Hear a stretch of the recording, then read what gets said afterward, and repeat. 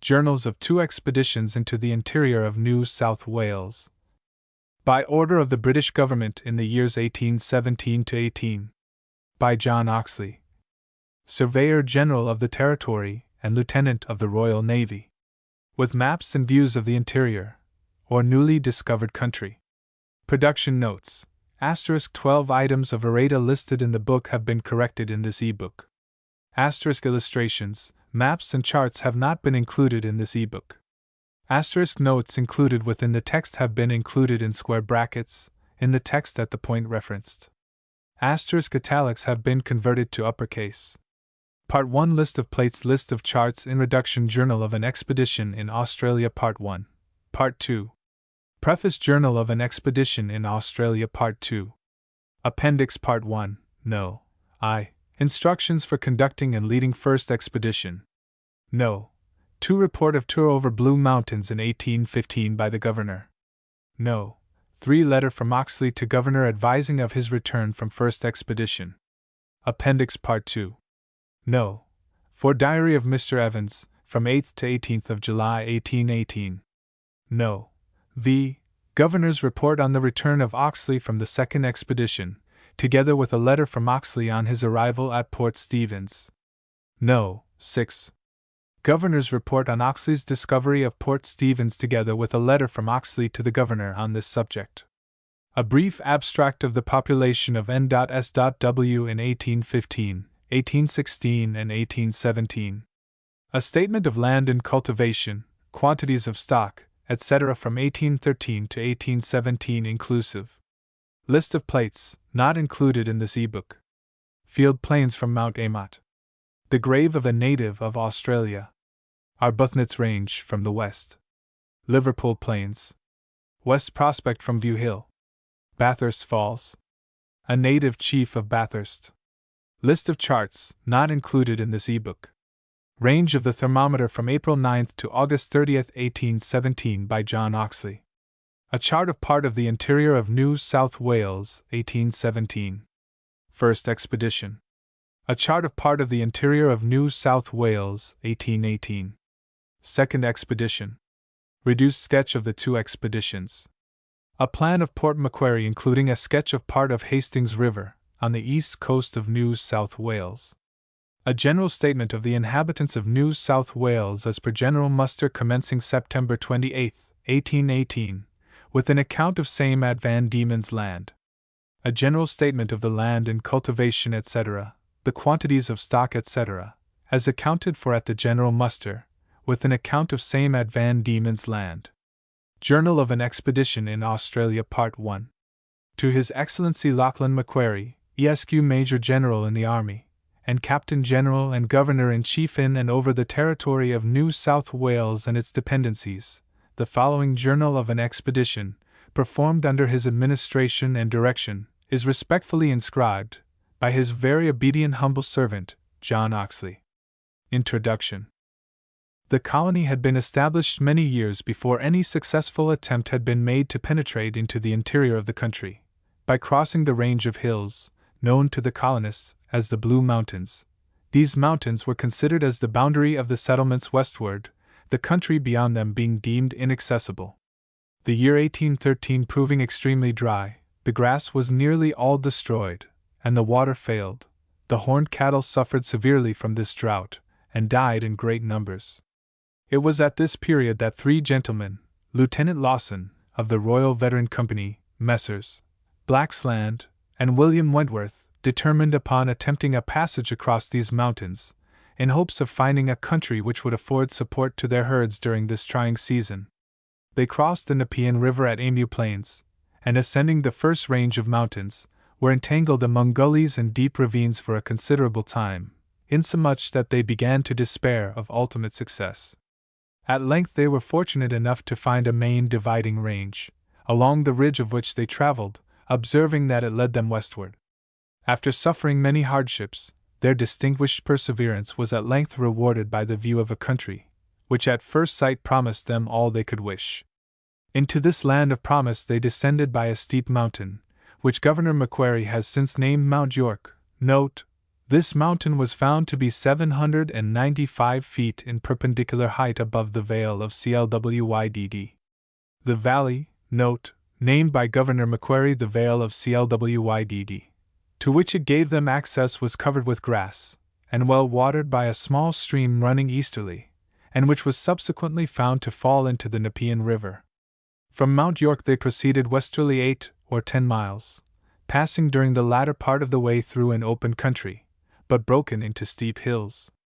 Seeing that the stream before mentioned as watering the valley ran easterly, it was evident they had not yet crossed the ranges which it was supposed would give source to waters falling westerly.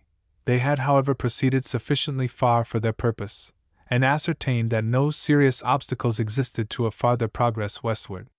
Their provisions being nearly expended, they returned to Sydney, after an absence of little more than a month, and the report of their discoveries opened new prospects to the colonists, who had began to fear that their narrow and confined limits would not long afford pasture and subsistence for their greatly increasing flocks and herds. His Excellency Governor Macquarie, with that promptitude which distinguishes his character, resolved not to let slip so favorable an opportunity of obtaining a farther knowledge of the interior. Mr. Evans, the deputy surveyor, was directed to proceed with a party, and follow up the discoveries already made. He crossed the Nepean River on the 20th of November 1813, and on the 26th arrived at the termination of Messrs. Lawson, Black's Land, and Wentworth's journey. Proceeding westward, he crossed the mountainous, note, since named Clarence Hilly Range, broken country, the grass of which was good, and the valleys well watered, until the 30th, when he came to a small stream, running westerly. This stream, called by him the Fish River, he continued to trace until the 7th of December, passing through a very fine country, adapted to every purpose either of agriculture or grazing. When he met another stream coming from the southward, this latter stream he named Campbell River, and when joined with the Fish River, the united streams received the name of the Macquarie River, in honor of His Excellency the present Governor of New South Wales. Mr. Evans continued to trace the Macquarie River until December the 18th, passing over rich tracts clear of timber, well watered, and offering every advantage which a country in its natural state can be supposed to afford. During this excursion, Mr. Evans fell in with abundance of kangaroos and emus, and the river abounded with fine fish. He saw only 6 natives during the whole time of his absence, viz., 2 women and 4 children, although on his return he observed many fires in the neighborhood of the mountains. On the 8th of January 1814, he returned to Emu Plains, having gone in the whole near 100 miles in a direct line due west from the Nepean River. From the report of Mr. Evans, Governor Macquarie was induced to believe that a road might be opened for the whole distance already surveyed, and was most anxious that the colony should reap as soon as possible the advantages which the discovery of such extensive and fertile tracts seemed to open. The ample means afforded for this purpose enabled Mr. Cox, to whose superintendence this work was entrusted, to complete a road passable for loaded carriages early in 1815. This road extended in length upwards of 100 miles, the first 50 of which passed along a narrow ridge of the Blue Mountains, bounded on each side by deep ravines and precipitous rocks. The road which was cut down Mount York was a work of considerable labor and magnitude, and reflected the highest credit upon all employed in it. This important task being finished, the governor resolved in person to visit a country of which so much had been said, and to judge from actual observation how far the sanguine hopes which had been entertained were likely to be realized. His Excellency, therefore, accompanied by Mrs. Macquarie and his suite, set out from Emu Plains on the 26th of April 1815, and arrived on the 4th of May at a small encampment, the site of which had been previously selected, on Bathurst Plains, near the termination of Mr. Evans's journey. Governor Macquarie having been pleased to publish for the information of the colonists such observations on the country as he deemed necessary, I shall not presume to add anything to an account which so clearly and accurately describes all that could be interesting or beneficial to the colonist and general inquirer. I have therefore inserted in the appendix the account published by the Governor in the Sydney Gazette of the 10th of June 1815, as affording the best and most authentic information on the subject.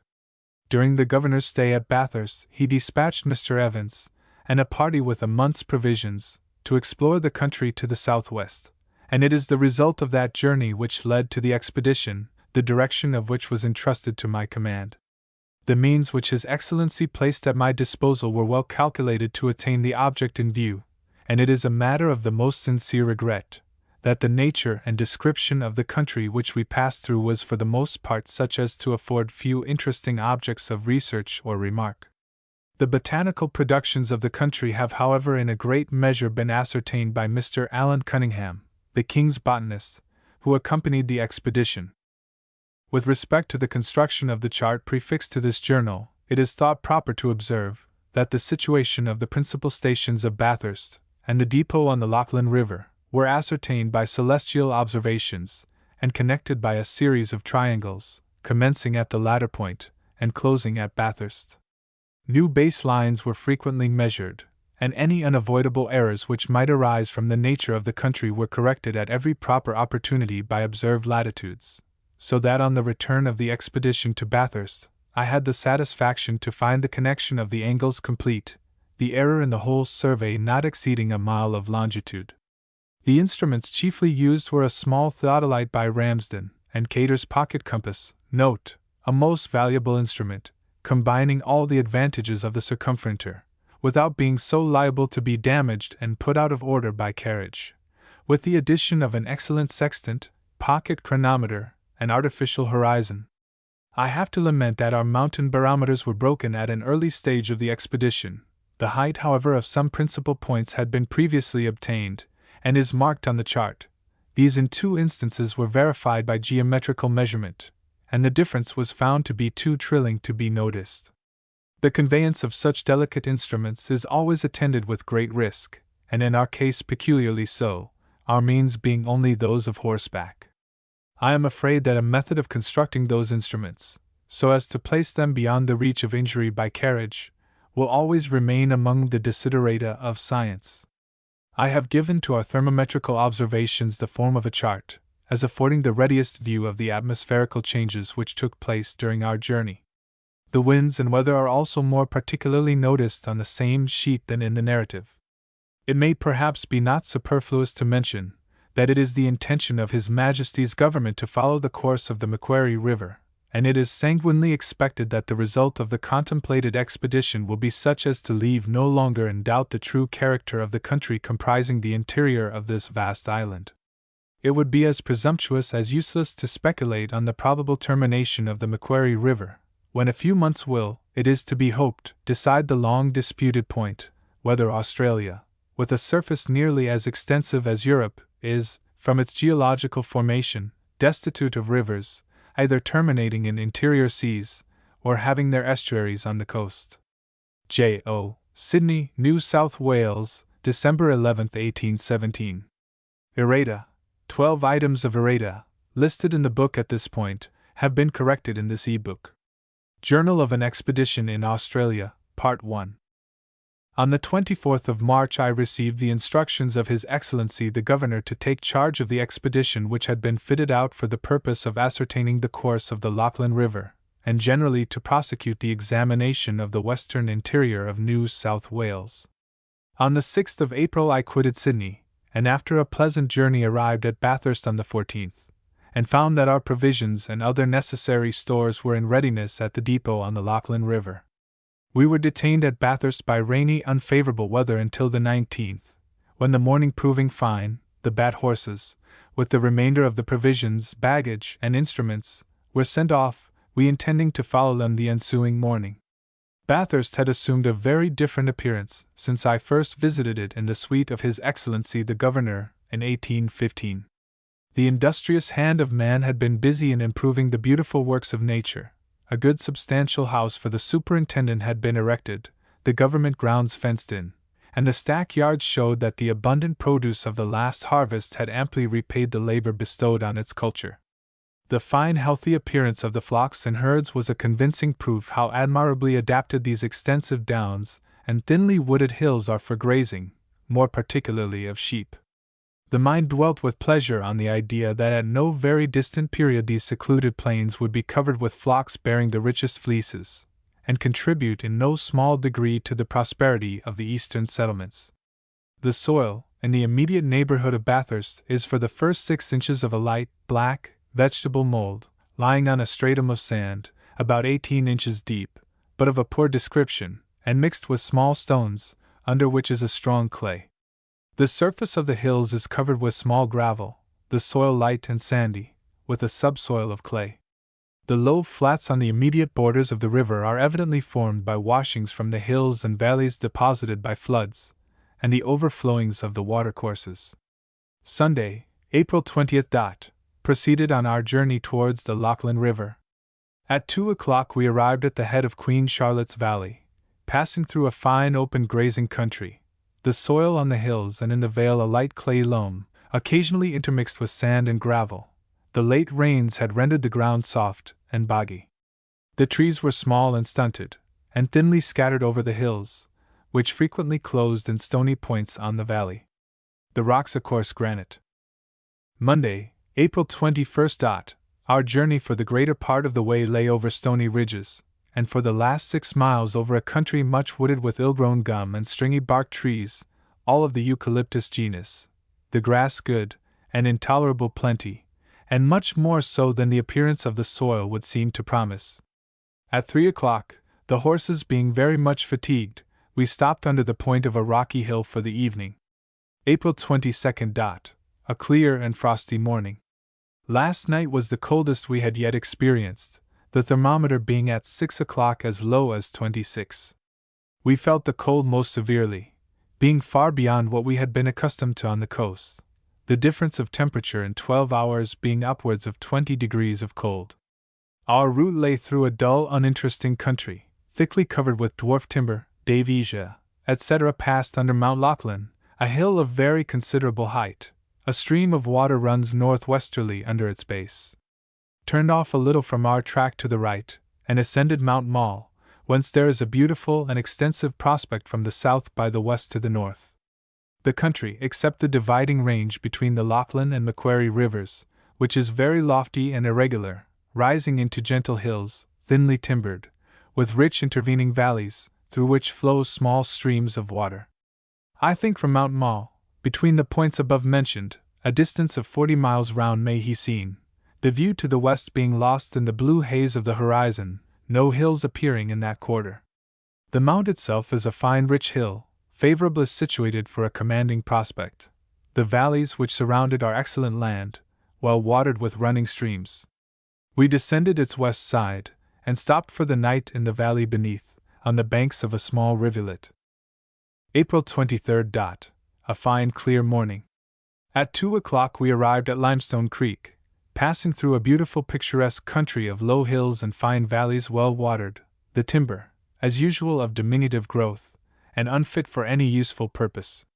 The ridges of the higher eminences were invariably stony, and about 1.5 miles from the creek, there is a narrow slip of barren country covered with small slate stones. The soil until then was on the sides of the hills of a fine vegetable mold, the more level and lower grounds a hazel-colored stiff loam, both equally covered with grass, particularly the anthistria. The timber standing at wide intervals, without any brush or undergrowth, gave the country a fine park-like appearance. I never saw a country better adapted for the grazing of all kinds of stock than that we passed over this day. The limestone, which is the first that has hitherto been discovered in Australia, abounds in the valley where we halted, the sides and abrupt projections of the hills being composed entirely of it, and worn by the operation of time into 1,000 whimsical shapes and forms. A small stream runs through the valley, which in June 1815 was dry. The bottom of this rivulet was covered with a variety of stones, but the bases of the hills which projected into it, and from which the earth had been washed, were of pure limestone of a bluish-gray color. April 24th. A fine mild morning. A small piece of limestone which had been put in the fire last night was found perfectly calcined into the purest white lime. At 8 o'clock proceeded on our journey, through a very uninteresting but good grazing country. Nature here seemed to have assumed her tamest and most unvarying hue. The soil of the country we passed through was generally excellent, but the timber was still as useless as we had hitherto found it. We arrived about 1 o'clock at a small pond of water, where it was necessary to stop, as there was no other water nearer than the Lachlan River, which was distant about 14 miles. April 25th. Our course for the first 7 or 8 miles was through a level open country, the soil and grass indifferently good. We now ascended a hill a little to the left of the road, for the purpose of viewing the country through which the river ran. It appeared a perfect plain encompassed by moderately high hills, except in the southeast and west quarters, these being apparently the points whence and to which the river flows. The whole country a forest of eucalypti, with occasionally on the banks of the river a space clear of timber. There was nothing either grand or interesting in the view from this hill, either did I see in any direction such high land as might be expected to give source to a river of magnitude. When we quitted the hill, we went west to make the Lachlan River, passing for nearly 6 miles over a perfect level, the land poor, and in places scrubby.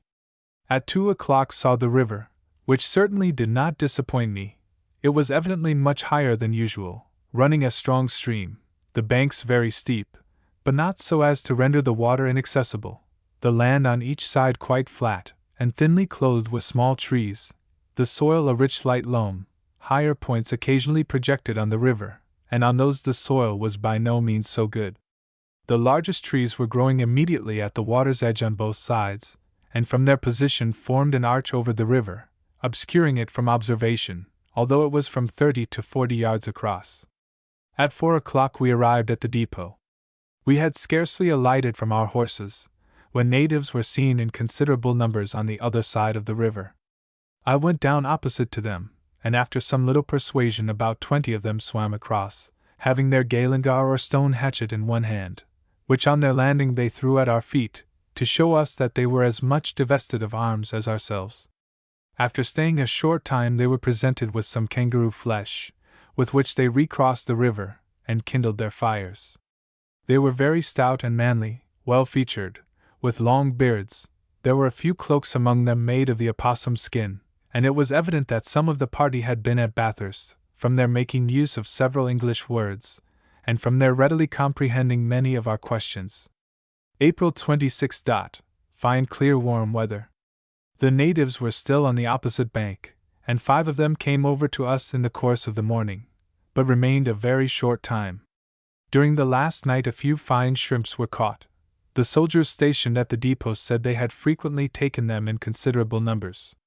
During the day arranged the loads for the boats and horses, that they might be enabled to set off early the next morning. April 27.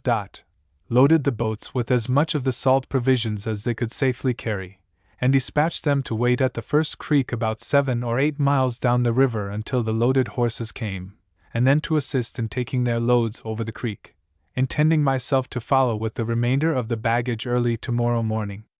The observations which were made here placed the depot in lat. 33, 40 s, and in long. 148, 21 e, the variation of the needle being 7, 47 e. The barometrical observations, which had been regularly taken from Sydney to this place, did not give us an elevation of more than 600 feet above the level of the sea, a circumstance which, considering our distance from the west coast, surprised me much. The few words of which we were enabled to obtain the meaning from the natives who occasionally visited it, being different from those used by the natives on the east coast, it may perhaps be interesting to insert them. Australian. English. Nhr the eyebrows. Wada the ears. Ulangar the head. Natang Anani the beard. Moro the nose. Rare the teeth. Millet the eyes. Nara the fingers. Bulyega the hair of the head. Chuang the mouth. 0ro the neck. Bargar the arms. Bening the breast. Burbing the belly. Milayar the loins. Diachena the thighs. Wulmjie the knees. Dinani the feet. Diachire the back. Moria, bones worn in the cartilage of the nose. Mata skins, with which they are clothed. Wamor scars, raised for ornament, or distinction, on their bodies. Gumail, girdles worn round the body. Anelinar, one night. Gao woman. Marogula, another tribe. Emiame, a native man. Wame, a kind of hornet's nest, which they eat. Weriner, fire. Currili, timber or trees. Gallinur, thistles, the roots of which they eat. Galura, the moon. Yendu, sleep. Galangar, Orial, stone hatchets. Tawayath. The above were all the words the meaning of which we could clearly comprehend. The words used by the natives on the coast to express the same objects have not the remotest resemblance to the above. April 28th. Fine, clear, mild weather. Proceeded with the remainder of the baggage to join the boats down the river. Arrived at Lewis's Creek, which, although nearly dry when crossed by Mr. Evans in 1815, is now a considerable stream. The distance from the depot is about 9 miles. The country on both banks of the river low but good. The upper levels would afford excellent grazing, but the soil is of inferior quality.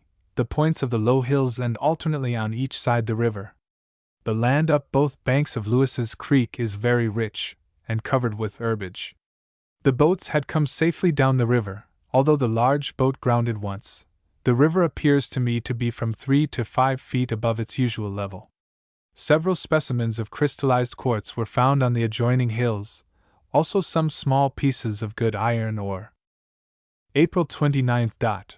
Proceeded on our journey down the river, directing the boats to stop at the creek which terminated Mr. Evans's former journey. The country through which we passed this day in every respect resembles the tracks we have already gone over. The crowns and ridges of the hills are uniformly stony and barren, ending as before alternately on each side of the river. The greater proportion of good flat land lies on the south side of the river. There are, however, very rich and fertile tracts on this side. After riding about 8 miles, we ascended a considerable hill upon our right, from the top of which we could see to a considerable distance. Between the southwest and north-northwest, a very low level tract lay west of us, and no hill whatever bounded the view in that quarter. 3 remarkable hummocks bore respectively S. 72 W. S. 51½ W. and S. 34½ W., within which range of bearing the country was uniformly level, or rising into such low hills, as not to be distinguished from the general surface. The tops of distant ranges could be discerned over low hills in the northwest, whilst, from north by the east to south, the country was broken into hill and valley. The whole of this extensive scene was covered with eucalypti, whilst on the rocky summits of the hills in the immediate neighborhood a species of calatrus was eminently distinguished. From this extensive view I named the hill Mount Prospect. At 5 o'clock in the afternoon we arrived at the place where the horses had been directed to wait for the boats, but they had not arrived. The distance is at least doubled by following the immediate course of the stream, but I had calculated that its rapidity would make up for the distance, and enable the boats to keep pace with the horses. At 6 o'clock the boats arrived safe, the men having had a very fatiguing row, and been obliged to clear the passage of fallen trees, and other obstructions, so that we determined to give them some repose, and halt here for the night. At 8:30 proceeded down the river, intending to stop at the termination of Mr. Evans's journey in 1815, about 5 miles further, for the purpose of repairing the small boat, which had sustained some slight damage in coming down the river yesterday. I rode about 3 miles back into the country. The calatrus was here more frequent, though not of large growth. The soil is not good. In returning to the river we came upon the creek which terminated Mr. Evans's journey, down which we traveled until we came to the river, about half a mile from which is a large shallow lagoon, full of ducks, bustards, black swans, and red hills. At 12 o'clock the horses arrived at the mouth of the creek, and the boats half an hour afterwards. The banks of the creek were very steep, and it was 3 o'clock before all the provisions were got over. The creek was named Burns Creek, after one of the present party, who had accompanied Mr. Evans in his former journey. May 1st. The creek fell upwards of a foot during the night, by which some of the articles in the large boat received damage. Commenced the survey of the river from this point. The flats on both sides the river were very extensive, and in general good. The same timber and grass as usual. The stream was from 30 to 40 yards broad on an average. There was not even a hillock on which to ascend during this day's route, so that our view was bounded by less than a mile on each side of the river. Traces of the natives were observed, but no natives were seen. The boats were much impeded by fallen timber. It was 2:30 when they arrived at the place where I intended to halt, although we had only gone between 9 and 10 miles. The trees on the immediate banks of the river were very large and ramified, but few of them were useful. Another species of calitris was seen today. May 2nd. Our journey this day was very fatiguing, the grass being nearly breast high, thick, and entangled. The soil is tolerably good within 1.5 miles of the banks.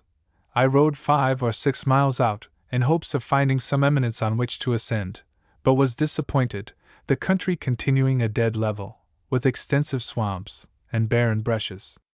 The timber, dwarf box, and gum trees, all eucalypti, with a few cypresses and casuarinas, scattered here and there. Few traces of the natives were seen, and none recent. Upon the swamps were numerous swans and other wild fowl. In the evening we caught nearly 100 weight of fine fish. May 3rd. Proceeded down the river. We passed over a very barren, desolate country, perfectly level, without even the slightest eminence, covered with dwarf box trees and scrubby bushes. Towards the latter part of the day a few small cypresses were seen. I think the other side of the river is much the same. We have hitherto met with no water except at the river, and a few shallow lagoons, which are evidently dry in summer. I do not know how far this level extends north and south, but I cannot estimate it at less than from 10 to 12 miles on each side. But this is mere conjecture, since for the last 3 days I have been unable to see beyond a mile. I have, however, occasionally made excursions of 5 or 6 miles, and never perceived any difference in the elevation of the country. Today the course of the river has been a little south of west. Its windings are very frequent and sudden, fully accounting for the apparent heights of the floods, of which marks were observed about 36 feet above the level of the stream. At 6 o'clock the boats had not arrived, and as I had given directions on no account to attempt to proceed after dark, I ceased to expect them this evening. May 4th. As soon as it was light I sent 2 men up the river to search for the boat. At 9 o'clock one of them returned, having found it about 4 miles back. It appeared that the large boat had got stoved against a tree under water, and that the people were obliged to unload and haul her on shore to undergo some repairs, which they had effected, but the rain prevented them from paying her bottom. They expected to be able to proceed in an hour or 2, as the weather had begun to clear up. It was fortunate that no damage had befallen any part of the boat's lading. At 12 proceeded about 3/4 of a mile down the river, and from a small eminence 1/2 mile north of it, an extensive tract of clear country was seen, bearing in 50 W. About 2 or 3 miles from us, having a low range of hills bounding them in the direction of S. 65 W and N. 65 E. The river wound immediately under the hill, taking a westerly direction as far as I went, which was about 3 miles. Its windings were very sudden, and its width and depth much the same as before. The country, as far as I could see, was precisely similar to that already passed over. The hills were slaty and barren, with a few small cypresses. In fact, I have seen them grow on no other spots so frequently as on those stony hills. The boats arrived about 2 o'clock. May 5th. Proceeded down the river, ascended the eminence mentioned yesterday, and from the top of a cypress tree a very distant view of the whole country was obtained. The opening through which the river apparently runs bore S. 75½ W. The country to the south and southwest extremely low. A range of hills, lying nearly east and west, bounded the level tract on the other side of the river. These hills and 2 or 3 detached hammocks excepted, there was nothing to break the uniformity of the scene. The country was in general poor, with partial tracts of better ground. The hills were slaty, and covered as well as the levels with small eucalypti, cypresses, and casuarinas. About a mile from this place we fell in with a small tribe of natives, consisting of 8 men. Their women we did not see. They did not appear any way alarmed at the sight of us, but came boldly up. They were covered with cloaks made of opossum skins, their faces daubed with a red and yellow pigment, with neatly worked nets bound round their hair. The front tooth in the upper row was wanting in them all. They were unarmed, having nothing with them but their stone hatchets. It appeared from their conduct that they had either seen or heard of white people before, and were anxious to depart, accompanying the motion of going with a wave of their hand. About 3 miles from our last night's halting place we had to cross a small creek, the banks of which were so steep that we were obliged to unload the horses. I rode up the creek about 3/4 of a mile, and came upon those extensive plains before mentioned. The soil of this level appears a good loamy clay, but in some places very wet. It was far too extensive to permit us to traverse much of it. We saw sufficient to judge that the whole surface was similar to that we examined. It was covered with a great variety of new plants, and its margin encircled by a new species of acacia, which received the specific name of pendula, from its resembling inhabit the weeping willow. Low hills to the north bounded this plain, whilst a slip of barren land, covered with small trees and shrubs, lay between it and the river. It appeared to me that the whole of these flats are occasionally overflowed by the river, the water of which is forced up the creek before mentioned, and which again acts as a drain on the fall of the water. At 4 o'clock we halted for the evening, after a fatiguing day's journey. The boats were obliged to cut their passage 3 or 4 times, and the whole navigation was difficult and dangerous. The current ran with much rapidity, and the channel seemed rather to contract than widen. We were obliged to stop on a very barren, desolate spot, with little grass for the horses, but further on the country appeared even worse. The south bank of the river, as far as I could judge, is precisely similar to that which we are traveling down. The clear levels examined today were named the Solway Flats. Many fish were caught here, one of which weighed upwards of 30 pounds. May 6. Proceeded down the river. It is impossible to fancy a worse country than the one we were now traveling over, intersected by swamps and small lagoons in every direction, the soil a poor clay, and covered with stunted useless timber.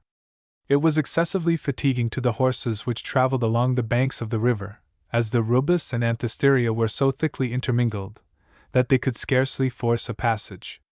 After proceeding about 8 miles, a bold rocky mount terminated on the river, and broke the sameness which had so long wearied us. We ascended this hill, which I named Mount Amiot, and from the summit had one of the most extensive views that can be imagined. On the opposite side of the river was another hill precisely similar to Mount Amiot, leaving a passage between them for the river, and the immense tract of level country to the eastward. This hill was named Mount Stuart. Vast plains clear of timber lay on the south side of the river, and which, from our having travelled on a level with them, it was impossible for us to distinguish before.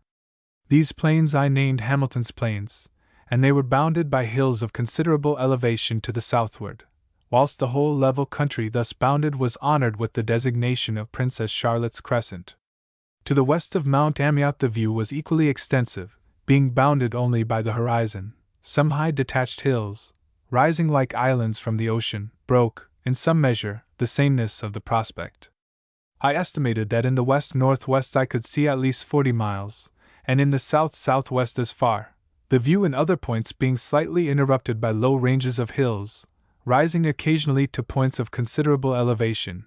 None of those elevated spots was nearer than 25 or 30 miles, and considerable spaces of clear ground could, by the assistance of the telescope, be distinguished. Interspersed amidst the ocean of trees whence those hills arise, a long broken mountain bearing W. 32.5 N. was named Mount Melville, 1W. 24 N. Mount Cunningham, and another, bearing S. 70 W. Mount Maud. Smoke, arising from the fires of the wandering inhabitants of these desolate regions, was seen in several quarters. At 4 o'clock we stopped for the evening, about 3 miles west of Mount Amiot. I have reason to believe that the whole of the tract named Princess Charlotte's Crescent is at times drowned by the overflowing of the river. The marks of flood were observed in every direction, and the waters in the marshes and lagoons were all traced as being derived from the river. During a course of upwards of 70 miles not a single running stream emptied itself into the river on either side, and I am forced to conclude that in common seasons this whole tract is extremely badly watered, and that it derives its principal if not only supply from the river within the bounding ranges of Princess Charlotte's Crescent. There are doubtless many small eminences which might afford a retreat from the inundations, but those which were observed by us were too trifling and distant from each other to stand out distinct from the vast level surface which the crescent presents to the view. The soil of the country we passed over was a poor and cold clay, but there are many rich levels which, could they be drained and defended from the inundations of the river, would amply repay the cultivation. These flats are certainly not adapted for cattle. The grass is too swampy, and the bushes, swamps, and lagoons are too thickly intermingled with the better portions to render it either a safe or desirable grazing country. The timber is universally bad and small. A few large misshapen gum trees on the immediate banks of the river may be considered as exceptions. If, however, the country itself is poor, the river is rich in the most excellent fish, procurable in the utmost abundance. One man in less than an hour caught 18 large fish, one of which was a curiosity from its immense size and the beauty of its colors. In shape and general form it most resembled a cod, but was speckled over with brown, blue, and yellow spots, like a leopard's skin, its gills and belly a clear white, the tail and fins a dark brown. It weighed entire 70 pounds, and without the entrails 66 pounds. It is somewhat singular that in none of these fish is anything found in the stomach, except occasionally a shrimp or two. The dimensions of this fish were as follow: feet, inches, length from the nose to the tail 3.5 circumference round the shoulders 2.6 fin to fin over the back 1.5 circumference near the anus 1.9 breadth of the tail 1.1 circumference of the mouth opened 1.6 depth of the swallow 1 foot. Most of the other fish taken this evening weighed from 15 to 30 pounds each, and were of the same kind as the above. May 7th. A fine, clear, frosty morning. The horses having been much fatigued by the 2 last days' journey, I determined to halt today instead of Saturday, as the grass was good, which is more than could be said of it for some days past. Observed the latitude to be 33.2259 s. May 8th. Proceeded down the river. Our general course was westerly, and the country, though equally level with any we had passed, improved in the quality of the soil, which, during the greater part of today's route, was a good vegetable mold, the land thickly covered with small acacia and dwarf trees. On the south side of the river it was apparently the same, and the whole we passed over bore evident marks of being subject to inundations. The banks of the river were, I think, much lower, not exceeding 15 or 20 feet high, and they were rather clearer of timber than before. The casuarina, which used to line the banks, was now seldom seen, the acacia pendula seeming to take its place. We stopped for the night on a plain of good land, flooded, but clear of timber. Large flocks of emus were feeding on it, and we were fortunate enough to kill a very large one after a fine chase. At 3 o'clock, the boats not having arrived, I sent a man back to look for them. At 8 he returned, having found them about 6 miles up the river, unable to proceed until morning, having met with continual interruptions from fallen trees. These impediments in the navigation of the river obstruct our progress very materially, and its windings continue so great and frequent, that the distance traveled by land is nearly trebled by water. May 9th. The boats not having arrived at 10 o'clock, Mr. Evans proceeded with the Bat horses another stage down the river. Mr. Cunningham and I waited to bring up the boats, which shortly afterwards came in sight. We proceeded to join the horses, which we did about 5 o'clock, the boats having gone in that time nearly 36 miles, although the distance from the last station did not exceed 7 in a direct line. The country we had passed through during this day's route was extremely low, consisting of extensive plains divided by lines of small trees, the banks of the river, and the deep bights formed by the irregularity of its course, were covered with acacia bushes and dwarf trees. The river, at the spot where we stopped, wound along the edge of an extensive low plain, being at least 6 miles long and 3 or 4 broad. These I called Field's Plains, after the judge of the Supreme Court of this territory. They are the same which we saw from the top of Mount Amiot. The soil of these plains is a light clay loam, very wet in many places. They were fringed round with that beautiful tree, the acacia pendula, which here seems to perform the part of the willow in Europe. The cypresses were also more frequent, and the banks of the river much lower than even those we passed yesterday. I cannot help thinking that the whole of this extensive region has been at some time or other under water, and that the present river is the drain by which the waters have been conveyed to lower grounds. It is evident that even now the plains, on those parts clear of trees, are frequently under water, and that at very high floods the wooded lands are so too, for it is almost impossible to distinguish any difference in their elevation. But the wooded lands, from being actually higher, seem to have given time for the growth of the diminutive timber with which they are covered, whereas the lower plains are too frequently covered to give time for such growth. May 10th. The horses having strayed in the night, and it being nearly noon before they were found, I determined to make this a halting day. These plains are much more extensive than I supposed yesterday, and many new plants were found on them. The river rose upwards of a foot during the night, and still continues to rise, a circumstance which appears very singular to me, there having been no rains of any magnitude for the last 5 weeks, and none at all for the last 10 days. We are also certain that no waters fall into it or join it easterly for nearly 150 miles. This rise must therefore be occasioned by heavy rains in the mountains, whence the river derives its source, but it is not the less singular that during its whole course, as far as it is hitherto known, it does not receive a single tributary stream. Observe the latitude 33. 16, 33. S. May 11th. The river rose about 4 feet during the night, and still continues to rise. Set forward on our journey down the river. About 4 miles and a half from this morning's station. The river began to wash the immediate edge of the plain, and so continued to do all along. My astonishment was extreme at finding the banks of the river not more than 6 feet from the water. It at once confirmed my supposition that the whole of this extensive country is frequently inundated.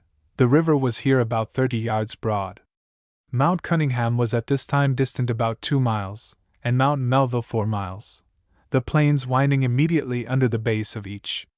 At 12 o'clock ascended the south end of Mount Cunningham, a small branch of the river running close under it. From this elevation our view was very extensive in every direction, particularly in the west quarter. The whole country in that direction was so low that it might not improperly be termed a swamp, the spaces which were bare of trees being more constantly under water than those where they grew.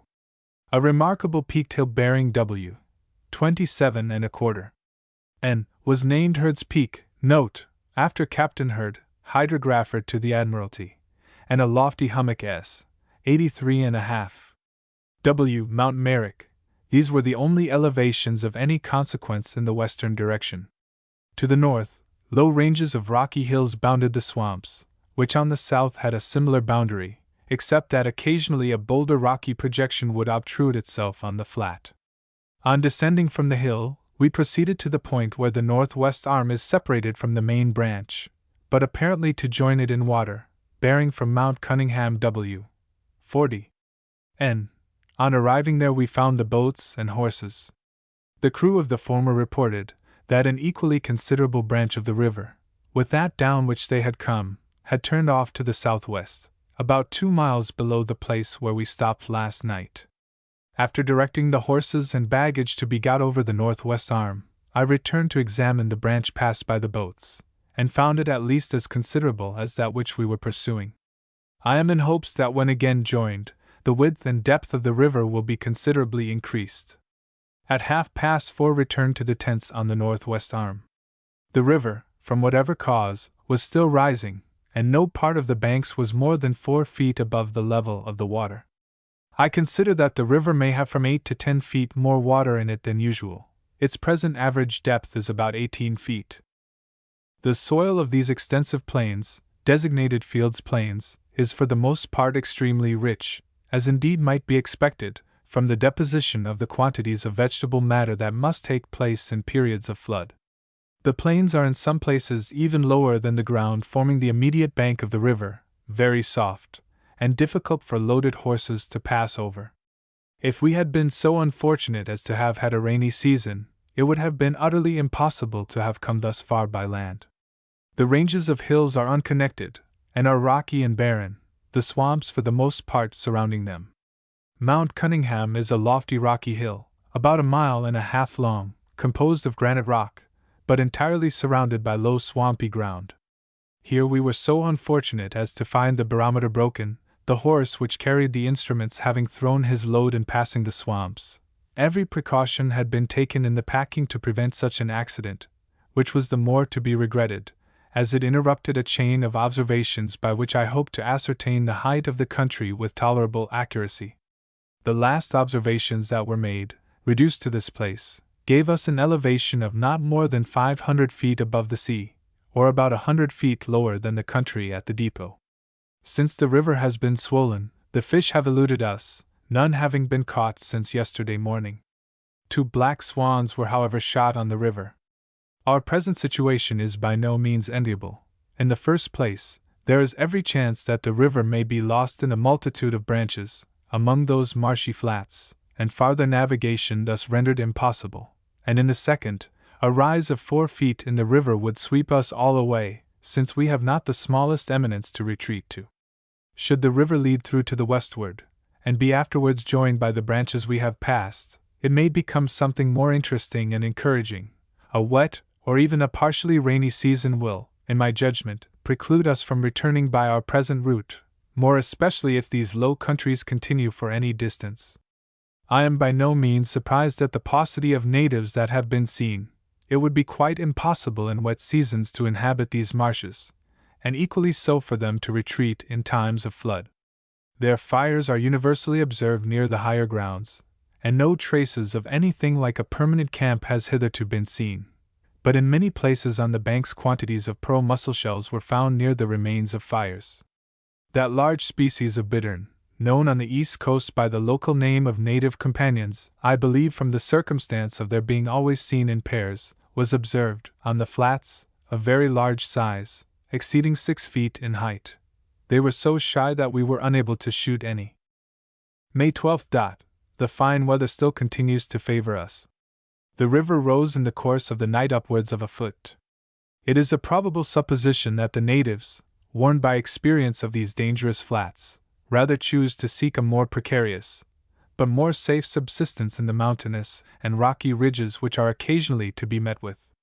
The river and lagoons abound with fish and fowl, and it is scarcely reasonable to suppose that the natives would not avail themselves of such store of food, if the danger of procuring it did not counterbalance the advantages they might otherwise derive from such abundance.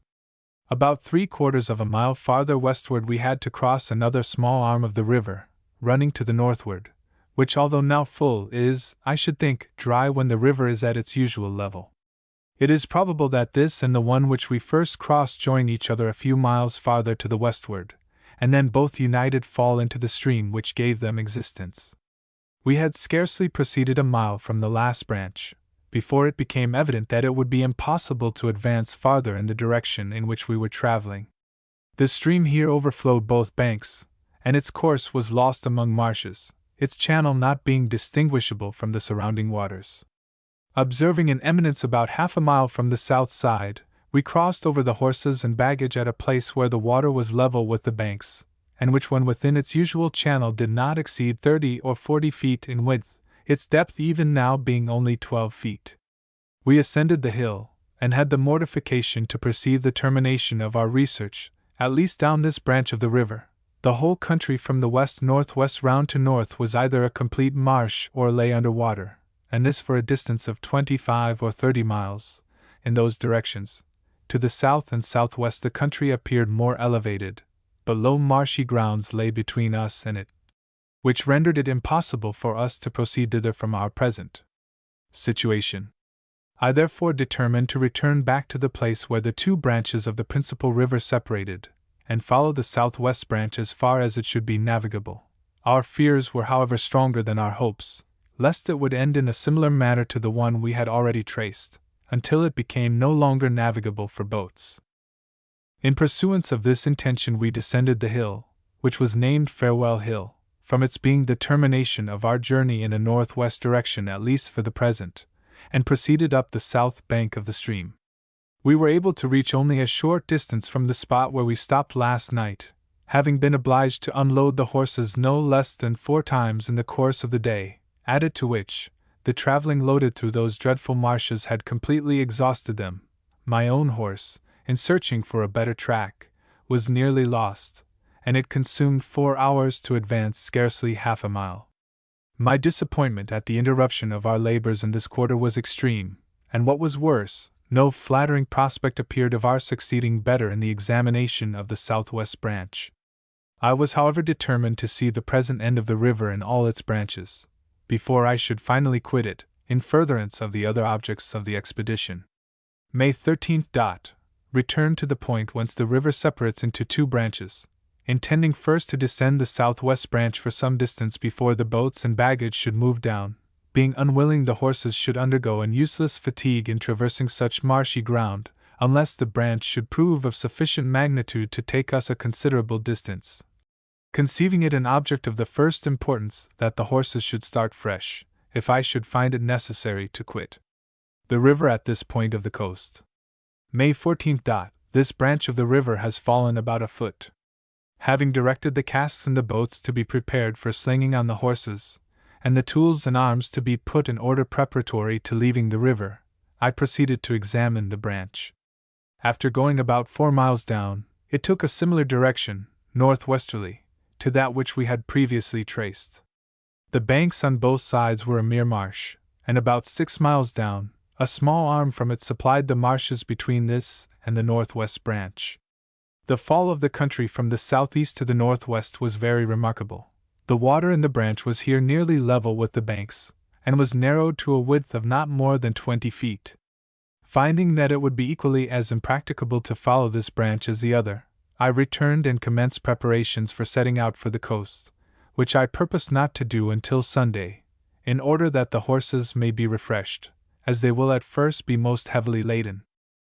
My present intention is to take a southwest direction for Cape Northumberland, since should any river be formed from those marshes, which is extremely probable, and fall into the sea between Spencer's Gulf and Cape Otway, this course will intersect it, and no river or stream can arise from these swamps without being discovered. The body of water now running in both the principal branches is very considerable, fully sufficient to have constituted a river of magnitude, if it had constantly maintained such a supply of water, and had not become separated into branches, and lost among the immense marshes of this desolate and barren country, which seems here to form a vast concavity to receive them. It is impossible to arrive at any certain opinion as to what finally becomes of these waters, but I think it probable, from the appearance of the country, and its being nearly on a level with the sea, that they are partly absorbed by the soil, and the remainder lost by evaporation. May 15th. Mr. Cunningham made an excursion under Mount Melville, and found the country in that direction as full of stagnant water as to the northwest. Some tracts rather more raised above the usual level were barren, and covered with acacia scrubs. The natives had been recently under Mount Melville, perhaps to the number of a dozen. Abundance of large pearl mussel shells was found about their deserted fireplaces, but these shells had been apparently some months out of water. May 16th. Fell the tree of the acacia pendula, the wood extremely hard and beautiful. A black resinous juice exuded from the heart, which much resembled the black part of the lignum vitae. Our observations placed this spot in latitude 33, 15, 34 s, longitude 147, 16 e, and the variation of the compass 7, 0, 8 e. May 17th. After reducing our luggage as much as possible, we sent everything down the branch about 2 miles, and landed on the south shore, got everything in readiness for proceeding on our journey tomorrow, hauled up the boats on the south bank, and secured them, together with such heavy articles as we could not take with us. The provisions occupied our whole 14 horses, including my own, and each will still be very heavily laden. May 18th. At 9 o'clock we commenced our journey towards the coast. At 3 stopped within 4 miles of Mount Maud, on a dry creek, with occasional pools of very indifferent water. The country through which we passed from the branch was for the first 3 miles very low and wet, with large lagoons of water. During the latter part of the journey the country was more elevated though still level, the soil light and rotten, and overrun with the acacia pendula. The horses being very heavily laden fell repeatedly during the early part of the day. Our course was nearly southwest, and we performed about 10 miles.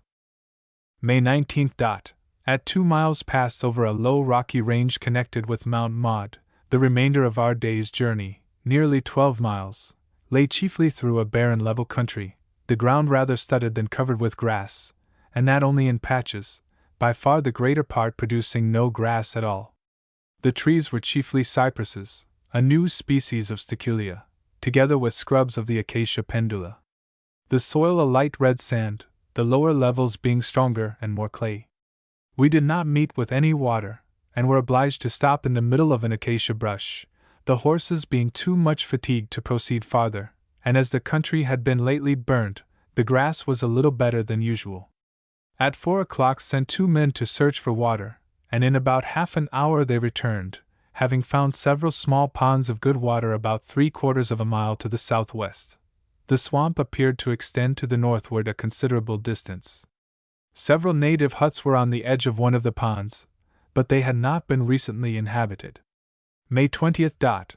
Proceeded forward southwest 11 miles through a most barren, desolate country, the soil a light red sand, literally parched up with drought, there being no appearance of rain having fallen for several months. The country through which we passed being a perfect plain overrun with acacia scrubs, we could not see in any direction above 1/4 of a mile.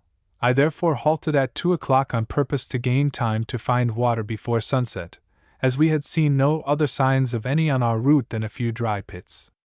It is impossible to imagine a more desolate region, and the uncertainty we are in, whilst traversing it, of finding water, adds to the melancholy feelings which the silence and solitude of such wastes is calculated to inspire. The search for water was unsuccessful, about 3 gallons of muddy liquid being all that could be procured. Our horses and dogs, I am afraid, were the greatest sufferers. May 21st. The water was so extremely bad that, pressed as we were by thirst, we could scarcely even by twice boiling it render it drinkable. After traveling 10 or 11 miles through a country equally barren and destitute with that of yesterday, without meeting with the least appearance of water, and the horses being completely worn out, I determined to halt on a small patch of burnt grass. 2 of the horses had fallen several times under their loads, and nothing but the evenness of the road enabled us to reach thus far. The same level plain extended on all sides, and our view was confined to the scrubby brush around us. A small hollow lying across our track, I sent a man on horseback to trace it, in hopes it might lead to water. He returned about 4 o'clock with the joyful news that he had found water in a large swamp about 5 miles to the northwest. He also saw a native, who however ran too swiftly to allow him to come up with him. This was the first living creature of any kind we had seen since we quitted the river. Both the kangaroo and emu seemed to have deserted these plains for other parts of the country better watered, and affording them more food. The horses being utterly unable to proceed without rest, I determined to remain here tomorrow to refresh them. May 22nd. The nights cold and frosty, the days warm and clear. I think it is very evident that the altitude of the country declines in a remarkable manner to the northwest. From the southeast to the southwest it appears nearly of the same elevation, and in traveling we appear to be going along an inclined plane, the lowest edges being from west to north. I went about 5 miles to the northwest to the place whence the water was procured, the country poor, and as barren as can well be imagined, the soil a light red sand, acacia scrubs, small box trees, and a few miserable cypresses. May 23rd. Our route lay through a country equally bad, if not worse, than any which we had passed the preceding days. In some places it was difficult for the horses to force a passage through the brush. Occasionally low stony ridges intervened, which, when viewed from higher eminences, were not to be detected from the plain out of which they rose. The soil was alternately a sterile sand and a hardened clay, without grass of any description. The country appeared to form the bottom of a dry morass, and I am convinced if the weather had not been dry for a considerable time, traveling would have been impossible. After proceeding 10 miles we were obliged to stop, the horses being unable to go further. We had seen no signs of water during our route, but stopping at a stony watercourse we were in hopes of finding a sufficiency to supply our wants, and on a hill at the end of it, about 1/4 of a mile to the westward, water was found. May 24th. A day of rest and preparation. The country seems to rise hereabouts, and to be more broken, the ridges stony, the dwarf timber and brush very thick. In searching for the horses this morning, several kangaroos and emus were seen, also the huts of a tribe of natives recently inhabited. May 25th. The horses much refreshed, except one which is unable to carry anything. His load was therefore obliged to be distributed among the rest, already too heavily laden. At 9 o'clock set forward on our journey. At 2 we arrived at the base of a hill of considerable magnitude, terminating westward in an abrupt perpendicular rock from 250 to 300 feet high. The country we passed over was of the most miserable description, the last 8 miles without a blade of grass. The acacia brushes grow generally on a hard and clay soil evidently frequently covered with water, and I consider that these plains or brushes are swamps or morasses in wet weather, since they must receive all the water from the low ranges with which they are generally circumscribed. It is a remarkable feature in the hills of this country that their terminations are generally perpendicular westward, rising from the lower grounds round from southwest to northwest very gradually. Their terminating rocky bluffs are usually 200 or 300 feet high. I include in these observations not only the single detached hills, but the points of the ranges. This hill was named Mount Aiton. The country having been recently burnt, some good grass was found for the horses a little to the southwest. We therefore stopped for the night, and ascended the face of the mount for the purpose of looking around. A very large brown speckled snake was killed about halfway up, which, in the absence of fresh provisions, was afterwards eaten by some of the party. On arriving at the summit we had an extensive prospect in every direction. The country was most generally level, but rose occasionally into gentle eminences bounded by distant low ranges from the south-southwest to the northwest. The most considerable of these ranges were named Peel's Range and Goulbin's Range. A very lofty hill, distant at least 70 miles, was named Mount Granite. Interspersed through the country, bounded by those ranges, were several large tracts entirely devoid of wood. These are, however, I fear, only a repetition of the acacia plains of which we had lately been but too abundantly favored. From southwest by south round to northeast were some low broken hills, with some to the east-southeast of greater magnitude, but their distance was so great as to appear but faintly in the horizon.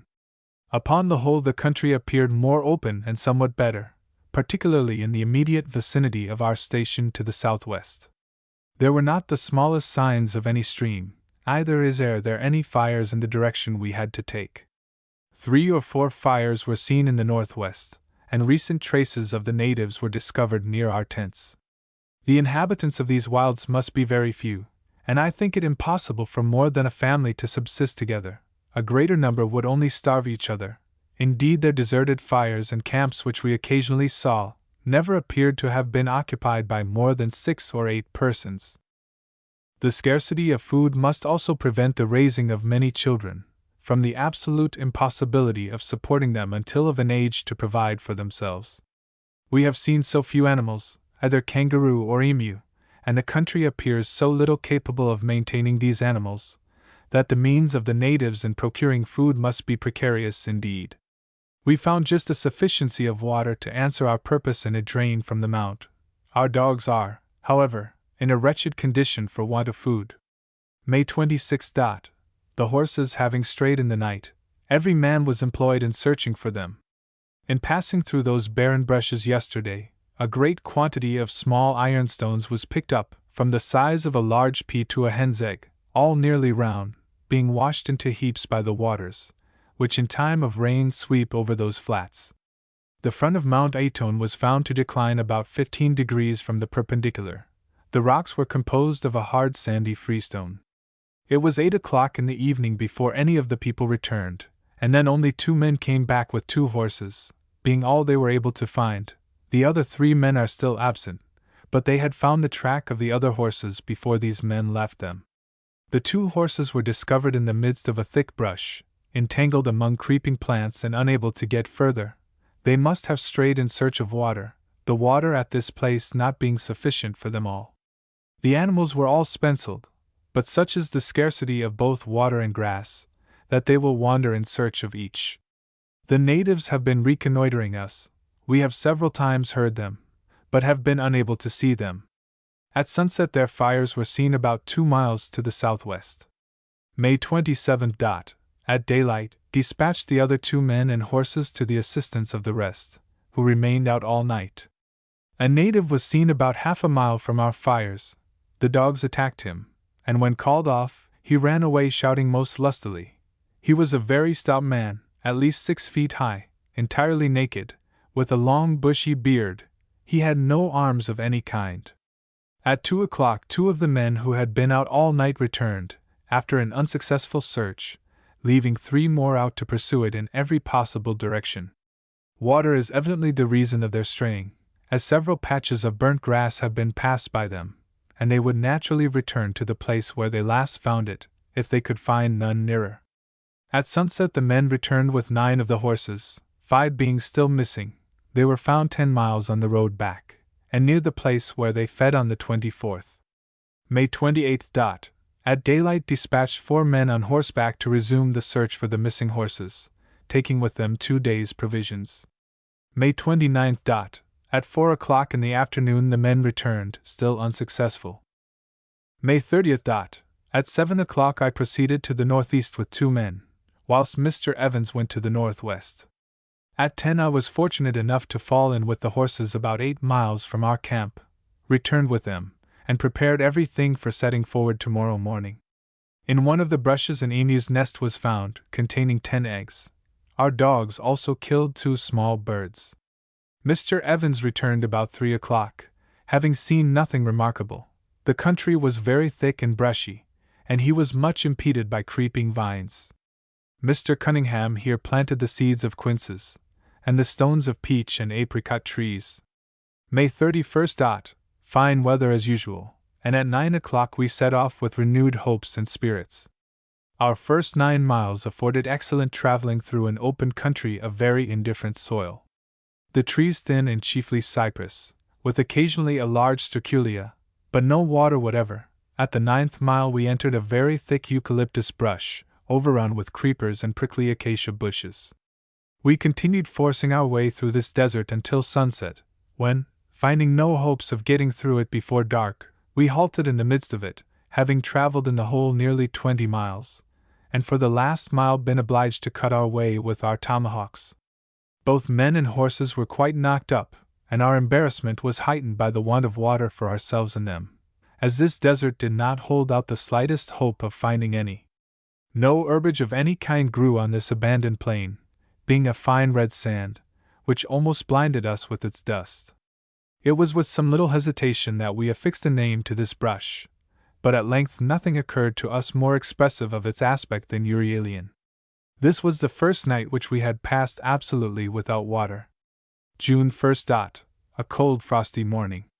The weather during the night changed from very mild and pleasant to extreme cold, the thermometer varying 24. At daylight we loaded the horses and set forward to get out of this scrub, and endeavored to procure water and grass for the horses, which we were obliged to tie to bushes, to prevent them from straying. After going about 2 miles farther we cleared the thickest of it, but the country was only more open, and not in any degree more fertile. We proceeded on towards the southeast end of Peel's Range until 12 o'clock, when, having gone nearly 11 miles, the horses were unable to proceed farther with their loads. There was nothing left for us but to unload them, and separate in every direction in search of that most precious of elements, without tasting a drop of which both men and horses had now existed nearly 36 hours. Water was found in 3 holes in the side of Peel's Range sufficient for all our necessities, and a most grateful relief it proved, particularly to the poor horses, who were nearly famished for the want of it. One of the best of our animals was so exhausted that it was with some difficulty he could be taken to the water. I wish the grass had proved equally good, but there is nothing for them but dead wiregrass, IRA. We saw no game, with the exception of 3 or 4 kangaroo rats. Many beautiful small parrots were observed, and barren as the scrub appeared to us, yet our botanists reaped an excellent harvest here, nothing being more true than that the most beautiful plants and shrubs flourish best where no grass or other herbage will grow. June 2nd. Fine and clear as usual, the nights cold.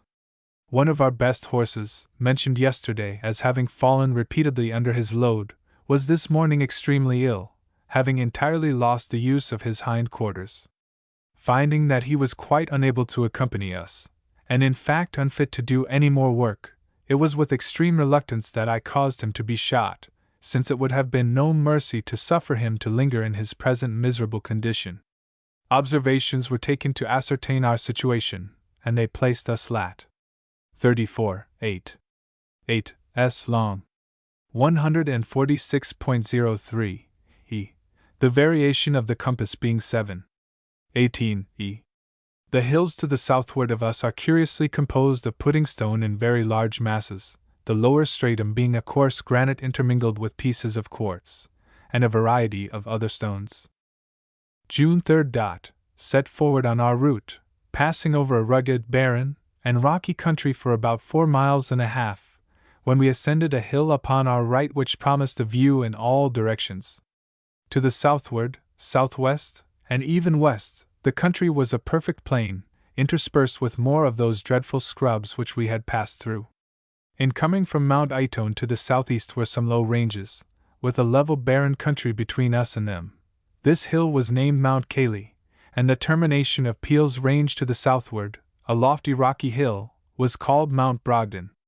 On descending the hill, I had the mortification to find that one of the horses, who had hitherto performed well, now sunk under his load, and was unable to proceed farther. In short, all of them appeared so debilitated that the utmost we could promise ourselves was their proceeding 3 or 4 miles farther in search of grass and water.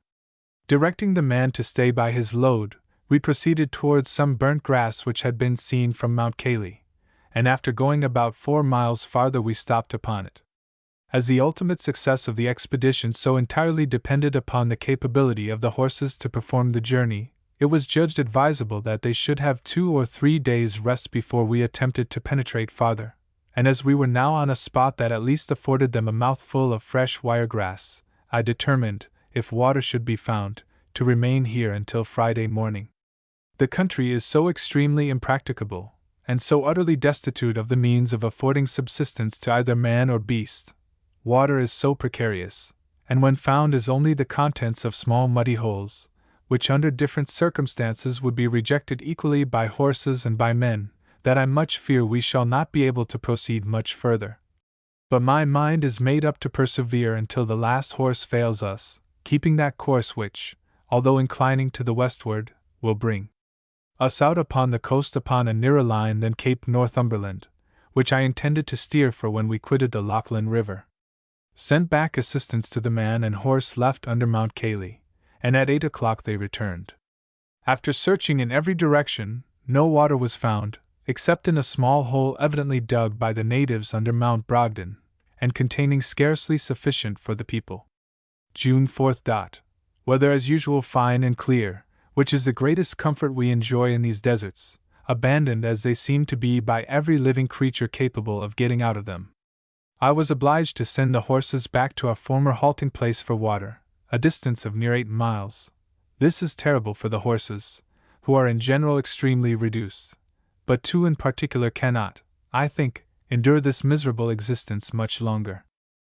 At 5 o'clock 2 men, whom I had sent to explore the country to the southwest and see if any water could be found, returned. After proceeding 6 or 7 miles, they found it impossible to go any farther in that direction or even south, from the thick brushes that intersected their course on every side, and no water, nor in fact the least sign of any, was discovered either by them or by those who were sent in search of it nearer to our little camp. No other trace of inhabitants besides the well from which we derive our supply of water has hitherto been seen. No game of any kind, nor grass to support any, have resulted from the various routes and observations of the different persons who were employed for that purpose during the day.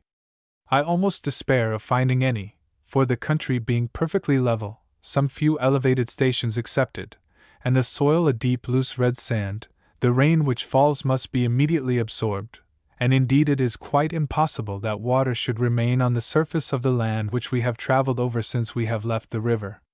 At the period we quitted the river I considered our height above the level of the sea to be about 500 feet, an elevation too trifling to afford a hope that any streams could rise in these regions and flow thence into the sea. In traversing these flats, the declivity, when it could be observed, was always towards the west and northwest, obliging me to believe that either the country continued a desert of sand as at present, or that its westerly inclination would cause all that part of it to consist of marshes and swamps. Since quitting the river we have not enjoyed what under any other circumstances would be called drinkable water, what was found being merely the contents of shallow mud holes, in the bottom of acacia swamps, over which the dryness of the season alone enabled us to travel. We have uniformly been obliged to strain our water before we drank it, and its taste, from the decayed vegetable matter it contained, was sour and unpleasant. June 5th. A clear, cold, frosty morning sent the horses to the watering place. If it be any way possible to get them on, it is my intention to proceed tomorrow morning, as it is almost as much labor to them to go for water as it would be to perform a short day's journey. From everything I can see of the country to the southwest, it appears, upon the most mature deliberation, highly imprudent to persevere longer in that direction, as the consequences to the horses of want of water and grass might be most serious, and we are well assured that within 40 miles on that point the country is the same as before passed over. In adopting a northwesterly course, it is my intention to be entirely guided by the possibility of procuring subsistence for the horses, that being the main point on which all our ulterior proceedings must hinge. It is, however, to be expected that as the country is certainly lower to the west and northwest than from southeast to southwest, there is a greater probability of finding water in this latter direction. In our present perplexing situation, however, it is impossible to lay down any fixed plan, as, be it what it may, circumstances after all must guide us. Our horses are unable to go more than 8 or 10 miles a day, but even then they must be assured of finding food, of which, in these deserts, the chances are against the existence. Yesterday, being the King's birthday, Mr. Cunningham planted under Mount Brogden acorns, peach and apricot stones, and quince seeds, with the hope rather than the expectation that they would grow and serve to commemorate the day and situation, should these desolate plains be ever again visited by civilized man, of which, however, I think there is very little probability. Our observation placed the situation of the tent in lat. 34, 13. 33 s. long. 146 e. The variation of the compass 8. 08 e. June 6. A mild, pleasant morning, set forward on our journey to the westward and northwest, in hopes of finding a better country. At 2 o'clock halted about 2 miles from Peel's Range, after going about 8 miles through a very thick cypress scrub, the country equally bad as on any of the foregoing days. We saw no signs of water during our route. The whole country seems burned up with long-continued drought, no traces of natives, or any game seen. After 2 hours' search a small hole of water was found at the foot of the range, sufficient for the horses, and in a hole in the rocks a little clearer was procured for ourselves. June 7. Set forward to the northwest, the horses being a little fresher than for some days past. Halted at 4 o'clock, having gone 10 miles through a country which, for barrenness and desolation, can I think have no equal. It was a continued scrub, and where there was timber it chiefly consisted of small cypress. We saw no water as usual, but stopped on some burnt grass near the base of a low range of stony hills west of Peel's Range, from which we are distant 8 or 10 miles. These ranges abound with native dogs. Their howlings are incessant, day as well as night. As we saw no game, their principal prey must be rats, which have almost undermined this loose sandy country. As we had brought a small keg of water with us, we did not on this occasion suffer absolute want. We hoped that the instinct of the horses would lead them to water in the course of the night, but we were too sanguine. Our spirits were not a little depressed by the desolation and want that seemed to reign around us. The scene was never varied, except from bad to worse. However, the scarcity of water and grass for the horses are our greatest real privations, for the temperature is mild and equable beyond what could be expected at this season, and it is this circumstance alone that enables us to proceed. The horses are too much reduced to endure rainy weather, even if the loose soil of the country would permit us to travel over it. June 8. During the night there was light rain. At daylight sent out in search of water, but all our efforts proved unsuccessful. Peel's Range being the nearest high land, I determined to search the base of it, in hopes of finding water, since it was impossible that either men or horses could long endure this almost constant privation of the first necessary of life. I accordingly set off towards the range, but was prevented from making it by impenetrable scrubs. We then returned to the range a little to the west of the tent, whence we could see a considerable distance to the west and northwest. It is impossible to imagine a prospect more desolate. The whole country in these directions, as far as the eye could reach, was one continued thicket of eucalyptus scrub. It was physically impossible to proceed that way, and our situation was too critical to admit of delay. It was therefore resolved to return back to our last station on the 6th under Peel's range, if for no other purpose than that of giving the horses water. I felt that by attempting to proceed westerly I should endanger the safety of every man composing the expedition, without any practical good arising from such perseverance. It was therefore deemed more prudent to keep along the base of Peel's range to its termination, having some chance of finding water in its rocky ravines, whilst there was none at all in attempting to keep the level country. It was too late to pursue this resolution this evening. June 9. During the night heavy rain. At 8 o'clock set off on our return to our halting place of the 6th, the horses having been now 48 hours without water. We had scarcely proceeded a mile when it began to rain hard, and continued to do so without intermission until we stopped at the place where water had been previously found. It was by this time 2 o'clock, the horses failed, and the people were in little better condition, not having tasted anything since the evening before. All our clothes were wet through, a circumstance which added greatly to the unpleasantness of our situation. The true nature of the soil was fully developed by this day's rain. Being in dry weather a loose light sand without any apparent consistency, it was now discovered to have a small portion of loam mixed with it, which, without having the tenacity of clay, is sufficient to render it slimy and boggy. I am quite satisfied that 2 days' rain will at any time render this country impassable. The mortification and distress of mind I felt at being obliged to take a retrograde direction was heightened by seeing the horses struggling under loads far beyond their present powers, their labor rendered still more trying by the miserable country they were obliged to pass through. June 10. Light rain during the night, the morning fair and pleasant. Upon mature deliberation it was resolved to remain here until the 13th, for the purpose of refreshing the horses. I also determined to send a detachment on before us, to endeavor to find an eligible station for us to stop at, that we might proceed with more certainty. Mr. Cunningham named those thick brushes of eucalyptus that spread in every direction around us Eucalyptus demosa, or the dwarf gum, as they never exceed 20 feet in height, and are generally from 12 to 15, spreading out into a bushy circle from their roots in such a manner that it is impossible to see farther than from one bush to the other, and these are very often united by a species of vine, Cassitha, and the intermediate space covered with prickly wire grass, rendering a passage through them equally painful and tedious. The low ranges of hills which we quitted yesterday morning we named Disappointment Hills, from our not being able to penetrate beyond them to the northwest or west, and also from our not finding any water on them, our hopes being thus disappointed of penetrating into the interior in the direction that I intended when we quitted Mount Brogden. June 11. A party set forward to the northward to explore our tomorrow's route, and to endeavor to find water at some eligible station. They returned about 4 o'clock, having proceeded 8 or 10 miles. Small holes of water were found in almost every gully. They saw several traces of the natives, but none recent. The dogs killed several kangaroo rats, and some new species of plants were discovered. June 12. Fine and clear.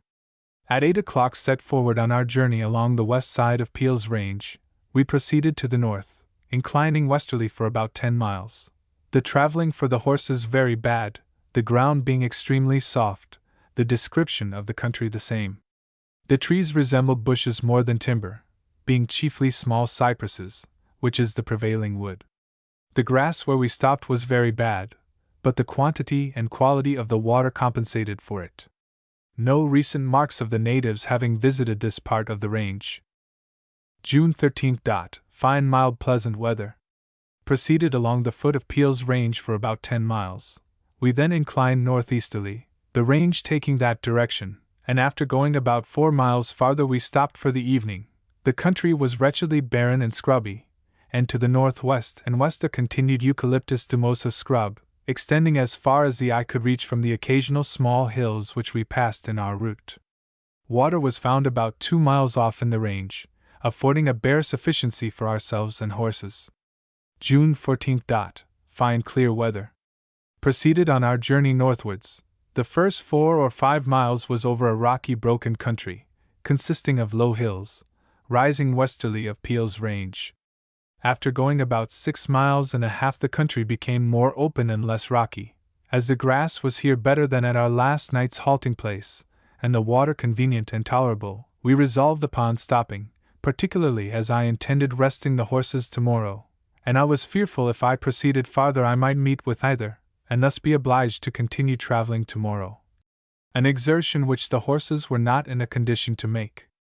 Nothing can be more irksome than the tedious day's journeys we are obliged to make through a country in which there is not the smallest variety, each day's occurrences and scenes being but a recapitulation of the former. Our patience would frequently be exhausted, were we not daily reanimating ourselves with the hopes that the morrow will bring us to a better country, and render a journey, the labor of which has hitherto been ill repaid, of some service to the colony, and of some satisfaction to the expectations which had been formed of its result. June 15th. Observed in Lat. 33, 49, 09 s, and long. 145, 54. Mr. Cunningham went upon Peel's Range in search of plants, and found a few new ones. The country to the north appeared hilly and broken, but no scrubs, such as obstructed our progress westward, were seen. Goulburn's Range had a remarkable appearance, being broken into peaks and singularly shaped hills. A solitary native was seen by one of our party, but he ran off with great precipitation on friendly signs being made to him to approach. June 16th. It blew extremely hard during the night, and rained incessantly, as it still continues to do, with scarcely any intermission. This morning we had the misfortune to find one horse dead, the same that fell under his load on the 3d instant, and, as he had carried little or nothing since, he appeared to be recovering his strength. Independently of the continuance of heavy rain, which would certainly have prevented me from attempting to set forward, the ground has become so hollow and soft from the rain which fell during the night, that it was the universal opinion that the horses could not travel under their loads. It cleared up towards night, with the exception of occasional heavy showers. June 17th. Towards morning the weather became fine, with fresh winds from the northeast. At 8 o'clock set forward on our journey, the ground extremely wet and soft. We could not proceed above 10 miles when we stopped, one of the horses being completely disabled from going any farther. The line of country we passed over was rocky, barren, and miserable, the level grounds being a perfect bog. To the westward, low irregular rocky ranges, with blasted and decayed cypresses on their summits, were the only objects which presented themselves to our view. There was neither grass nor water where we stopped. Of course, nothing but the absolute necessity that existed to spare the horses could induce us to halt. People were sent to search the range for water, but all their endeavors proved fruitless, after wandering in every probable direction until sunset. The coldness of the air would have prevented us from feeling much inconvenience from this privation, had it been in our power to have satisfied our hunger, but salt pork would have proved an aggravating meal without water. We therefore preferred an absolute fast to the certainty of increasing our thirst. About sunset the wind increased to a perfect storm, accompanied by heavy showers, which prevented the horses from suffering so severely as they otherwise would. June 18th. The weather was very tempestuous during the night. Towards morning the wind somewhat abated, and left light drizzling showers. Our search after water was renewed, and so far succeeded as to procure us about a pint of rainwater each, which afforded us great relief.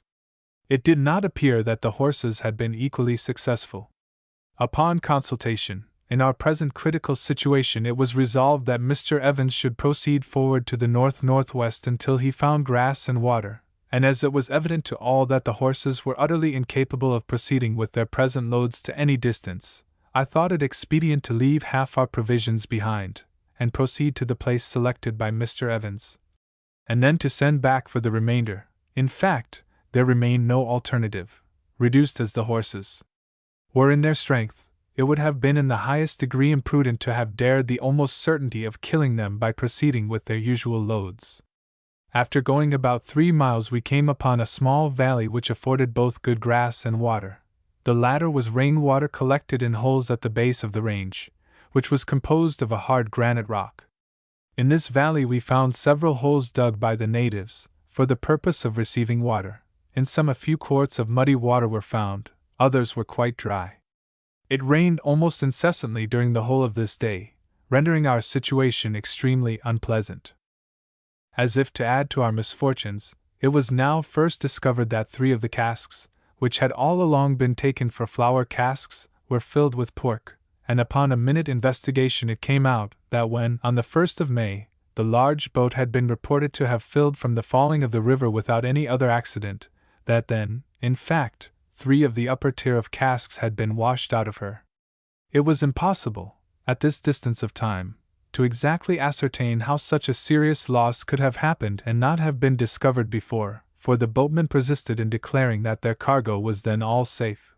But, as so large a quantity could not possibly have been consumed by the party clandestinely without certain discovery, it appeared quite clear that the loss either happened on that day or on the 4th, when the large boat sunk from having been stove. In counting our casks up to this period, 3, in every respect the same as the flour casks, with similar marks, had been reckoned in their lieu by us all, whilst the deficiency being then apparently in the pork was not suspected by any. In this distressing dilemma nothing remained for us but to reduce our ration of flour in such a proportion as would leave us 12 weeks of that article, and as we had still plenty of pork, to issue an extra pound of it weekly. Since leaving the depot we had been so extremely guarded in the issue of provisions, to prevent the possibility of our suffering from any longer protraction of our journey than was expected, that never more than 6 pounds of flour had been issued to each person weekly, which now, from this accident coming to light, was reduced to 4 pounds. It was, in truth, extremely fortunate that we had thus kept within the calculated ration, as otherwise our situation would have been highly alarming. Some of our party began even now to anticipate the resources of famine, for a large native dog being killed, it was pronounced, like Lord Peter's loaf, in the tail of a tub, to be true, good, natural mutton as any in Leadenhall Market, and eaten accordingly. For myself, I was not yet brought to the conversion of Martin and Jack. The natives had been in this valley very recently, and I conjectured that they were then not far from us. In the afternoon, the rain still continuing, I sent back the strongest of the horses to bring up the provisions left behind. Towards 8 o'clock the wind increased to a storm, so that the rain was forced through our tent in every part, and we were fairly washed out. This abated about 10 o'clock, and the weather partially cleared up. Upon the whole this was the most uncomfortable day and night we had experienced since we quitted the depot. June 19. Fresh winds from the northwest, with thick small rain. The valley was now a complete bog, the hills closing on each side of it, and its widest part not exceeding 200 yards. The soil imbibes all the water almost as fast as it falls. There was one comfort in all this bad weather: we had plenty of water, and the horses tolerable grass. Taking advantage of a fair interval, I explored to the north-northwest about a mile, whence I had a tolerable view of the country between the showers. It was broken into very remarkable hills between the northwest by north and northeast. To the west it was more level, and having been burnt, the young grass gave it a more cheering aspect than any we had seen for some time. Bearings were taken to several remarkable hills for the purpose of connecting the survey. 2 swans passed over the valley to the northwest, which we considered as a sign that water lay in that direction. June 20. The weather broke up during the night, and the morning was fair and pleasant. However desirable it was that the horses should remain another day in this valley to recruit, yet, in the present unsettled state of the season, I was unwilling to lose an hour more than was absolutely necessary. We here left all the spare horseshoes, broken axes, etc., in order to lighten the burden of the horses. This little valley received the name of Peach Valley, from our having here planted the last of our fruitstones. At 8 we proceeded to the north-northwest, our course taking us over a broken barren country, the hills composed of rocks and small stones, the valleys and flats of sand. To the westward of our route the country was covered with scrubs of the Eucalyptus simosa. These scrubs we avoided, by keeping close along the base of Peel's Range, where the country had been lately burnt. It is somewhat singular that those scrubs and brushes seldom if ever extend to the immediate base of the hills. The washings from them rendered the soil somewhat better for 200 or 300 yards. As to water, we did not see the least signs of any during the whole day. After proceeding between 9 and 10 miles, we stopped for the evening on some burnt grass, which existed in sufficient quantity.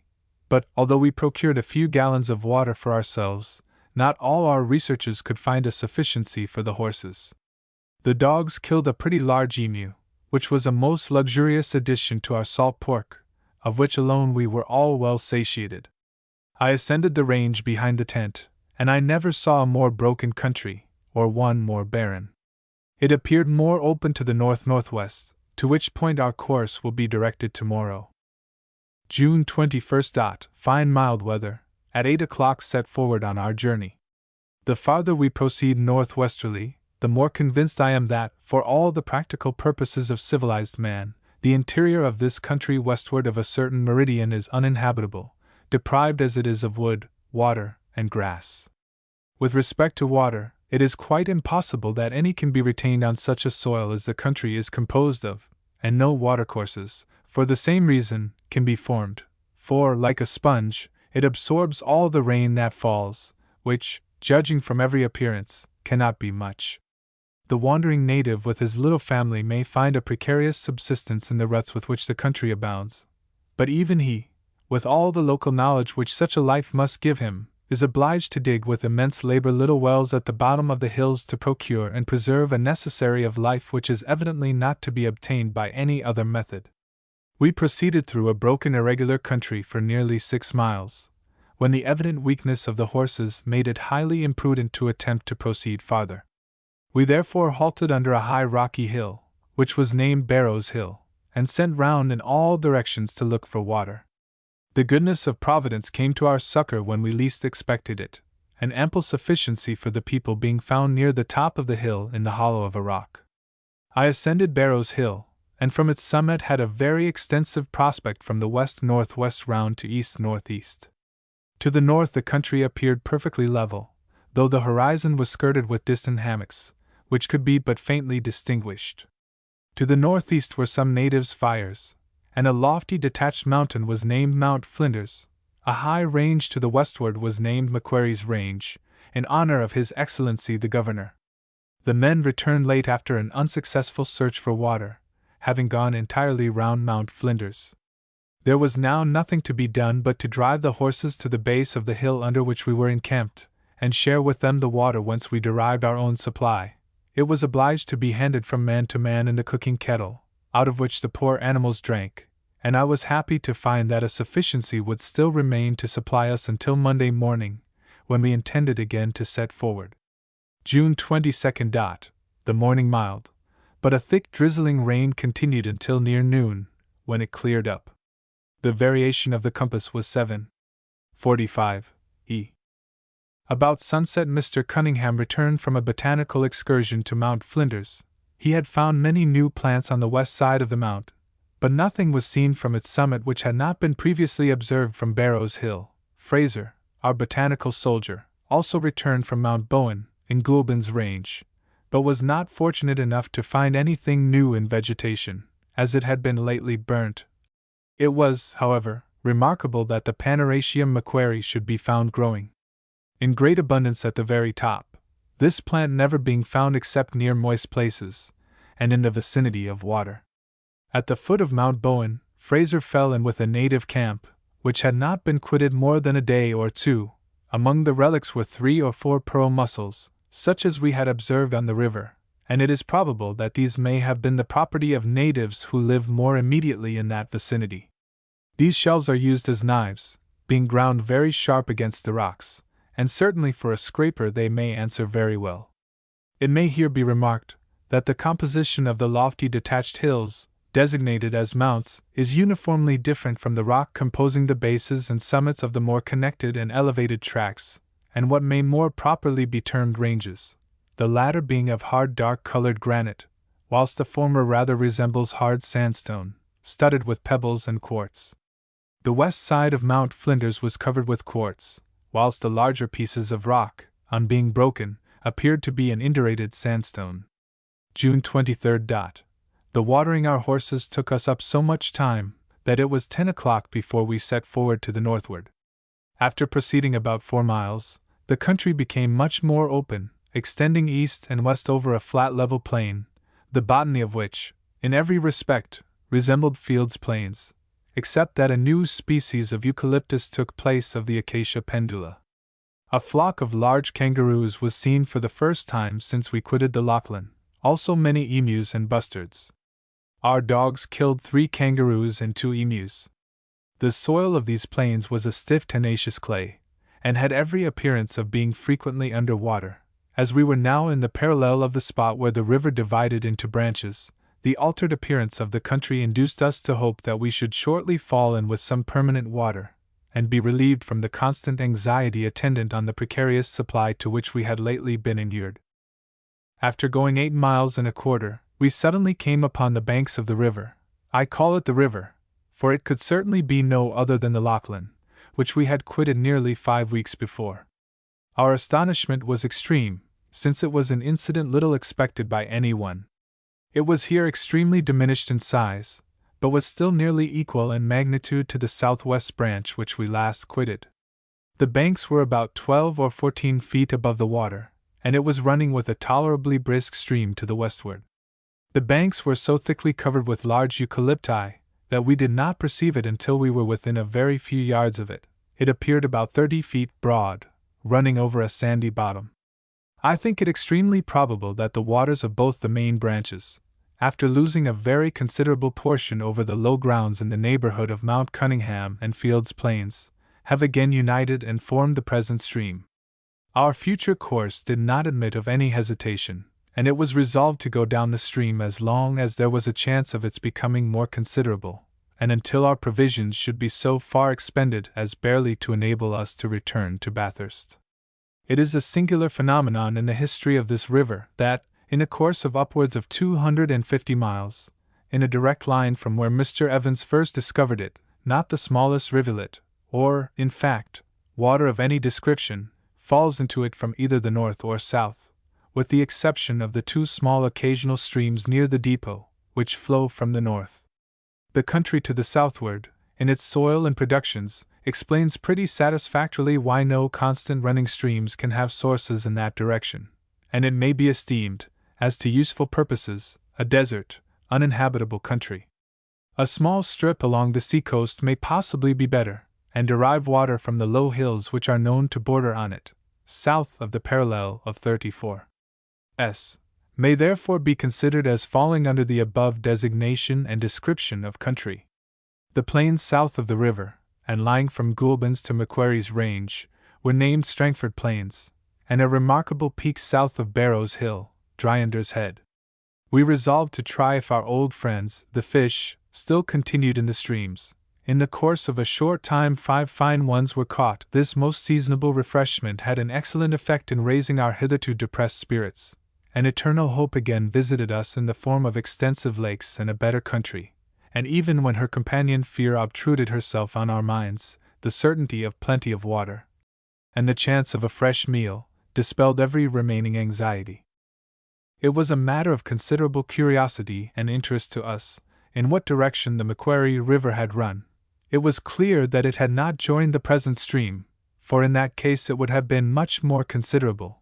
We were within 3 or 4 miles of the latitude of Bathurst, and it was scarcely probable that it should continue for so long a course to run parallel to the Lachlan. The whole form, character, and composition of this part of the country is so extremely singular, that a conjecture on the subject is hardly hazarded before it is overturned. Everything seems to run counter to the ordinary course of nature in other countries. June 24. The water is about 3 feet above the common level, and although the banks on both sides are certainly occasionally overflowed, there is no appearance of any fresh or flood having swollen the stream for a considerable time. At 9 o'clock we set forward down the river.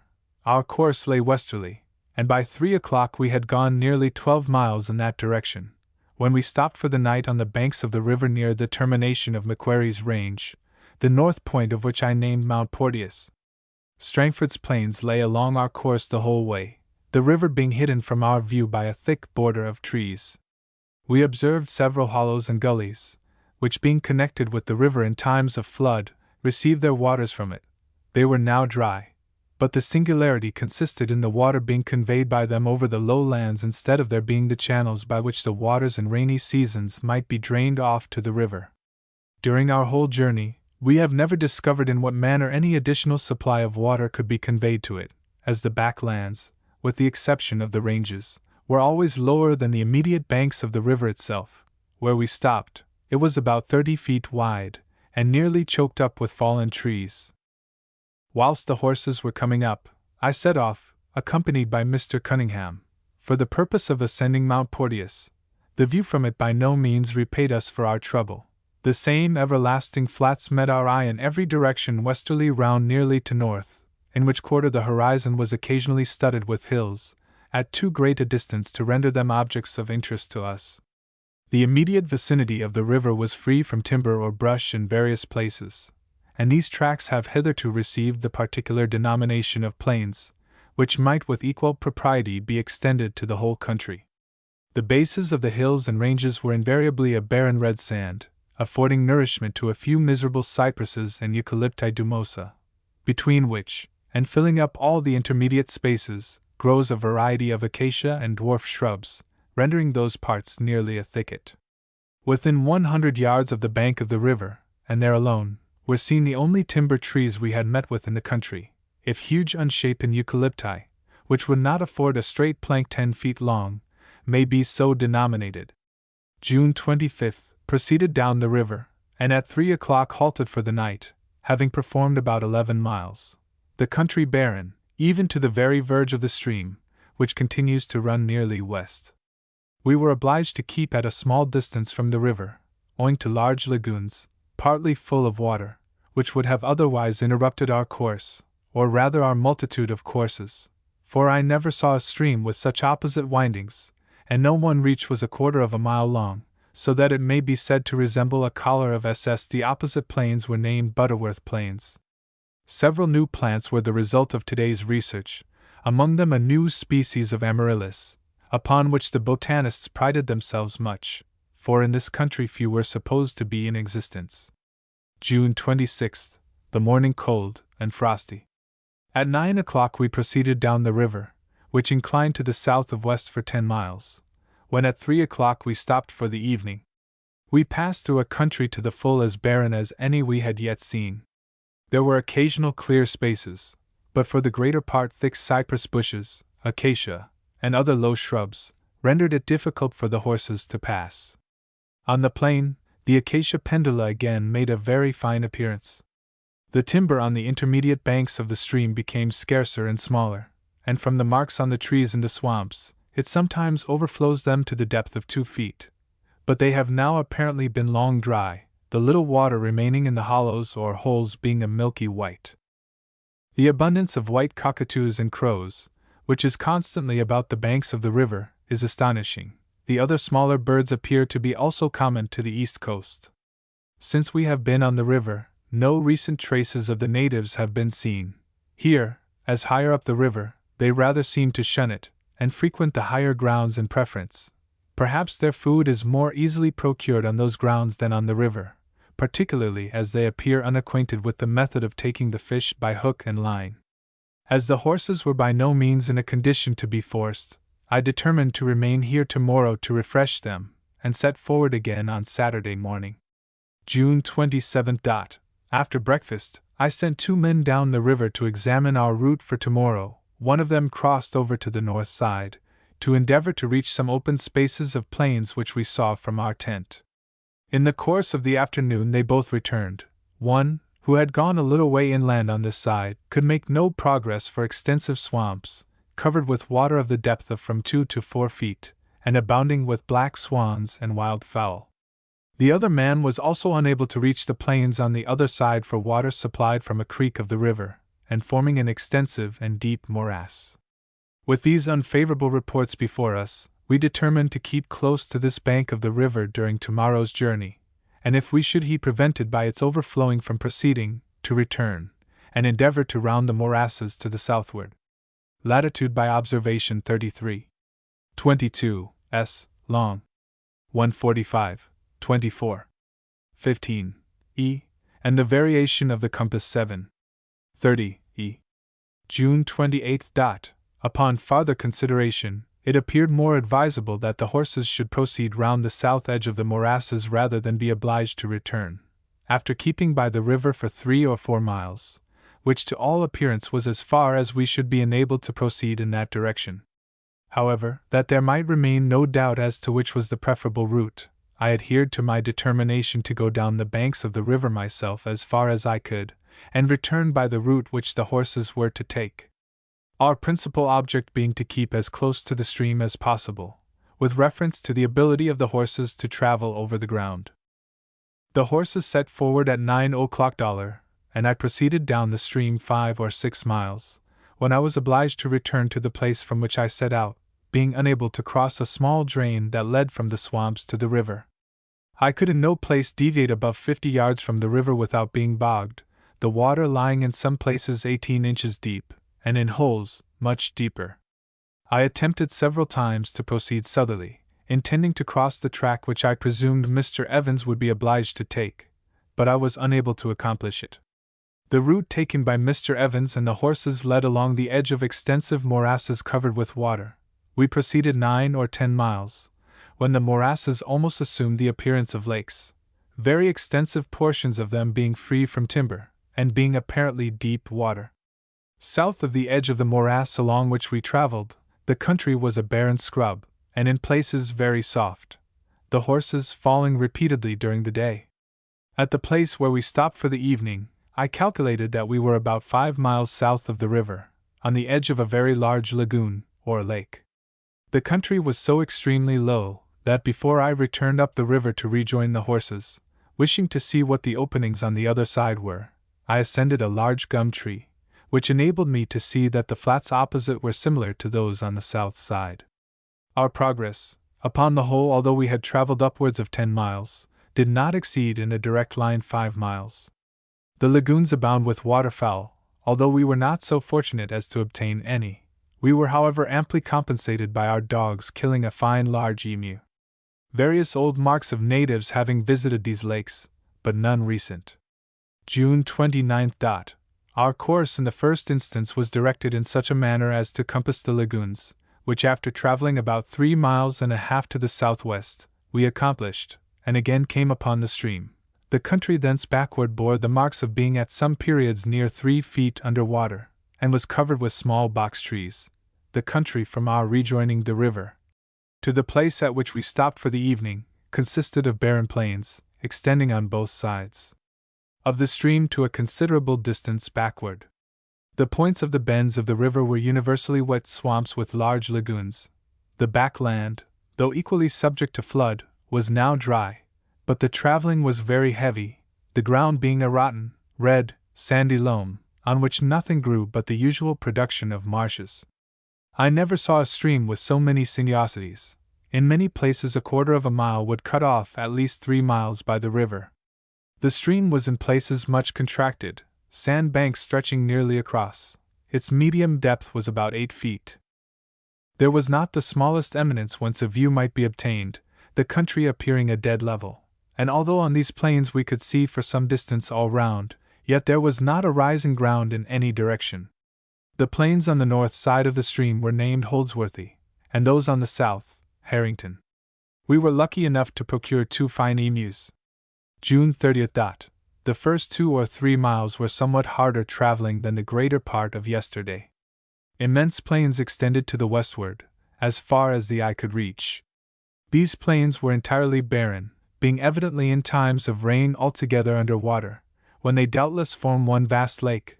They extended in places from 3 to 6 miles from the margin of the stream, which on its immediate borders was a wet bog, full of small waterholes, and the surface covered with marsh plants, with a few straggling dwarf box trees. It was only on the very edge of the bank, and in the bottoms of the bights, that any eucalypti grew. The plains were covered with nothing but Naphalium, the soil various, in some places red tenacious clay, in others a dark hazel-colored loam, so rotten and full of holes that it was with difficulty the horses could travel over them. Although those plains were bounded only by the horizon, not a semblance of a hill appeared in the distance. We seemed indeed to have taken a long farewell of everything like an elevation, whence the surrounding country could be observed. To the southward, bounding those plains in that direction, barren scrubs and dwarf box trees, with numberless holes of stagnant water, too clearly proclaimed the nature of the country in that quarter. We could see through the openings of the trees on the river that plains of similar extent occupied the other side, which has all along appeared to us to be, if anything, the lower ground. We traveled in the center of the plains, our medium distance from the river being from 1 to 2 miles, and although we did not go above 13 miles, some of the horses were excessively distressed from the nature of the ground. There was not the least appearance of natives, nor was bird or animal of any description seen during the day, except a solitary native dog. Nothing can be more melancholy and irksome than traveling over wilds, which nature seems to have condemned to perpetual loneliness and desolation. We seemed indeed the sole living creatures in those vast deserts. The plains last traveled over were named Maull's Plains, after the late lieutenant governor of the territory, and those on the opposite side, Baird's Plains, after the general to whom he once acted as aide-de-camp, and whose glory he shared. The naming of places was often the only pleasure within our reach, but it was some relief from the desolation of these plains and hills to throw over them the associations of names dear to friendship, or sacred to genius. In the evening 3 or 4 small fish were caught. July 1st. Dark cloudy morning, with showers of rain. However desirous I was to proceed, I found that to do so would greatly injure the horses. Towards noon it cleared up, permitting me to take a tolerable observation, to ascertain our situation. I consider ourselves as peculiarly fortunate in being blessed with so dry and favorable a season, since all attempts to penetrate into the country during rain, or after an inundation of the stream, must have failed. I am quite convinced that at this place, when the banks are overflowed, the waters must extend from 30 to 40 miles on each side of the stream, as we are that distance from any eminence. If there had been any nearer to the north, west, or south, we must have seen it from those extensive plains on which we have traveled for the last 3 days, for looking eastward, we can distinctly perceive Macquarie's Range, from which we estimate ourselves to be about 35 miles west. The stream was sounded in various places during the day, and its greatest depth never exceeded 7 feet, the bottom and sides a stiff bluish clay. Latitude observed 33, 32, 22 s. Longitude 145, 5, 50 e. Variation of the compass 6, 49 e. July 2nd. At 9 o'clock we again set forward down the stream. Our course, as it has hitherto done, lay over apparently interminable plains, nothing relieving the eye but a few scattered bushes, and occasionally some dwarf box trees. The view was boundless as the ocean, either eminence nor hillock appearing. On the edges of the stream alone, and the lagoons that occasionally branched from it, was anything like timber to be seen. The occasional openings on the stream enabled us to perceive that the north side was in every respect similar to the south. I was so much deceived by the semblance of the plains on the other side to sheets of water, that I twice went down to the edge of the stream to assure myself to the contrary. A strong current of water must frequently pass over these plains, as is evident from the traces left by the washings of shrubs, leaves, etc. The soil was a brown hazel-colored sandy loam, very soft and boggy. In places it was more tenacious, water still remaining in many holes. By the marks on the trees it would seem that the stream occasionally overflows its banks to the depth of 3 or 4 feet, and 5 miles back from it small trees were seen that had evidently stood from 12 to 18 inches in the water. As usual, we saw no recent signs of natives having visited these parts. Here and there the remains of burnt mussel shells would denote that at certain seasons the stream is visited by them for the purpose of procuring these shellfish.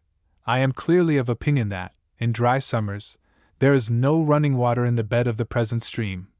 and thus it is easy for them to procure the mussels from the shallow stagnant pools which would naturally be formed at every bend of the stream. To procure any such shellfish whilst a stream like the present is running in it, is totally impossible. Although we did not travel above 11 miles, we were nearly 7 hours in performing it. Our halting place was within a few feet of the river, and so wet and spongy, that the water sprung even from the pressure of our feet, and this has been the case nearly ever since we made the stream, though of course we chose the driest spots. Neither hunting nor fishing were successful today, but as we had become from experience not over sanguine, our expectations were not much disappointed, and the aspect of the country promised nothing. It had been remarked by all, for some days past, that a putrid sour smell seemed to proceed from the plains, and we were at first at some loss to discover the cause of it, as there did not appear sufficient vegetable matter in a decayed state to produce such an effect. Mr. Cunningham discovered that it proceeded from decayed plants of the salsoli, which produce the same effect as decayed seaweed does in salt marshes. In short, all the plants found in our journey over these plains are the natural productions of low-wet situations. July 3rd. So thick a fog arose during the night, that in the morning we could not see in any direction above 100 yards.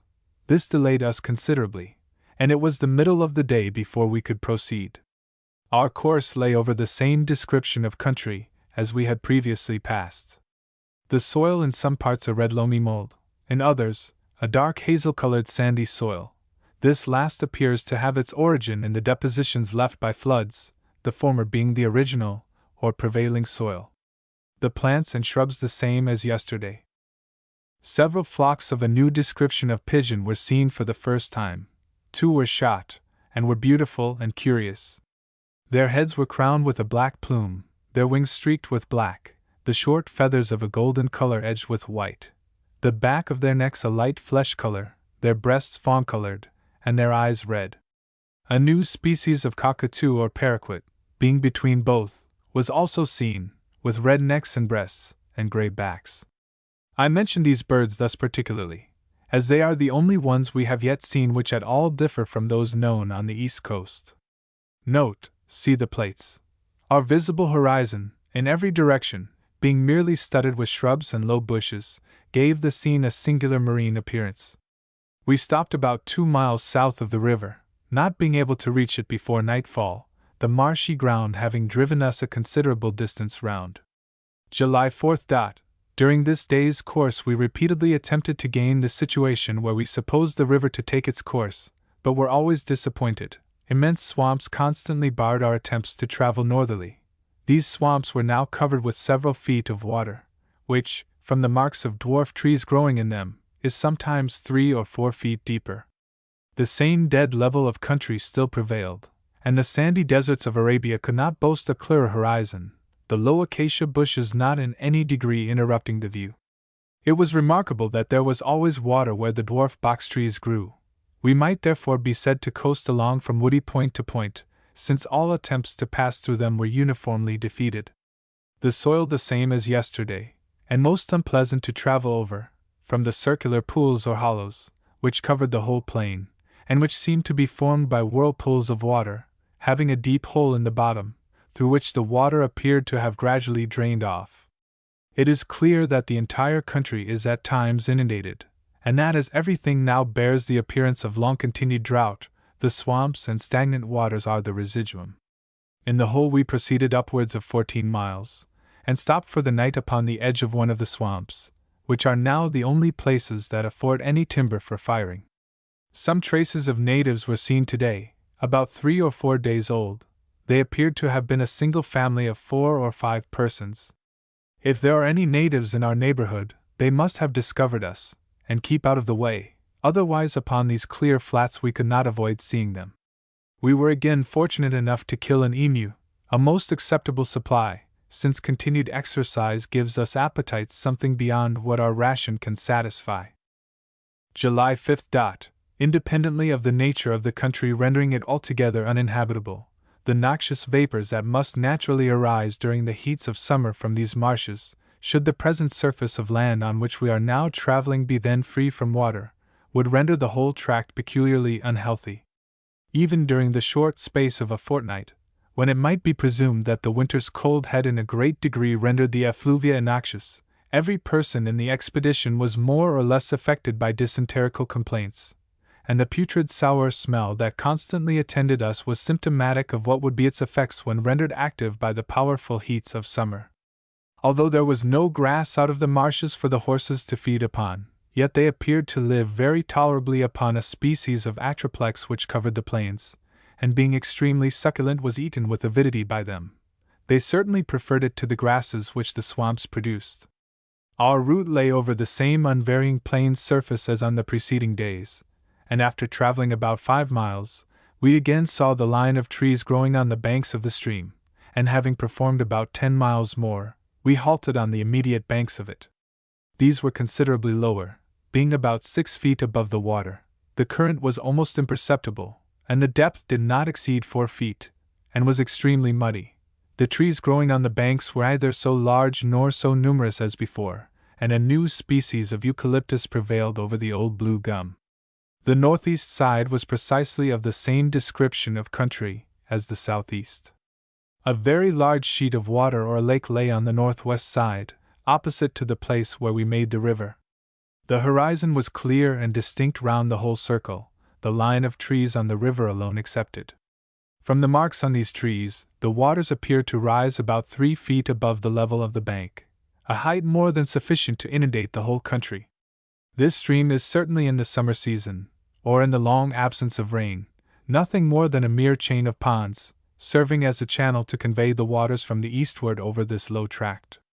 It is certain that no waters join this river from its source to this point, and passing, as it does, for the most part, through a line of country so low as to be frequently overflowed, and to an extent north and south perfectly unknown.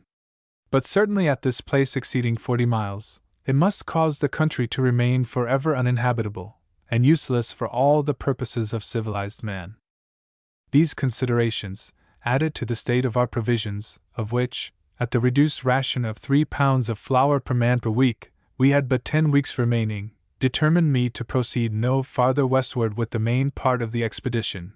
But as the state of the greater part of our horses was such as absolutely to require some days' rest and refreshment, before we attempted to return eastward, I considered that it would be acting best up to the spirit of my instructions to proceed forward myself with 3 men and horses, and as we should carry nothing with us but our provisions, we should be enabled to proceed with so much expedition, as to go as far and see as much in 3 days as would take the whole party at least 7 to perform. My object in thus proceeding farther was to get so far to the westward as to place beyond all question the impossibility of a river falling into the sea between Cape Otway and Cape Bernouilli. In my opinion, the very nature of the country altogether precludes such a possibility, but I think my proceeding so far will be conclusive with those who have most strongly imbibed the conviction that a river enters the sea between the capes in question, which was certainly an idea I also had entertained, and which nothing but the survey of a country, without either hills or permanent streams, could have destroyed. I must observe as a remarkable feature in this singular country, that for the last 50 miles we have not seen a stone or pebble of any kind, save 2, and they were taken out of the maws of 2 emus. I am now firmly persuaded that there are no eminent grounds in this part of the country, until these low sandy hills, note, from Encounter Bay to this slight projection, Cape Bernouilli, the coast is little else than a bank of sand, with a few hummocks on the top, partially covered with small vegetation, nor could anything in the interior country be distinguished above the bank. Flinders Voy. Volume 1. Page 197. Which bound the southwestern coast line are reached, and these, in my judgment, are the only barriers which prevent the ocean from extending its empire over a country which was probably once under its dominion. July 6. A fine and pleasant morning. One of the horses was found dead, the greater part of the others in a very weakly state. July 7. At 8 o'clock, taking with me 3 men, I proceeded to follow the course of the stream. I attempted in the first instance to keep away from the banks, but was soon obliged to join them, as the morasses extended outwards and intersected my proposed course in almost every direction. About 3 miles and a half from the tent, a large arm extended from the north bank to a considerable distance on that side, the banks continually getting lower, and before we had gone 6 miles it was evident that the channel of the stream was only the bed of a lagoon, the current now being imperceptible, with small gum trees growing in the middle. 3 miles farther the morasses closed upon us, and rendered all farther progress impossible. The water was here stagnant. The large trees that used to be met with in such numbers up the stream were entirely lost, a few diminutive gums being the only timber to be seen. The height of the bank from the waterline was 3 feet 6 inches, and the marks of floods on the trunks of the trees rose to the height of 4 feet 6 inches, being about 1 foot above the level of the surrounding marshes. It would appear that the water is frequently stationary at that height for a considerable time, as long moss and other marks of stagnant waters were remaining on the trunks and roots of the trees, and on the long-leaved acacia, which was here a strong plant. There could not be above 3 feet water in this part of the lagoon, as small bushes and tufts of tea grass were perceptible. The water was extremely muddy, and the odor arising from the banks and marshes was offensive in the extreme.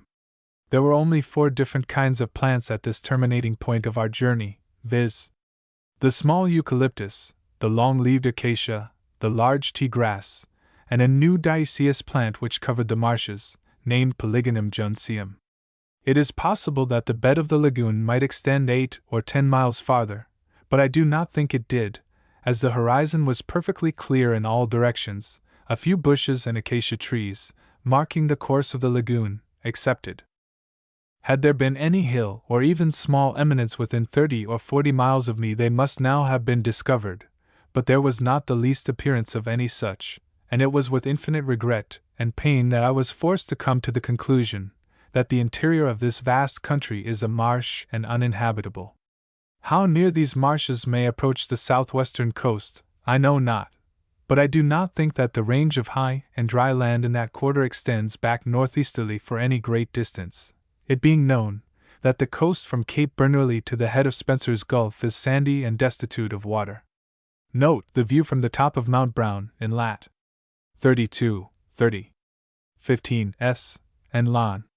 138, 0, 3/4 e. Head of Spencer's Gulf was very extensive, its elevation not being less than 3,000 feet, but neither rivers nor lakes could be perceived, nor anything of the sea to the southeastward. In almost every direction the eye traversed over an uninterruptedly flat woody country, the sole exceptions being the ridge of mountains, extending north and south, and the water of the Gulf to the southwestward. Flinders Voy. Volume 1, page 159. Perhaps there is no river, the history of which is known, that presents so remarkable a termination as the present. Its course in a straight line from its source to its termination exceeds 500 miles, and including its windings, it may fairly be calculated to run at least 1,200 miles, during all which passage, through such a vast extent of country, it does not receive a single stream in addition to what it derives from its sources in the eastern mountains. I think it a probable conjecture that this river is the channel by which all the waters rising in those ranges of hills to the westward of Port Jackson, known by the name of the Blue Mountains, and which do not fall into the sea on the east coast, are conveyed to these immense inland marshes, its sinuous course causing it to overflow its banks on a much higher level than the present, and in consequence, forming those low wet levels which are in the very neighborhood of the government depot. Its length of course is, in my opinion, the principal cause of our finding anything like a stream for the last 100 miles, as the immense body of water which must undoubtedly be at times collected in such a river must find a vent somewhere, but being spent during so long a course without any accession, the only wonder is that even those waters should cause a current at so great a distance from their source. Everything, however, indicates, as before often observed, that in dry seasons the channel of the river is empty, or forms only a chain of ponds. It appears to have been a considerable length of time since the banks were overflowed, certainly not for the last year, and I think it probable they are not often so. The quantity of water must indeed be immense, and of long accumulation, in the upper marshes, before the whole of this vast country can be under water. My intention to penetrate farther westward being thus frustrated, I returned to the tent about 3 o'clock, and determined, should the horses appear sufficiently recovered and refreshed, finally to quit this western part of the country on Thursday next. A few days' rain would prevent us from ever quitting it, but we have been bountifully favored by Providence with a season of continued fair and pleasant weather, which could hardly have been expected, and which alone could have enabled us to decide so satisfactorily, if it can be called satisfaction, to prove the negative of the existence of any navigable rivers in this part of Australia. July 8th. Observed the sun's magnetic amplitude in rising from the clear horizon of the plain, a circumstance that rarely can occur in any country unless such a one as the present. It strongly marks the horizontal level which seems to run now from east to west. Mean lat. Of our 1033 degrees 53 minutes 19 seconds s. Comp long. 1443350 e. Mean variation 72500 e. Situation of the spot where the stream ceased to have a current. Lat 33 degrees 57 minutes 30 seconds s. Long. Comp 1442300 e. Due. 1443115 e. No hill or eminence in a southwest direction terminating in lat. 34, 22, 12, and in long. 143, 30, 00 e, which is the calculated extent of our visible clear horizon. The afternoon proved cloudy, with occasional showers, prepared everything for our return eastward on the morrow. July 9th. The morning fair and pleasant, but cold, the ground being covered with hoarfrost. At 8:30 we set out on our return eastward, every one feeling no little pleasure at quitting a region which had presented nothing to his exertions but disappointment and desolation. Under a tree near the tent, inscribed with the words, "Dig under," we buried a bottle, containing a paper bearing the date of our arrival and departure, with our purposed course, and the names of each individual that composed the party.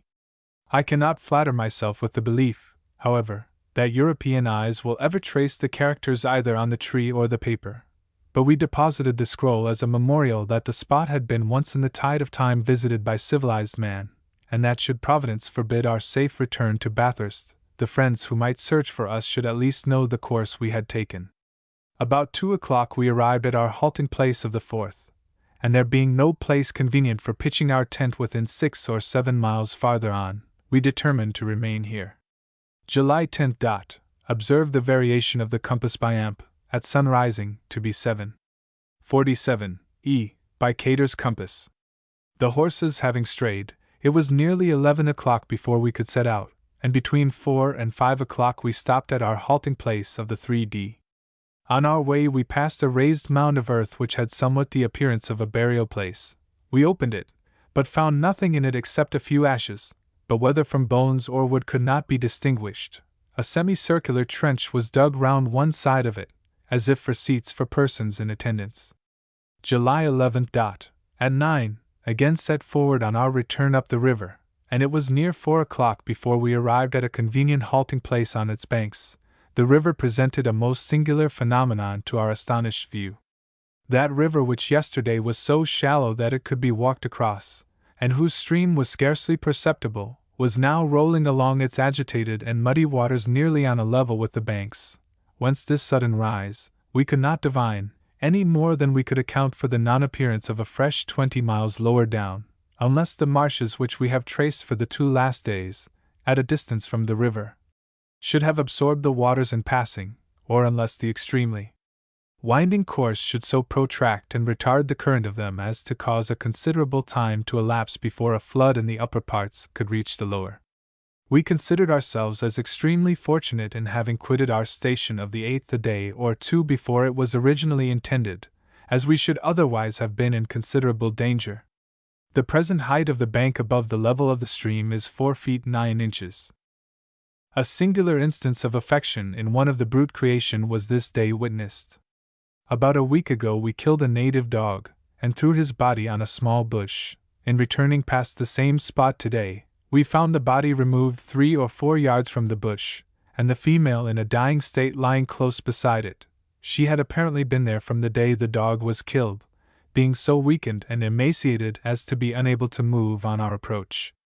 It was deemed mercy to dispatch her. A tomb similar in form to that which we observed yesterday being discovered near our halting place of this day, I caused it to be opened. It is as a conical mound of earth about 4 feet high in the center, and nearly 8 feet long in the longest part, exactly in the center, and deep in the ground. We at first thought we perceived the remains of a human body, which had been originally placed upon sticks arranged transversely, but now nearly decayed by time. Nothing remained of what we took for the body but a quantity of unctuous clay matter. The whole had the appearance of being not recent, the semicircular seats being now nearly level with the rest of the ground, and the tomb itself overgrown with weeds. The river fell about 3 inches in the course of the night. July 12. It is impossible that any weather can be finer than that which we are favored with. 4 days together the sky is unobscured by even a single cloud, and although the air is cold and sharp, yet the dryness of the atmosphere amply repays us for any little inconvenience we sustain from the cold. At 9, we again set forward on our return up the river, and at 3 arrived on its banks, having performed about 12 miles. The river had fallen about 1 foot in the course of the day. The horses being much fatigued by the heavy traveling over the flats, and many of them being very sorely galled in the back, I propose halting tomorrow to refresh them. We were this day once more cheered by the sight of rising ground, Macquarie's Range just appearing above the horizon, distance about 40 miles, and we felt that we were again about to tread on secure and healthy land, with a chance of procuring some sort of game, which would now be very acceptable, our diet being entirely confined to pork and our morsel of bread. The weather is far too cold for us to have any hopes of procuring fish, all our attempts to catch them for the last fortnight being unsuccessful. The odor from the river and marshes was most fetid, and was, I think, even stronger than that which we had before experienced. July 13. In the course of the day the river fell upwards of a foot. July 14. The river fell about 18 inches. We found that the horses had again strayed, and they were not found and brought home until past sunset, having wandered about in search of food from 8 to 12 miles in various directions. As the people had of course separated in the search, 3 men still remained out, and being fearful that the darkness of the night might prevent them from finding the camp, fired several muskets, and kindled a fire upon the plains. It was 12 o'clock before they were fortunate enough to regain the tents. July 15. At 3, having traveled about 12 miles, halted on the stream for the evening. The dogs killed an emu. July 16. Cloudy, but mild and pleasant. We retraced this day much of the same ground which we traveled on the 28th. Ultimate, the horses were frequently up to their shoulders in deep holes, to the danger of breaking their own limbs, or those of their leaders or riders. There is a uniformity in the barren desolateness of this country, which wearies one more than I am able to express. 1 tree, 1 soil, 1 water, and 1 description of bird, fish, or animal, prevails alike for 10 miles, and for 100. A variety of wretchedness is at all times preferable to one unvarying cause of pain or distress.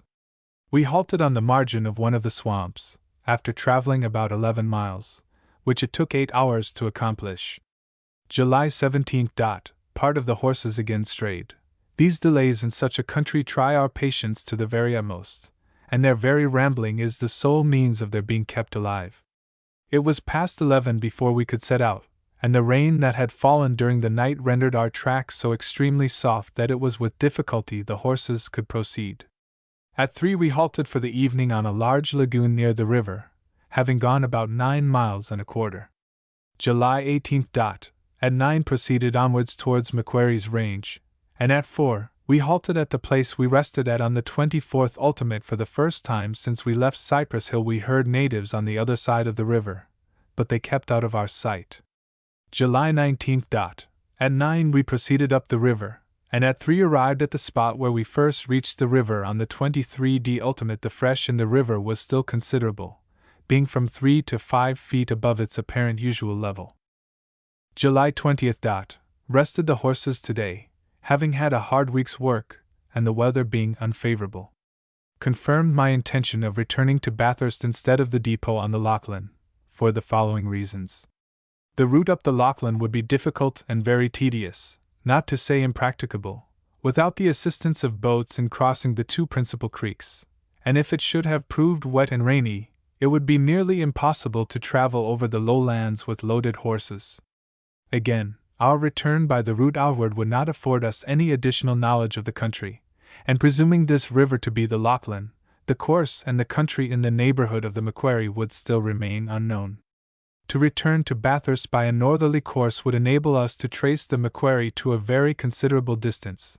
It would give us a knowledge of the country at least 200 miles below Bathurst, and although the difficulties we may meet with in the attempt are of course unknown to us, yet I consider it a far preferable route to returning by the Lachlan, the difficulties of which are known. And I think we may reach one station as soon as the other. Tomorrow, therefore, I am resolved to set forward again up the stream, and take the earliest opportunity to cross it, when, should the inclination of its course be such as to give reason to believe it to be the Macquarie, we shall continue on the north bank the whole way to Bathurst.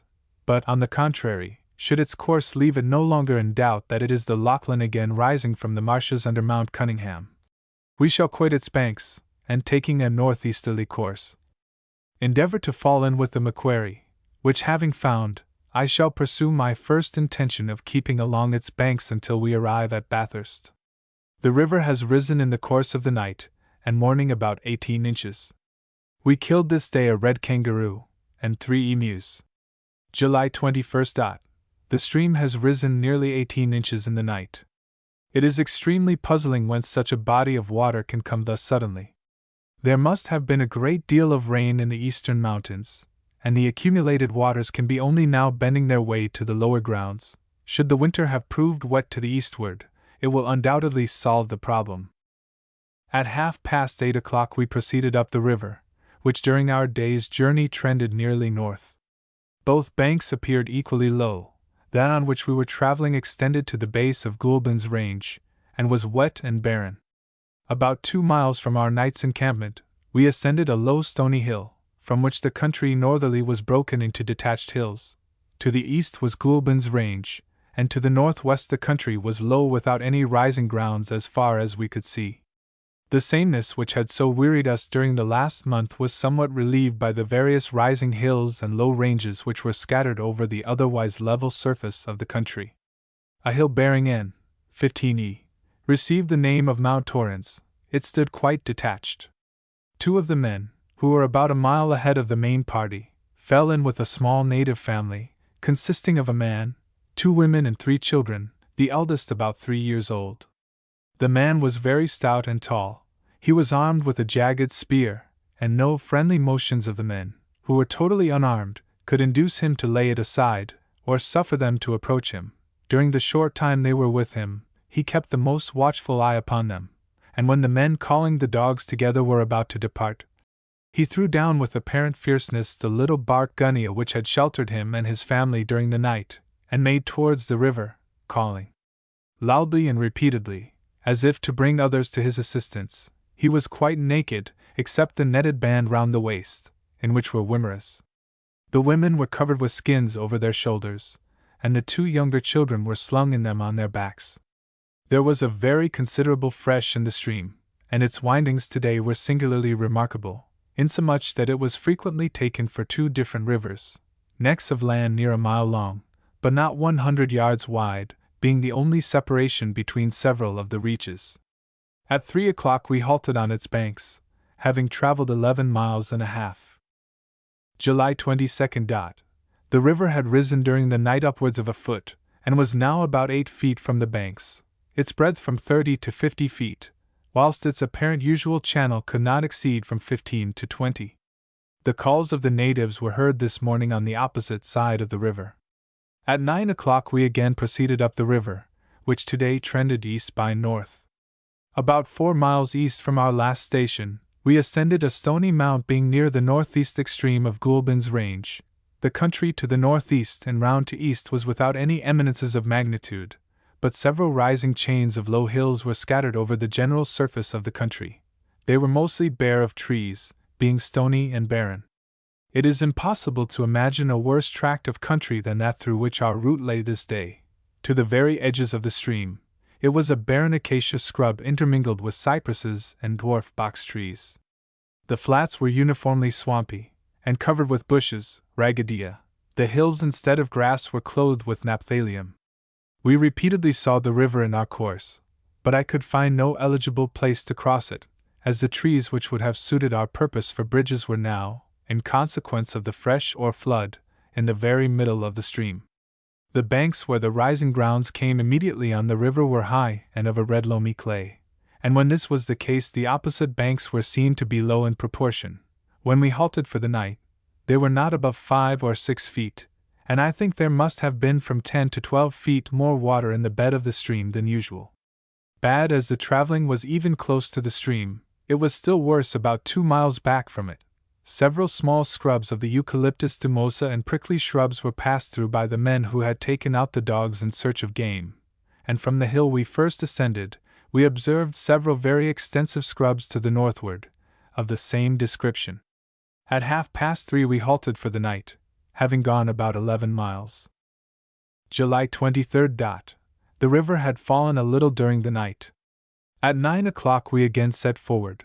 The country became extremely low and marshy, far more so than any we had passed over east of Macquarie's Range.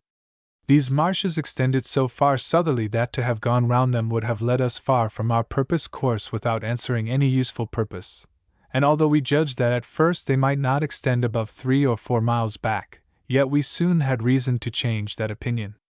The river had led us upon a general course nearly east about 6 miles, when about half a mile from the bank southerly, a very extensive lake was formed, extending about east-southeast and west-northwest from 3 to 4 miles, and being about 1.5 miles wide. Excepting the sheet of water on the north side near the termination of the stream, this was the only one we had seen that could justly be entitled to the denomination of lake. We crossed over a low wet swamp, by which its overflowings are doubtless reconveyed to the river.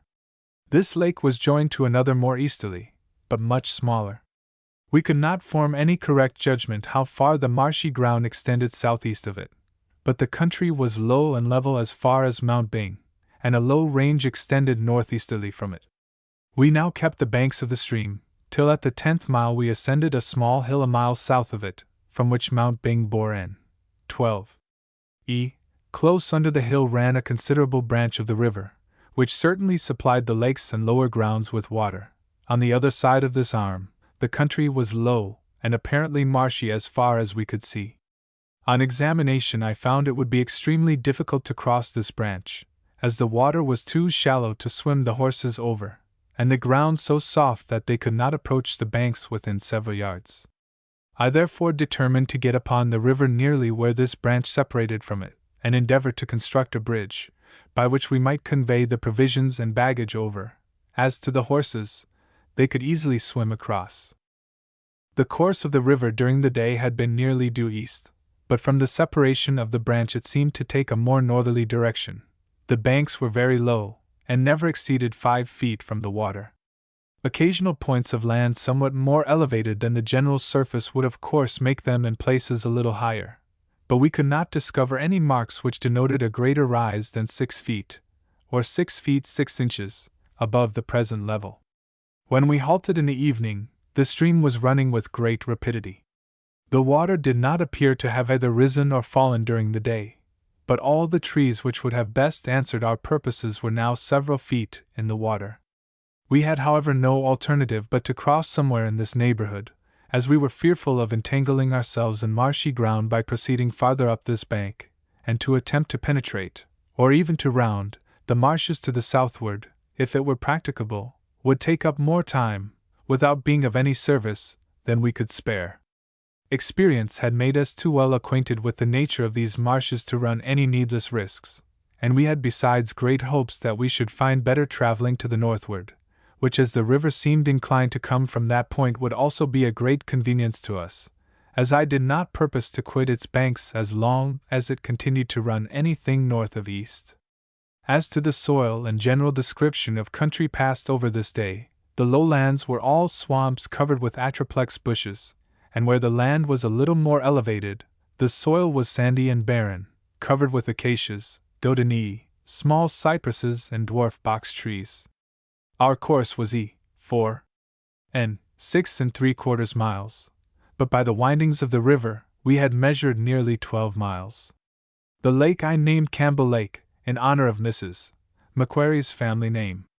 July 24th. At daylight we attempted to construct our bridge near to the place where we were encamped, but as fast as the trees were felled they were swept away by the rapidity of the current, the breadth on an average being now, by reason of the flood, nearly 60 feet, and the trees on the immediate or proper banks being several feet in the water. We were therefore obliged to fell trees farther inland, and these, as before remarked, were swept away, falling short of the land on the opposite side. All our attempts to construct a bridge during the day were fruitless, as the flood was too violent to allow the trees to take firm hold. In searching the banks of the stream for a proper place for our purpose, an arm nearly as large as the main branch up which we had traveled was discovered about a mile down the stream on the north side. It ran to the north-northwest, and then apparently trended more westerly. Thus is this vast body of water, all originating in the eastern or Blue Mountains, conveyed over these extensive marshes, rendering uninhabitable a tract which they might reasonably be expected to fertilize. Finding that in the present high state of the water we could not succeed in crossing the river, at least near our present station, and that if we returned lower down we should experience a farther difficulty in crossing the northwest arm recently seen, it was judged best to try if we could get over the branch on the south side, and swim the horses over in the main stream near the mouth of the branch. We could not, however, find any tree on this side that would reach across, although it was quite dark before we gave over the attempt for the night. July 25. Every means was again employed in constructing the bridge over the southwest branch. The stream had fallen but a few inches, and continues to fall too slowly to permit us to entertain any hopes of crossing it in this vicinity.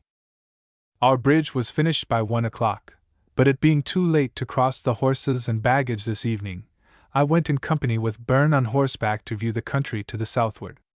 After going about 2 miles and a quarter south of the tent, we were most agreeably surprised with the sight of a very fine lake. We rode down to its shores, which on this side were hard and sandy beaches. On the south side the shores were bolder, being red clay cliffs. We now found that the creek or arm which I had supposed to be the source whence Campbell Lake was supplied, had not any communication with it, but supplied the lake we now saw, a low ridge of hills, bare of trees except small cypresses in clumps, lying between the two lakes, which were distant from each other 2 or 3 miles. Finding I might obtain a better view by going to the point of these bare hills about 5 miles westward, I rode thither along the margin of the lake, but quitted it to ascend the hill, which was about 2.5 miles from it. The hill was but low in comparison with Goulburn's Range and other hills in the vicinity, but was sufficiently elevated to afford me the most varied and noble prospect I had seen in New South Wales. The expanse of water was too large and winding to be seen in one point of view, but it broke in large sheets from east to west for upwards of 6 miles, its medium breadth being from 2.5 to 3 miles. It was bounded 6 or 7 miles from its eastern extremity by a low range of hills, connected with Mount Bing, and from the dark broken woody appearance of the country in that direction, I felt assured that the stream came from a more northerly quarter. To the westward was Goulburn's Range, distant about 5 or 6 miles, its bold rocky peaks of lofty elevation forming a striking contrast to the dead level of the country southerly, in which however Mount Iton appeared like a blue speck on the horizon. To the northward was Mount Granite, the highest of a very elevated range, it having been seen at a distance of 72 miles from Mount Iton, and to the north-northeast were extensive open flats, in one place bearing N. 17. I thought I could distinguish water. Between the hill on which I stood and the stream, Campbell Lake wound along the plain, but its width did not allow it to be so conspicuously seen as the present one. To the southeast and round to the northeast the country was covered with dark foliage of the eucalyptus, intermixed with the cypress, whilst to the southwest, as far as the base of Goulburn's Range, it was more open, with gentle hills clothed with a few small cypresses. These hills were rocky and barren, the lower grounds a red loamy clay, but the intermingled light and shade formed by the different description of trees and shrubs, the hills, but above all, the noble lake before me, gave a character to the scenery highly picturesque and pleasing. From this eminence I took the following bearings to objects connected in the survey, viz. The highest point of Goulburn's Range in 225 degrees distance 5 or 6 miles. Due. Mount Aitone 143, Table Hill 116, Mount Bing 114, west extreme of the lake N.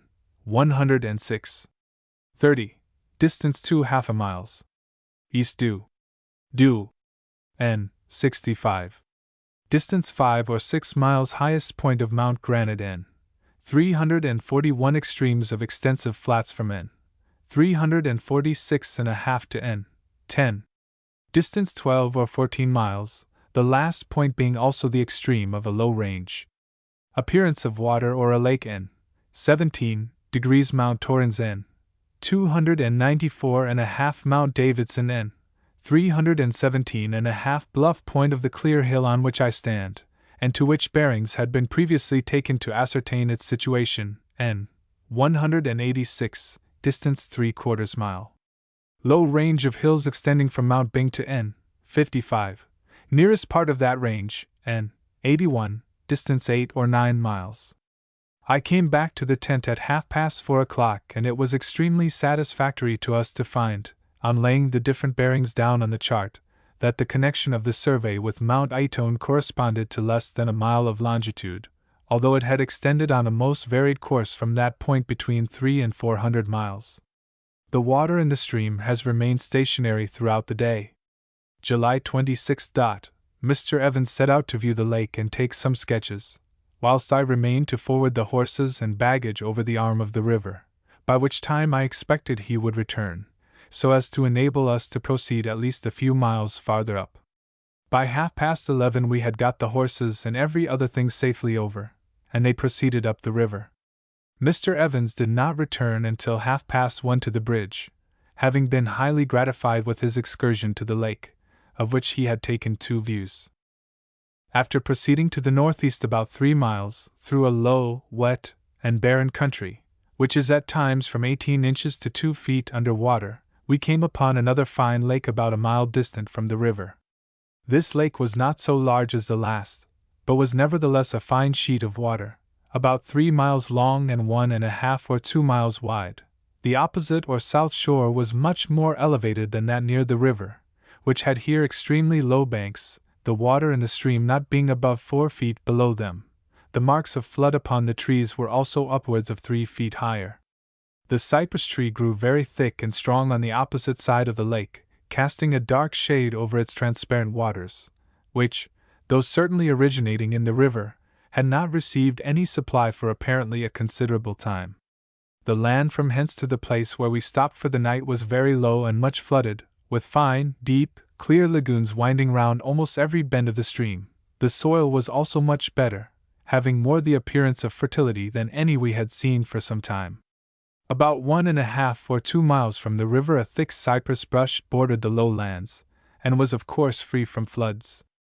The small dwarf box tree still, however, continued to be the prevailing wood, and covered, as usual, the more wet and boggy portions of the low land. The northwest side appeared to be higher, and the banks, as much at least as we could see of them, seemed of better soil. A large native's canoe having been found hauled tip near to the spot on which we stopped, appearing to me sufficiently strong to be capable of transporting ourselves and baggage to the opposite side of the river, I determined to make trial of it for that purpose, and if found practicable to cross at once, rather than wait the chance of the waters falling sufficiently to enable us to construct a bridge, where, in the event of failing in that design, no friendly canoe might be at hand to assist us. The waters in the stream had not fallen at all, and were about 4 or 5 feet from the banks, continuing to run with great rapidity.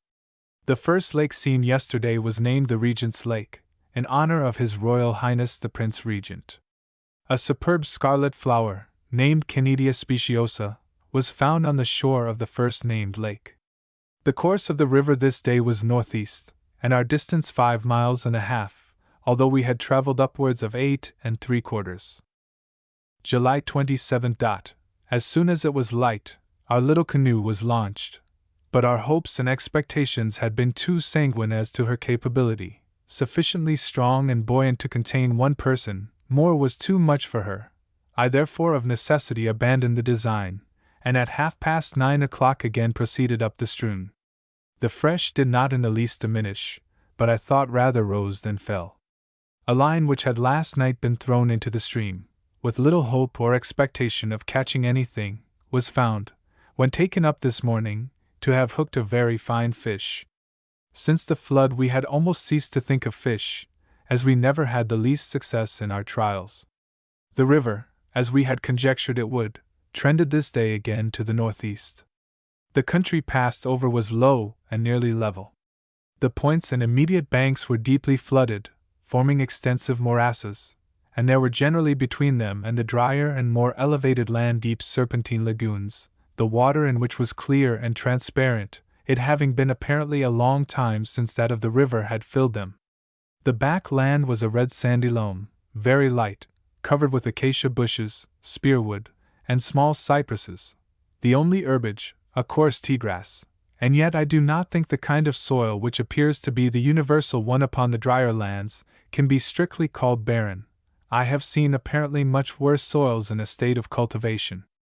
We crossed one or two large plains, clear of wood and even bushes, the soil a stiff tenacious clay, which, though not flooded by the river, retains all the water that falls upon it, there being no descent or fall by which it can be conveyed to its natural drain, the river.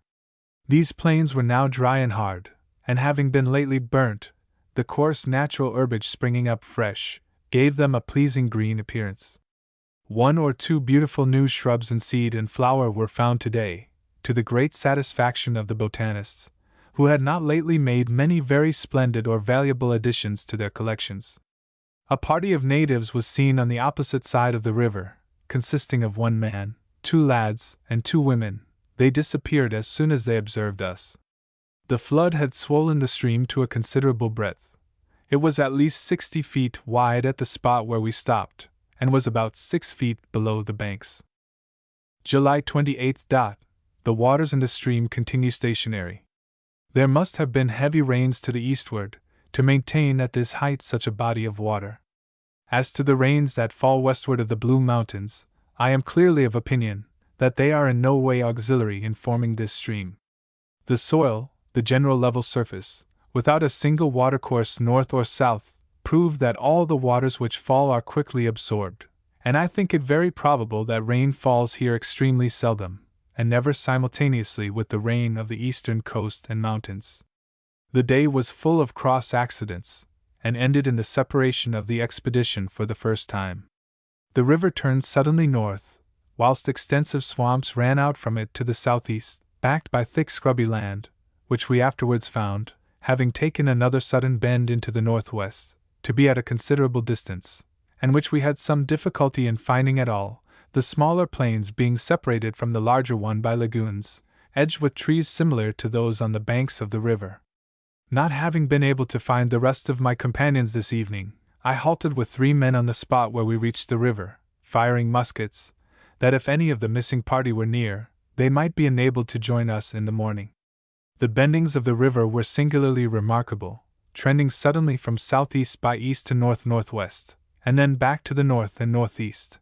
I mean the principal bending in the general course, for the smaller ones were as usual innumerable. Of the swamps, which in places extended from 8 to 10 miles from the river southeast and south, some parts were dry and others under water, and there were occasionally large lagoons covered with innumerable wild fowl of various descriptions. Great numbers of native companions, bustards and emus, were seen on the plains, which, at the termination of our day's journey, were of a better and drier description than usual. The northeast hills bounding them were low, thinly studded with trees, and although rocky on the summits, were covered with green tea grass. The flood in the river was very high, but from the appearance of the banks, which were about 5 feet from the water, I did not think it had risen much in the course of the day. July 29. At daylight sent a man on horseback to search for our missing companions up the river, as we thought we had heard a musket in that direction in reply to one of ours. The man shortly returned, having met with 2 men whom I had seen yesterday looking for their horses. They had been joined by Mr. Cunningham, and had encamped about half a mile higher up the stream than ourselves. Of Mr. Evans's party, consisting besides himself of 5 men, they had heard or seen nothing, nor had they fallen in with any of their marks. At 8:30 I proceeded with the horses up the river to join the 2 men, expecting also that Mr. Evans would certainly return downwards when he found that we did not join him. It was 12 o'clock before we found him, and we then proceeded up the river, whilst one man and myself went to a clear hill in the range of Mount Bing, and from which we expected a good prospect. We passed over a large plain, washed by the river, the soil, a stiff red clay loam, long parched by drought, the sides of the hill light red sandy loam. Small blue gum trees, box, cypress, and a multitude of acacia shrubs of various species were the usual productions of the drier and more elevated grounds. Our expectations of an extensive prospect from the top of the hill were not disappointed. We had a distinct view round the compass. The river wound close under the foot of the hill, and trending to the southeast through low marshy grounds covered with atriplex bushes and the acacia pendula, evidently and distinctly showed that it originated in the separated branches of the Lachlan, which it is probable united 15 or 20 miles below Mount Cunningham, forming the present stream. The northeast side of the river was equally low and marshy. All the points which had been set at Mount Cunningham were distinctly recognized, and bearings being now taken to them, served to correct and prove the survey. The bearings taken from this hill, named Piper's Hill, were as follows by the theodolite. Mount Cunningham E. 9 degrees, 20 minutes, S. Mount Merrick S. 6710 E. Mount Maud S. 620 East Table Hill S. 430 East Line of Mount Bing, called Watson Taylor's Range E. 70W. Mount Granite N. 790W. Mount Barrer N. 680W. About the same distance as Mount Granite. Extreme of a high range from N. 59.5W. to N. 24.5W. Nearest extreme distance about 30 miles, westward 45. Extremes of another range from N. 10W. to N. 2W. about 12 miles long, another range N. 3E. to N. 50.5 Ehrd's Peak N. 72E. A mount north of it, Mount Hawkins N. 71. 15E. A distant one N. 86.5 E. Mount Riley. Low ranges in N. 44. E. N. 35. E. and N. 26.5 E. All the intermediate spaces being low-level land.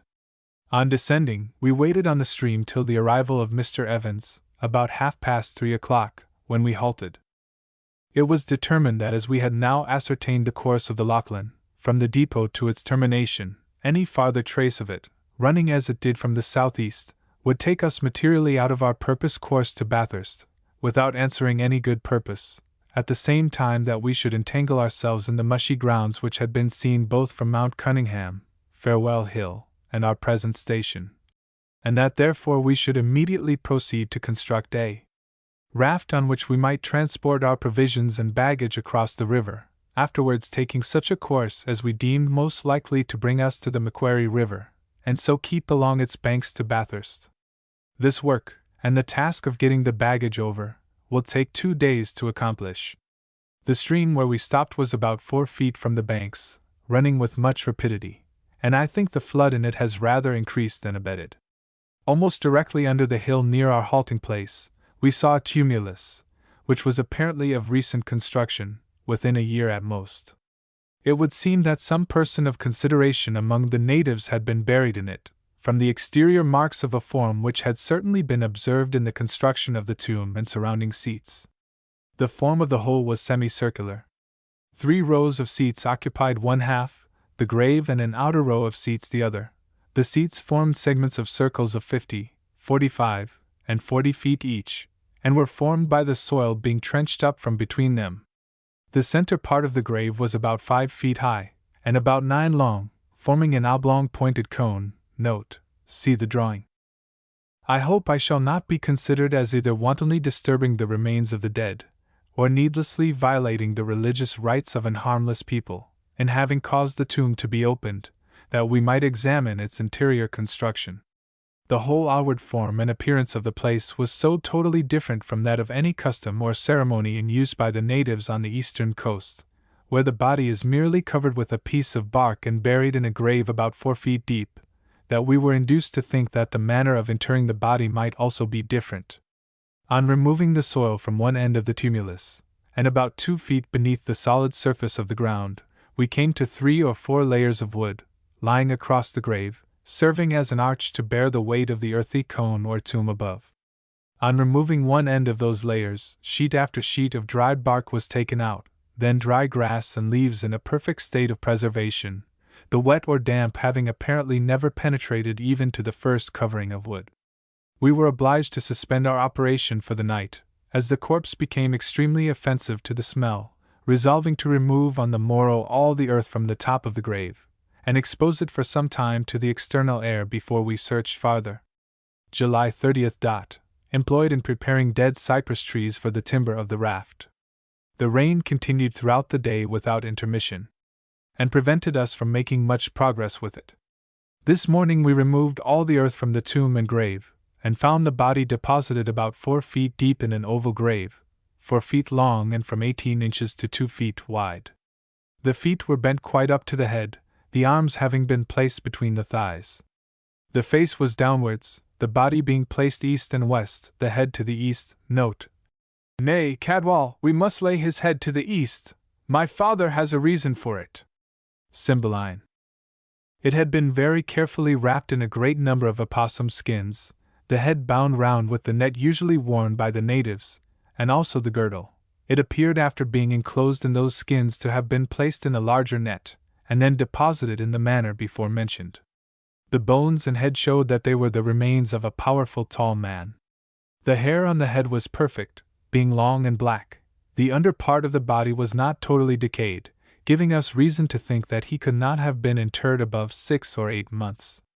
Judging from his hair and teeth, he might have been between 30 and 40 years of age. To the west and north of the grave were 2 cypress trees distant between 50 and 60 feet. The sides towards the tomb were barked, and curious characters deeply cut upon them, in a manner which, considering the tools they possess, must have been a work of great labor and time. Having satisfied our curiosity, the whole was carefully reinterred, and restored as near as possible to the station in which it was found. The river fell in the course of the day near 2 feet. July 31st. Again employed in the construction of our raft, which I hope will be completed sufficiently early tomorrow to allow us time to get everything over, and encamp on the other side. The river fell about 2 feet in the course of the day, and still continues to fall rapidly. The dogs were very successful, killing 3 emus and a small kangaroo. August 1st. Still employed on the raft, which will be ready for use about 1 o'clock. The river fell a foot during the night, but the trees that would have been useful to us are still under water. The mean of the different observations made here gave the following results. Mean lat. 33 degrees, 4 minutes, 2 seconds, s. Complon. 1463150 e. Variation 72300 e. The series of triangles by which the longitude from our situation on the 17th of May has been computed corresponds precisely with the bearings taken from this station to the principal objects forming their bases, and whose relative situation on the chart had been fixed on the 17th of May. It was extremely satisfactory to find in so extensive a survey that the angles should thus so completely verify our situation. Our raft was finished and launched by 1 o'clock. Its capability of carrying any burden we had to put upon it fully answered our expectations, but here its utility ended.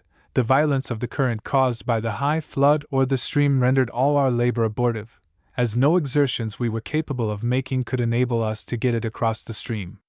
We had stretched a line across the river by which to tow it over, but the men were not able to withstand the force of the current acting on the body of the raft. They let go their line and were carried about 3/4 of a mile down, when they were brought up by some trees and got safe on shore, making the raft fast. The flood had been slowly subsiding all day, giving us hopes that we should still be enabled to fell some trees for a bridge, which was now our only resource, as it was considered most advisable to use our utmost efforts to cross here rather than go farther up the stream. August 2nd. Cloudy weather with heavy rain during the night, which still continues. We commenced felling some trees, which we were in hopes would answer our purpose, our anxiety to cross being very great, as it is probable, from the long-continued fine weather we have experienced until lately, that the rainy season in this part of the country may shortly set in, which would extremely embarrass and distress us. We were again disappointed in our hopes of crossing by means of trees, as the flood which still continued swept them away as soon as felled. I sent Byrne up the stream to endeavor to find a better place, but he returned in the afternoon without any success. He reported that about 3 or 4 miles above the tent a branch joined the stream, that he had traveled up it 6 or 7 miles, but not far enough to say where it quitted the main stream. The low plains were several inches under water from the present rain, and the ground that appeared the driest was the worst to travel on, being a wet, loose, sandy bog. As the flood continued rapidly to subside, we resolved upon again trying the raft tomorrow morning. All hands were accordingly sent to tow her up, which was accomplished by night. August 3rd. A bleak, cold morning, with continued small rain. At daylight we set to work with our raft, and after many trials had the satisfaction to find that we should succeed in getting over our baggage. Whilst Mr. Evans superintended this work, I rowed up the river with Byrne to see the branch. I found it but an inconsiderable one, being merely a lagoon, except in times of flood like the present, when it appears nearly as large as the parent stream. It forms an island 10 or 12 miles long, and from 2 to 4 broad.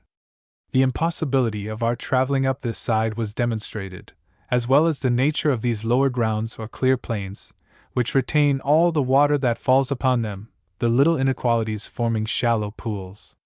It was much better traveling over them than on a low ridge of hills a couple of miles from the river on which I returned, the soil of the latter being so loose and boggy as to render it difficult for the horses to proceed. On my return I found considerable progress had been made in transporting our luggage, and by 4 o'clock everything was safely crossed. Our little bark was however completely waterlogged, and at last would scarcely support a single man, though when first launched, 3 or 4 might venture in her with safety.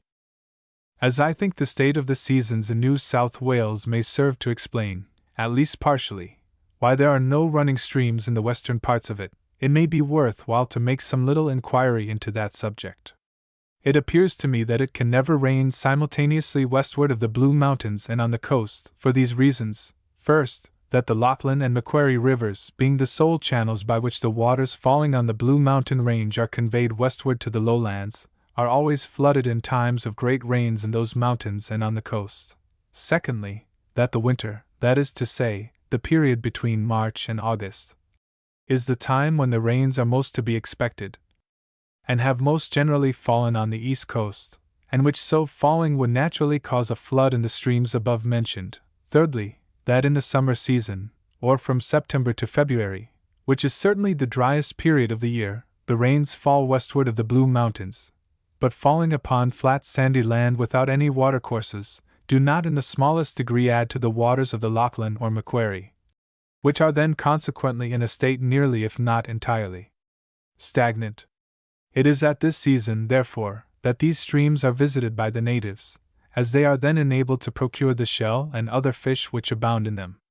The tracks and impressions made by the feet of the natives were certainly made when the ground was very soft and marshy, whilst their gunyahs were merely the branches of trees, and erected in places which we found to be swamps, but which in summer would, in comparison with the plains, be dry ground, the waters from them being drained off into the river. The Blue Mountain Range is by far the highest in New South Wales. The ranges westerly, though high when viewed from the low grounds from which they rise, cannot in any respect be compared with them. In the summer, the northeast and southeast winds coming from the sea are forced over these mountains, and the vapors with which they are charged are attracted by the lower ranges westerly, and converted into rain. In the winter, the prevailing winds on the coast and inland, as is evident from the trees on the tops of the hills, are from southwest to northwest. In the winter, these westerly winds blowing over a vast extent of country, and coming with great violence on the Blue Mountains, confine those clouds and vapors which would occasion rain, to the vicinity of the coast, and the eastern side of the mountains. A wet summer on the east coast would occasion a flood in the Lachlan at that season, and should the rains then be attended with easterly winds, causing rain on the western side also, the whole low country must be under water for a double reason. This is a circumstance which, I think, could seldom happen, otherwise the consequence to the miserable natives must be dreadful. It may be remembered that for nearly 2 years, viz., 1814 and 1815, scarcely a drop of rain fell on the east coast of New South Wales, and when the country about Bathurst was first visited, it bore marks of being similarly affected by drought. The last summer was a very wet one on the east coast, at the depot on the Lachlan. During that period when the rains were heaviest, in February, the people enjoyed the finest weather. At the same time the river was constantly flooded, sometimes rising to a great height in the most sudden manner. Since the present expedition has been out it has generally enjoyed dry, clear weather, otherwise we could not have travelled. Our meteorological journal will, when compared with one kept at Sydney, throw farther light upon this subject, and I merely hazard the above ideas as hints for a more general and extended view of the natural causes which seem to govern the seasons in this truly singular country. Another proof, if more were wanting, that the river is only periodically full and flowing, I think may be derived from the numberless windings of the stream, setting aside the general course. If the water was always running, it would doubtless have forced a straighter channel through the soft, loose, sandy, loamy country through which it flows. It being also remembered that there is not a single stone or rock to be found along the whole banks of the river, the few low rocky hills that terminate upon it either have a narrow slip of soft land between their base and the river, or the country is flat to a considerable distance on the opposite shore. Its windings and sudden bends are so remarkable that I am sure I underestimate it, when I consider that on a straight line of 10 miles from point to point, the water passes over 25 miles. In many places, from 30 to 35 would be within the truth. The animals differing from those in the neighborhood of Bathurst are but few. The principal is a new species of red kangaroo, a smaller species of the same, having a head delicately formed, called by us the rabbit kangaroo. 2 other birds besides the pigeon and cockatoo before mentioned may be noticed. We suppose them to be both birds of night, being only heard at that time. Either of them was seen. One was remarkable for exactly imitating the calls of the natives, the other the short, sharp bark of the native dog, insomuch that our dogs were constantly deceived by the noise. August 4th. Proceeded to the northeast by east, intending to keep that course for 2 or 3 days, to clear us of the low grounds north of the Lachlan, before we bent more easterly for Bathurst. The above course would also carry us so far northward as to ensure our falling in with the Macquarie at a considerable distance from the settlement, and also enable us to discover if any similar streams had their source westerly of the high range from whence the Coal River derives its source, as we shall then be some miles north of that port. Our route lay through a low wet country for the first 8 or 10 miles, the flats covered with the acacia pendula. The last 3 miles were rather more elevated, the soil in general a loose, red, sandy loam, with small cypress, box, and acacia trees. A few acres and patches had been burned, occasionally relieving the eye from the otherwise barren scrubby appearance of the country. We passed through 2 or 3 small eucalyptus scrubs, and upon getting out of one, having gone 13 miles and a quarter, we fortunately happened to fall in with a native well, containing a few gallons of water sufficient for our own supply, whilst the open level land which the scrub led to having been burnt, we hoped would afford succulent herbage sufficient for the horses, and prevent them from suffering from the want of water. Our course was N. 69E, 13 miles. August 5th. The water for our breakfast drained our little well to the dregs. Hoping that we should be more fortunate in this day's route, at 8:30 we again set forward, on the same point as yesterday. The first 4 miles of our course led through one of those dreadful scrubs of Eucalyptus tumosa and prickly grass, which we had often before experienced. It was on rather an elevated plain, and exclusive of the difficulty of forcing a passage through it, was extremely boggy and distressing to the horses. After passing through it, the country for 5 or 6 miles farther was more open, the same elevated plain or level still continuing, being thinly studded with box and cypress trees, with abundance of acacia and other shrubs, the soil a loose, red, sandy loam. At the 10th mile we providentially found a small muddy hole of water which, bad as it was, refreshed both men and horses extremely. Fearing, from the appearance of the country, that we should not find any water farther on, we filled our small keg, containing nearly 3 gallons, which would at all events free us from absolute want. We went 4 miles farther through the same desert country, when evening drawing on, and the small trees and shrubs becoming thicker, we thought it best to stop before we again encountered an eucalyptus brush, which, not affording the smallest fodder for the horses, would, added to the want of water, render them in all probability unable to take either us or themselves out of the desert in which we were. The spot we halted on afforded some dry tea grass and a few syngenetious shrubs, and praying for a heavy dew to moisten them, we hoped the animals would not on the whole fare much worse than ourselves. The rain which had fallen while we were on the river was not perceptible here. Indeed, I think sufficient to deluge any other country must fall, before it is seen on the surface of such a soil as prevails in this part of New South Wales. A little rain renders it, however, so soft and slimy as to make it difficult to travel over, and I should conjecture, from the milky whiteness of the water in the holes we have seen, that it rests on a substratum of white clay 3 or 4 feet below the surface. The water holes at least had that bottom, although their margins were of the red, sandy loam before mentioned. An accident happened to the vessel containing the mercury of the artificial horizon, by which the greater part was lost, leaving scarcely sufficient for use. It had been a matter of surprise to me that such a misfortune had not occurred sooner, the box containing the instruments, etc., being so shaken by the horse forcing his way through the scrubs, that I considered myself extremely fortunate not to have been deprived of the use of them long before. To carry barometers, and other delicately constructed mathematical instruments, safely through such a journey as the present is impossible. Our course made good was N. 68E, distance 13 miles and a half. The evening fine and clear. August 6. Proceeded on our course, which led us for 9 or 10 miles through what might be termed an open forest country, with respect to the timber growing on it, but it was overrun with mimosa and acacia bushes, many of which were coming into flower, relieving in some measure the somber foliage of the cypress and box trees which were scattered among them. It was rather an elevated track that we traveled through, with such gentle rises and descents as to be almost imperceptible from a level surface. I ascended a hill about 3 miles north of the road, but could see nothing remarkable in any direction, the whole appearing irregularly broken into low hills and valleys, thickly clothed with small trees and bushes. At the 8th mile we came upon a small waterhole, which our poor horses soon emptied. Again at the 10th mile, just at the commencement of a very broken stony range, we also found a few gallons of water, which the horses also enjoyed, it being much too muddy for our use, and besides, we had hopes that after passing the range of hills in which we were about to enter, we should find water on the other side. The range continued in short broken hills for upwards of 3 miles and a half, and led through such a country as distressed both men and horses exceedingly. The surface was covered with small quartz stones, without herbage of any kind.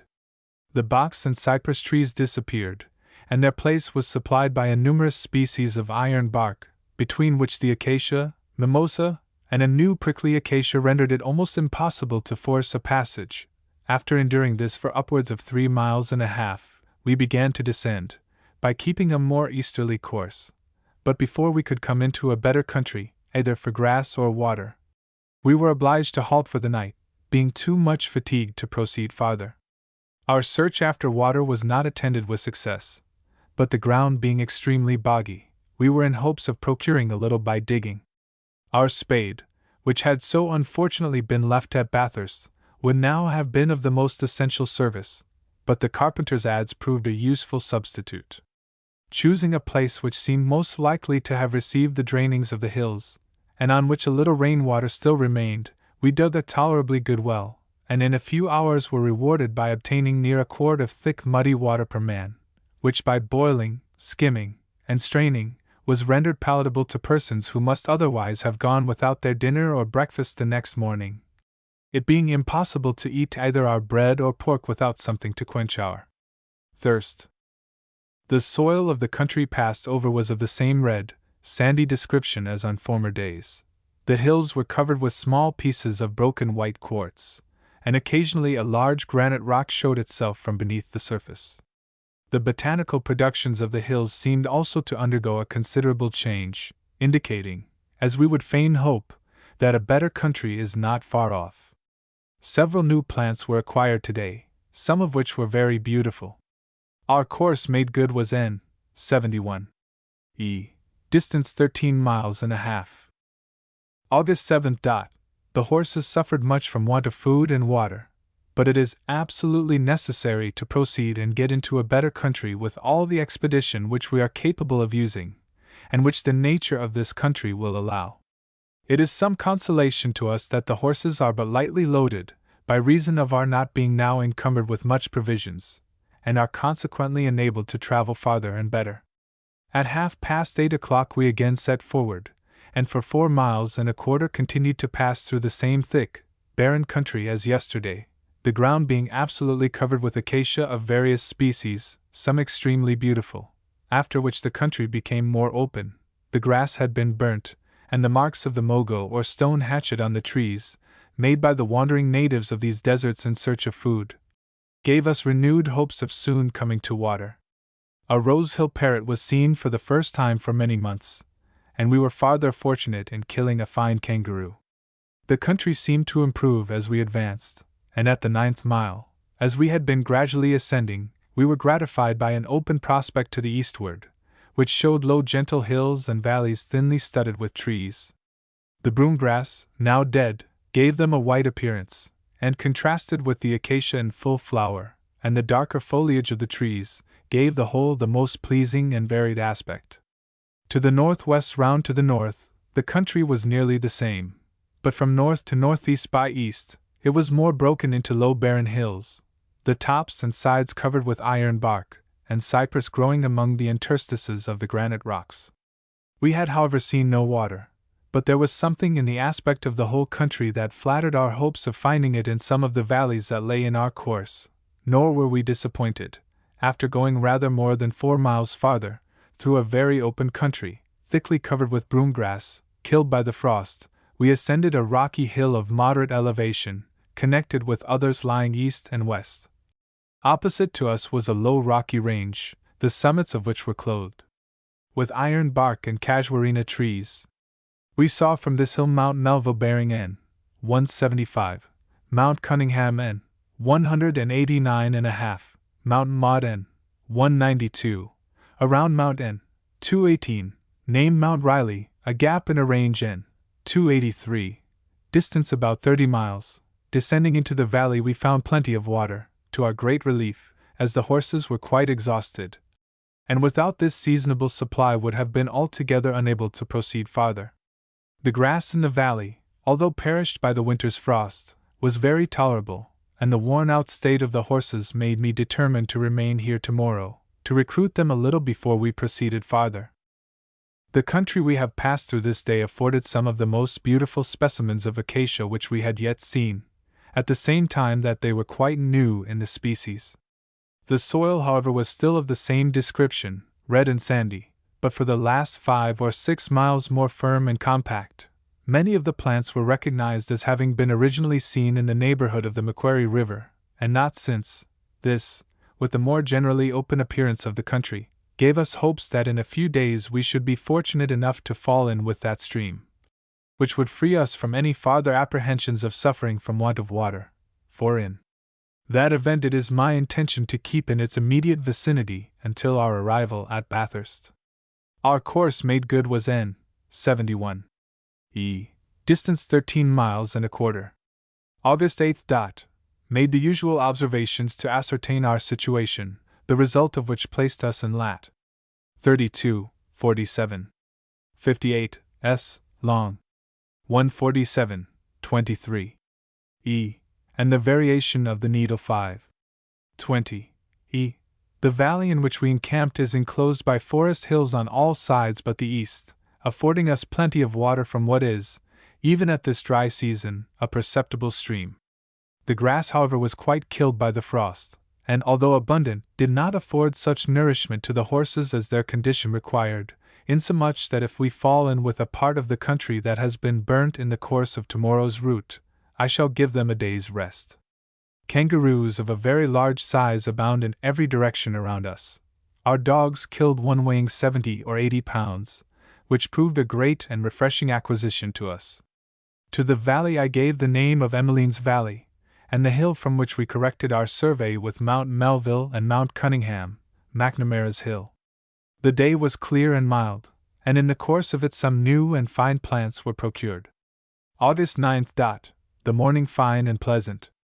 At 8:30 we left the valley, intending still to keep our course north of east, as the most likely point on which to make the Macquarie River, from which, judging by the botanical productions of that stream, we cannot be very far. For 3 or 4 miles the country was tolerably open and good, being clothed with luxuriant broom grass. The cypress trees of good dimensions, but no signs of water. For the remainder of our day's journey, we passed over tracts of low barren ridges covered with brush, and iron bark trees, and open valleys. The country was of moderate elevation, but still we were not so fortunate as to find any water, although every slope was searched. After having traveled 14 miles, during the latter part of which it rained hard, I thought it most advisable to stop, as we had just passed through a thick brush into a more open country, which would afford the horses something to eat. The rain, which still continued, relieving us from apprehension of their suffering much from want of water. As to ourselves, we had taken our now usual precaution to fill our keg, which gave us a pint each for our evening consumption, and the same quantity for breakfast the next morning. In the course of the day the Sterculia heterophylla was very abundant, and we remarked that the cypresses were those originally known as the Calitris australis, and not of either of the other 2 species, which were common in the neighborhood of the Lachlan.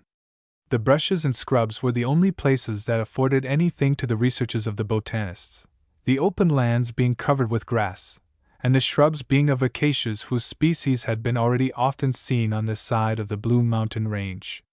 August 10th. The morning proved clear and mild, and at 9 we again proceeded, as it was impossible to remain in a place that did not afford us any water, and not good grass. The country continued open forest land for about 3 miles, the cypress and the bastard box being the prevailing timber. Of the former many were useful trees. We seemed neither ascending nor descending, but traveling on somewhat of an elevated plain. The broom grass was very luxuriant, being 4 or 5 feet high, the soil, as before, a light, red sandy loam. To this open tract succeeded 3 miles of barren brush land, covered with clumps of small cypresses, iron barks, and acacias.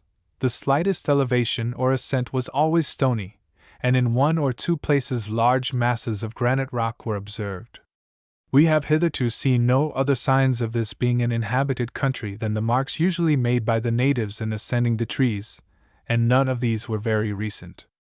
It is probable that they may see us without discovering themselves, as it is much more likely for us to pass unobserved the little family of the wandering native, than that our party, consisting of so many men and horses, not traveling together, but sometimes separated a mile or 2, should escape their sight, quickened as it is by constant exercise in procuring their daily food.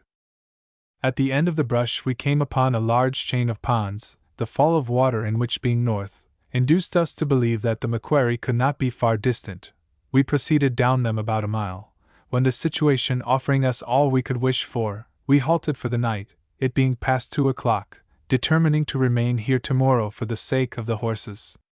The country on the east side of this chain of ponds was again an open forest as far as we could see in that direction, which however was not very far, as we were nearly on a level.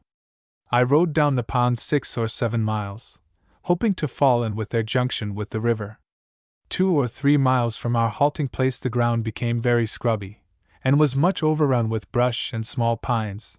There were marks of flood in the watercourse of the ponds, from 8 to 10 feet high. I saw several shags, ducks, herons, cranes, and other birds that frequent low or watery situations, but the night coming on obliged me to return. August 11th. Along the banks of these ponds, several transitory encampments of the natives were found, but none that had been inhabited within these 4 or 6 months. By all of them were found abundance of the pearl musselshell so common on the Lachlan. The soil, as far as we examined round our tents, east of the ponds, was a good sandy loam. The timber very open, and if the country had been divested of the numerous acacia bushes with which the face of it was covered, it would be impossible to wish for land more lightly timbered. The grass Anthisteria was very luxuriant. The ponds appear to have not been flooded for a very considerable time, the water in many being of a milky whiteness, and the dry channels are overrun with reeds and grass. These ponds were called Coisgain's ponds, and by our observations the tent was in lat. 32, 44. 29 s. long. 147, 46. 30 e. Mean variation 7. 18 e. August 12th.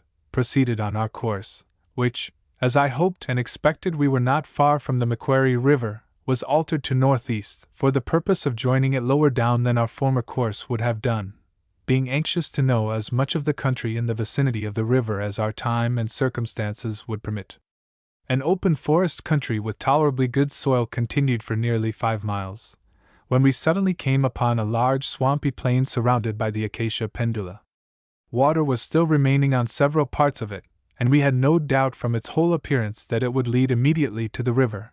From the southwest edge of this plain, which was 6 or 7 miles round, we had a distant prospect of a very lofty mountainous range to the eastward, named Harvey's Range, the north extreme of which bore north, and the highest part n. 94. This range was by far the highest we had seen westward of the Blue Mountains, and its elevation could be very little if at all inferior. Crossing this plain and pursuing our northeasterly course, we entered a poor barren country covered with box trees and low acacia shrubs. Our hope of meeting the river was however disappointed. We traveled upwards of 6 miles through this box scrub. When coming to 2 or 3 holes of good water I thought it advisable to halt, rather than proceed a mile or 2 farther, which was the utmost we could have done, and then in all probability be obliged to halt at a spot that would not afford us that necessary article. The inclination of the loftier trees, particularly the cypress trees, for these 2 or 3 days past, denoted the strength and prevalence of the southwest and westerly winds. This is more easily discernible from the tops of low ranges, the western side of the tree being generally deprived of its branches, and the trunk bent in a remarkable manner to the northeast. This inclination and prevalence of the winds was not observed in any particular degree westward of Mount Cunningham, and was most remarkable in that elevated range of country lying between the depot on the Lachlan and Bathurst, and which elevated tract continues with little interruption to the western base of the Blue Mountain Range, on which there is not a single tree that does not denote prevalence of the westerly wind. August 13th. Again set forward, intending to keep a northeasterly course through the day, when if we do not fall in with the river, our future course will be directed more easterly, as we shall be then full 70 miles north of Bathurst, and north of the parallel of Port Stephens. The country through which our course led us today was of various description, the first 3 miles and a half being indifferent forest land, open with respect to timber, but much overrun with small acacia bushes. At the end of this tract was a small stream of water in ponds, having its course in the lofty range east-southeast of us, and which was not very distant from us.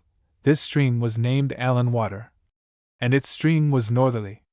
The next 4 miles northeast of this burn was through a barren scrubby country, full of dry waterholes, and thickly covered with the Casuarina filifolia, box trees, and acacia bushes. The cypress seemed to shun this kind of barren clay soil, and was more prevalent and flourishing on the open forest land where the soil was light and loamy, and covered with luxuriant broomgrass. This was the case for the last few miles, which consisted of a very good tract of land. The cypresses here grew into very handsome timber, and indeed were the only useful wood, as the box tree was usually stunted and crooked.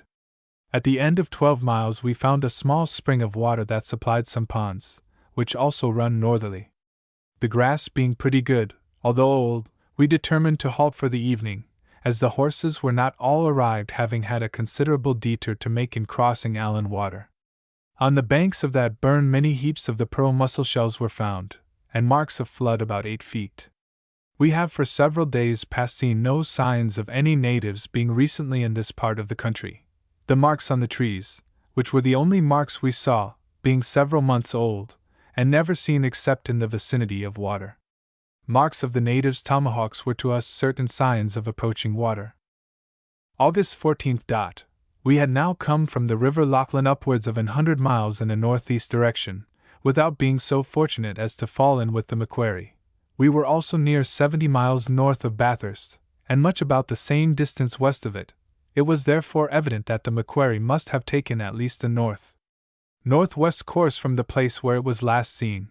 How much farther north it had gone, of course we were ignorant. It is, however, probable, from the watercourses we have lately passed leading northerly, that the above point would be nearly the course which it has taken. To travel farther to the northeast would lead us very far from our proper route to Bathurst, farther indeed than we had provisions to enable us to travel, having only from Saturday next enough for 14 days at a reduced allowance, and that time I calculated would be barely sufficient to take us to Bathurst on a direct course, presuming no local obstacles to arise. These considerations induced me to alter our course to east, which however would be nearly at right angles with that which we imagined the river to have taken, and would therefore enable us to reach it perhaps as soon as on any other course, as we could only infer its probable situation from the nature of the country over which we travelled. At 8:30, we again set forward on the above course. East it led us generally through a good open grazing country for about 8 miles, when it became more broken and hilly. These hills were all covered with grass, their summits and sides rocky, with small stones. The color of the soil had been apparently getting darker for some miles, and was now a light, hazel-colored, sandy loam. The small blue eucalyptus, so common in the neighborhood of Bathurst, again made its appearance, taking the place of the box tree. Iron and stringy barks of small size were also common on the tops and sides of the hills. 2 Sydney or coast plants were also seen. Between the 8th and 9th mile we ascended a small hill, whence we had a distant view from the south round by the west to north, taking in that tract of country over which we had passed. Not a hill or eminence of any kind broke the dead level surface of the country in those quarters, and the day was so clear that had any been within 60 or 70 miles they must have been seen. From the east to the south was the lofty range before mentioned, and now distant 5 or 6 miles. It was broken and rocky. Iron-bark trees were however growing on the very summit. To the northeast and north our view was not more than 10 or 11 miles, being broken into low grassy hills of pretty much the same elevation with that on which we stood. The smoke of several natives' fires were seen in the range to the eastward, and some to the northwest.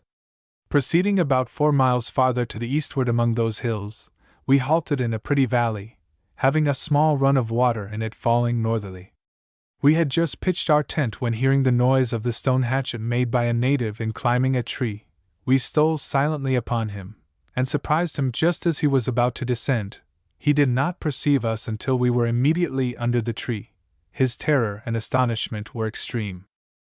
We used every friendly motion in our power to induce him to descend, but in vain. He kept calling loudly, as we supposed for some of his companions to come to his assistance. In the meantime he threw down to us the game he had procured, a ring-tailed opossum, making signs for us to take it up. In a short time another native came towards us, when the other descended from the tree.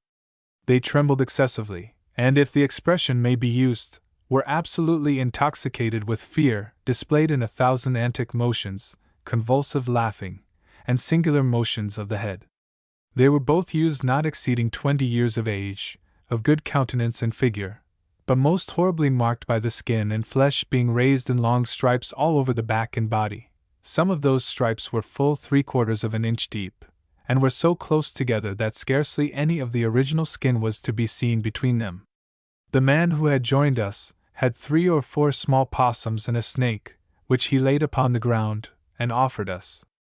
We led them to our tent, where their surprise at everything they saw clearly showed that we were the first white men they had met with.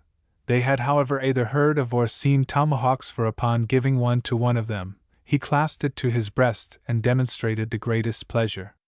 After admiring it for some time, they discovered the broad arrow, with which it was marked on both sides, the impression of which exactly resembles that made by the foot of the emu. It amused them extremely, and they frequently pointed to it and the emu skins which we had with us. All this time they were paying great attention to the roasting of their possums, and when they were scarcely warmed through, they opened them, and taking out the fat of the entrails, presented it to us as the choicest morsel. On our declining to receive it, they ate it themselves, and again covered up the possums in the hot ashes. When they were apparently well done, they laid them, the snake, and the things we had presented them with, on the ground, making signs that they wished to go, which of course we allowed them to do, together with their little store of provisions and such things as we were able to spare them.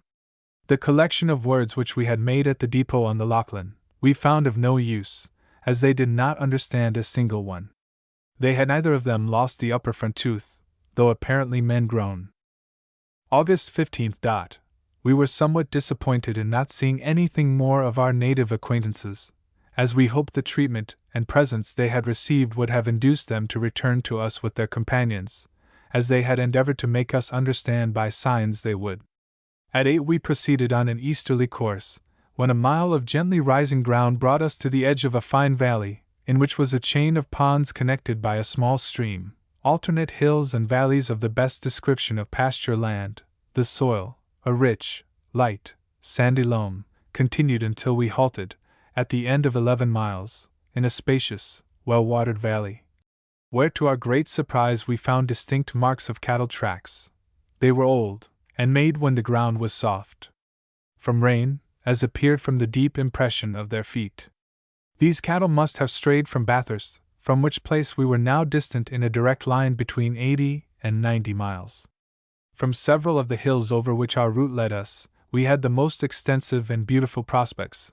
From 30 to 40 miles round, from the north to south, the country was broken in irregular low hills thinly studded with small timber, and covered with grass.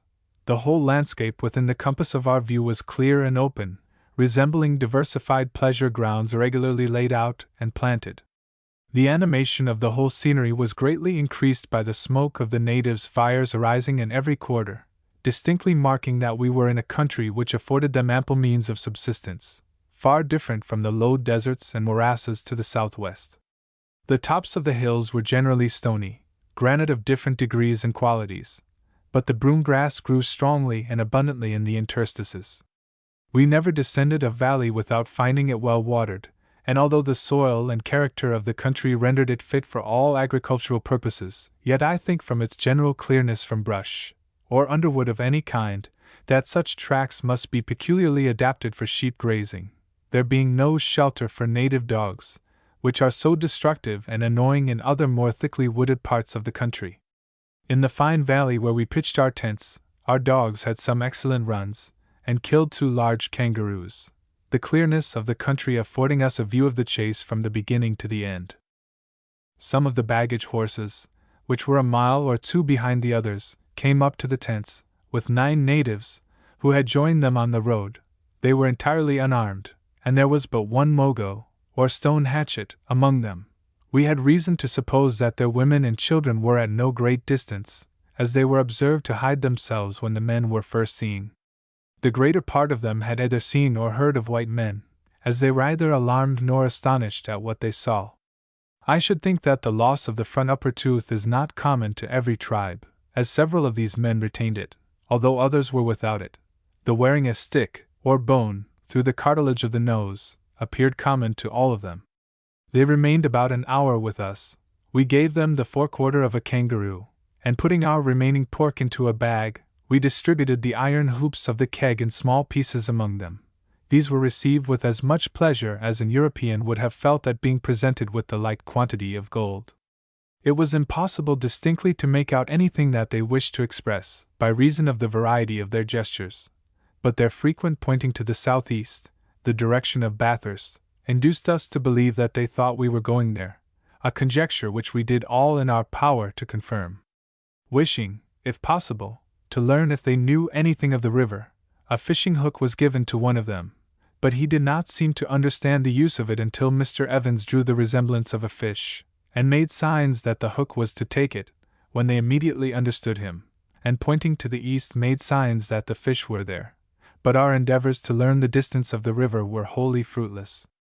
They appeared a harmless, inoffensive race of people, extremely cautious of giving offense, and never touching anything until they had first by signs obtained permission. Many of the words collected at the depot were known to them, others were not. But ignorant as we of course were of each other's meaning, we found it a vain task to endeavor to learn their names of things. To collect a vocabulary of words in a strange language, It is in some measure necessary that the party who is to afford the knowledge should understand for what purpose he is questioned, which it was impossible to make these simple creatures comprehend. They left us about an hour before sunset, highly gratified with their adventure. August 16th. Quitted the valley, which was named Mary's Valley, on our eastern course, anxiously hoping that we should reach the river in the course of the day. We had heard last night and this morning the screams of the white cockatoo, which we have always looked upon as a certain sign of approaching water. The same fine grazing tract of country continued over irregular hills and valleys for about 4 miles, when ascending a high hill, named Mount Johnston, a little upon our left, we had a very extensive view to the northeast and east. In the former quarter, a beautiful range of hills stretching north and south, bounded at a distance of about 8 miles the fine extensive valley before us. Under those hills we would fain have found the Macquarie, fancying that we could distinguish the haze arising from water. To the northward, 2 hills skirted the valley at a distance of 6 or 7 miles, which might be about the medium width of it from north to south, in which quarter a rocky range, clothed with pines and iron bark, prevented us from seeing to any great distance. To the east and southeast, the same low irregular country appeared, thinly covered with trees and grass. Desirous of ascertaining if our conjectures were well founded in respect to the river, we altered our course, which was east, to northeast, keeping down the south side of the valley or plain, which we had seen from Mount Johnston.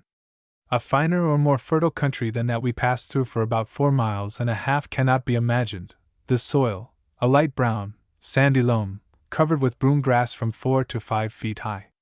After traveling the above distance, we most unexpectedly came upon a stream, which from its high grassy banks and rocky bottom we were obliged to conclude must be the river we were in search of, but so diminished in magnitude that the motion of the water connecting the long chains of reedy ponds was so slow as scarcely to entitle it to the appellation of a living stream.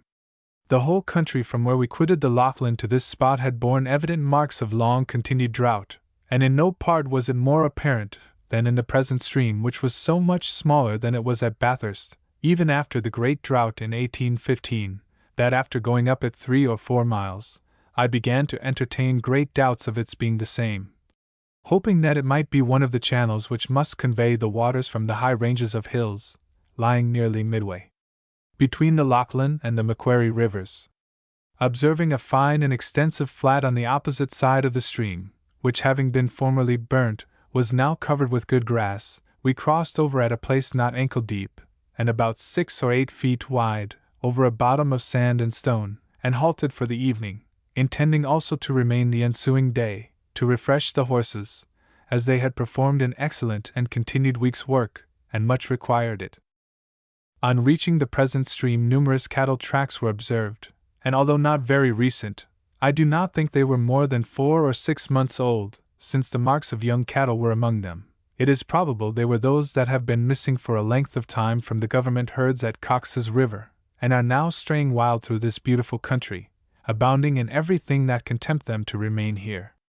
The plants on the banks and in the stream were precisely similar to those on the Macquarie in the vicinity of Bathurst, but I have observed that no certain conclusions can be drawn from a similarity between the botanical productions of 2 places, a truth which has been exemplified more than once in the course of this journal. August 17th. During the whole day the weather did not permit me to make the usual observations. It was not, however, uselessly passed, as the country was examined several miles to the northeast and east of our tents, and every report concurred as to the general beauty and goodness of the tracts passed over.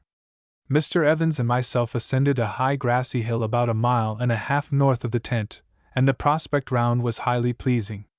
The general appearance of the country southerly made me still adhere to the opinion I entertained that the stream along which we were traveling would prove to derive its source from a very lofty range in that direction, whilst the Macquarie would be found still farther to the eastward, in which quarter I must have deceived myself greatly, if we do not find a stream superior to the present.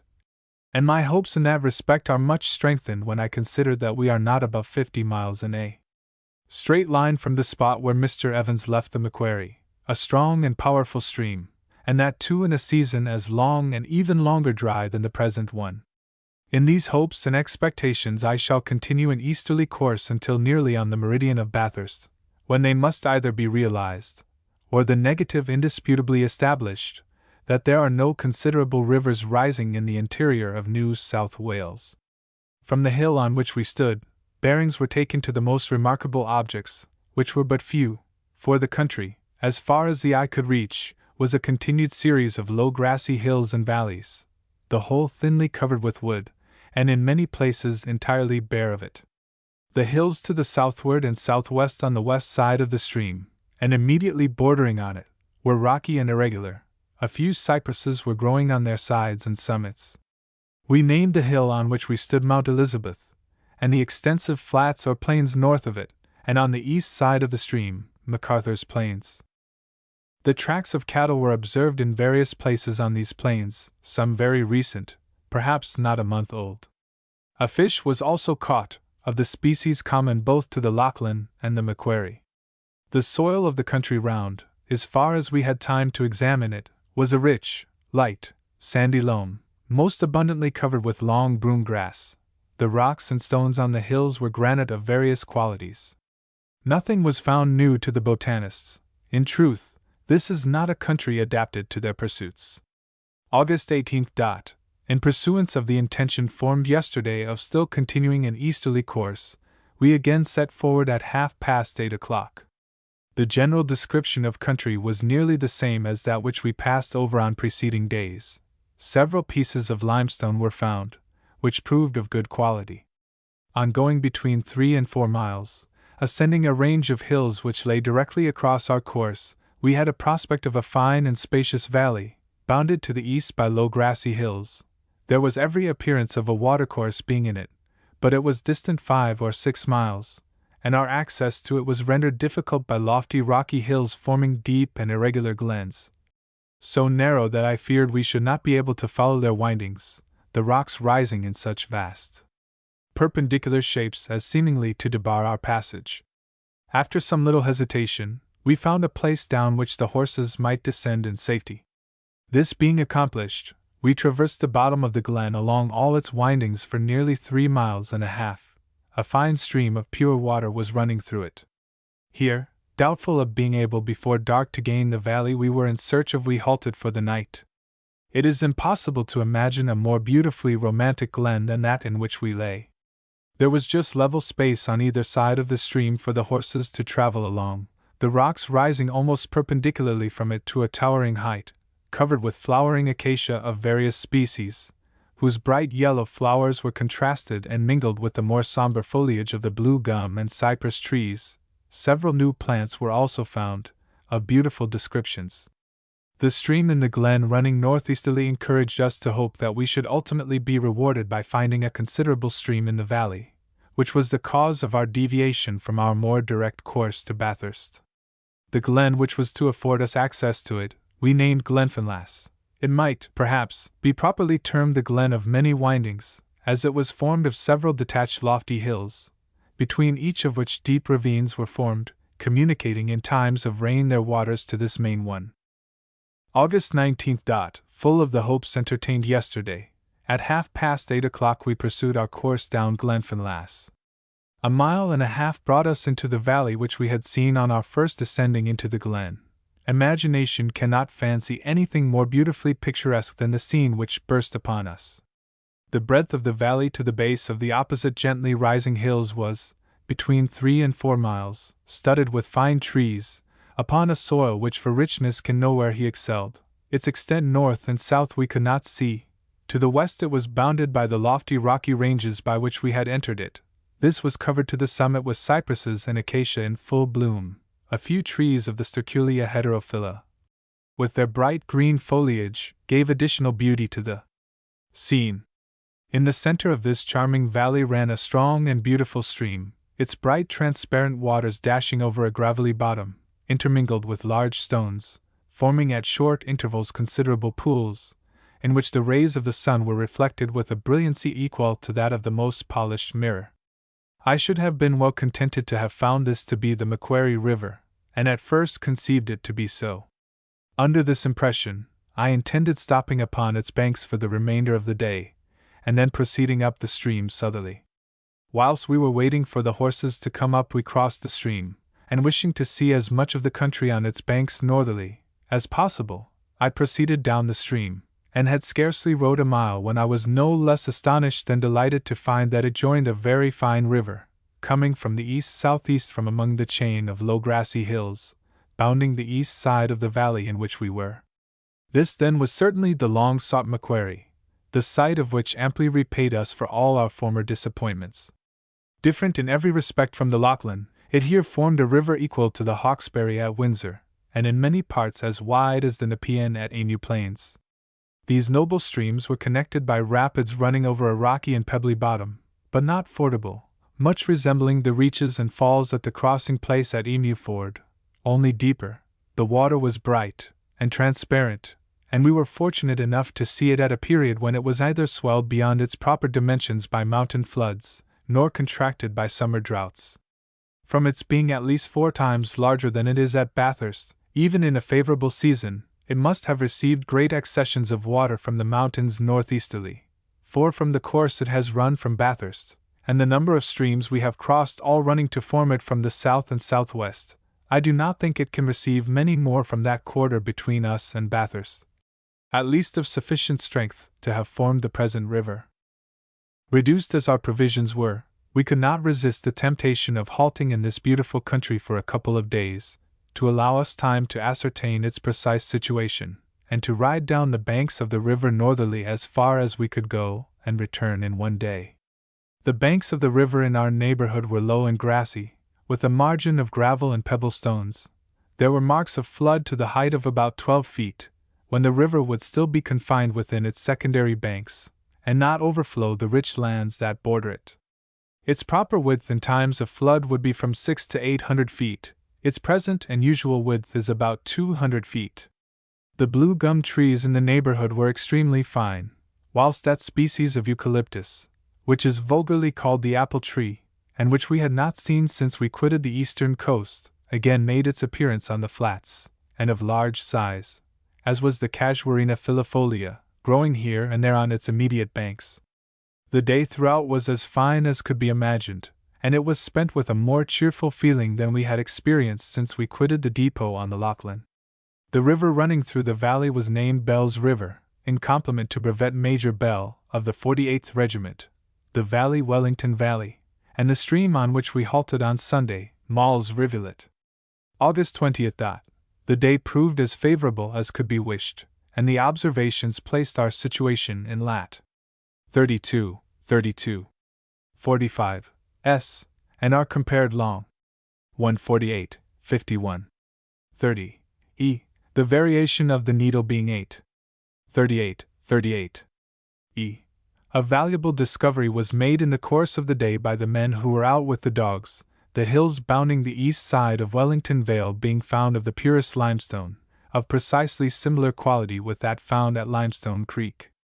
We were never due north of that place, and it is more than probable that the same stratum extends on the same meridian through the country.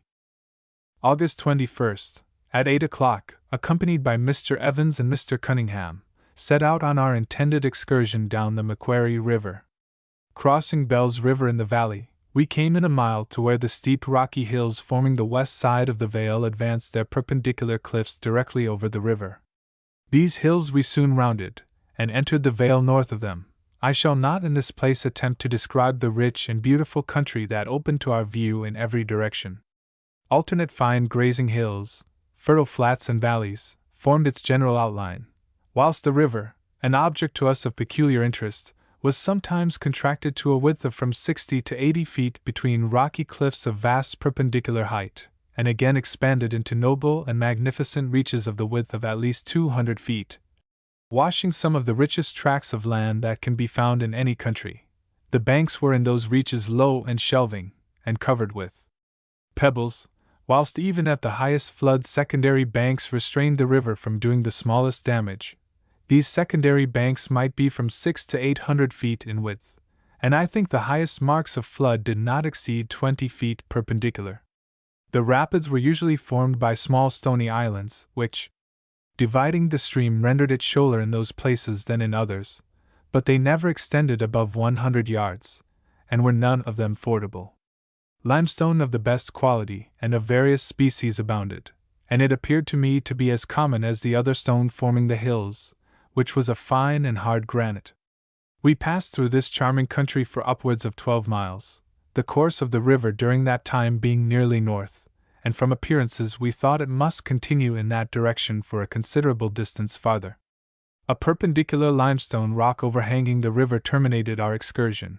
Adjoining to this rock, which was called Hov's Rock, from its being covered with a beautiful new species of hovea, a stratum of fine blue slate was found.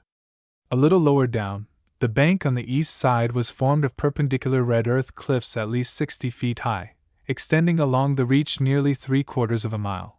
This bank was named Red Bank. A fine grassy hill thinly covered with wood rose eastward of it. The timber was unusually fine, consisting chiefly of very large and straight blue guns. Beautiful large casuarina trees were occasionally growing at the very edge of the water. The tops and sides of the rocky precipices on the west side of Wellington Vale were clothed with cypress trees, which had all the appearance of the Pinus sylvestris, that adorns the mountains and glens of Scotland. It was nearly 5 o'clock before we returned to our tent, highly gratified with our day's excursion. Nothing can afford a stronger contrast than the two rivers, Lachlan and Macquarie, different in their habit, their appearance, and the sources from which they derive their waters, but above all differing in the country bordering on them, the one constantly receiving great accession of water from 4 streams, and as liberally rendering fertile a great extent of country, whilst the other, from its source to its termination, is constantly diffusing and extenuating the waters it originally receives over low and barren deserts, creating only wet flats and uninhabitable morasses, and during its protracted and sinuous course is never indebted to a single tributary stream. The contrast indeed presents a most remarkable phenomenon in the natural history of the country, and will furnish matter in other parts of this journal, for such conclusions as my observations have enabled me to form. August 22nd. Among the other agreeable consequences that have resulted from discovering the river in the second vale of Tempe, may be enumerated, as not the least, the abundance of fish and emus with which we have been supplied. Swans and ducks were also within our reach, but we had no shot. Very large mussels were found growing among the reeds along some of the reaches. Many exceeded 6 inches in length, and 3½ in breadth. Traces of cattle were found in various places as low as Hov's Rock, which are now doubtless straying through the country. Our horses have recruited themselves exceedingly within the last 10 days, and being lightly laden, I have great hopes of being enabled to reach Bathurst before our provisions are altogether expended. We have now left but 4 pounds and a half of flour, and the same quantity of pork per man. Our chief dependence must be on the success of our dogs for any additional supplies, and in such a country as the present, we have no fear of being in want of food. We had scarcely laden our horses and began to proceed up the river, when the rain recommenced, and continuing without intermission, obliged us to halt after we had gone about 6 miles, which we did upon a reach of the river, that for magnitude and extent equals if not surpasses any in the Hawkesbury, and exceeds that much admired one on the Nepean River, winding round Emu Plains. The country on both sides was of the greatest possible fertility, and beautifully diversified by hills and open valleys.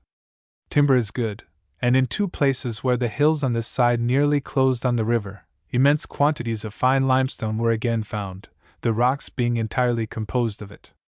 The rapids were few and unimportant, and occasioned as usual by the river dividing into 2 channels forming small islets. They did not appear to me to impede in any manner the navigation of the river. The open reaches had apparently depth to float the largest vessels, and there was certainly breadth sufficient for that purpose.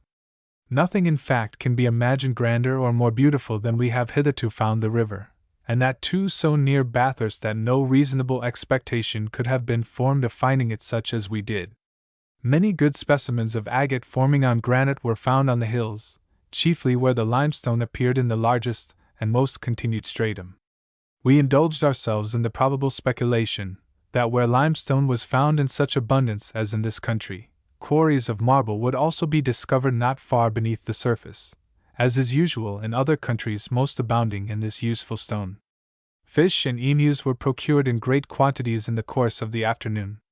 August 23rd, the last allowance of our provisions was now distributed, and at 8:30 we proceeded up the river, which this day might be said to come through a mountainous country. Rocky points of hills frequently terminated on the river and occasionally opened into fine valleys and flats. In every valley a watercourse conveyed the waters from the back country to the river. I think the north bank was most frequently the lower. Several small runs of water also fell in on that side. The hills, uniformly stony and rocky as they were covered with good grass to their summits.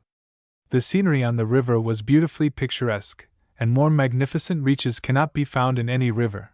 These were interrupted in their uniform course by rapids, which, having a much greater fall than any we had seen lower down, would materially impede the navigation of the river by boats farther than this station, up to which point I conceive it navigable.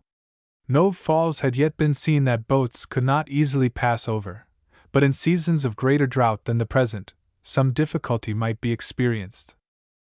The traveling was excessively bad along the sides and points of the hills, and as we had every reason to believe the country was much lower back from the river, I determined to quit its immediate banks, and endeavor to make a more direct course than we found it possible to do in following its windings, which, even if it were practicable, our provisions will not permit. August 24th. A very thick fog arising from the river prevented us from setting forward until nearly 10 o'clock, till when we could not see 50 yards in any direction. Taking the earliest opportunity to quit the river, we passed through a mountainous tract of country extremely irregular and stony, but full of springs of water and good grass. We found it impossible to accomplish more than 8 or 9 miles, the tops of the hills standing quite detached and unconnected into regular ranges. We seemed ascending the ranges, which in some measure separate the country farther westward from the river, as it was much lower in a direction from south-southwest to northwest, and appeared to be fine open grazing land. At 4 o'clock, we halted in a small valley for the evening. Our course made good on a variety of bearings was 8.6 w. 7 miles. August 25th. We again set forward, hoping soon to clear these lofty hills, among which we seemed to be entangled, 4 or 5 miles, on various courses, through a very rugged, but grassy country, freed us from the dividing range, as we found by the streams all running westerly, and apparently joining the river in Wellington Vale.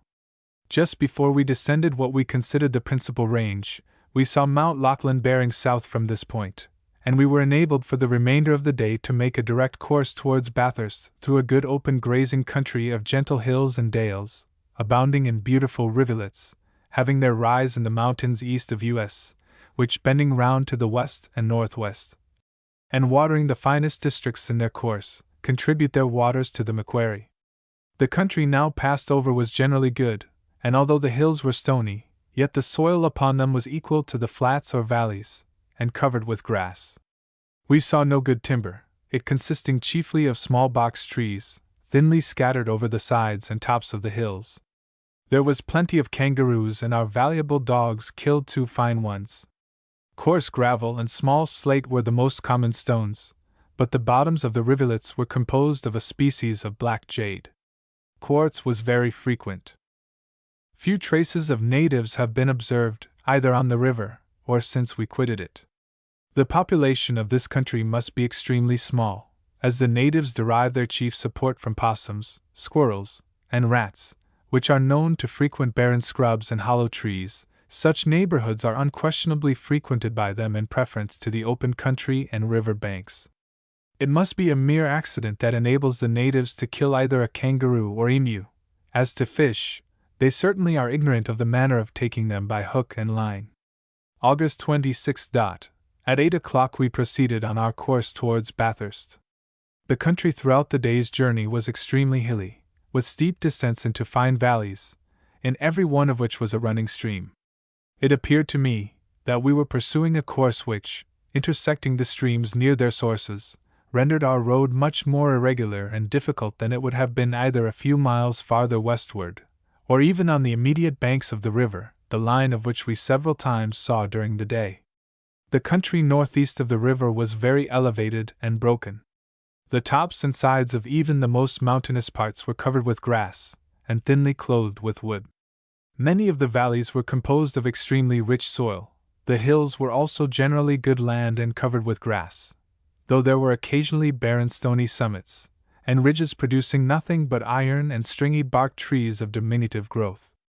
These tracts were, however, too inconsiderable in extent to be considered other than what ought naturally to be expected in such an irregular tract as that which we travelled over. Had not the appearance of the country round the Macquarie, where we first reached it, fully accounted for its magnitude, the course we have pursued since would satisfactorily have explained the cause. It is in point of fact a country of running waters. On every hill we found a spring, and in every valley a rivulet, either flowing directly northeast to the river, or taking a course westerly to join the river in Wellington Vale. Of the waters that may fall into it from the northeast we were of course ignorant, but the appearances of the country indicated that they were at least as numerous as from the southwest. After proceeding a few miles, we halted for the night in an extensive valley, watered by a rivulet running through it directly to the river, from which I think we were distant 6 or 7 miles. August 27. Nothing could be more delightful than the climate and the temperature of the season. At 8 o'clock we took our road through a very rugged and broken country. The glens were enclosed on either side by almost perpendicular rocks, mostly slate of fine quality, mixed with coarse granite. In these glens or defile were fine running streams.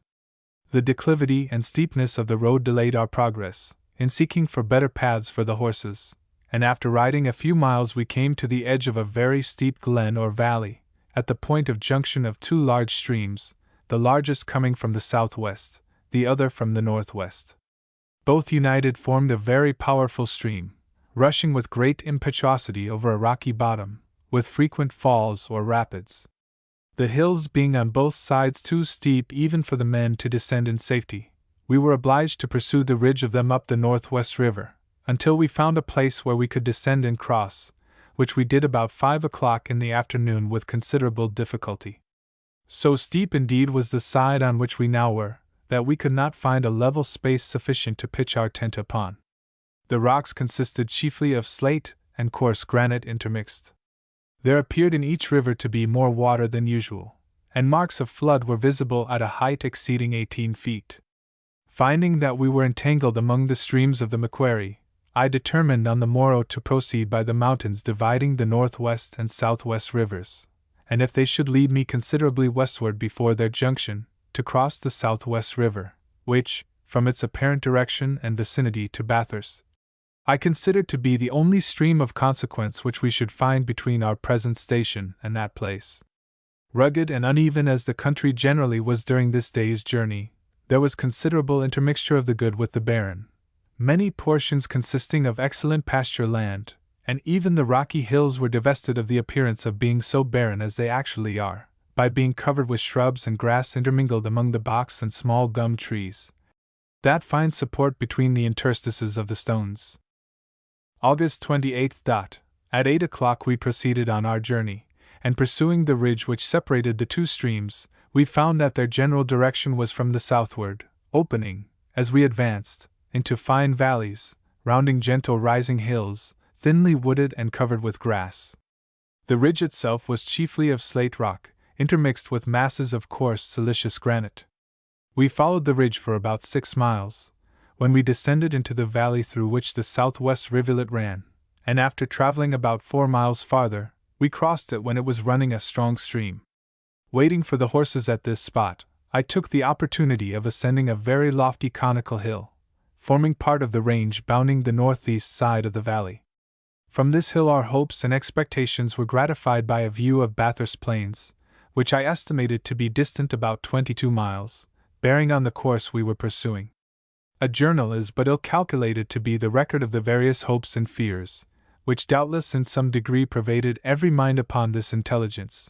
These feelings, whatever they might be, were soon to be realized, and in an absence from our friends and connections of 19 weeks how much might have occurred in which we were all deeply interested. After traveling about 3 miles farther, we stopped for the evening, under expectations that we might possibly reach Bathurst on the morrow.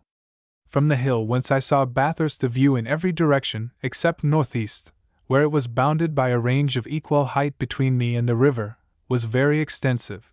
The country to the southward and southwest was broken into low grassy hills with 4 intervening valleys. The rivulets derived their main supply from those hills, and from the range upon which we had traveled the greater part of the day. Almost every hollow contained a running stream, having its source in springs near the summit of the hills. Stringy bark trees were seen most generally on barren ridges, the larger-sized blue gums in the valleys. In the evening the weather was unsettled with flying showers. August 29th. At 8 o'clock we proceeded towards Bathurst, hoping to reach it by the evening. This we effected between 8 and 9 o'clock, passing over a very hilly country with numerous running streams, joining the river near Pine Hill, and afterwards keeping along its banks. The hospitable reception which we met with from Mr. Cox went far to banish all present care from our minds. Relieved, as they were, by the knowledge that our friends were well, we almost forgot in the hilarity of the moment that 19 harassing weeks had elapsed since we last quitted it. Although the winter at Bathurst, we learnt, had been cold and severe, there had not been much rain. Little or none had fallen in the depot on the Lachlan, although the people there had observed some very high floods in the river, one particularly that would nearly correspond with the time when an unexpected fresh surprised us on our return down the Lachlan on the 11th of July. Journal of an Expedition in Australia Part 2. Qua nulla pedum vestigia ducant, nulla rodi curis testantur signa prioris. Grotius. To the Right Hon. Robert Peel, M.P., one of His Majesty's most honourable Privy Council, etc., etc., etc. This journal is most respectfully inscribed, by his very faithful and obliged humble servant, the author. Sydney, New South Wales, July 21, 1819. Preface. The general appearance of the country of New South Wales and the magnitude of the Macquarie River, as seen on the return of the expedition in 1817, had caused the most sanguine expectation to be entertained, that either a communication with the ocean, or interior navigable waters, would be discovered by following its course. The important benefits that would result to the colony in the event of such an expectation being realized, determined His Excellency Governor Macquarie to lose no time in fitting out a second expedition, which should have the elucidation of this point for its principal object. This expedition was also entrusted to my direction.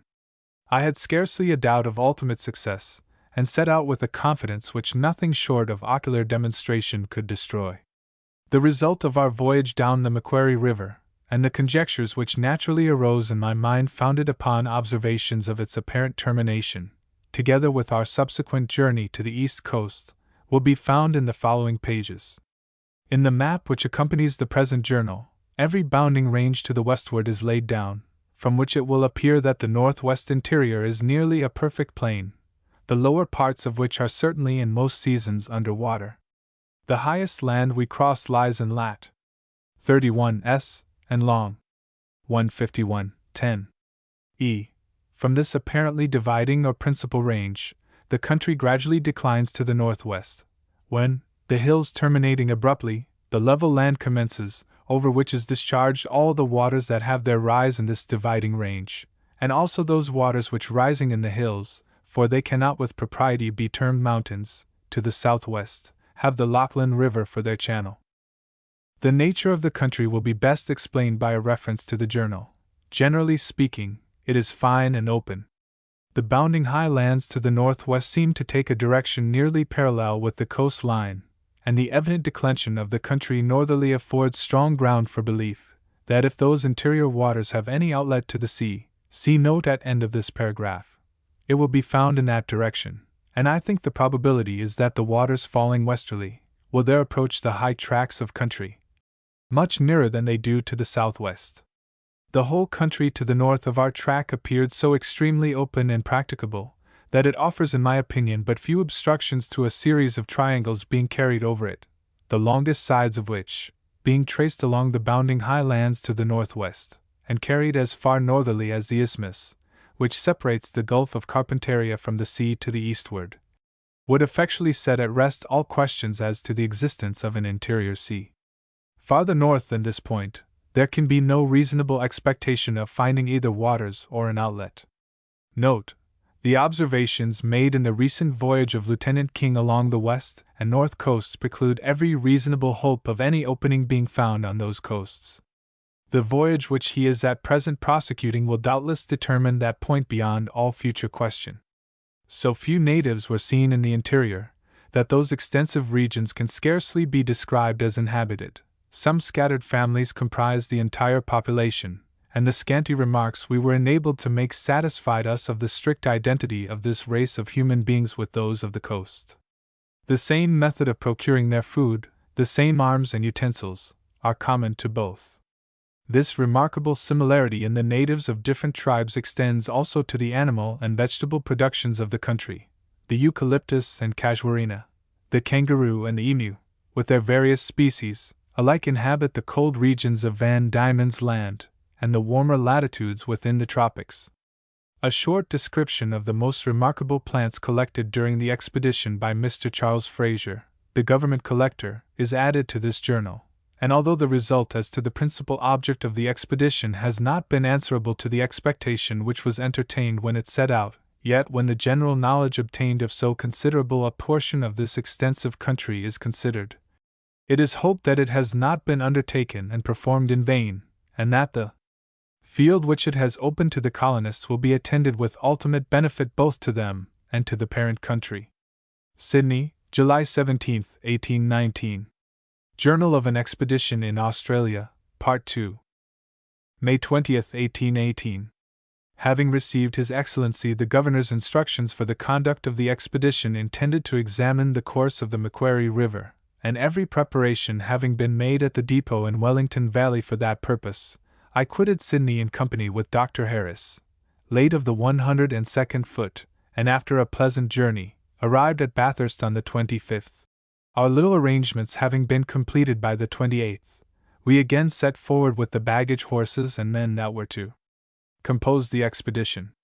We at first kept nearly upon the track pursued by us on our return from the first expedition in August last, but on approaching Wellington Valley, keeping a little more to the westward, we avoided much of that steep and rugged road which we then complained of, the country being quite open, the valleys and flats good, the hills limestone rock. We did not meet with the slightest interruption, and arrived at the depot on the 2nd of June, where we found the boats, etc., in perfect readiness for our immediate reception. June 4th. Got all the horses and provisions over to the north side of the river, and made every preparation to pursue our journey on the morrow. The river rose about a foot during the day. The accident which had befallen our barometer during the former expedition not being repaired, we are of course deprived of means to make any observations on the height of the country above the sea, otherwise than by careful observation of the several falls or rapids. I do not think that our station here is much above 400 feet below the level of Bathurst. June 5th. About 1 o'clock the weather cleared up a little, when Lewis with the boat builders' party set out on their return to Bathurst, taking with them 3 of the worst of the horses, and leaving with us 19. The river rose but little during the day, it is quite high enough for our purpose. A new species of fish was caught, having 4 smellers above and 4 under the mouth. The hind part of it resembled an eel. It had 1 dorsal fin, and 4 other fins, with a white belly. It measured 21 inches and a half, and weighed about 2 pounds 3/4. June 6. Proceeded down the river about 4 miles, when the boats were finally laden. The river in Wellington Valley had been swelled by the late rains, insomuch that the water below its junction with the Macquarie was quite discolored. From the fineness of the soil, the rain had made the ground very soft, rendering it difficult for the horses to travel. June 7. Proceeded on our journey, both boats and horses being very heavily laden with our stores and provisions. The river rose but little. Our day's journey lay generally over an open forest country, with rich flats on either side of the river. High rocky limestone hills ended occasionally in abrupt points, obliging the horses to make considerable detours. The hills were very stony, and so light was the soil upon them, that the rain rendered the ground very soft. The river had many fine reaches, extending in straight lines from 1 to 3 miles, and of a corresponding breadth. The rapids, although frequent, offered no material obstruction to the boats. The current in the long reaches was scarcely perceptible, and it appears to me that the difference of elevation between this station and the last is not considerable. June 8. The river expanded into beautiful reaches, having great depth of water, and from 200 to 300 feet broad, literally covered with waterfowl of different kinds. The richest flats bordered the river, apparently more extensive on the south side. The vast body of water which this river must contain in times of flood is confined within exterior banks, and its inundations are thus deprived of mischief. About 6 miles down the river, a freestone hill ended on the north side of the river. I mention this, as the only stone of that description I had yet seen. The trees were of the eucalyptus, apple tree, and on the hills a few of the Calitris macrocarpa, note, calit. Then decad, were seen. The trees would furnish large and useful timber. Between 8 and 9 miles lower, past the mouth of Mall's rivulet, now a fine stream. At 4 o'clock halted for the evening on rather an elevated spot, overlooking the rivulet, and a most luxuriant country, on the south side of the river, well clothed with wood. The boats, during this day's work, met with no obstructions that were not easily avoided. The rapids were not so numerous, neither were they so shoal as in the vicinity of the depot. Our sportsmen provided us with plenty of kangaroos, and a swan. June 9. This day the river ran to the northwest by north. About 6 miles below our halting place it received Mary's River, a pretty little stream. The country on the north side which we passed over was of various description, the hills barren and stony, with dwarf eucalypti, or gums, casuarini, and a few of the Sterculia heterophylla, the country hilly and open. Some of the flats on the banks of the river were extensive and rich, and apparently not subject to floods. On the south side of the river, the country was more generally a rich flat, backed by distant hills. To the southwest, stony eminences occasionally ended on the river. On the hills many specimens of agate, ironstone, and jasper were procured, also some flint. The low stones of the river produced the same. Abundance of fine freestone was everywhere seen. The general elevation of the country still continues high. The river pours along a vast body of water. There is no fresh in it, and it is not in any respect above its usual level. The rapids are caused by the river dividing into 2 channels, forming small islands. The water here runs with great rapidity on a rocky and stony bottom, but of considerable depth. The obstructions solely arising from trees which have been washed by the floods from the banks, and which on the subsidence of the water have remained in the narrows. The character of this river is in every respect different from the Lachlan. Its waters are pure and transparent, with no marks of flood. It derives its source and continuance from springs and additional streams, and is in no way dependent upon rains for its permanent existence. June 10. Remained at this station for the purpose of refreshing the people and horses. Examined the country to the northeast for a few miles. It differed but little from that already passed over, in point of quality of soil, but was broken into irregular hills and valleys, without rising into any one distinguishing or remarkable hill. The surface of the country seemed elevated, and rising to the eastward. The soil for the most part a reddish light mold, the hills covered with small stones, the trees dwarf gum, box, a few cypresses and casuarini, the soil well covered with grass.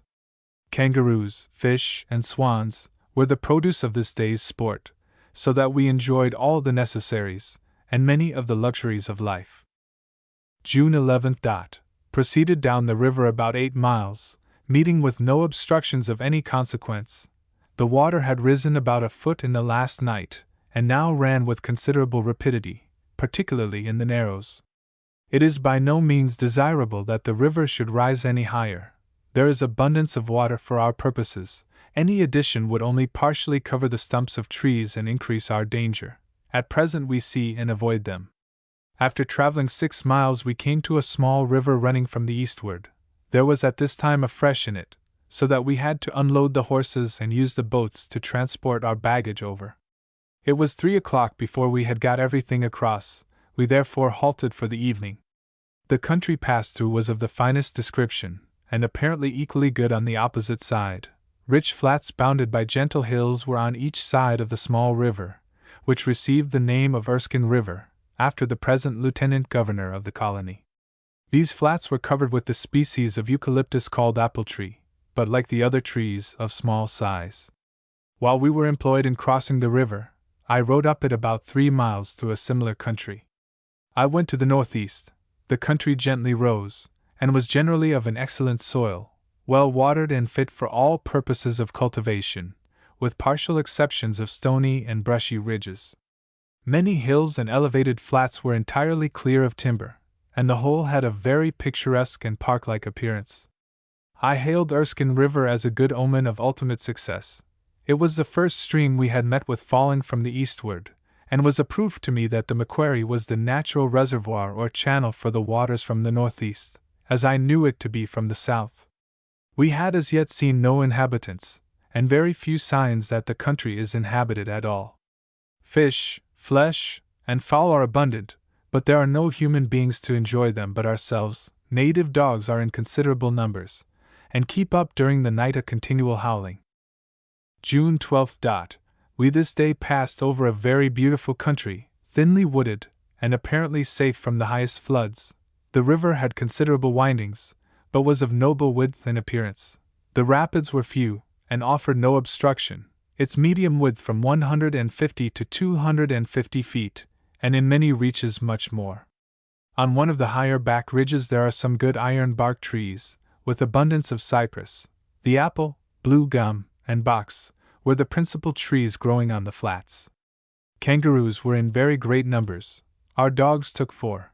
They were of that species called by Dr. Smith Macropus elegans, and are very rare on the east coast. The stones and rocks were generally hard whinstone, or freestone, the former in large masses, the beach, of pebbles of all colors and kinds, from quartz to sandstone. About a mile from our resting place, we passed the mouth of the small rivulet named in the former journey Elizabeth Spurn. The stream now in it was inconsiderable. June 13. Our route during this day's journey was generally over a very level country, the land 3 or 4 miles back from the river very inferior to that on the borders of it, being covered with small trees and brush, the soil a light, red loam. The rich flats on the banks on either side were not flooded, and were of the best quality. These flats seemed more extensive on the south than the north side of the river, and were bounded by the fine hills, which were passed over on the return of the expedition last year. About 5 miles from our last night's resting place, we fell in with a small rivulet from the northeast, which I named after Major Taylor, of the 48th Regiment. On the west side of it, we came suddenly upon a couple of native families. They, however, with the exception of an old man, and a boy who was up a tree, made their escape. No entreaties could bring the boy down. He seemed, in fact, as well as the old man, petrified with terror. The man was possessed of the remains of an iron tomahawk, which he had fitted as a mogo, or a native axe. I think it probable he became possessed of this treasure through others of his countrymen who had visited the party in Wellington Vale, as it was clear he had never seen white people before. The man made repeated attempts to induce us to depart, which to his great joy we shortly did. The left side of this man's body was one continued ulcer, occasioned most likely by a burn. The river wound upon every point of the compass, and its breadth was much contracted by shoals and rapids running over a rocky bottom. The stream ran with great velocity, and the boat experienced no interruptions. The banks were very high and wide, and although the marks of flood were observed to upwards of 30 feet, the waters were confined to the actual bed of the river, without flooding the lands on either side. Large masses of coarse granite were in the river where we stopped for the evening. It was of a different species from any we had hitherto seen, and the bases of the hills ending on the river seemed to be composed of it. June 14. I had determined to halt this day, for the purpose of verifying our situation by survey, but was prevented by rain of great violence throughout the day, accompanied by strong winds from the northwest. This confined us to our tents. June 15. Our journey lay over alternate rich flats and barren stony scrubs, the country irregular, and the banks much elevated, the land to the northwest and north, as far as we could see, 10 or 12 miles, broken into bare, irregular hills and valleys. On the south side of the river the flats were more extended, thick coppices, and tracts of barren land, were also observed on that side. About 4 miles down the river, large blocks of granite were scattered in its bed, and formed the base of the surrounding hills, the tops of which were covered with different kinds of stone, cemented or fused together by the action of fire. Many of those stones were beautifully crystallized, and the appearance of some kind of mineral was evident. The river sometimes swept along in fine reaches, then, becoming contracted into narrow rocky channels, rushed through those straits with extreme violence, rendering it difficult to steer the boats clear of the obstructions that presented themselves on every side. The large boat struck twice in those narrows. The water has fallen considerably, and it does not appear to be even now at its usual level. Its quality is very hard. The granite we fell in with 4 miles below our last encampment was of a totally different species, being much finer and closer grained, with small black specks thickly intermingled in the mass. Some freestone was also seen. The botany of the country was in all respects the same as observed on our journey homewards last year, the grassy nature of the herbage preventing any material addition to our collection. Kangaroos were in great numbers, and continued to furnish us with a welcome addition to our rations. June 16. Our day's route was as usual over a very flat though rich country, thickly wooded with good timber of the eucalyptus and angophora species, with some fine cypresses in the looser soils, and back from the river. The country, although flat, appears considerably elevated, and is neither flooded nor swampy, the opposite side apparently of the same kind. We fell in with another small camp of natives. The women and children withdrew before we came up with them. Among the men, 7 in number, we recognized 4 whom we had seen on the last expedition at Mary's Rivulet. The recognition was mutual, and they seemed highly pleased with it. They accompanied us about 8 miles farther to our evening's encampment, where, being gratified with some kangaroo, and undergoing the operation of shaving, at their earnest request, after seeing one of their number disencumbered of an immense beard, they left us at sunset to join their families, which were probably at no great distance. About 4 miles above our encampment, on the immediate banks of the river, we discovered a large mass of saponaceous earth. I at first took it to be a fine pipe clay, but on examination, it appears to possess all the valuable qualities of fuller's earth, and a piece of woolen cloth being partially greased, and then rubbed over with the earth, the grease was perfectly extracted and the cloth left entirely clean. Among this earth, small white pieces of a hard marly substance were found, and appeared either to be pure lime, or to contain a very considerable portion of it. On one of the beaches a small shell was found, which was unanimously adjudged to be a marine production. At least, we had never before seen any freshwater shell resembling it. The river fell during the last night, and the course of this day very considerably, and is, I think, below its proper level. There is, however, an ample sufficiency of water for our boats. The chief dangers are from stumps and branches of trees in the narrows, and what previously to the great fall in the water we could have passed over without difficulty, now occasions us some anxiety and trouble. The course the river took today was considerably to the north.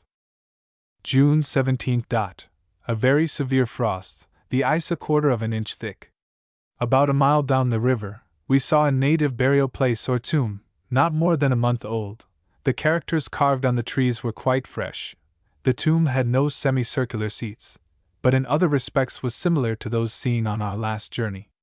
The country still continued perfectly level, the greater part extremely good and rich. Back from the river it was occasionally marshy, with barren rocky scrubs, the timber large, and generally good. We could not see beyond a mile on the opposite side, but the country there appeared much the same. One of the men, who was some distance ahead of the horses, saw a large party of the natives, who fled at his approach, and swam the river. There were upwards of 20 men, besides women and children. The moment they were safely across, they brandished their waddies and spears in token of defiance. This was the first time any of the natives were seen armed, or in any way hostilely inclined. The river ran to the northwest by north over a bottom of rock and sand. In point of depth, it was amply sufficient for much larger boats than ours. But it was impossible always to avoid concealed dangers, over which the waters did not cause the slightest ripple. The large boat struck on a sharp rock, and with such violence as to stave her bottom. She was immediately unladen, and temporarily repaired without injury to the cargo. Although the river is extremely low, there is a very large body of water in it. The outer banks are nearly a quarter of a mile wide, and far out of the reach of flood, the marks of which were, to our extreme astonishment, observed nearly 50 feet high. We have not seen during these last 2 days any hill or other eminence, the country within our sight and observation being perfectly level. June 18. As we were on the point of setting forward, a large party of natives made their appearance on the opposite side of the river. They set up a most hideous and discordant noise, making signs, as well as we could understand them, for us to depart and go down the river. After beating their spears and waddies together for about a quarter of an hour, accompanied by no friendly gestures, they went away up the river, while we pursued our course in an opposite direction. We had hitherto met with no obstructions in the navigation, except such as arose from the wrecks of successive floods lodging in the narrows. These were easily overcome. The course of the river today for nearly 6 miles was a fine and even stream, from 40 to 50 yards wide, and from 8 to 16 feet deep, over a bottom of rock and sandy gravel, when a reef of rocks at once interrupted our progress in the laden boats. The water breaking with such violence over them, that I was afraid they would be greatly endangered even when light. The horses had stopped at a cataract about 3/4 of a mile lower down, and it appeared that the rocky shoal extended to that distance, when a fall of 5 feet over a bed of rocks would have stopped the boats altogether. The horses were immediately unladen and sent to bring the cargoes of the 2 boats, which being accomplished, we got them safely over the shoals by the cataracts. When hauling them over land about 200 yards, they were again launched into deep water.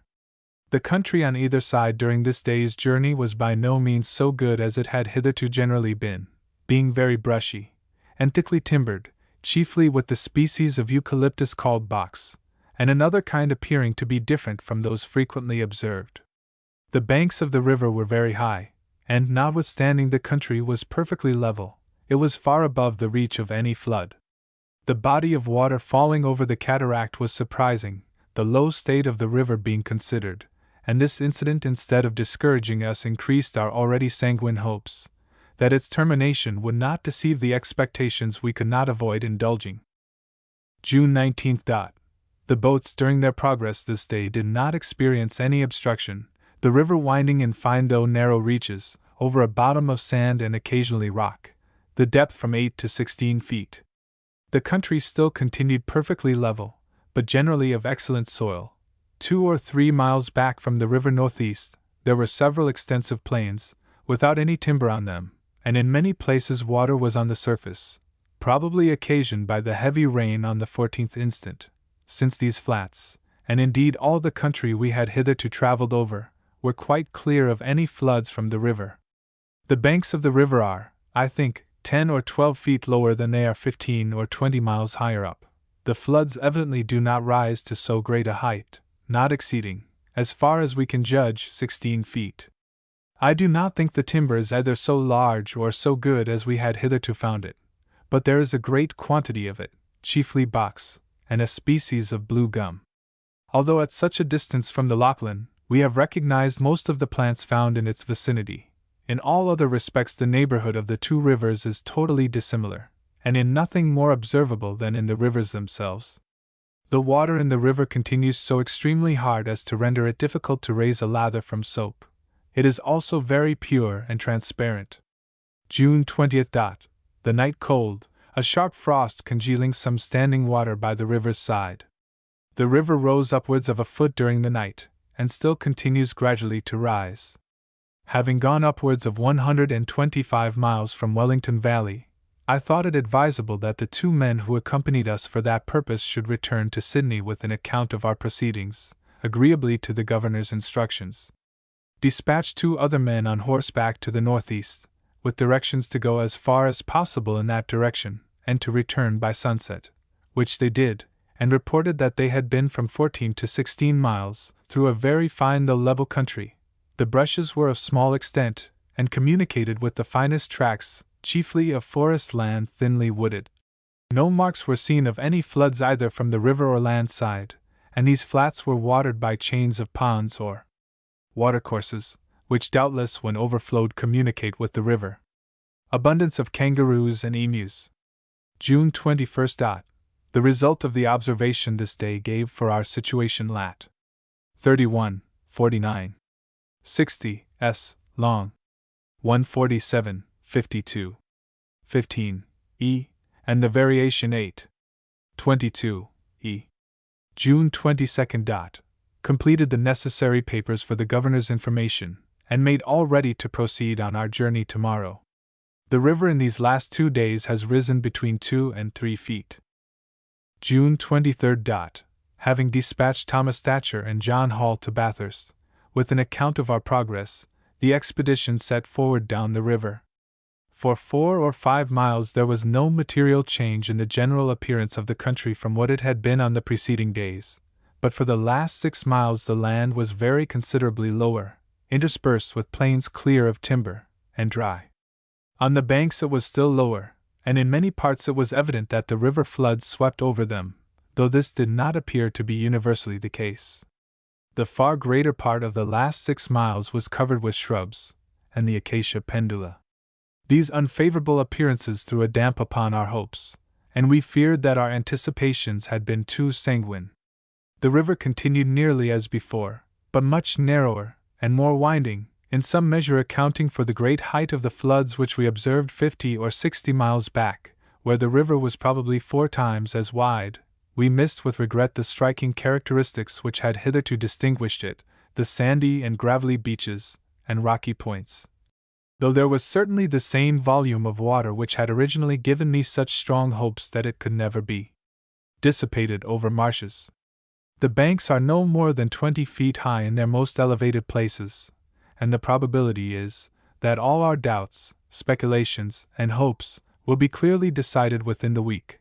The soil is of the richest quality, but the flatness of the land, and want of any eminence, are great drawbacks upon the bounties of nature.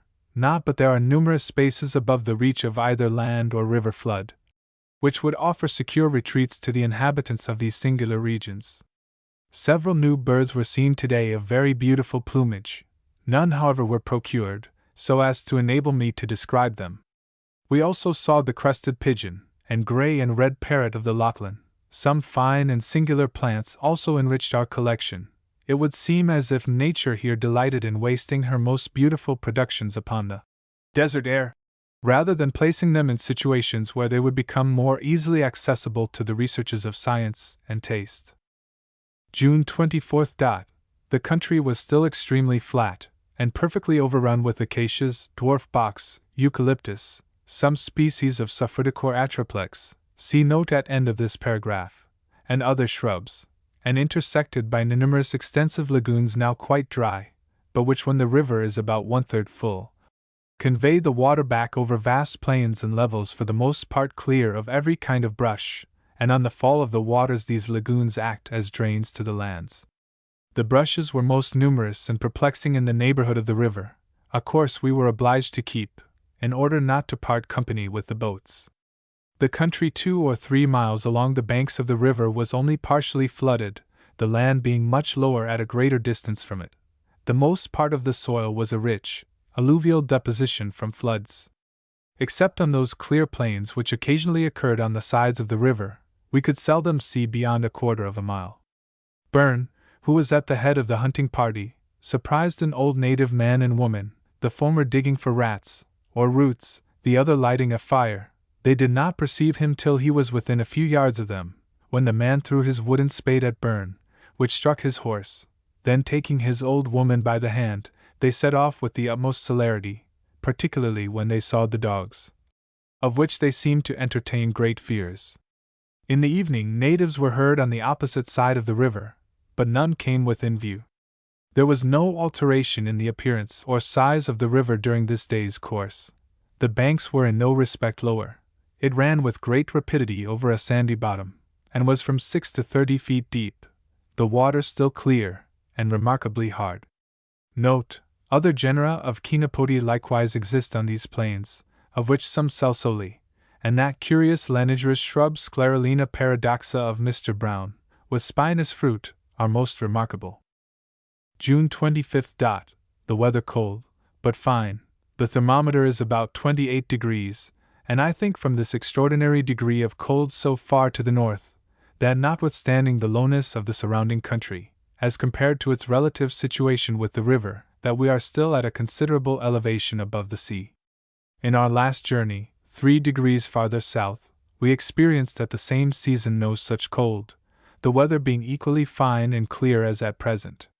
The appearance of the country was much the same as yesterday, the whole ground we passed over being liable to flood, and covered with eucalyptus or gum tree, acacia pendula, and various other species of that extensive genus, one of which appeared quite new but not in flower. 4 or 5 miles back from the river, east, the country rises and is not flooded, the soil being there much inferior, but covered with fine cypresses. Notwithstanding this tract was much higher than that more immediately on the river, there was no eminence from which we could look around. The banks of the river are much lower than yesterday, scarcely exceeding 12 feet high. The floods are low in proportion, and I did not see any mark showing that the rise of water ever exceeded a foot above the banks. The river did not offer the slightest obstruction, and was from 20 to 24 feet deep. There is probably from 2 to 3 feet more in it than usual. The breadth varies considerably, in some places not more than 60 feet, in others 200. All the lagoons, though very deep, in the neighborhood of the river are quite dry, and appearances indicate that the country has not been flooded for years. Emus and kangaroos are in abundance, but we have lately caught no fish, owing most likely to the coldness of the weather. Various birds altogether unknown to us were seen, and although the leading plants were the same as those found through nearly the whole of Australia, new ones were daily met with. The river has continued inclining to the northward. Its course today was north-northwest. June 26. The country this day was as various as can be imagined, low but not level, in some places covered with the acacia pendula, chenopodie, and Polygonum junceum, in others, with good gum and box trees. The whole, with few exceptions, appeared liable to flood. 4 or 5 miles back the country imperceptibly rises, and is free from river floods, but the hollows, proceeding from the inequalities of its surface, are in rainy seasons the reservoirs of the land floods. The whole country was now perfectly dry, and must have been so for a long period. It would indeed have been impossible, had the season been wet, to have kept company with the boats. The river itself continues undiminished, and is a fine stream, with nothing to impede the navigation. Its windings, however, are very considerable. The banks appear lower by nearly 3 feet than yesterday. There are still no marks of flood rising upon the land above a foot on either side. The depth of the stream is from 20 to 24 feet, breadth from 60 to 160, and its current is about 1.5 miles per hour. The river has fallen yesterday and today nearly 18 inches. June 27. The river continues to fall. We had gone about 5 miles through a country as low and brushy as usual, when we were agreeably surprised with the view of a small hill about 1 mile to the eastward. We hastened to it, in hopes that we should find that the country rose to the northeast. We however saw nothing but another hill still higher, about 3 miles to the north-northwest, in the direction of the river. The hill, or rather rock, we had just quitted, was about 1/4 mile long by 1/2 broad, and about 70 feet high. It was nothing but granite, having the sides and summit covered with broken pieces of a fine and very compact species of the same mineral. We named it Welcome Rock, for anything like an eminence was grateful to our sight. From the summit of the hill seen to the north-northwest our view was very extensive, but nothing indicated either a speedy change of country or a termination of the river. To the westward, the land was a perfect level, with clear spaces or marshes interspersed amidst the boundless desert of wood. To the east, a most stupendous range of mountains, lifting their blue heads above the horizon, bounded the view in that direction, and were distant at least 70 miles, the country appearing a perfect plain between us and them. From northwest to northeast nothing interrupted the horizontal view, except a hill similar to the one we were on, about 5 miles distant to the north-northwest. Extended as was our prospect, it did not afford much room for satisfactory anticipation, and there was nothing that gave us reason to believe that any stream, either from the east or west, joined the river for the next 40 miles at least. The hill from which this view was taken was named Mount Harris, after my friend, who accompanied the expedition as a volunteer, that to the north-northwest, Mount Forster, after Lieutenant Forster, of the Navy, and the lofty range before mentioned to the eastward was distinguished by the name of Arbuthnot's Range, after the Right Hon. C. Arbuthnot, of His Majesty's Treasury. The two first mentioned hills are entirely of granite, from 1½ to 2 miles long, by half a mile to 1 mile wide. Their formation must be considered a most singular geological phenomenon, detached as they are by an immense space from all mountainous ranges, and rising from the midst of a soft alluvial soil. Small pieces of granite were in several places thrown into heaps, as if by human means, and their whole surfaces were covered with similar pieces, detached from the solid mass to which they had once belonged.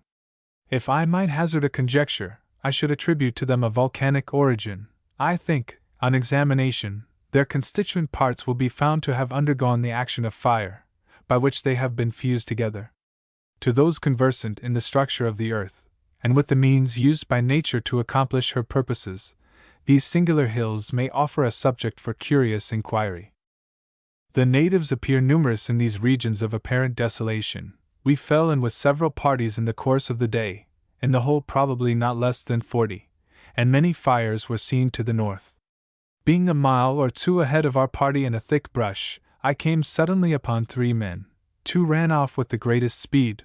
The third, who was older and a little lame, first threw his fire stick at me, and next, seeing me still advance, a waddy, but with such agitation, that though not more than a dozen paces distant, he missed both me and my horse.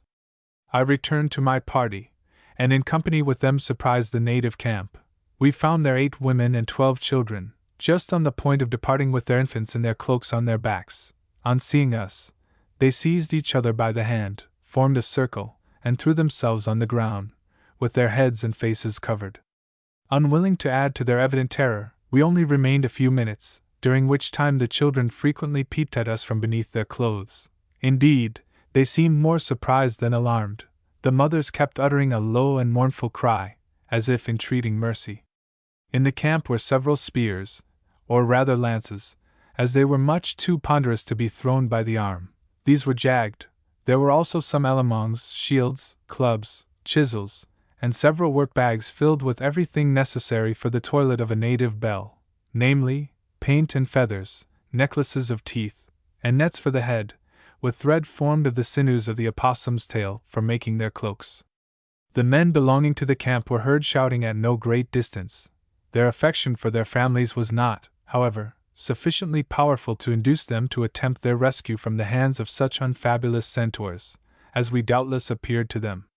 The boats met with no interruption, the river continuing a fine and even stream, running at the rate of 1.5 miles per hour.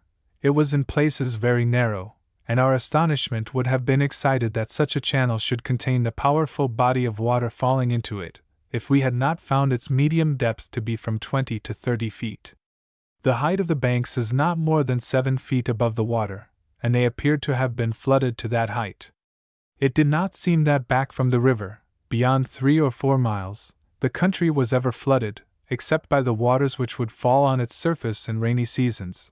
It was, however, now quite dry, and the hollows of the surface bore evidence of a long-continued drought. The course of the river still continued to the north-northwest. The rocks composing Mount Harris are apparently basaltic, the whole seeming to have been shot up in points, the angles of which are complete. The stones are very heavy and compact, and when dashed against each other were extremely sonorous. June 28th. Remained here this day for the purpose of rest and refreshment. The grass and country poor, and covered with acacia trees and small eucalypti in our immediate vicinity. Dispatched 2 men to view the country to the northeast. The botanical collector crossed the river and ascended Mount Forster, on which he was fortunate enough to procure many plants seemingly new. He thought he saw a branch of the river separating from it, and running to the northwest, whilst the river itself continued to go northerly. The account brought by the men in the evening was far from flattering. They had been out 10 or 12 miles to the north and east, and found the country as bad as can be imagined. In fact, a dry morass, with higher land, free from floods, but overrun with bushes, among which a few pines were scattered. They saw no water, and but little game of any kind. June 29th.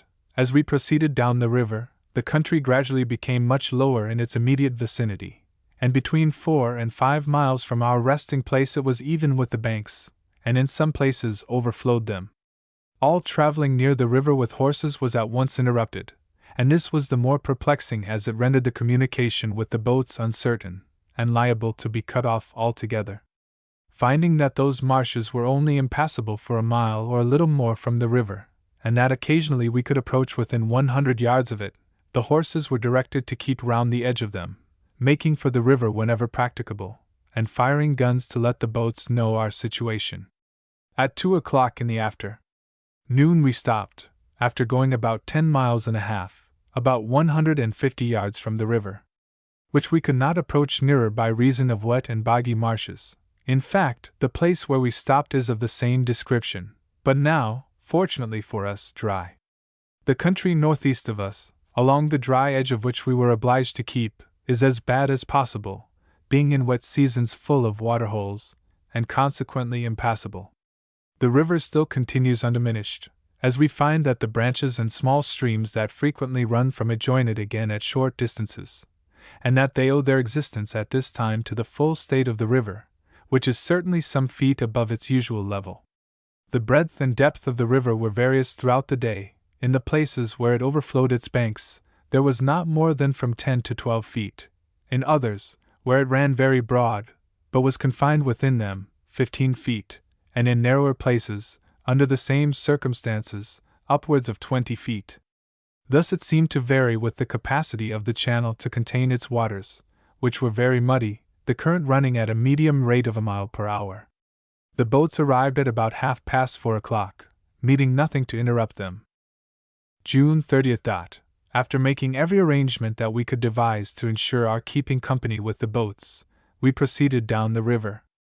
Our progress was, however, interrupted much sooner than I anticipated, for we had scarcely gone 6 miles, and never nearer to the river than from 1 to 2 miles, when we perceived that the waters which had overflowed the banks were spreading over the plains on which we were traveling, and that with a rapidity which precluded any hope of making the river again to the northwest by north, in which direction we imagined it to run for some distance, when its course appeared to take a more northerly direction. Our situation did not admit of hesitation as to the steps we were to pursue. Our journey had, in fact, been continued longer than strict prudence would have warranted, and the safety of the whole party was now at stake. No retreat presented itself except the station we left in the morning, and even there it was impossible that we could, with any regard to prudence, remain longer than to carry the arrangements which I had in contemplation into effect. The horses were therefore ordered back, and 2 men succeeded, after wading through the water to the middle, in making the river about 3 miles below the place they set out from. Fortunately the boats had not proceeded so far, and on their coming up were directed to return. The boats arrived at sunset, having had to pull against a strong current. The river itself continued, as usual, from 15 to 25 feet deep, the waters which were overflowing the plains being carried thither by a multitude of little streams, which had their origin in the present increased height of the waters above their usual level. The river continued undiminished, and presented too important a body of water to allow me to believe that those marshes and low grounds had any material effect in diffusing and absorbing it. Its ultimate termination, therefore, must be more consonant to its magnitude. These reflections on the present undiminished state of the river would of themselves have caused me to pause before I hastily quitted a pursuit from the issue of which so much had naturally been expected. For all practical purposes, the nature of the country precluded me from indulging the hope that even if the river should terminate in an inland sea, it could be of the smallest use to the colony. The knowledge of its actual termination, if at all attainable, was, however, a matter of deep importance, and would tend to throw some light on the obscurity in which the interior of this vast country is still involved. My ardent desire to investigate as far as possible this interesting question determined me to take the large boat, and with 4 volunteers to proceed down the river as long as it continued navigable, a due regard being had to the difficulties we should have to contend with in returning against the stream. I calculated that this would take me a month. At all events, I determined to be provided for that period, which indeed was the very utmost that could be spared from the ulterior object of the expedition. July 1st. The water not rising. Employed in making every preparation to proceed on the voyage down the river tomorrow morning. On mature deliberation, it was resolved that on my departure, the horses with the provisions should return back to Mount Harris, a distance of about 15 miles, as the safety of the whole would be endangered by a longer stay at this station, and to that point I fixed to return with the large boat. It was determined that during my absence Mr. Evans should proceed to the northeast from 50 to 60 miles, and return upon a more northerly course, in order that we might be prepared against any difficulties that might occur in the first stages of a journey to the northeast coast. The only one which I contemplated in a serious point of view was the probable want of water until we came in contact with high land, and I hoped this might be partially provided against by Mr. Evans's expedition. The horses were all in good condition, and from the length of time I expected to be absent, the baggage would be reduced to the smallest possible compass, and the cooper would have time to diminish the pork casks, which were far too heavy for the horses, being intended for boats only, for it had not been contemplated that the nature of the country would so soon deprive us of water carriage. July 2nd. I proceeded down the river, during one of the wettest and most stormy days we had yet experienced. About 20 miles from where I set out, there was, properly speaking, no country, the river overflowing its banks, and dividing into streams which I found had no permanent separation from the main branch, but united themselves to it on a multitude of points. We went 7 or 8 miles farther, when we stopped for the night upon a space of ground scarcely large enough to enable us to kindle a fire. The principal stream ran with great rapidity, and its banks and neighborhood, as far as we could see, were covered with wood, increasing us within a margin or bank. Vast spaces of country clear of timber were under water, and covered with the common reed, arundo phragmites, linn, which grew to the height of 6 or 7 feet above the surface. The course and distance by the river was estimated to be from 27 to 30 miles, on a north-northwest line. July 3rd. Towards the morning the storm abated, and at daylight we proceeded on our voyage. The main bed of the river was much contracted, but very deep, the water spreading to the depth of a foot or 18 inches over the banks, but all running on the same point of bearing. We met with considerable interruption from fallen timber, which in places nearly choked up the channel. After going about 20 miles, we lost the land and trees. The channel of the river, which lay through reeds, and was from 1 to 3 feet deep, ran northerly.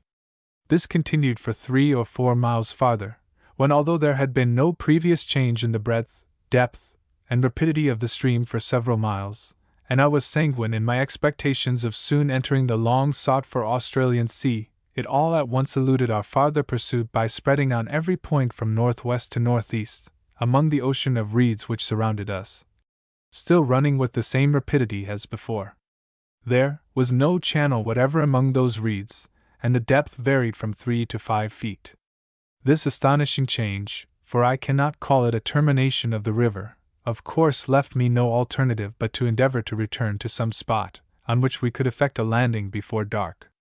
I estimated that during this day we had gone about 24 miles, on nearly the same point of bearing as yesterday. To assert positively that we were on the margin of the lake or sea into which this great body of water is discharged, might reasonably be deemed a conclusion which has nothing but conjecture for its basis, but if an opinion may be permitted to be hazarded from actual appearances, mine is decidedly in favor of our being in the immediate vicinity of an inland sea, or lake, most probably a shoal one, and gradually filling up by immense depositions from the higher lands left by the waters which flow into it. It is most singular that the high lands on this continent seem to be confined to the sea coast, or not to extend to any great distance from it. July 7th. I returned with the boat late last night, and was glad to find that everything had been removed to Mount Harris. Mr. Evans had not yet set out on his journey, but intends to do so tomorrow. July 8th. Mr. Evans set forward to the northeast, taking with him 8 or 10 days' provisions, which I hoped would be sufficient to enable him to form a competent idea of the country we should now have to travel over. In the meantime we employed ourselves in diminishing our baggage, and setting aside 18 weeks' provisions on a reduced ration, which was the utmost the horses could take, the remainder serving us for consumption during our stay here. July 18th. During the last week the weather was very variable and unsettled, with constant gales from the northwest round to the southwest, and occasional heavy rain. We had reason to congratulate ourselves on the change of our situation. A delay of a few days would have swept us from the face of the earth. On the 10th, the river began to rise rapidly, and on the 15th, in the evening it was at its height, laying the whole of the low country under water, and insulating us on the spot on which we were, the water approaching within a few yards of the tent. Nothing could be more melancholy and dreary than the scene around us, and although personally safe, we could not contemplate without anxiety the difficulties we might expect to meet with, in passing over a country which the waters would leave wet and marshy, if not impracticable. By this morning the waters had retired as rapidly as they had risen, leaving us an outlet to the eastward, though I feared that to the northeast the waters would still remain. In the evening Mr. Evans returned, after an interesting though disagreeable journey. His horses were completely worn out by the difficulties of the country they had traveled over. His report, which I shall give at length, decided me as to the steps that were now to be pursued, and I determined on making nearly an easterly course to the river which he had discovered, and which was now honored with the name of Lord Castlereagh. This route would take us over a drier country, and the river being within a short distance of Arbuthnot's range, would enable me to examine from those elevated points the country to the northeast and east, and to decide how far it might be advisable to trace the river, which it is my present inclination to do as long as its course continues to the eastward of north. From Mr. Evans's journal, it will be perceived that the waters of the Macquarie have flowed to the northeast, and still continued flowing among the reeds, which forced him to alter his course. The circumstance of the river and other large bodies of water crossed by Mr. Evans all flowing to the north, seems to bear out the conclusion that these waters have but one common reservoir. July 19th. A tempestuous night, with thunder, lightning, and rain.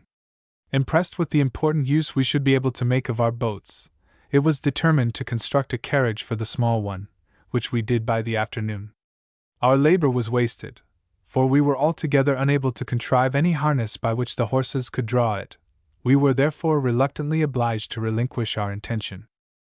July 20th. The morning was fine, and after much contrivance, we succeeded in taking with us whatever was essential to our future security, and the whole of the provisions except 2 casks or flour. The horses were, however, very heavily laden, carrying at least 350 pounds each, a weight which I was fearful the description of country we had to pass over would render still more burthensome. We had, however, relinquished everything that was not indispensable, and the saddle horses were equally laden with the others. Mount Harris, under which we had remained for the last fortnight, is in lat.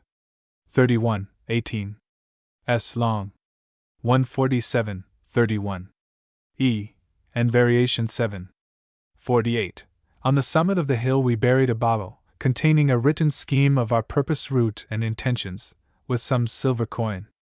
Our course during the day was east by north, by compass, over a level country intersected with marshes, over which the horses traveled with the utmost difficulty, and not without repeated falls. Considering how heavily they were laden, I was unwilling to press them at this early period of our journey, and halted after going 7 miles on the above course. From Mount Harris, bearings were taken to the most remarkable elevations in Arbuthnot's range, as follows: Mount Exmouth, northern extreme of the range, N. 79. E. Mount Harrison, center, N. 85. E. Vernon's Peak, N. 88. E. July 21st, proceeded on the same course, through a country of alternate brush and marsh. Whatever obstacles the former opposed to the progress of the horses, were nothing to the distress occasioned by the latter, in which they sank up to their knees at every step. I could not suffer them to proceed farther than 7 miles, which, indeed, was not accomplished without severe labor. It is a singular feature in this remarkable country, that the botany and soil are in all respects the same as 250 miles farther to the southwest, presenting nothing new to our researches. Past a very large chain of ponds now running to the northeast, and named them Wallace's Ponds, after my friend, Captain Wallace, of the 46th Regiment. July 22nd. We passed over much the same country as yesterday, but having a large proportion of cypress forest. After traveling nearly 10 miles, we halted on the edge of a very extensive flat, from 3 to 4 miles in diameter, covered with water. From this plain we had an excellent view of Arbuthnot's Range, which, from so low and level a country, appears of vast height. The horses failed much during the day, and several of them were severely wrung with their burthens. July 23rd. The weather continues remarkably fine and favorable to our progress over these plains. Our course today was chiefly through a thick brush of acacia and cypresses. A few trees of the eucalyptus and casuarina were intermixed. The marshy ground was not so frequent, and we effected between 8 and 9 miles, when we stopped on a small chain of ponds but now a running stream, doubtless having its rise in the marshy grounds a few miles south of us. Its course was to the north.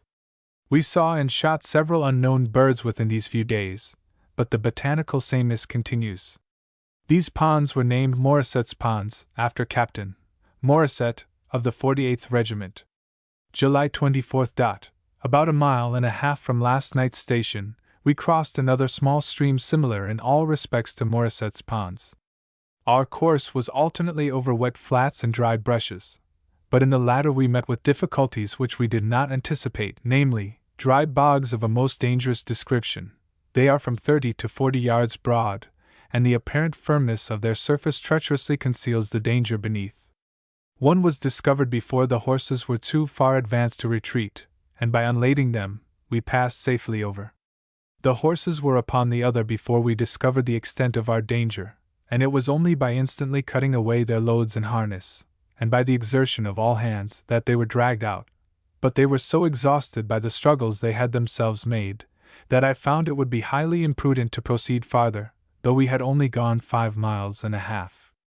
Such of the horses as had not come up, their loads being carried over, crossed the bog half a mile higher, where the ground was somewhat firmer. We had this day the misfortune to find 2 of our horses much strained in their hind quarters. The soil of the brushes is in general a light, sandy loam. On the plains it is an alluvial mold, on a substratum of clay. The water on these plains is seldom deeper than the ankles, but traveling over them is very wearisome. Arbuthnot's Range was in sight during the whole day. The country was so generally level that it was impossible to discern any inequality in it. The waters, however, ran with a pretty brisk stream northerly. July 25th. At 9 o'clock we set forward with anxious hopes of reaching Castlereagh River in the course of the day. We struggled for 9 miles through a line of country that baffles all description. We were literally up to the middle in water the whole way, and 2 of the horses were obliged to be unladen to get them over quicksand bogs. Finding a place sufficiently dry to pitch our tent on, though surrounded by water, we halted, both men and horses being too much exhausted to proceed farther. Mr. Evans, thinking we could not be very far from the river, went forwards a couple of miles, when he came upon its banks. This same river, which last Wednesday week had been crossed without any difficulty, was now nearly on a level with its first or inner bank, and its width and rapidity precluded all hope of our being able to cross it until its subsidence. This was most perplexing intelligence, our situation being such that we could neither retreat nor advance beyond the bank of the river, which Mr. Evans represented as being both higher and drier ground, and to all appearance sufficiently elevated to protect us from the flood should it increase. Thither I determined to remove in the morning, and to take such further measures as might be deemed advisable in our present hazardous situation. Since Mr. Evans recrossed the river, we have had no rain in our immediate neighborhood sufficient to cause the sudden rise, which therefore must be attributed to heavy falls among the mountains to the east-southeast, from whence I have no doubt it derives its source. It was most providential that Mr. Evans and his companions crossed the river when they did. A single day might have proved fatal to them. We would fain lessen to our own imagination the dangers which surround us, and eagerly grasp at every circumstance that tends in any way to enliven our future prospects. That Providence, whose protection has hitherto been so beneficently extended to us, will, we confidently hope, continue that protection, and lead us in safety to our journey's end. owing most probably to the violent motion it experienced. My chronometer stopped. This accident was the more to be lamented, as the watch with which I was furnished by the Crown had also stopped, and we had now nothing to regulate our time by. July 26. We passed a dreadful night. The elements seemed to be bursting asunder, and we were almost deluged with rain. Towards noon the weather partially cleared. Our design of moving was however rendered abortive. We found it impossible to bring the horses near the tents to lade them, and the rain, recommencing with great violence, continued throughout the day. An inmate of an alarming description took up its lodging in our tent during the last night, probably washed out of its hole by the rain. A large diamond snake was discovered coiled up among the flour bags, 4 or 5 feet from the doctor's bed. July 27. This morning the weather cleared up just in time to enable us to retreat to the river banks in safety, for we were washed out of the tent.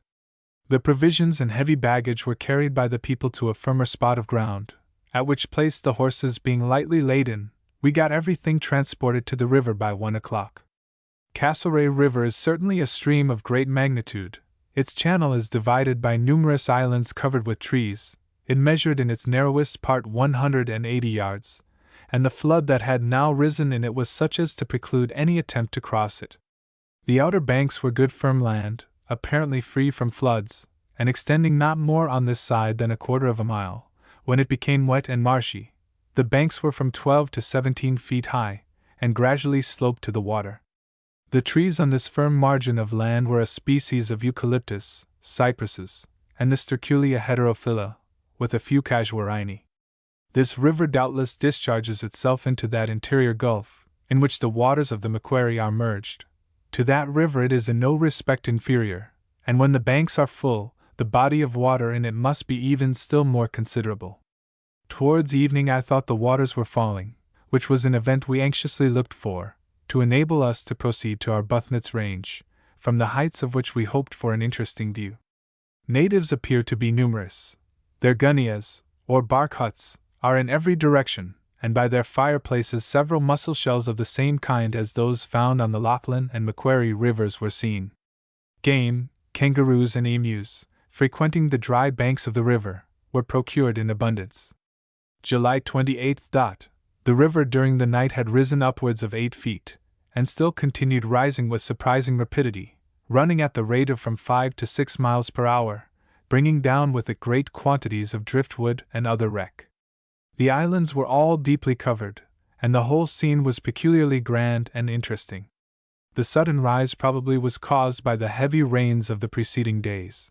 But great must be the sources from whence so stupendous a body of water is supplied, and equally grand must be that reservoir, which is capable of containing such an accumulation of water as is derived from this and the Macquarie rivers, not to mention the supplies from the occasional streams which had their sources in the marshes which we have crossed.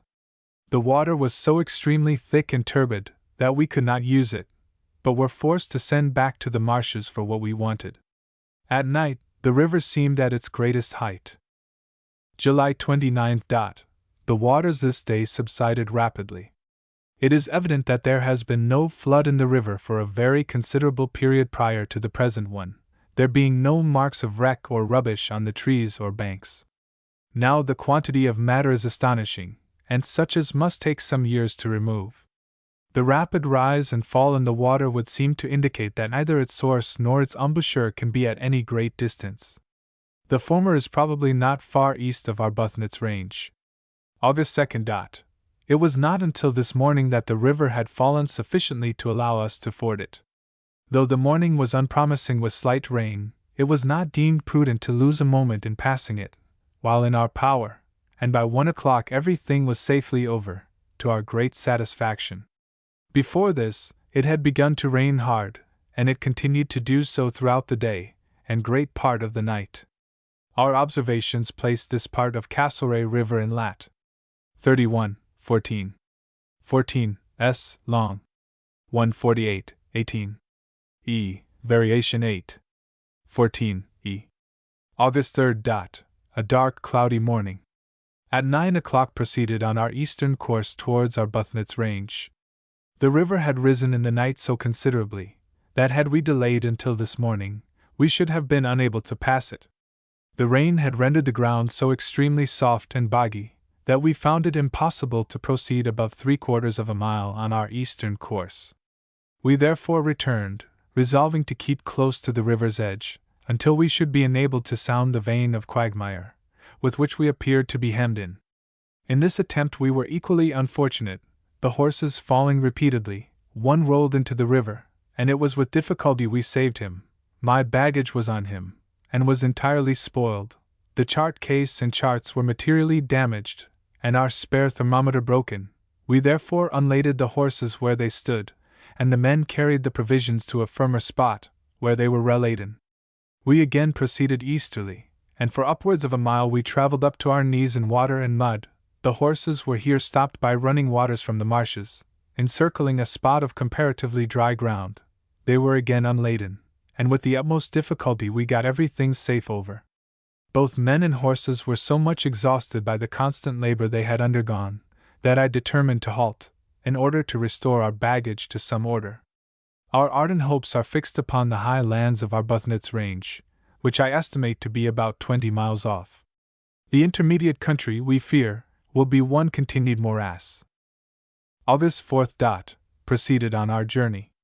In the 7 miles and a half which we accomplished today, the water and bog were pretty equally divided, and a plain covered with the former was a great relief both to men and horses, since in apparently dry brush, or forest, was found a certain forerunner of quicksands and bogs. The natives appeared pretty numerous. One was very daring, maintaining his ground at a distance armed with a formidable jagged spear and club, which he kept beating against each other, making the most singular gestures and noises that can be imagined. He followed us upwards of a mile, when he left us, joining several companions to the right of us. Emus and kangaroos abound, and there is a great diversity of birds, some of which have the most delightful notes, particularly the thrush. August 5th. At 3 o'clock we were obliged to give up all attempts to proceed farther this day. It was with the utmost difficulty we accomplished 6 miles. For the last half mile, the horses were not on their legs for 20 yards together. This, too, was in the middle of an apparently dry forest of iron bark and cypress trees. The surface gave way but little to the human tread, but the horses were scarcely on it before the water sprang at every step, and the ground sank with them to their girths. In this dilemma, it was agreed to rest for the night, and in the morning endeavor to proceed to the nearest hill, which appeared to be distant about 2 miles and a half, with very light loads upon the best track we could find, and then return for the remainder of the baggage and stores.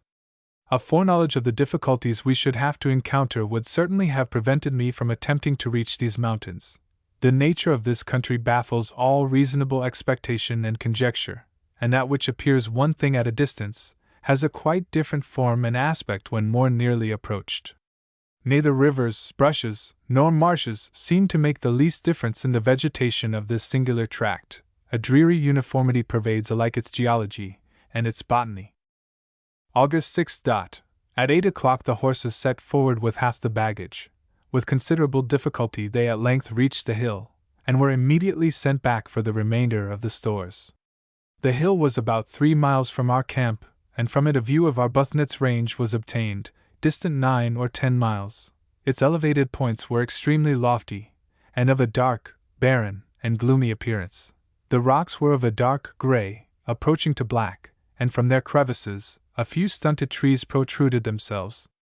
It was 3:30 o'clock before everything was removed to the foot of the hill, when it was much too late to think of proceeding, anxious as we were to arrive at the main range itself. We killed this day one of the largest kangaroos we had seen in any part of New South Wales, being from 150 to 180 pounds weight. These animals live in flocks like sheep, and I do not exaggerate when I say that some hundreds were seen in the vicinity of this hill. It was consequently named Kangaroo Hill. Several beautiful little rills of water have their source in it, but are soon lost in the immeasurable morass at its base. August 7th. About a mile from Kangaroo Hill, after crossing a marshy plain, we came to a limestone rock, spreading in smaller pieces over a low hill. It is somewhat remarkable that this stone should again be found precisely under the same meridian as seen on the Lachlan and Macquarie rivers. The same stratum appears to have run from south to north, upwards of 200 miles. This hill is certainly its northern termination, since beyond it the low and marshy plains of the interior commence. At 1 o'clock we arrived under the hill which Mr. Evans had previously ascended. At this spot I intended to remain a couple of days, as well to refresh the horses, as for the purpose of ascending Mount Exmouth, from whence I promised myself an extensive view of the country over which our intended route lay. On ascending the hill before mentioned, I was surprised with the remarkable effect which the situation appeared to have on the compass. The station I had chosen was the highest part, and nearly the center of the hill. Placing the compass on the rock before me, the card flew round with extreme velocity, and then suddenly settled at opposite points, the north point becoming the south. Astonished at such a phenomenon, I made the following observations. The compass on the rock, Mount Exmouth, bore S. 60 W, its true bearing being N. 75 E, and on raising it gradually to the eye, the card was violently agitated, and the same point now bore N. 67 E. About 100 yards farther south, the compass was again placed on the rock. The effect on the compass was very different. Mount Exmouth bore E. 48 S, and the tent in the valley beneath S. 74 W. The card on raising the compass was rather less agitated than before, and from the eye, Mount Exmouth bore N. 77 E, and the tent S. 15 W. The true bearing of the latter being S. 13.5 W.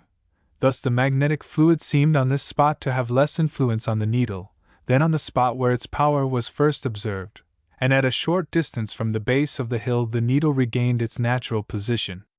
The rocks, when broken, were of a dark iron gray. They did not appear to contain any iron, for when tried at the tent, the magnet had no power over them.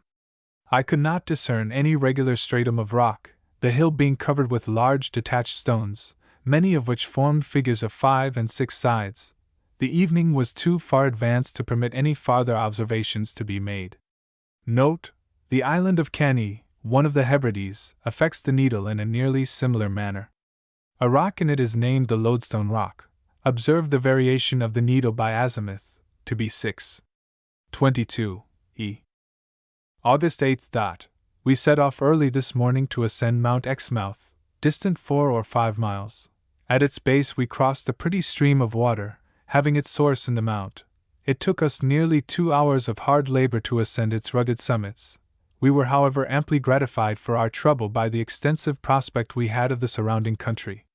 Directing our view to the west, Mount Harris and Mount Forster, whose elevations do not exceed from 200 to 300 feet, were distinctly seen at a distance of 89 miles.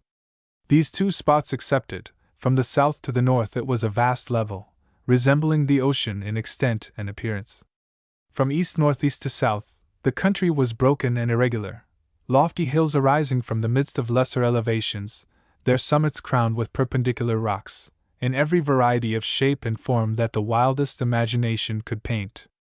To this grand and picturesque scenery, Mount Exmouth presented a perpendicular front of at least 1,000 feet high, when its descent became more gradual to its base in the valley beneath, its total elevation being little less than 3,000 feet.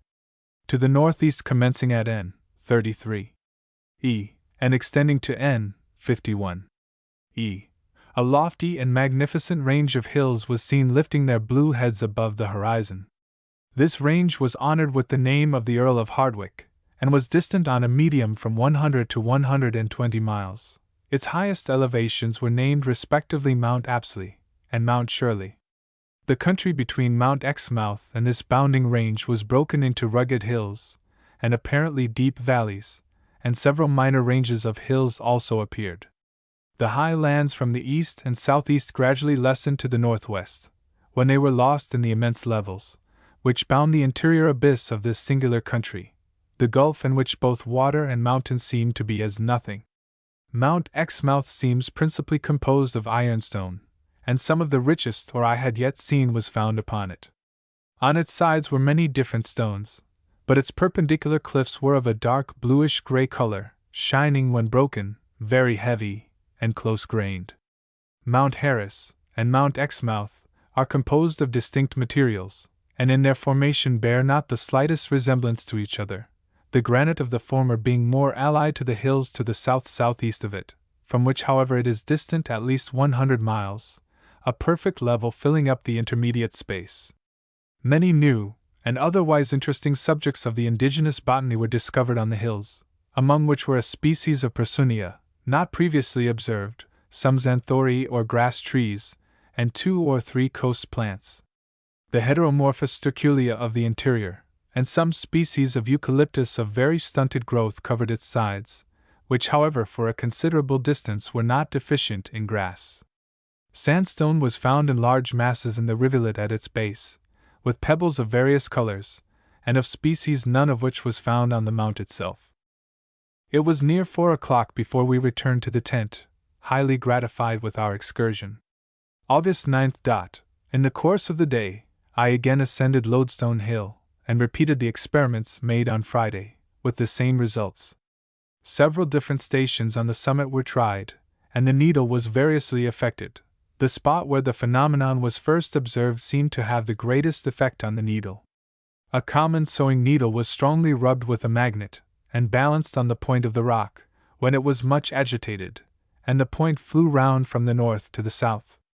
The needle of the circumferentor, taken out of the box, was affected in a similar manner, only that when balanced on the rock, the fluid did not possess sufficient power to turn the point more than one point of the circle instead of quite round, as when balanced in the compass box. A compound magnet was laid on the rock, and applied to it in different ways, but it did not seem in any manner affected by the power which had so surprised us with its effect on the compass. The weather within the last week has become perceptibly warmer, the thermometer being seldom under 70 degrees at noon. The fires of the natives were seen at no great distance from us, and they seemed to attend upon our motions pretty closely. The observations made here placed us in lat. 31:13 s long, 148:41 30 e, and I estimate the mean variation to be about 7½ easterly. We found that no reliance could be placed on bearings taken with the compass on heights in this vicinity, and I am fearful that the bearings taken from Mount Exmouth will require verification, a difference of 4 degrees being observed in some, when compared with other bearings, which could not be supposed to be affected by the magnetic fluid. August 10th. Proceeded on our journey, our course for the first 6 or 7 miles being to the north-northeast, and afterwards northeast-half-east, which latter course I intended to steer for some time. It was the best day's traveling we had experienced since quitting the Macquarie River, being generally over low strong ridges, the sides and summits of some of which were very thick brush of cypress trees, and small shrubs, particularly the last 2 miles. We stopped for the evening in an extensive low valley north of Mount Exmouth, and running under its base, bounded on the northeast by low forest hills. To the south the hills were rocky, abrupt, and precipitous.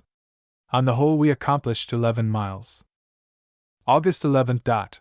Our route lay over low valleys of considerable extent of open forest ground, but so soft and boggy that it was with difficulty we made any progress. It would seem that much rain had fallen here lately, and completely saturated the soil, which is a light, sandy mold. In these valleys there are small streams of water, having their origin in the surrounding hills. They all terminate northerly. We could accomplish but 7 miles on a northeast by east course. In the evening we had an awful storm of thunder and lightning, accompanied with torrents of rain. The reverberation of sound among the hills was astonishing. The natives continue in our vicinity unheeded, and unheeding, even the noise of their mogo upon the trees is a relief from the otherwise utter loneliness of feeling we cannot help experiencing in these desolate wilds. August 12th. We found that we could not maintain our direct course, as the low ground was so boggy that the horses were altogether unable to move on it. Keeping therefore the banks of the little stream where the ground was firmer, we reached the chain of hills bounding the valley to the southward. We wound along the base of the hills on a variety of courses, not being able to quit them 20 yards without being bogged. Finding that the hills trended too much to the southwest, we kept down the bed of a small stream for 2 or 3 miles, and halted on a fine apple tree flat of rich land, watered by a very fine small stream, which was joined by the one we came down. The main strewn ran to the northward. The apple tree flats are uniformly of firm hard ground, while the soil on which grow the ironbark, pine, and box is as invariably a loose sand, rendered by the rain a perfect quicksand. These bogs are the more provoking, as without such impediments the country is clear and open, and as favorable for traveling over as could be wished. We have had anything but a dry season, and it is to the heavy rain which might naturally be expected to fall near high mountains that our present difficulties must be ascribed. We traveled between 9 and 10 miles, but our course made good was nearly southeast only 5 miles. A few new plants were found. The hills were a mere bed of iron ore. August 13th. We proceeded at our usual hour, and did not halt till near sunset, but accomplished no more than 6 miles, in the course of which the horses were obliged to be unladen, and the men carried the loads upwards of half a mile before the horses could be got across the quicksands. They are indeed properly so termed, consisting of 2 or 3 inches of light mold, on about 18 inches of loose sand, the whole covering a rocky or stony bottom. On treading on them, water would fly up several inches, and it was with difficulty men could pass over them, much less horses. Quicksands of a similar nature prevented our reaching a small creek running under a high craggy ridge of hills. We therefore stopped at the edges of them, every body completely worn out. The appearance of the country passed over was most desolate and forbidding, but quite open, interspersed with miserable rocky crags, on which grew the cypress and eucalyptus. On the more level portions of the country, a new and large species of eucalyptus, and another of its genus, the ironbark, were the principal if not the only trees. Many of the rocks were pointed and basaltic, but the general species was a coarse sandstone. Miserable as the country was in other respects, it was fruitful in new plants. August 14th. As it rained hard during the night, and the rain still continued to fall in thick showers, I thought it advisable to rest. August 15th. Cloudy, with strong winds from the southeast. We crossed the creek about 2 miles from our resting place, but soon found that any attempt to advance in that quarter would be abortive, the morass and quicksands extending into the very water, and denying all egress. We therefore recrossed the rivulet about a mile more northerly with better success, and succeeded in gaining some stony hills, which, with 2 or 3 intervening marshy valleys, continued for the rest of the day's route, the latter part being up very high, rocky, barren hills, with narrow defile. From these heights we descended into a pretty valley of considerable extent, and to our great joy, of sound, firm soil, with plenty of good grass. The water, however, was strongly impregnated with iron, so that we could hardly drink it. This valley, which we named Wilton Valley, was enclosed on all sides except the north, by lofty, rocky hills of coarse sandstone, adorned with various species of acacia in full bloom, with a vast variety of other flowering shrubs of the most beautiful and delicate description, adding greatly to our botanical collection. We accomplished in the whole 12 or 13 miles, about 6 of which were in the direction of our proper course. August 16th. We had hardly begun to lade the horses, when the rain recommenced with greater violence than in the night, and effectually prevented us from proceeding. The country presents sufficient obstructions to our progress, not to render the delay caused by a day's rain a matter of much inquietude. The loss of time is of little consideration, when compared with the soft and boggy ground which such heavy falls leave. A species of Banksia was seen today under the same meridian as on the Macquarie. It would seem that particular productions of the vegetable as well as of the mineral kingdom run in veins nearly north and south through the country. This peculiarity has been remarked of other plants, besides the species of Banksia. August 17th. Our course this day led us over a barren, rocky country, consisting of low stony ranges, divided by valleys of pure sand, and usually wet and marshy. Latterly we appeared to be descending from a considerable height, to a lower country to the northeast. The whole was a mere scrub covered with dwarf iron barks, apple trees, and small gums, the soil scarcely anything but sand, on which grass grew in single detached roots. The horses fell repeatedly in the course of the day, and they were now so weak that they sank at every soft place. Between 4 and 5 o'clock, after traveling about 10 hours, we stopped at a small drain of water for the night, having accomplished nearly 11 miles. In our track we saw no signs of natives, and the country seemed abandoned of every living thing. Silence and desolation reigned around. August 18th. It is impossible to describe in adequate language the different trying obstructions we encountered during this day's journey. After meeting and overcoming many minor difficulties of bog and quicksand, we had accomplished nearly 11 miles, and were looking out for a place to rest, when we entered a very thick forest of small iron barks which had been lately burnt, and their black stems and branches, with the dull bluish color of their foliage, gave the whole a singularly dismal and gloomy appearance. So thick was the forest that we could hardly turn our horses, nor could the sun's rays penetrate to the sandy desert on which these trees grew. Without the usual appearances of a bog, our horses were in an instant up to their bellies, and the difficulties we had in extricating them would hardly obtain belief. In this dilemma, scarcely able to see which way to turn, we traversed the margin of this extensive quicksand for nearly 3 miles in a direction contrary to our course, before we could find firm ground or water for the horses, which we did not effect till sunset, and then, as for the last 3 days, there was nothing for them to eat but prickly grass, which possesses no nourishing qualities. This fare, after their hard labor, reduces them daily. August 19th. After wandering about the whole day without gaining anything on our course, for the quicksands kept us revolving as it were in a circle, the exhaustion of the horses obliged us to stop. It was painful to behold them, after being disencumbered of their loads, lay themselves down like dogs about us. It was the 4th day that they had been without grass, and they preferred the tender branches of shrubs, etc., to the prickly grass. The backs of the greater part of them were, notwithstanding every care, dreadfully galled, so that they could, when first saddled, scarcely stand under their burdens. These quicksands lie in the hollows between the low irregular hills, which rise on this otherwise level country. Their point of discharge is uniformly northwesterly. The union of many of these minor drains forms occasionally a large one, and the points of the hills which meet upon them afford the only means of crossing them. It was evident that the early part of the winter had been very wet, and the late rains had probably been the cause of these morasses, which still continued to drain themselves off in running water. This region must at all times be impassable from opposite causes. In wet seasons it is a bog, in dry ones there is no water. Finding, as above remarked, that northerly and northeast the country declined as it were to nothing, it was resolved to pursue a more easterly course than that hitherto followed, and instead of attempting to go round the morasses which we might meet with to the north, to follow them southerly, a course which in time must certainly take us to a more elevated country. Such a road is rendered now absolutely necessary by the condition of the horses.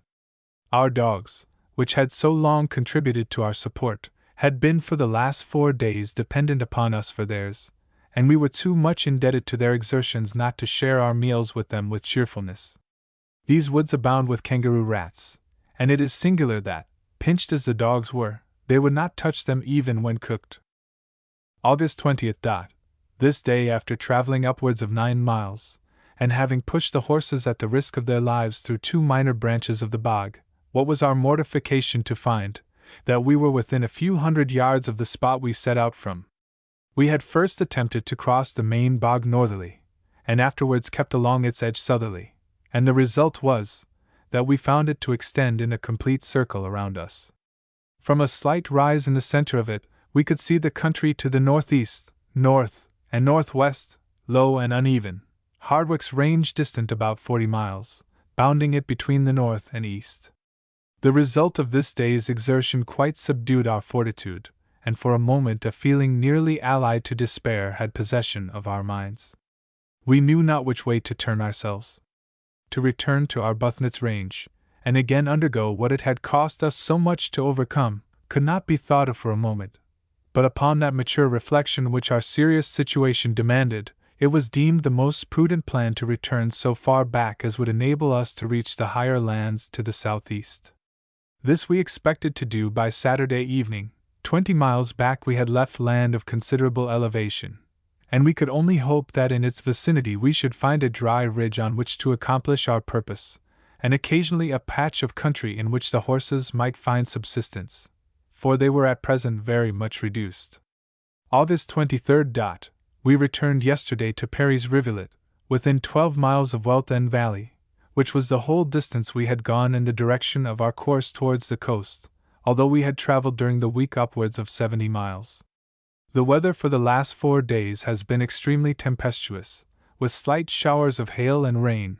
The winds were chiefly from the west and northwest, the temperature being extremely cold for the latitude and season. The observations of today placed this station in lat. 30, 57, 20, long, 149, 20, E, variation 8, 42, E. August 24th. We were a little surprised at finding that a severe frost had taken place during the night, and that the thermometer was now as low as 28 degrees. Ice lay within a few yards of our fire, of the thickness of $1. Our course throughout the day was southerly, and led us up the banks of Perry's Rivulet. We experienced fewer difficulties than on any day since we had entered this desert, and accomplished between 9 and 10 miles, at the end of which we entered a small valley of good forest ground with tolerable grass. Though early in the day, the horses needed refreshment too much not to induce me to stop here for the remainder of it, as we could not at the utmost have gone above 2 miles farther. This valley, and the appearance of forest hills to the southward, gave us strong hopes that by continuing our present course for a day or two longer we should get into a better line of country, and be enabled to resume our easterly course. Perry's Rivulet was here a series of large ponds, near which were traces of natives, but of old date. In this desert, we have never met with any signs that can lead us to believe it has ever been before crossed by any human being. August 25th. A smart frost during the night, the morning fine and clear. At 8 o'clock we proceeded on our route, taking a more easterly direction according to circumstances. Between 3 and 4 miles from our camp, we had an extensive view to the east and southeast, and saw with extreme satisfaction a lofty chain of fine forest hills thinly timbered, bearing east-southeast of us, and distant 14 or 15 miles. To the east were extensive flats, bare of timber, and apparently either composed of white sand, or covered with dead grass. Our distance would not enable us to distinguish which. These flats were bounded by remote rising hills seemingly clear and open. A high peak, bearing north, was named Kerr's Peak, and a very lofty mount, under which the west extremity of the plains lay, was named Mount Tetley, and the westernmost remarkable hill in the chain first mentioned, Whitwell Hill. The bogginess and ruggedness of our route, for the remainder of the day, sufficiently tried our strength. We accomplished, however, 13 miles, and halted in a small valley about 4 miles south of Whitwell Hill. This valley was bounded east and west by rocky hills, but the soil was better, and the grass of good quality. The base of these hills was of close-grained white-colored granite, or whinstone, the summits of good freestone, on the sides several good pieces of iron ore were picked up. August 26th. While Mr. Evans proceeded with the horses on an eastern course from Mount Tetley, Dr. Harris and myself went towards the spacious valley at the foot of Whitwell Hill. This we soon reached, and traveled down its center, along the banks of a beautiful stream of water which fertilized and drained it. The extent of this valley towards the southwest we could not discover, as its windings were lost among the forest hills in that direction. We went down to the east between 7 and 8 miles, when we rejoined the horses at the base of an elevated conical hill, standing detached at its east entrance, which was here 4 or 5 miles wide. On ascending this hill, the view which was on all sides presented to our delighted eyes was of the most varied and exhilarating kind. Hills, dales, and plains of the richest description lay before us, bounded to the east by fine hills, beyond which were seen elevated mountains. To the northeast an extensive valley, from 8 to 10 miles wide, led to Hardwicke's Range, being a distance of about 35 miles. In this great valley were numerous low hills and plains, thinly studded with timber, and watered by the stream, down the banks of which we had traveled. From its eastern side, these low hills gradually rose to a loftier elevation, but were still thinly timbered, and covered with grass. To the east, southeast, and southeast, clear plains extended to the foot of very lofty forest hills, at a medium distance of from 25 to 40 miles. These were the plains seen on our yesterday's route, and which we feared were sand. We found them to consist of a rich dry vegetable soil, and although, from their vast extent, they may, as a whole, be properly denominated plains, yet their surfaces were slightly broken into gentle eminences with occasional clumps and lines of timber. Their white appearance was occasioned by the grass having been burnt early in the year, and the young growth killed by the frosts. The little rivulet that watered the northwest side of this tract of country had overflowed within these few days, but the ground left by the retreating waters was as firm and solid as those parts which had not been touched. The sides of the hills were of the same black mold, stony towards their summits, and the higher eminences rocky. The rocks were of a very hard whinstone, the stratum nearly perpendicular, or rather standing up in regular basaltic figures, similar to those on Lodestone Hill. These valleys and hills abound with kangaroos, and on the plains numbers of emus were seen. We seemed to be once more in the land of plenty, and the horses as well as men had cause to rejoice at the change, from the miserable harassing deserts through which we had been struggling for the last 6 weeks, to this beautiful and fertile country. From the hill on which we stood, bearings were taken to the most remarkable points and objects connected with the survey, and the most distinguished, in point of beauty or singularity of appearance, were honored with distinctive appellations. The valley down which we had traveled was called Lushington's Valley, after the Secretary to His Majesty's Treasury, the extensive one to the northeast, leading to Hardwicke's Range, Camden Valley, after the noble Marquis. The plains to the east and southeast were honored with the name of Lord Liverpool, the hills bounding Lushington's Valley, on the south side, Vansiddart's Hills, after the Chancellor of the Exchequer, while several less remarkable hills were designated after persons endeared to our recollections by early friendship. A great variety of new plants rewarded the exertions of our botanist in ascending Mount Tetley, and many, hitherto only known on the coast, were discovered on the hills and in the valleys. The acacia pendula was also seen. It had hitherto been the usual characteristic of wet lands, but it was here growing on the most dry and elevated situations. The timber on the plains and hills was chiefly those species of eucalyptus called apple tree, box, and gum trees, and on the banks of the rivulet were a few large casuarina. So much time was consumed in ascending hills and examining the country, that we did not go more than 10 miles on a direct course. It was, however, time well bestowed. 3 native fires were seen in Lushington's Valley, but the whole of this part of the country appears to be very thinly inhabited, a few wandering families making up the total of its population. The small rivulet in Lushington's Valley was named York's Rivulet, in honor of Sir J. S. York. August 27. Pursuing our course to the eastward, towards the range of low hills bordering the plains in that quarter, between 5 and 6 miles, we came to a fine stream of water, crossing the plains from the south to the north. There had been a flood in this rivulet within these few days, marks of which were observed about 15 feet high, but still within the banks. It appears that the plains are chiefly flooded from York's Rivulet, the remaining waters of which, together with rain-water, were in several places still standing on the surface, but not to the extent that the horizontal level of these plains would have led me to suppose would probably be the case. The far greater portion was a rich dry soil, and that the water is never permanent on any part of them is clearly demonstrated by the total absence of any aquatic or bog plants.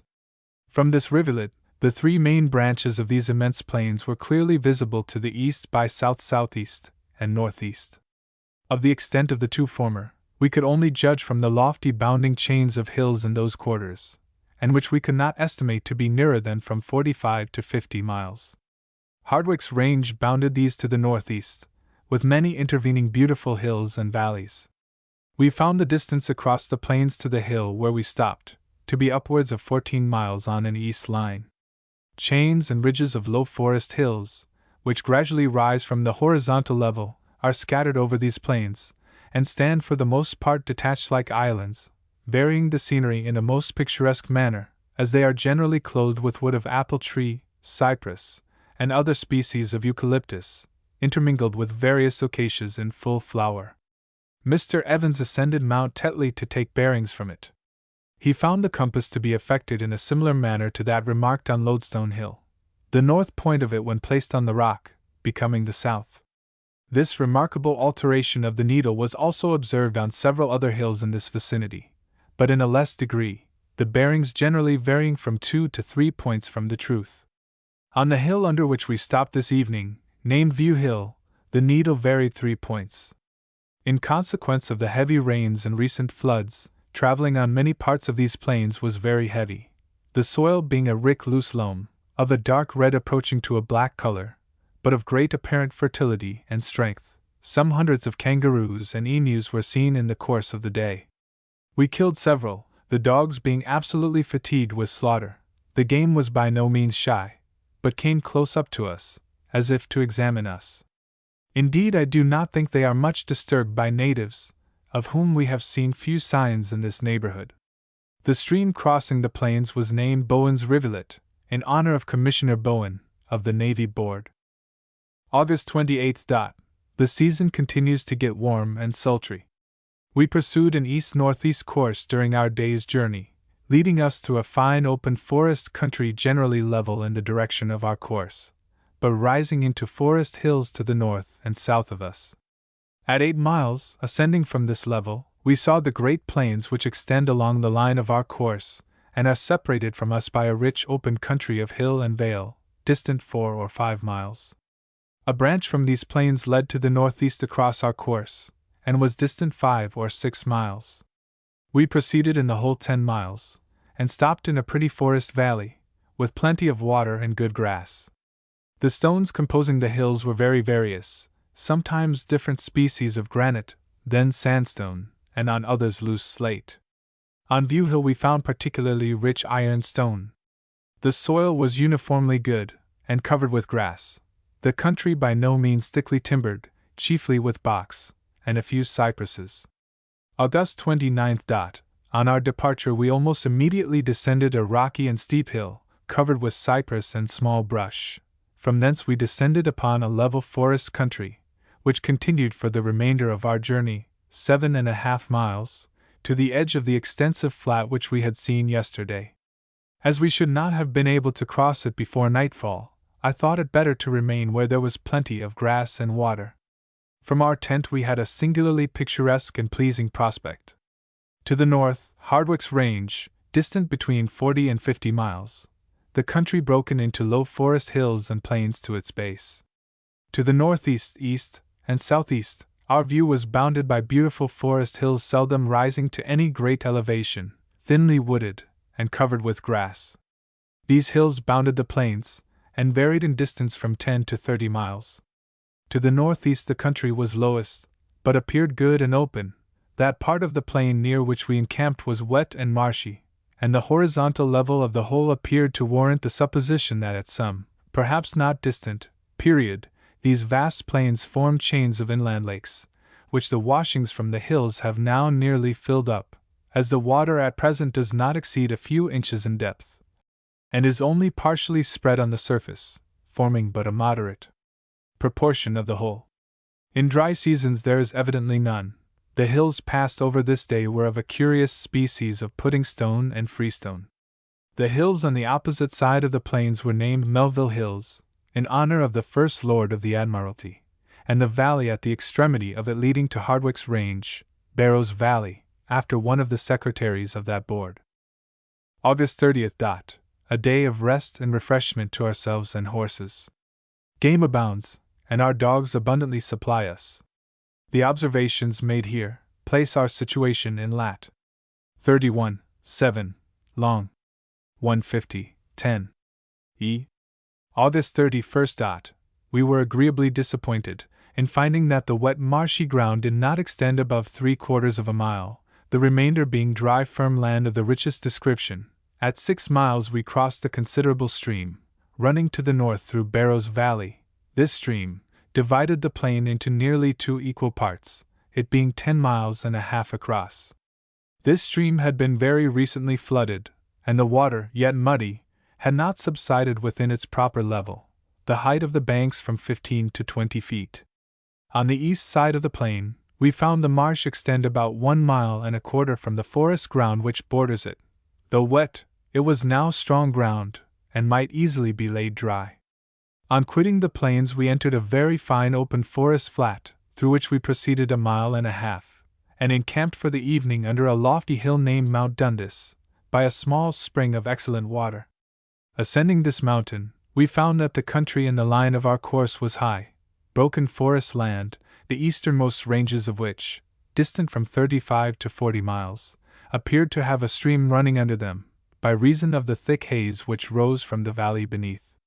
To the north, bending round to the northeast, the country was beautifully picturesque, consisting of low, open forest hills, bounded by higher chains of hills that formed the southern side of the spacious valley under Hardwicke's range, through which I no longer doubted that a considerable stream had its course, since all the waters we had hitherto crossed ran in that direction. A great many smokes, arising from the fires of the natives, were seen to the northeast and north.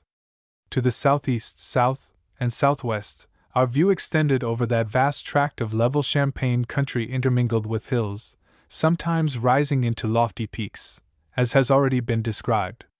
The abundance of game, such as emus and kangaroos, and of wild ducks on the stream, was wonderful. Our dogs, after severe battles, killed 2 emus, who however tore one of them very dangerously. We called the river which divided and watered the plain fields River, in honor of the judge of the Supreme Court. September 1st. We pursued our course to the east-northeast, winding through rich valleys bounded by lofty forest hills for 7 miles, when by a gentle descent we entered a rich and spacious vale, bounded on the east by very high hills, and on the west by others less elevated. At 12 miles we stopped at some ponds near the center of the vale. The hills were very stony, of various species, granite, freestone, and puddingstone. They were however well covered with grass, and quite clear and open, the valleys and levels excellent, with good timber, chiefly apple tree, box, and gum. On the higher ridges of the hills, and occasionally on their sides, were many fine cypresses. There was nothing grand or imposing in the scenery, but it was simple and attractive from its richness and extent. The hills sometimes rose into singular forms which were continually changing in our progress, and appeared well calculated to afford an ample range of sheep pasture. The extensive vale in which we stopped was named Goulburn Vale, in honor of the Under-Secretary of State for the Colonies. September 2nd. Our expectations of finding a river to the eastward were this day verified. After passing for 11 miles across this beautiful vale, we came to a deep and rapid stream running to the north, through the valley whose eastern side it waters. Finding it too deep to be forded, we constructed a bridge across a narrow part of it, by felling such large trees as would meet, by which the baggage was taken over. The horses were swum across. One of the men, foolishly attempting to swim over on a horse, nearly paid for his imprudence with his life. As he could not swim, he was carried down the stream near 1/4 mile, and was several minutes under water. His body, being providentially washed across a log, was the means of his preservation. It was late in the afternoon before our passage across was effected, so that we halted on the banks. This was the largest interior river, with the exception of the Macquarie and Castlereagh, which we had yet seen. It would be impossible to find a finer or more luxuriant country than it waters. North and south, its extent is unknown, but it is certainly not less than 60 miles, whilst the breadth of the vale is on a medium about 20 miles. This space between the bounding hills is not altogether level, but rises into gentle inequalities, and independently of the river is well watered. The grass was most luxuriant, the timber good and not thick. In short, no place in the world can afford more advantages to the industrious settler than this extensive vale. The river was named Peel's River, in honor of the Right Hon. Robert Peel. A great many new plants were found today and yesterday, chiefly of the orchis tribe, note, Orchidea of Just and Brown. We saw numbers of the ornithorhynchus, or water mole, in the river, also a few turtle. We were not successful in obtaining any fish, so that we were unable to decide whether it contained the same species as the Macquarie. September 3rd. After passing over a fine and gently rising country for between 4 and 5 miles, we ascended a very lofty chain of hills, being the eastern boundary of Goulburn Vale. These hills were of good soil, and covered with excellent grass to their very summits. Ascending two of the highest ridges, several circular orifices were observed on them about 12 feet in diameter and 5 feet deep. Great quantities of small stones resembling basalts were in heaps round the edges, at a little distance from which the stones were perpendicular and firmly bedded in the earth, many of them regular 6-sided figures, and all fractured into laminae, from 2 to 9 inches in thickness.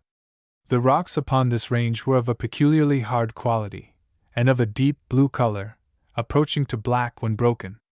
The country easterly appeared broken into a series of rocky detached hills, and on descending this range, we found an immediate change in the quality of the soil, being in the valleys of a light coarse sand, the surface covered with gritty particles as from pulverized coarse granite. The difference in the rocks composing the hills was here very remarkable, being of very coarse granite of the same description as in the neighborhood of Bathurst, scattered in immense masses both in the valleys and on the hills, and our astonishment was more than once excited at the causes which could have effected their removal from their primitive bed. On a hill near which we encamped was a single mass of granite apparently thrown up perpendicularly from the bosom of the earth. It was 26 feet high and had 6 distinct sides, ending in an irregular point at the summit, and was 48 feet in circumference. The valleys, though sandy, afforded us plenty of good grass and water, and the hills furnished abundant employment for the botanical collector. September 4th. After leaving the valley in which we encamped, we entered one much more extensive, and communicating with Goulburn Vale. Between 5 and 6 miles on our route, we reached a beautiful small river coming from the eastward and joining Peel's River, of which it appears to be a principal branch. For the remainder of the day's journey, we proceeded up the fine valley which this stream watered, bounded on the north and south by lofty and fertile hills covered with rich herbage, having numerous smaller valleys and streams terminating in this principal valley. The whole scenery was thinly clothed with wood, and occasionally a bold craggy promontory terminating at the river gave it a diversity, which its general softness of feature or outline required. There were no principal ranges of hills, but they broke in and upon each other, forming the utmost variety of shape. The rocks and stones which composed the bases and summits of these hills were not less various than their form. Scarcely two were alike. Granite, coarse porphyry, freestone, and whinstone were frequently found on the same hill, and the beds of the streams were of every variety of pebble. This fine stream received the name of Cockburn River. September 5th. Our course this day sometimes led us over very elevated ridges, and at other times through deep and rich valleys. Some of these hills were at least 3,000 feet in height, and clothed with grass to their summits. Others of the less elevated were entirely free from rocks, and of the finest soil. The timber chiefly box, with some few trees of another species of eucalyptus called stringy bark, and cypress. A number of small streams watered the deep valleys to the north and south, falling into Cockburn River. Large quantities of quartz were in various places, as also good flint, which was found in large masses in the bed of Cockburn River, and also in small pieces on the hills. This was the second flint that has been discovered in New South Wales. We halted in a small and beautiful valley near Cockburn River, after having accomplished 9 miles. September 6th. A day of rest. The observations placed this station in lat. 31.04. 35s, long. 151.05. 30, E, variation 9. 58, E. September 7th. The morning clear and fine. At 7:30 o'clock we proceeded on our journey. In the whole course of it, we never experienced more precipitous traveling than during the first 6 miles. Travelers, less accustomed to meet difficulties, might perhaps have been a little alarmed at traversing such steep and shelving hills, the loose stones on which added to the insecurity of our footing. Nevertheless, we found it extremely pleasant, from the romantic beauty of the scenery and the freshness of the verdure. We had been ascending an extremely elevated country for the last 30 miles, and I was in great hopes of soon reaching the point of division between the eastern and western waters. By a tolerably easy acclivity, we gained that which I took to be the highest of these congregated hills, in hopes it might possibly lead into a main range. From its summit we had a very extensive prospect over the country we had left, and also to the southward, in which direction the land appeared broken and hilly, and but thinly clothed with timber. To the east and northeast it appeared far less broken, and certainly less elevated than the ridge we were on. This ridge soon expanded to a broad surface of open forest land, and proceeding on it to the east about a mile, we perceived in the valley beneath us a considerable and rapid stream running to the north, and afterwards apparently taking a more easterly direction. A more remarkable change in the outward appearance of a country was perhaps never before witnessed. In less than a mile, the timber had entirely changed from the bastard box to another kind of eucalyptus, called common blue gum, which grew in great luxuriance in the country before us. Until now this species had never been seen except on the immediate banks of running streams. In the course of the day, great quantities of fine stringy bark were also seen. The soil, instead of the light black mold, which had been the general covering of the country, was now changed to a stiff tenacious clay, and although well clothed with grass, its less luxuriant growth evidently showed the difference of soil not to be favorable. From this hill or range we descended very gradually for nearly 2 miles to the river before seen, and up the banks of which we proceeded about a mile farther, when we halted for the evening. The country was perfectly open, though much covered with fallen timber, the banks of the river sloping and quite clear of timber, and being within 100 miles of the sea coast, I had a strong belief that we had descended from the highest land, and that we should meet with no dividing ranges in the course of our future progress. It is impossible to form any certain conclusion at present, as to the course taken by this stream. Whether it finds its way to the coast, or is lost like the other streams of this country, will, I think, in a great measure depend upon the fact of our having crossed the highest ranges of the country. One of the men who had taken the dogs out after kangaroos fell in with a party of natives, among whom were some women and children.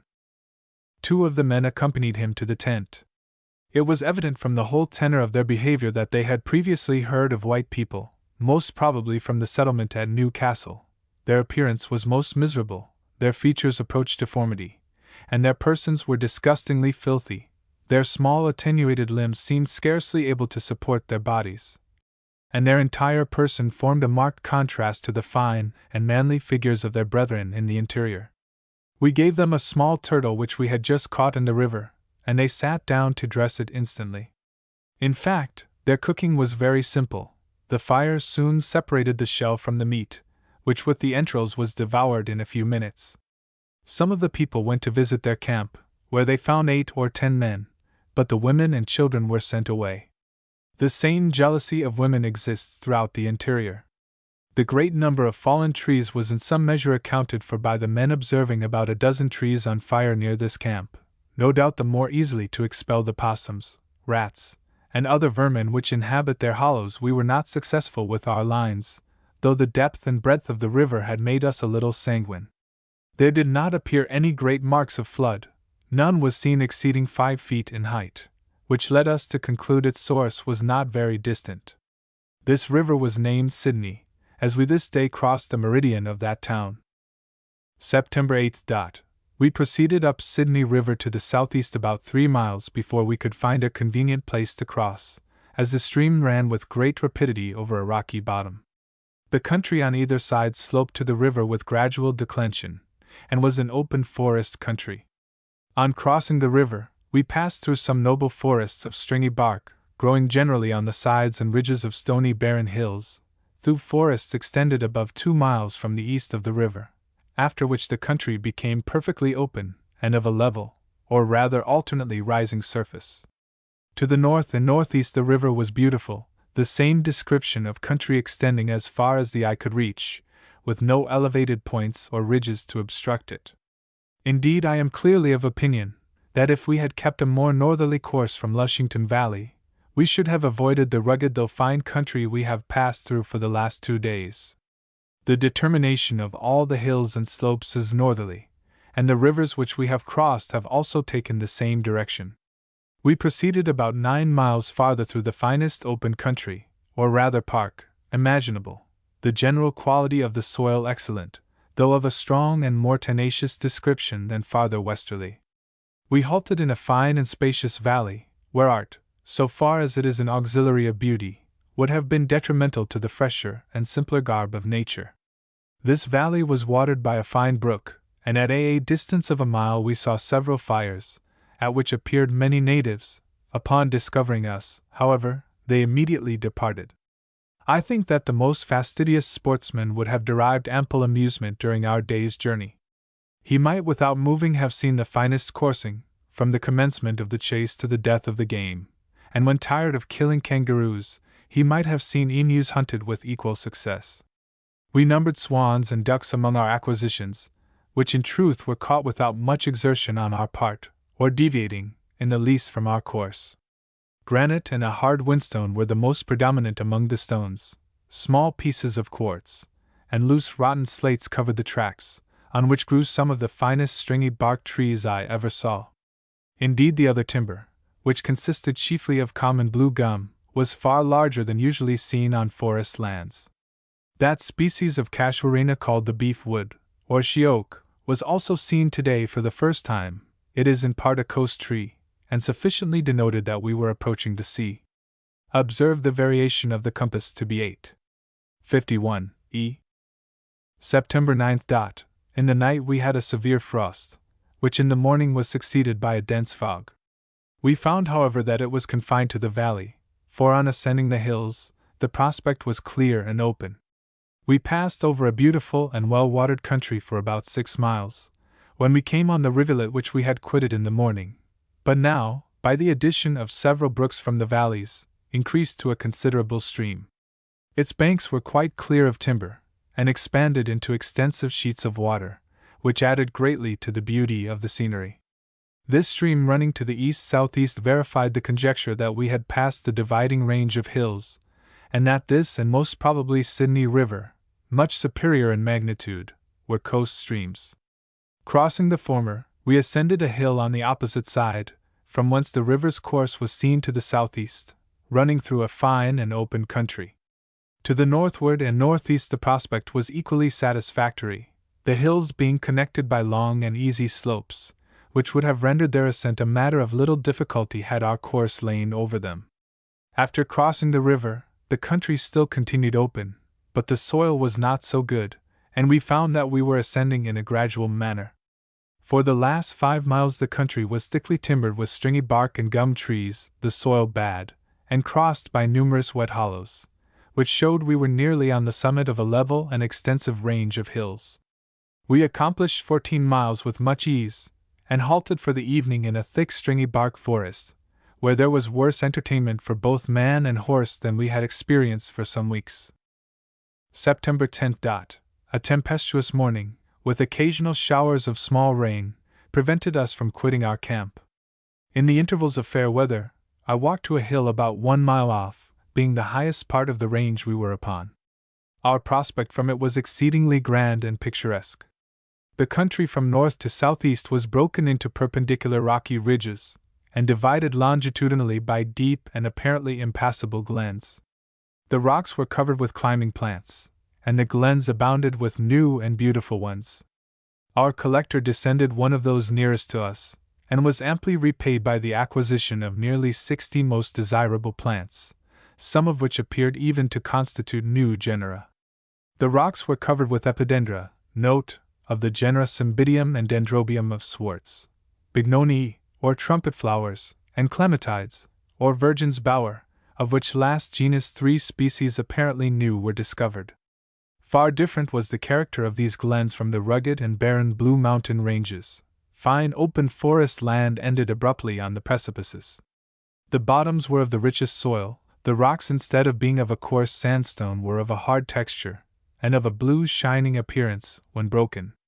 The country eastward of these glens appeared very lofty, and much broken, but as in the direction of our course, we should have some miles of good open country to travel over, we had strong hopes that our difficulties would prove greater in contemplation than reality.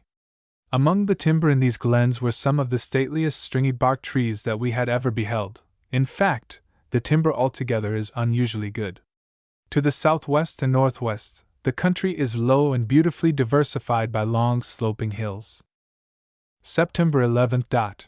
Our course for near 8 miles led us along a broad and very elevated ridge of poor forest land, intermixed with brush, when we were stopped from proceeding farther eastward by the deep chasm or glen, which we had seen at a distance yesterday. This tremendous ravine runs near north and south. Its breadth at the bottom does not apparently exceed 100 or 200 feet, whilst the separation of the outer edges is from 2 to 3 miles. I am certain that in perpendicular depth it exceeds 3,000 feet. The slopes from the edges were so steep and covered with loose stones that any attempt to descend even on foot was impracticable. From either side of this abyss, smaller ravines of similar character diverged, the distance between which seldom exceeded half a mile. Down them trickled rills of water, derived from the range on which we were. We could not, however, discern which way the water in the main valley ran, as the bottom was concealed by a thicket of vines and creeping plants. From the range on which we were, we could distinctly see the coast line of hills. The country between us and the coast was of an equal elevation, and appeared broken and divided by ravines and steep precipices. We continued along the edge of this ravine southerly for about 4 miles, when we halted for the day. Our only hope of being enabled to cross this barrier depends upon our pursuing a southerly course, when if the waters run northerly, the dividing range between them and Hunter's River will permit us again to turn easterly. If on the contrary they run southerly, their junction with Hunter's River will equally, it is to be hoped, facilitate that object. September 12. We were obliged during the whole of this day's journey to keep along the ridge bordering on the glen. It is impossible to form a correct idea of the wild magnificence of the scenery without the pencil of a Salvator. Such a painter would here find an ample field for the exercise of his genius. How dreadful must the convulsion have been that formed these glens! The principal glen led us to the westward. There were others that fell into it from the southward, but we perceived that the waters in it ran northeasterly, which gave us strong hopes of soon being enabled to head it. Several times in the course of the day we attempted to descend on foot, but after getting with much difficulty a few hundred yards, we were always stopped by perpendicular precipices. Scarcely a quarter of a mile elapsed without a spring from the top of the ridge crossing our track, forming at its entrance into the main glen a vast ravine. The ridge along which we traveled was, as might be expected, very stony. It was otherwise open forest land, thickly timbered with large, stringy bark trees, casuarini, and a large species of eucalyptus. Kangaroos abounded on it, and the tracks of emus were also seen. September 13. We were too anxious to find a passage across this river, for such we now perceived it to be, to permit us to rest this day. We proceeded on a variety of courses to avoid the deep ravines or glens which conducted numerous small streams of water to the principal one. Our road was very rugged, and our elevation sometimes very considerable, every part heavily timbered. Our course, which led us chiefly west, now terminated at one of the most magnificent waterfalls we had ever seen. The water was precipitated over a perpendicular rock at least 150 feet in height in one unbroken sheet, falling into a large reservoir about 1/3 down the whole declivity. Hence it wound its way through the glen for about half a mile farther, when it joined the main stream. This grand fall was called Beckett's Cataract, in honor of the Judge Advocate General. It now commenced raining so heavily that we were obliged to stop on the spot, though by no means an eligible situation.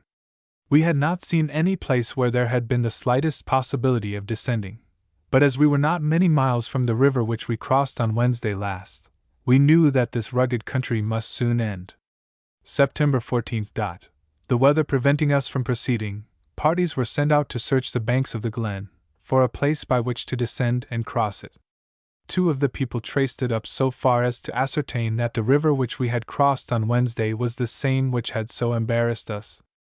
It entered the glen in a fall of vast height. Above, there was no difficulty in crossing it, the country being clear and open, and of moderate height. A kangaroo was chased to this fall, down which he leapt and was dashed to pieces, like the hero of Wordsworth's Heart Leap Well. It is wonderful that the dogs escaped the same fate. We had been also successful in finding a passage nearer to the tent.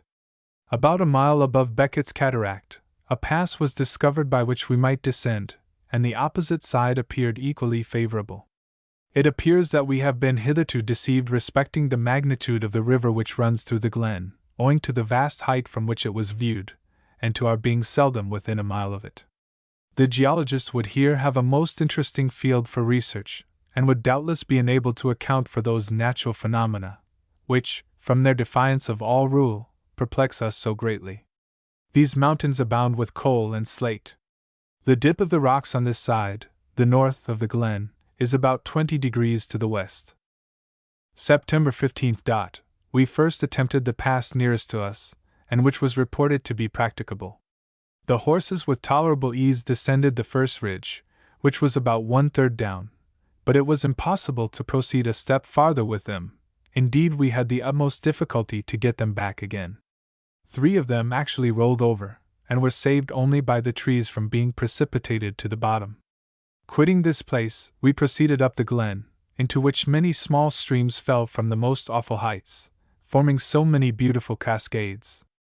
After traveling 5 or 6 miles, we arrived at that part of the river at which, after passing through a beautiful and level though elevated country, it is first received into the glen. We had seen many fine and magnificent falls, each of which had excited our admiration in no small degree, but the present one so far surpassed anything which we had previously conceived even to be possible, that we were lost in astonishment at the sight of this wonderful natural sublimity, which perhaps is scarcely to be exceeded in any part of the eastern world. The river, after passing through an apparently gentle rising and fine country, is here divided into 2 streams, the whole width of which is about 70 yards. At this spot, the country seems cleft in twain, and divided to its very foundation. A ledge of rocks, 2 or 3 feet higher than the level on either side, divides the waters in two, which, falling over a perpendicular rock 235 feet in height, forms this grand cascade. At a distance of 300 yards, and an elevation of as many feet, we were wetted with the spray which arose like small rain from the bottom. The noise was deafening, and if the river had been full, so as to cover its entire bed, it would have been perhaps more awfully grand, but certainly not so beautiful. After winding through the cleft rocks about 400 yards, it again falls in one single sheet upwards of 100 feet, and continues in a succession of smaller falls about 1/4 of a mile lower, where the cliffs are of a perpendicular height, on each side exceeding 1,200 feet, the width at the edges about 200 yards. From thence it descends as before described until all sight of it is lost, from the vast elevation of the rocky hills which it divides and runs through. The different points of this deep glen seem as if they would fit into the opposite fissures which form the smaller glens alternately on either side. The whole is indeed a grand natural spectacle, and is an indubitable mark of the vast convulsions which this country must at one period have undergone. The rocks are all slate, the upper Romani of which are of a light brown color, rotten, and easily separated. Nearer the base or surface of the water they are of a dark blue, and of a firmer texture. The waters are quite discolored, owing to the nature of the bed over which they run, the soluble particles of coal among the slate tinging them a dark brown. This fine fall is not more than 5 miles below the place where we crossed the river on the 9th instant, and we were doubtless prevented from hearing the noise of the waters by the numerous smaller falls in the vicinity. This most magnificent fall and the river itself were respectively named Bathurst and Apsley, in honor of the noble Secretary of State for the Colonies.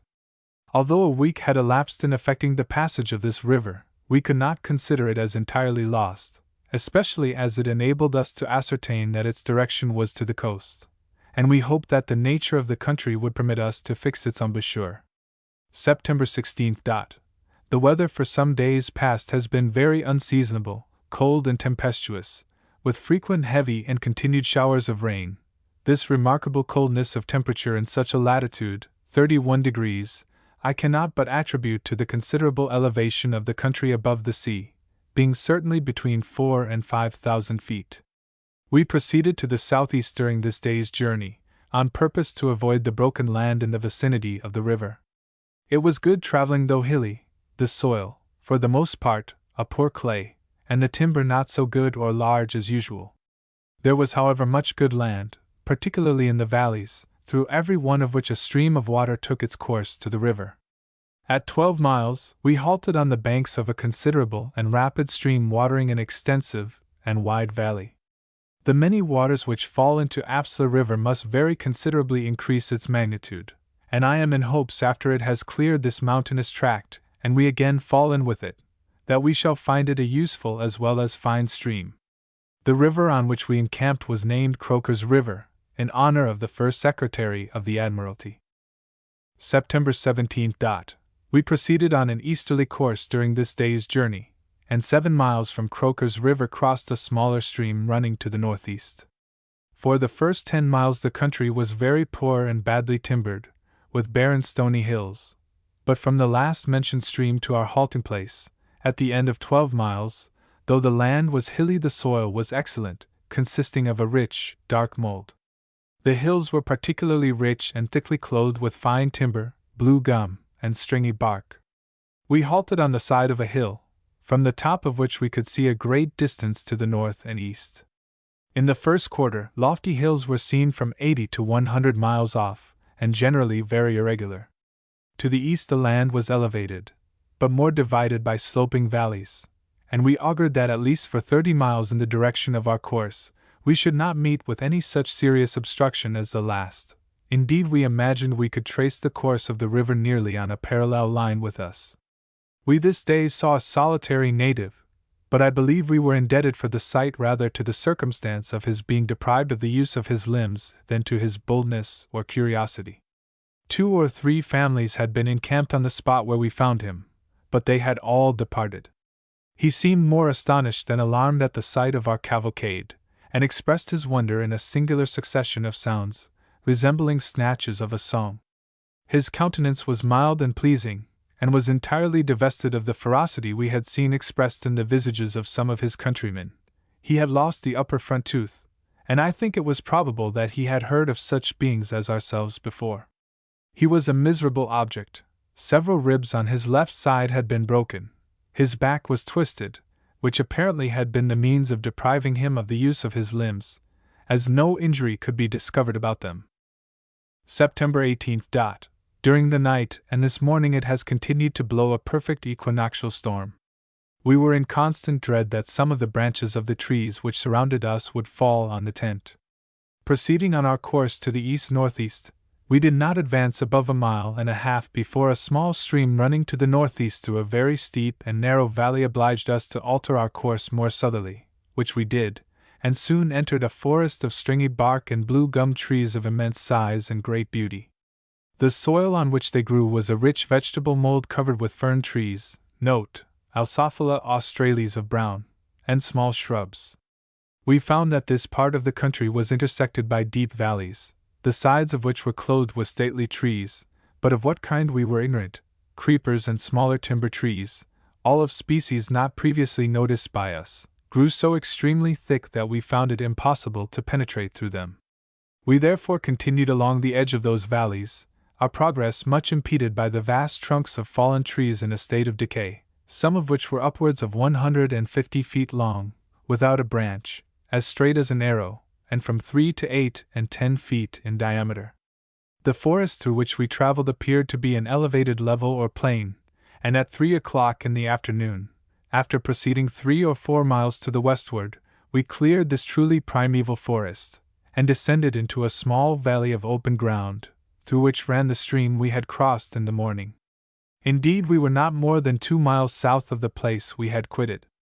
Our hope of proceeding without much interruption was thus disappointed. The gloominess of the weather, and the constant showers that fell, so impeded our view and distorted its objects, that what appeared plain and practicable at a distance of 2 or 3 miles, when approached was found impassable. I think it probable, however, that our most serious obstructions will be the thickness of the timber, rotten trees, and creeping plants. The soil is so rich and free from rocks, that I do not think the steepness of the descents will greatly endanger us. The wind, which had been extremely violent all day, was now accompanied by heavy showers, and we thought ourselves extremely fortunate in not being obliged to encamp in the forest. The storm as the evening advanced increased to almost a hurricane, with torrents of rain. Since Apsla River had been ascertained to take a direction coastwise, the principle which governed the direction of our course had been to endeavor to make a port on the coast laid down in lat. 30:45 s, and which I had an idea might probably receive this river, now increased by a multitude of smaller streams, and if so, that it might serve as a point of communication with the fine country in the interior. It is true this port is marked as a bar harbor, but I knew that it had never been examined, and I was aware how possible it was for a harbor to appear closed by a reef from a ship sailing at a distance along the coast. At all events, the point was worth ascertaining, and notwithstanding the repeated disappointments we had experienced in attempting a northeasterly course, I shall, if we are enabled to clear the deep valleys we are at present embarrassed with, persevere for some time longer. I consider it every way important to know into what part of the coast these waters are discharged. September 19th. The storm continued to rage with unabated violence throughout the night and the whole of this day, accompanied by torrents of rain and hail. The weather was also extremely cold and bleak, the thermometer in the mornings and evenings being not more than 5 or 6 degrees above the freezing point. Indeed, the season much nearer resembles the winter of a far more southern latitude than the spring of lat. 31. September 20th. Towards the morning the storm abated, but throughout the day it was dark and gloomy, with passing showers. In the present state of the weather we did not think it prudent to attempt penetrating through the thick forests which we knew were before us, and our horses would be the better for rest. The botanical collector descended into one of the valleys nearest to us, and found the sides of it clothed with the timber before mentioned. It was quite new to us. Some of the flower and seed were procured, as it was generally found in full flower, which gave these stately trees a richness and beauty I had never seen equaled. A great variety of other equally interesting plants was also found, some of them new species of timber. The valleys were of the richest soil, having a small run of water in their bottoms. Observed the variation by evening azimuth to be 10:39 E. September 21st. With a severe frost, the morning and day were finer than usual, though the weather was very unsettled. We accomplished 7 miles on a southeast by east course, through a very heavily wooded country, the timber generally of the best description, and the soil, with some partial exceptions, was equally good and rich. It was, however, so thickly covered with ferns and bushes among the trees, with vines running from them, that in many places we found it difficult to pass. Our course was accidentally such as to avoid all the deep valleys but 2, the descents of which were extremely difficult. In them strong streams of water ran to the northeast, no doubt joining the main river. From the hill over one of the streams near which we halted the coast line of hills was plainly seen, and we appeared to have but a rugged journey before us. Our horses too were so extremely weak and crippled, that the short distance we are enabled to travel is accomplished with pain and difficulty. We were forced to leave one of them about 1.5 miles from our resting place, as he was utterly unable even to walk without his load, which was distributed among the others. Some natives' fires were seen about 2 miles to the northeast of us in the same valley. September 22nd. A dark tempestuous morning. Sent back for the horse we left yesterday afternoon. He was somewhat recovered, and may perhaps live to reach the coast, the point whither our hopes have long pointed, and where I trust the horses will experience some relaxation from their present incessant but necessary labor. We had no choice in the route we pursued this day, taking that which appeared most practicable for men and horses. It was a continued ascending and descending of the most frightful precipices, so covered with trees and shrubs and creeping vines, that we frequently were obliged to cut our way through. At the bottom of one of these, we left the sick horse in a dying state. To add to our perplexities, it rained incessantly, and was so thick and dark that towards evening it was with difficulty we could see sufficient of our way to avoid being dashed to pieces. About 2 hours before sunset, after a descent of upwards of 5,000 feet, we found ourselves at the bottom of the glen, through which ran a small stream, but a passage down it was impossible, as it fell over rocky precipices to a still greater depth. The opposite side was a mountain equally steep with the one we had just descended. The horses were also so weak that it was impossible they could take their loads up it, and there was no possibility of remaining on the spot, since there was neither grass nor room even to lie down. All the heavy baggage was therefore obliged to be left behind, and by unremitted exertion we were enabled to gain a small spot of ground, formed by the mountains retiring from the immediate descent to the gulf below. It was, however, near 8 o'clock before this was accomplished, and we were after all obliged to leave 2 of the horses below, as all our attempts to move them were fruitless, even when unladen, a circumstance which we lamented the more, as they were on a spot that did not afford a blade of grass. The rain ceasing, was succeeded about 9 o'clock by one of the severest storms of wind I ever remember to have witnessed, and for the first time perhaps during the journey, we were alarmed for our personal safety.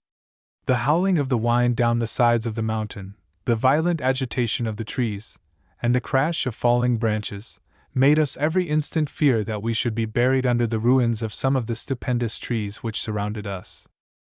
September 23rd. Towards midnight the storm abated, and allowed us to pass the remainder of the night in comparative comfort. The morning broke fair, and as the state of the horses would not permit us to attempt ascending the mountain with the baggage today, I contented myself with dispatching them for the provisions left last night at the bottom of the precipice, and to get up if possible the 2 remaining horses, whilst Mr. Evans and myself should explore the range, and endeavor to find out a somewhat more practicable route.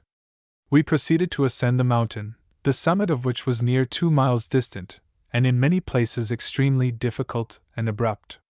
We however remarked on our road 7 native huts, which increased our hopes that these mountains would lead by a comparatively easy descent to the coast line of country. Bilbao's ecstasy at the first sight of the South Sea could not have been greater than ours. When on gaining the summit of this mountain, we beheld old ocean at our feet, it inspired us with new life, every difficulty vanished, and in imagination we were already at home. We proceeded sufficiently far to discover that although our descent would be both difficult and dangerous, it would not be impracticable. The country between us and the sea was broken into considerable forest hills and pleasing valleys, down the principal of which we could distinguish a small stream taking its course to the sea. To the north and south the country was mountainous and broken beyond anything we had seen.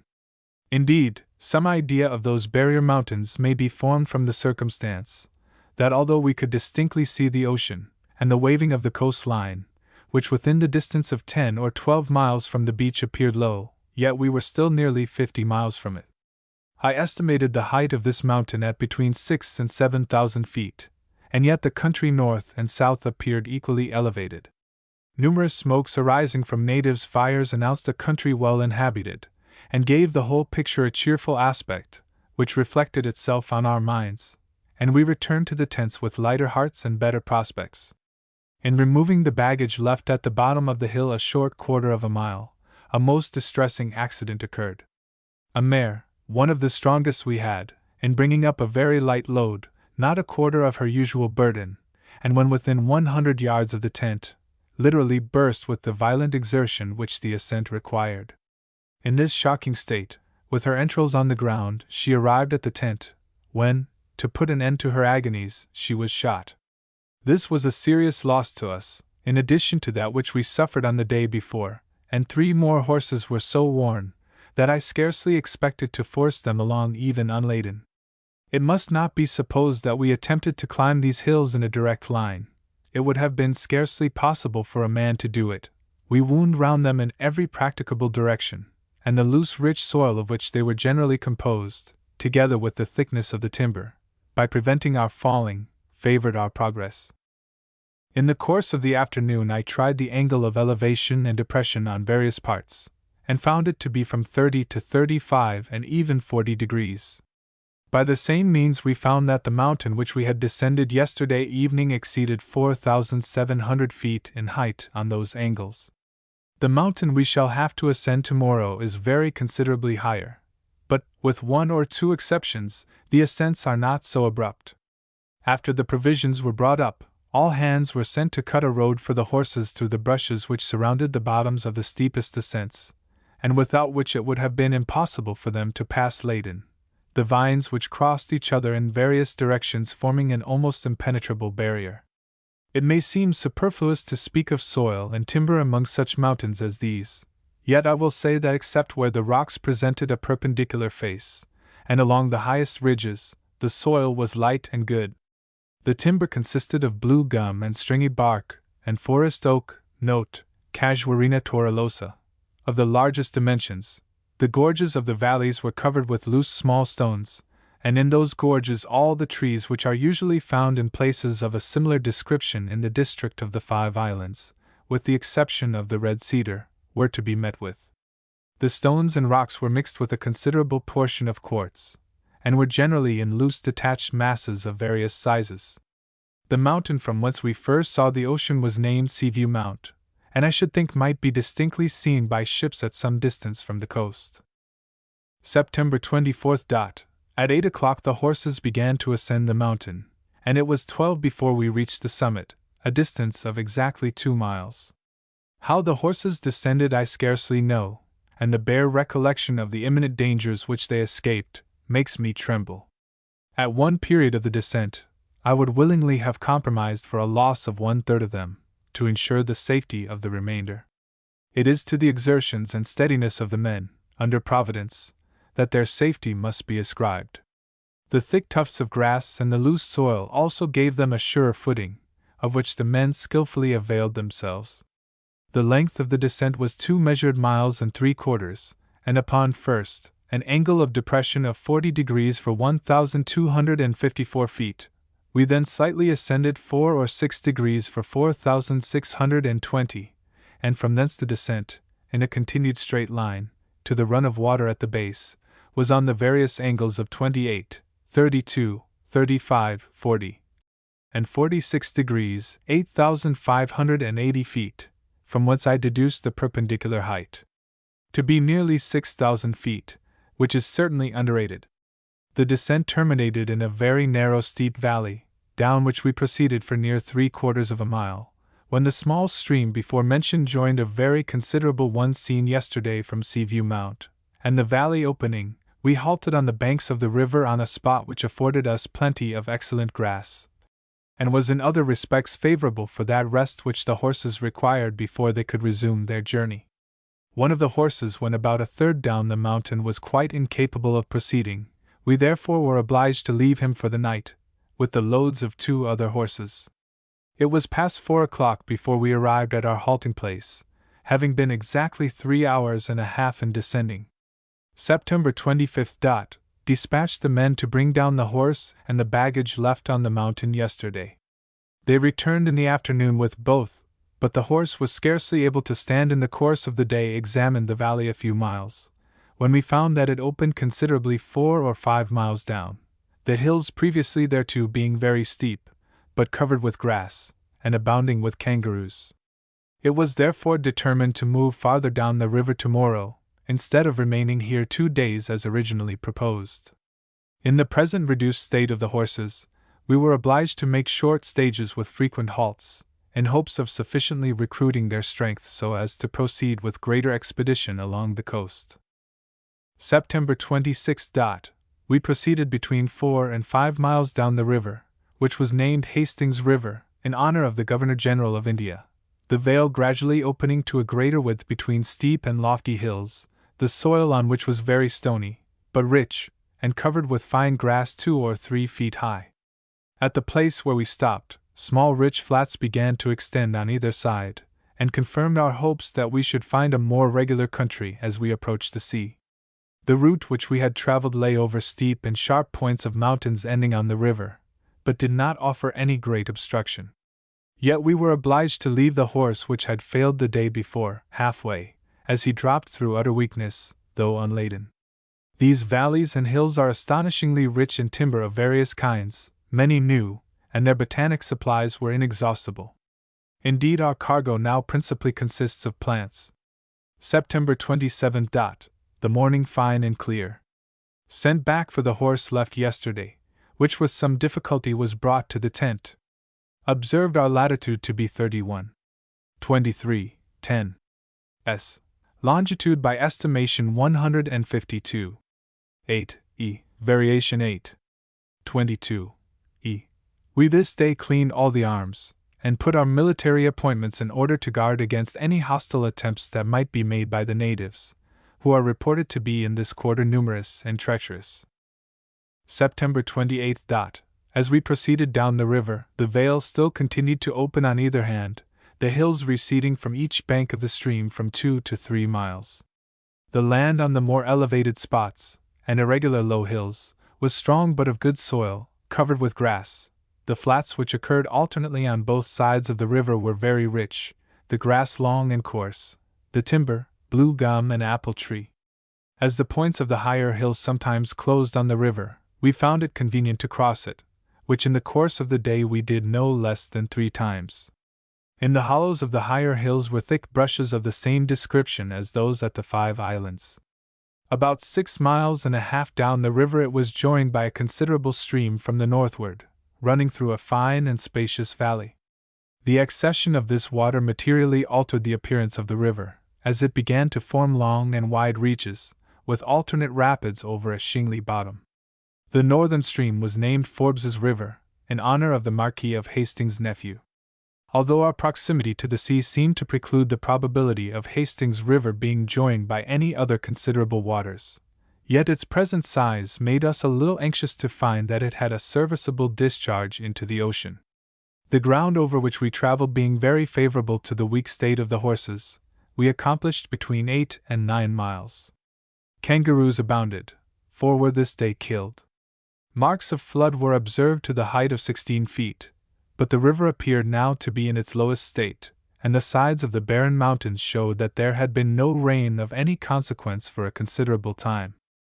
September 29. The country we passed through is what is generally known in New South Wales as open forest land, with occasionally small flats on the river. Steep hills sometimes ended on the river, and north and south of us were detached ranges of a similar description. The whole face of the country was abundantly covered with good grass, which, having been burnt some time, now bore the appearance of young wheat. 6 miles down the river it was joined by a fine stream from the southward, apparently watering a spacious valley. We crossed this, and named it Ellenborough River, in honor of the Chief Justice of England. We proceeded about 3 miles farther before we halted at the edge of a thick detached brush. Note: many very beautiful shrubs inhabit these shaded thickets, of which the following may serve as a specimen. Tetranthera diobata, Brown's Prod, Cryptocarya glossescens, Br. genera of Laurini. The Australian sapota fruit, Acres australis, Br. Cargilia australis, a date plum. Myrtus trinervia of Smith, and Ripogonum album, Br., which came nearly down to the water's edge. In this brush was a quantity of fine red cedar trees, affording us reason to hope that this valuable wood might, as we advanced to the coast, be found in yet greater abundance. The timber generally might be termed heavy, consisting of blue gum, stringy bark, and iron bark, with fine forest oaks. The stones on the surface of the land were hard and splintery, being principally of coarse quartz. Some hard sandstone was also seen. The rocks in the river were of a fine dark blue color, singularly hard and slippery. Although we had seen no natives, there were abundant signs of them. This season probably is better calculated for them to procure their food on the coast than in the woods. September 30. Our progress this day was greatly impeded by thick brushes, which, covering the sides of the hills, ended on the river. Some of them were upwards of a mile in extent, and we were obliged to cut a road to enable the horses to pass through them. There were several rich flats on both sides of the river, the hilly projections ending alternately at the several bends of the stream. The obstruction offered by the brushes excepted, the road was no wise difficult. The hills were stony, with rocky summits. The river's course was over large rocks and pebbles. It was fordable in several places, with intervening deep reaches. It was late in the afternoon before we had accomplished 6 miles, and halting on a flat bounded easterly by extensive brush, I resolved to cross the river. There appears to be plenty of fish in it. We caught 6 fine perch, weighing above 2 pounds each, in a very short time. The timber continues heavy and good. We saw, however, but little cedar after passing the first brush. October 1. Our traveling today was nearly the same as yesterday. The windings of the river were very sudden, and its banks were most generally covered with a thick brush, which in some places extended back a considerable distance. Between those brushes the ground was open forest with good grass, casuarina or beefwood, and large timber, the hills as usual stony. Near our halting place a remarkable rocky range of hills was seen to the east-southeast of great height, and presenting nearly a perpendicular front to the northwest. between east-northeast and east by south, with the imperfect view which we could obtain from the low hills we were traversing, it appeared but slightly broken, the higher ranges breaking off to the northeast and southeast, leaving a spacious valley through which we conjectured the river flowed. Near us were a few cedar trees, and marks of flood exceeding 20 feet, but confined to the bed of the river. On the whole we accomplished near 8 miles, but scarcely 5 were in the direction of the sea, which we still estimate to be from 20 to 25 miles distant in a direct line. October 2nd. In order to avoid the brushes, which lined the banks of the river, we kept at some distance from it to the south, which led us under the high rocky peaked hill mentioned yesterday. Our road was however by no means bettered, and I afterwards regretted that I did not keep close to the river. It is proper to mention that the brush land is of the richest description, being composed entirely of vegetable mold, the produce of decayed trees for ages. It is singularly well watered. Every little valley has its run to the river. A great deal of cedar was seen today, and the more common timber was very large and good. The forest ridges between the brushes were well clothed with grass. We have hitherto seen no natives, though they are certainly numerous, as their frequent recently deserted camps witness. We are not very anxious for better proof. The leeches in the bushes were very troublesome, and made many plentiful meals at our expense.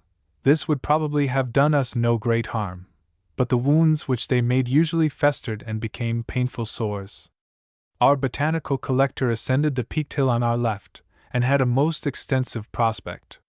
The river, winding a few miles below our station of this evening, was distinctly seen to the coast, which he did not estimate to be above 15 or 18 miles off.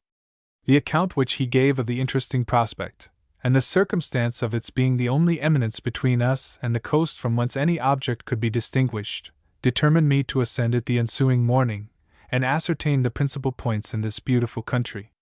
We traveled this day in the whole near 6 miles in an east-southeast course, the horses being very weak, and a road needing to be cut for them nearly the whole way, the last mile excepted, which was open forest land.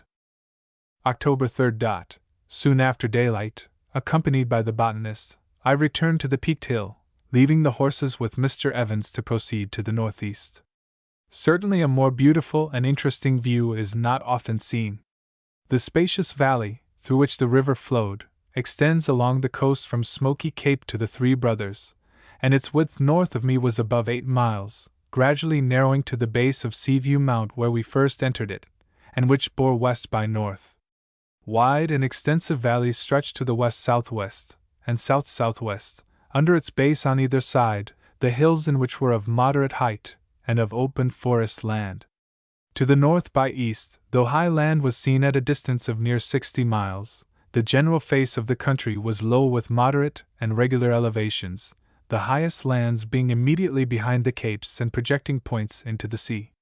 But the object that most interested me in this extensive survey was the appearance of the river. At a distance of 7 or 8 miles northeast of me, it opened into wide reaches extending to the sea, which it seemed after a winding course to enter nearly east, or in about the situation assigned by Captain Flinders to a lake across the entrance of which there appears to be a bar. The country on its banks, and within the limits before mentioned, appeared very brushy and low, the banks themselves seeming to be the highest ground. I conjectured that the river's extending itself to such a considerable breadth was probably caused by the tidewater, and I could not help entertaining the strongest hope from its appearance that it would prove navigable, whatever its entrance might be. To the north of the river, a few miles from it, appeared lagoons or swamps, probably having some beach communication with the sea. Another large lake was also seen to the southeast, under the Three Brothers. Several other small patches I thought might possibly prove to be marshes between my station and the coast, the country in its immediate vicinity appearing too low to afford drainage. Descending the hill, I proceeded after the horses, passing for nearly 3 miles through a good open forest country, the timber large, with numerous casuarini. At the entrance of a brush I met the horses returning, having been prevented from continuing their easterly course by a large tea-tree swamp, full of water. We therefore pursued a more northerly course, with the hope and intention of making the river near the wide reaches, which I had seen from the hill. From the forest land we immediately entered a thick brush, and after cutting our way for near 2 miles, the evening advancing, I thought it best to send back the horses to the forest land, where there was plenty of grass, and proceeded myself with some men to cut the road to the river, an object which in about another mile we effected. We happened to make it near the spot wished for. The tide was going out, the water having fallen near 3 feet. Though not perfectly good, it was drinkable, and would doubtless be sweet at low water. A small island here divides the river into 2 branches. Below the island the water appeared very deep, as did also the north side of the island. Its breadth might be nearly a quarter of a mile. Both banks were very thick of brush, and the soil rich. About 3/4 of a mile down the reach, the bank on the southern side appears to become a little more open, and, as I intended halting tomorrow, I determined to cut a road to it, and clear the way as far as possible down the banks before we proceeded on Monday. Our distance from this spot to the coast line did not exceed 8 or 10 miles. It was nearly dark before we returned to the place which we had fixed to encamp on, amidst abundance of fine grass and good water. October 4th. We could distinctly hear, during the night, the murmurs of the surf on the beach, and the sound was most grateful to our ears, as the welcome harbinger of the point to which 18 weeks of anxious pilgrimage had been directed. I accompanied the men who had been appointed to cut the road along the banks of the river. We had performed about a mile when we were stopped by a large stream from the southward. It was therefore necessary to carry the road along the banks, which we did for nearly 2 miles, when we left it for the day and returned to our tent. I caused the main branch of the river to be sounded near the junction of the southern branch, which I had named King's River, after my friend who is now surveying the coast of this continent, and found, at 1/3 ebb, 4 fathoms. King's River appeared equally deep, and was about 100 yards broad, the water at this time of the tide brackish, the country covered with brush, the soil very rich, and a few cedar trees were scattered among the other timber. The vines were of enormous size, and in many instances had entirely enveloped the trees to which they had attached themselves, a small part of their trunks only being here and there visible. October 5th. Sent a party to cut the road up King's River. After advancing between 4 and 5 miles, a small piece of forest ground was discovered, which determined me to remove the horses and baggage thither, since the distance which the people had to go to their work occasioned much delay. A great many natives' canoes were seen on the river today fishing, and as the use of these canoes to cross King's River would have been very desirable, we endeavored to tempt their owners to visit us, but without success, it being out of our power to make them understand our meaning. October 6th. We set out this morning with an intention of proceeding up the west bank of King's River by the road already cut, but before we had arrived at it, 2 natives in a canoe were induced to cross over to us. Their vessel we detained, making them a present of a tomahawk. The moment they saw one of the horses, which happened to be a white one, descending the bank for the purpose of being unladen, they made signs expressive of their idea that we were going to put the horses in the canoe, which they immediately quitted and swam to the opposite shore. As it was extremely probable that many smaller branches would fall into King's River, I determined to cross it at its mouth, and so proceed along the banks of the main river. It was 2 o'clock before we had got everything over, when, upon examining the road which we had to travel, we found that about half a mile lower down another small stream joined the river. To this latter stream we therefore cut a road, keeping the canoe for farther use. By its means we found that after we should cross this last stream, we should get into an open forest country, with good grass, and we hoped that we should meet with no farther obstructions in our progress, which the thickness of the country and the intersection of streams rendered extremely tedious. The river at low water was sufficiently fresh for us to drink. From the limited observations I was enabled to make, the depth at that time of tide was from 2 to 3 fathoms, and the rise of tide was 5 feet, but the tides appeared very irregular, being evidently influenced by the great body of fresh water in the river. What land we saw or passed over was a rich vegetable mold, the brush extremely thick on both sides, with fine timber of various kinds. I do not think the higher forest ground was more than a mile or 2 back from us. King's River, and that which we shall cross tomorrow, are formed by numerous smaller runs of water from the valleys in the higher grounds to the southward and southwest. October 7th. We crossed the small stream mentioned yesterday, by the help of our friendly canoe, in safety. The horses, however, having had little or nothing to eat the night preceding, I halted for a couple of hours to refresh them. The horse, which had been so weakly that nothing but the short stages we were obliged to make enabled him to keep up with us, in crossing the stream landed on a small muddy patch, dry at low water. Here he fell, and all our efforts were unavailing to carry him to the forest land, where I intended to leave him for the chance of recovery. To prevent a more lingering death, I now caused him to be shot.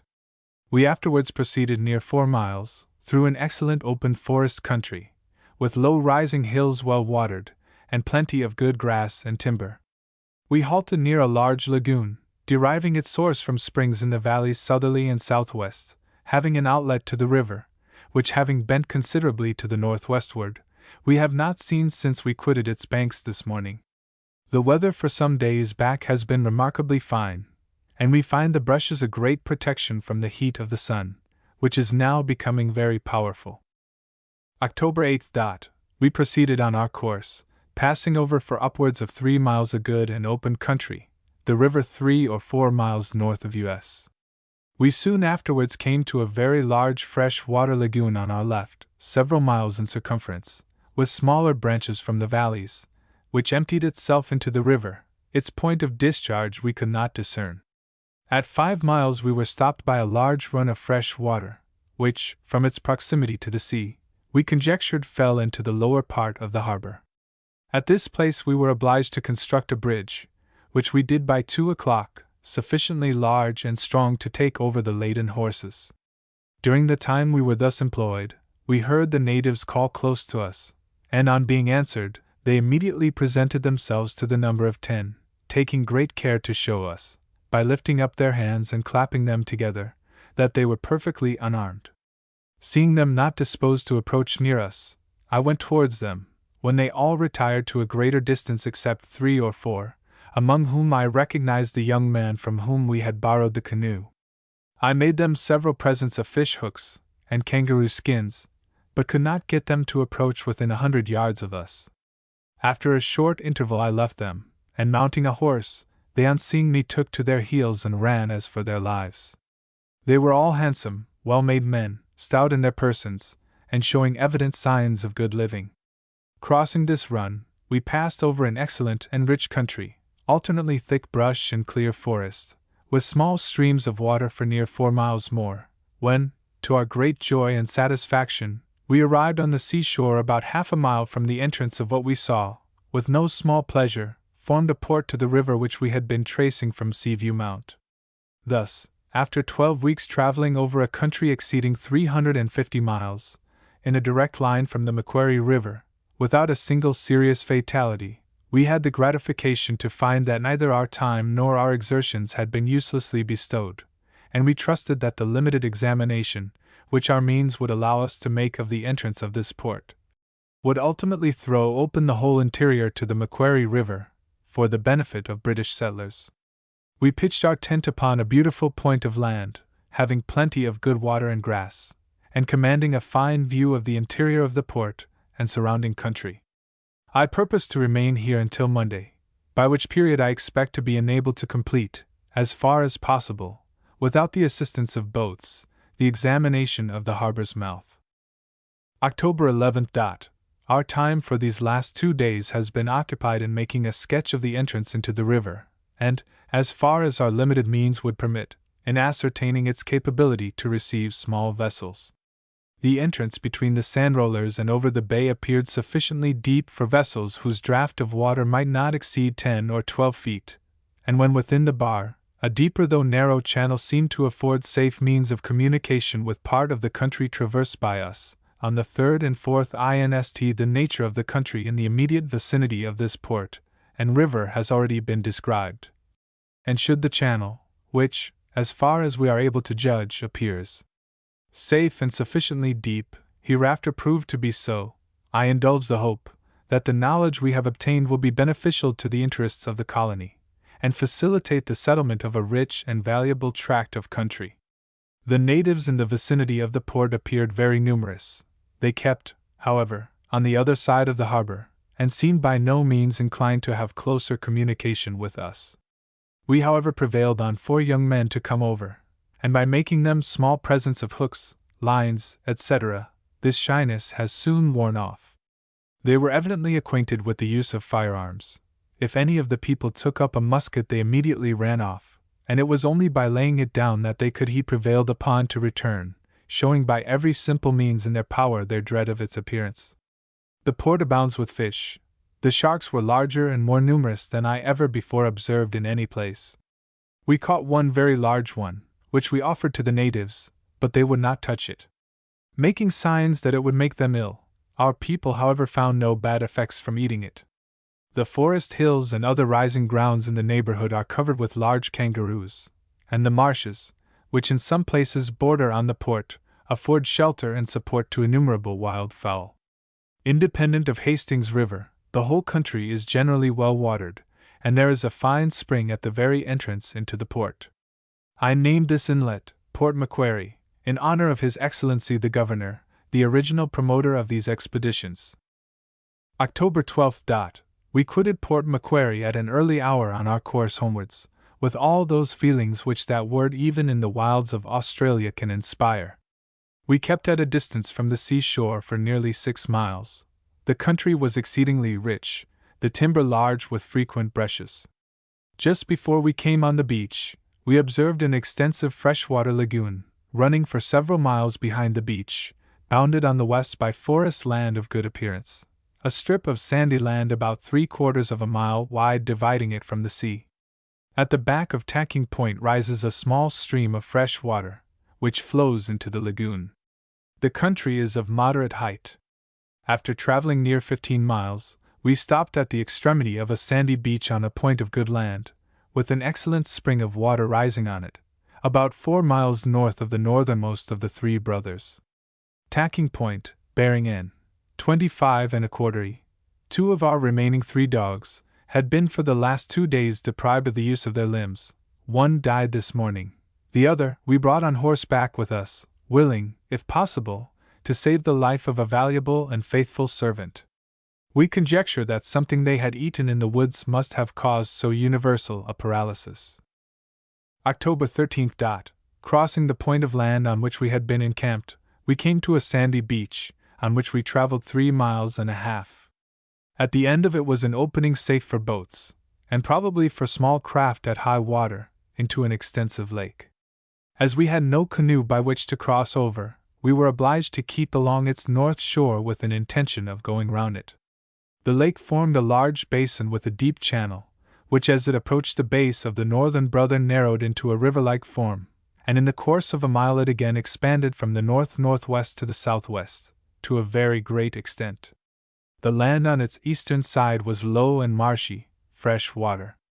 To the north and northwest, it was bounded by low forest hills covered with luxuriant grass, and to the southward and southwest extended along apparently the same description of country, nearly to the western base of the second brother. The ranges of high, woody hills laid down by Captain Flinders dwindle when approached into low unconnected forest hills. The northern brother, the highest of the 3, is a long hill of moderate elevation, and is seen from such a distance in consequence of the other parts of the country being comparatively low. The timber was chiefly black-butted gum, note, species of eucalyptus, stringy bark, turpentine tree, and forest oak, note, Casuarina torullosa. The stones are chiefly a hard sandstone. On the lake were great numbers of black swans, ducks, etc. Various small inlets from the lake much impeded us, and after traveling near 7 miles along its shores, we halted for the evening near a small spring of fresh water, in a good rising grass country. The easternmost highest part of the north brother was S. 4. W. From the observed amplitude of the sun at rising this morning, the variation was found to be 9.33 e. October 14th. We were considerably delayed in our progress this day by salt water inlets, which occasioned us much trouble to cross, and at length we were altogether stopped by a very wide and deep one, near the west end of the lake. It was too late in the day to take any measures for crossing it this evening, We therefore pitched our tents on the banks near a swamp of fresh water which borders on it and the lake, from which we were distant about 1.5 miles. The inlet was brackish, and must have a considerable body of fresh water near its head. In our route we had disturbed a large party of natives, some of whom were busily employed in preparing bark for a new canoe. There were several canoes on the lake, in which they all fled in great confusion, leaving their arms and utensils of every description behind them. One of the canoes was sufficiently large to hold 9 men, and resembled a boat. Of course we left their property untouched, though we afterwards regretted we did not seize one of their canoes, which we might easily have done. We however determined to send back in the morning for the unfinished canoe, and try our skill in completing it for use. The ground passed over for the last 6 miles was hilly and very stony, but covered with excellent timber of all descriptions, and also good grass. There were plenty of kangaroos, but we had but one dog able to run, so that we succeeded in killing only a small one. October 15th. A party was sent back early this morning to secure the canoe, while we examined the river. The people returned in the course of the forenoon unsuccessful, as the natives had removed it with all their effects in the course of the night, throwing down and destroying their gunyahs or bark huts. We also found that about a mile higher up the river, a branch from it joined that which we last crossed about 2 miles back, making an island of the ground we were upon. The main branch continued to run to the north-northwest and northwest. We therefore lost no time in returning part of the way to the entrance into the haven, which we named after Lord Camden, where we proposed to construct a canoe. The natives seem very numerous, but are shy. We saw many large canoes on the lake, one of which would be quite sufficient for our purposes. October 18th. On Friday we returned to the entrance of the haven, and immediately commenced our endeavors to construct a canoe. Our first essays were unsuccessful, but by Saturday night we had a bark one completed, which we hoped would answer our purpose, though I think if the natives saw it they would ridicule our rude attempts. This morning, the ebb tide answering, we commenced transporting our luggage, and in 3 hours everything was safe over. A very serious misfortune however occurred in swimming the horses across. 2 of them were seized with the cramp near the middle of the channel, one with difficulty gained the shore, the other sank instantly and was seen no more. He was one of our best and strongest horses, and even now their weak state can ill afford a diminution in their number. This haven appears to have a perfectly safe entrance for boats and small craft at all times of tide, except at dead low water with a strong surge from the eastward, when it slightly breaks, but is still quite safe for boats if not for larger vessels. When we were in it, there appeared a safe and deep channel through the sand shoals which spread over it. The channel also appeared deep leading into the inner haven. There is plenty of fresh water and swamps, on almost every part of the shore on which we were. The higher lands abound with good timber, the points nearest the sea being covered with Banksia integrifolia, of large dimensions, fit for any kind of boat timber. It is high water full and change at 10 minutes after 9, and the tide appears to rise between 4 and 6 feet. From a point near the entrance, several bearings were taken, and we also saw another large lake, or perhaps fresh water lagoon, under the southernmost of the 3 brothers. A sunken rock was also discovered off to sea, lying upwards of 2 miles from the next point southerly of us, and bearing S. 5. W. A deep clear channel lies between it and the shore. At 1 o'clock we departed, and by sunset had accomplished near 14 miles of our journey. We saw the large lake under the brothers from a high point on the coast very clearly, and found that on the north it was bounded by the North Brother, and separated from the sea by a strip of low marshy land about 3/4 of a mile wide. This lake I think is a fresh water one. It was named Watson Taylor's Lake. The country west and southerly of the brothers consisted of low forest hills, and a range of hills of moderate height, the entrance of which bore west-southwest distant 20 or 25 miles, ended near Cape Hawke, the country being to that range very low with marshes. A strip of sandy land half a mile wide bounds the shore, on which is good grass and water. On the beach where we halted we found a small boat nearly buried in the sand, but quite perfect. It had belonged to a Hawkesbury vessel, belonging to one Mills, which had been lost some time ago, and the crew of which perished. We halted on the beach, the South Brother bearing W. 32 N, and the reef N. 53½ E, and which we now saw extended near 3/4 of a mile north and south, and lying 2 marine miles from the shore. It appears dangerous, since in fine weather, as today, the north part of the reef only breaks occasionally. October 19th. Proceeded on our journey up the coast. On attempting to cut off a point of land which would have saved us a distance of some miles, we found that the low part of the country was an entire fresh-water swamp, interspersed with thick barren brushes, in all respects resembling the country between Sydney and Botany Bay. We therefore returned again on the beach, and crossing nearer to the point in question found the remains of a hut, which had evidently been constructed by Europeans, the saw and axe having been employed on it. About 4 miles farther on the beach, towards Cape Hawke, our progress was stopped by a very extensive inlet, the mouth of which was nearly a mile wide. It was near high water, and the sea broke right across with tremendous violence, affording us little hope, circumstanced as we were, of being able to effect a passage. As we had always experienced the difficulty, not to say impracticability, of attempting to go round such inlets as these, we stopped about half a mile inside the entrance, on a spot affording good grass and water for the horses, the greater part of which were entirely knocked up, insomuch that I began to fear we would take very few of them to Newcastle. It being early in the day, a party proceeded to explore the shores of the inlet, to ascertain if it was possible for us to proceed round it.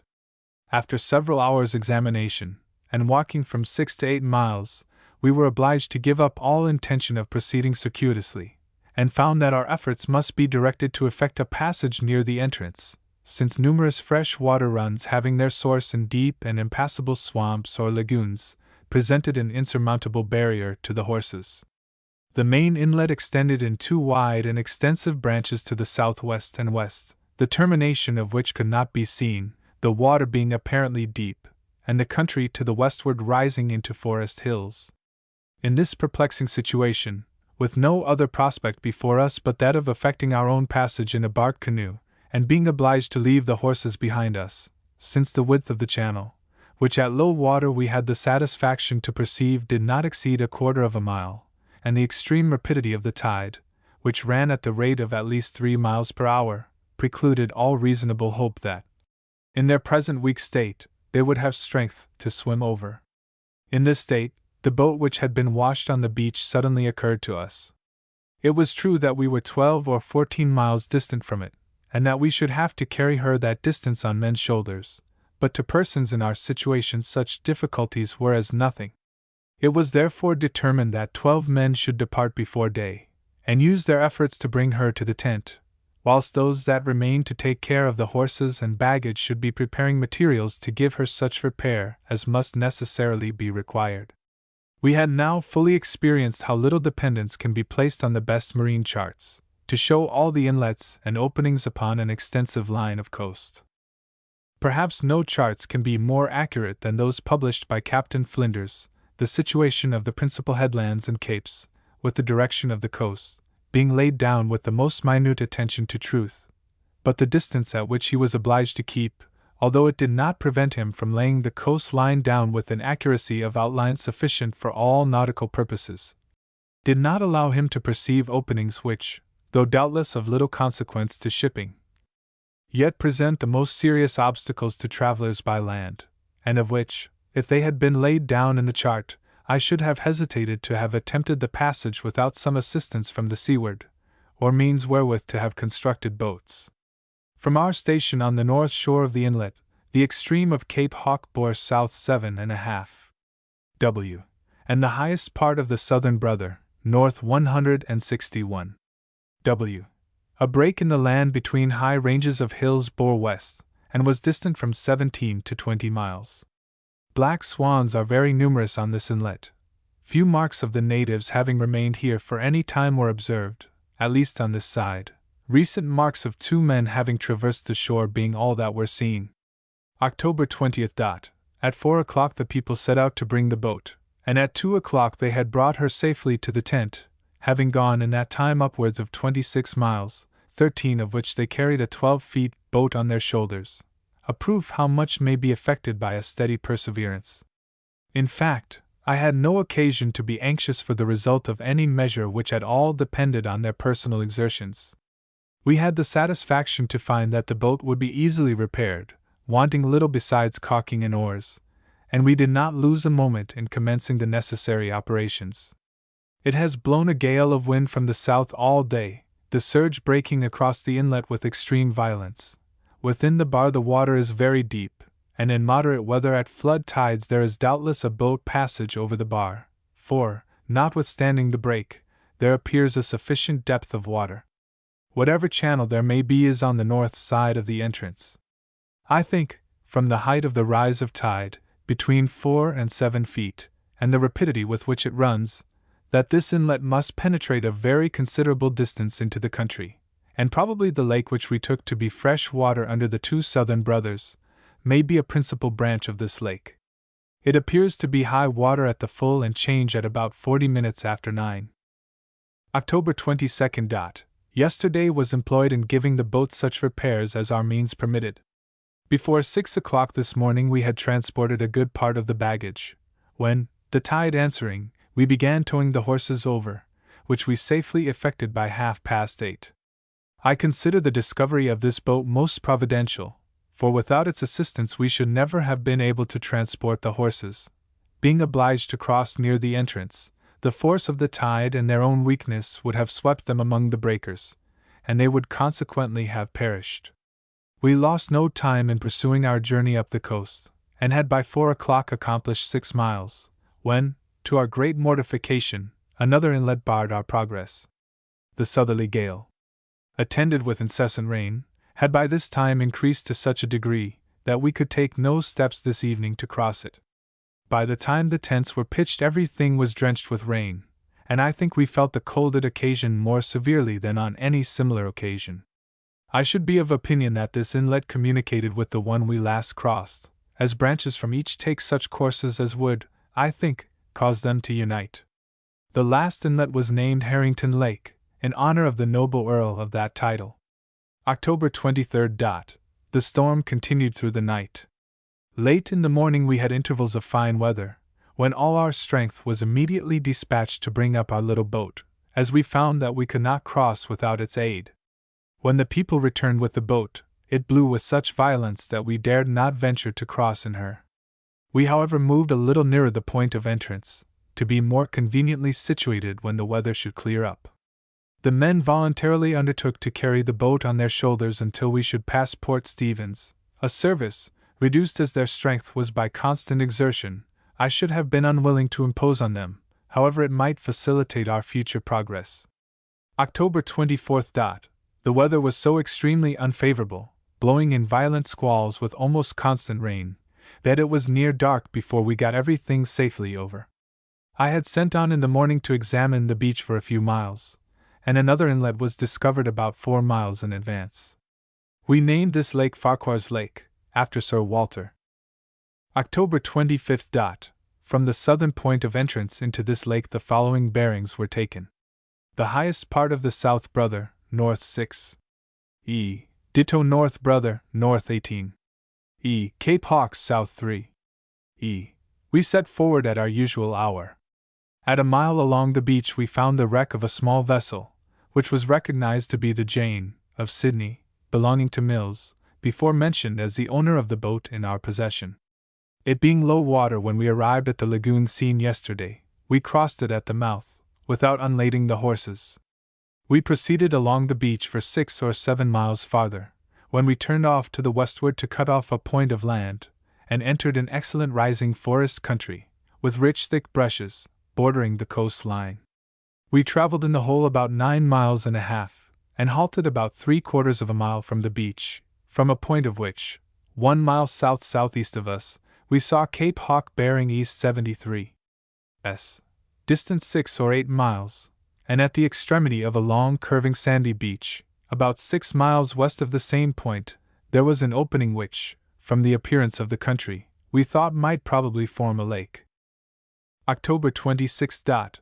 2 miles and a half farther traveling brought us again on the beach, along which we went for near 7 miles more, when the opening or lake seen from the point yesterday obliged us to make use of our boat.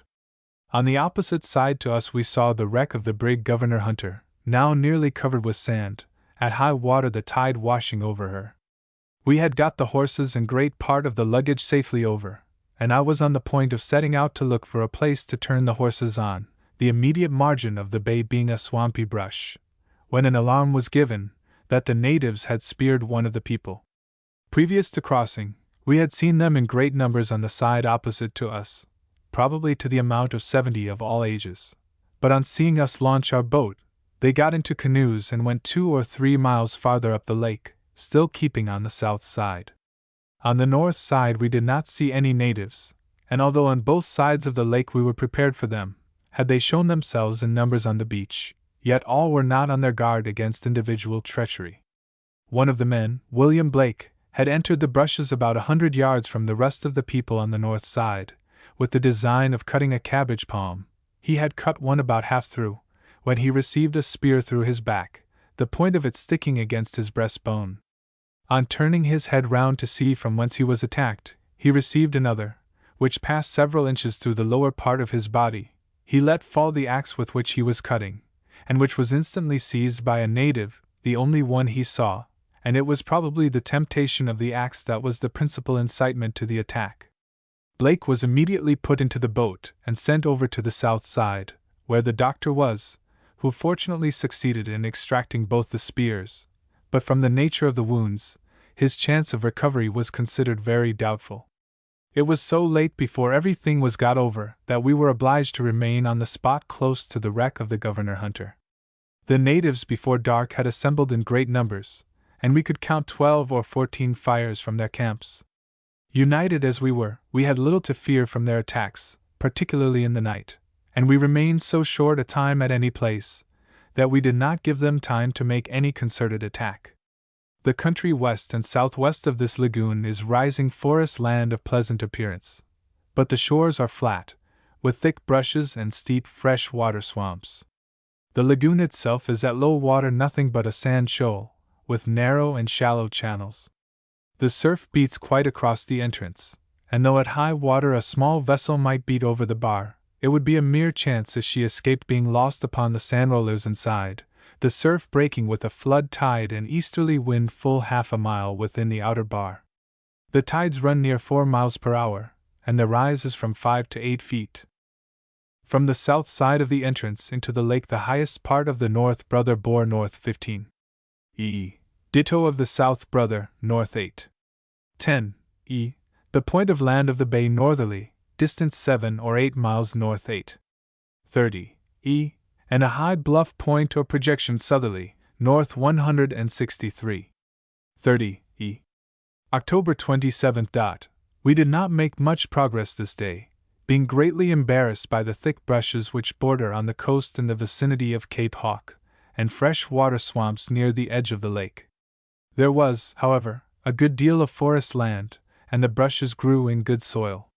We halted in the afternoon, having gone only 4 miles, Cape Hawke bearing east distant 2 miles and a half, on a piece of forest land surrounded by brush, through which, however, in the course of the evening we cut a road to the beach, to the southward of Cape Hawke. From a hill on that line we saw that the lake was much more extensive than it was first supposed to be, reaching in a southerly direction to the base of the forest hills, which run a northwest line from the next point of south of Cape Hawke, and within 1/4 of a mile of the beach. To the northwest we could trace it upwards of 20 miles, winding among forest hills and a generally fine-looking country. The lake was studded with numerous islands of forest lands, the interior of the lake being apparently deep water with sandy beaches to the main and islands. The whole appearance of the lake was extremely picturesque and beautiful. October 28th.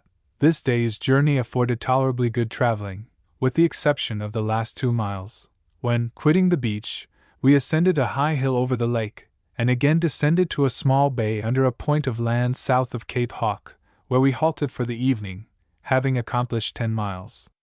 Although we were obliged to halt the greater part of the day, the extreme heat of the weather, combined with the motion of the horse, rendered it impossible for our poor wounded man to proceed. From this point Cape Hawke bore North Peak on ditto 357, highest part of the south brother, N. 1. E. North brother, N. 7. E. Line of coast westerly, N. 306. A point N. 328.5 mile, ditto N. 136.5. E. 10 or 12 chains islet of Sugarloaf Point, N. 168. The rocks off ditto, N. 173. Sugarloaf Point, 174.5. October 29th. The coast projecting into bold and perpendicular headlands obliged us to keep at a distance from it, and travel over an elevated range, from whence we saw that an extensive series of lakes, probably forming one large one, continued at the back of the coast line nearly as far as Blackhead. At 5 miles we descended from the range on a small beach which terminated our day's journey, the nature of the coast line preventing us from traveling along it. I therefore went with 2 men to mark out a road for the horses to the beach on the southwest side of Sugarloaf Point.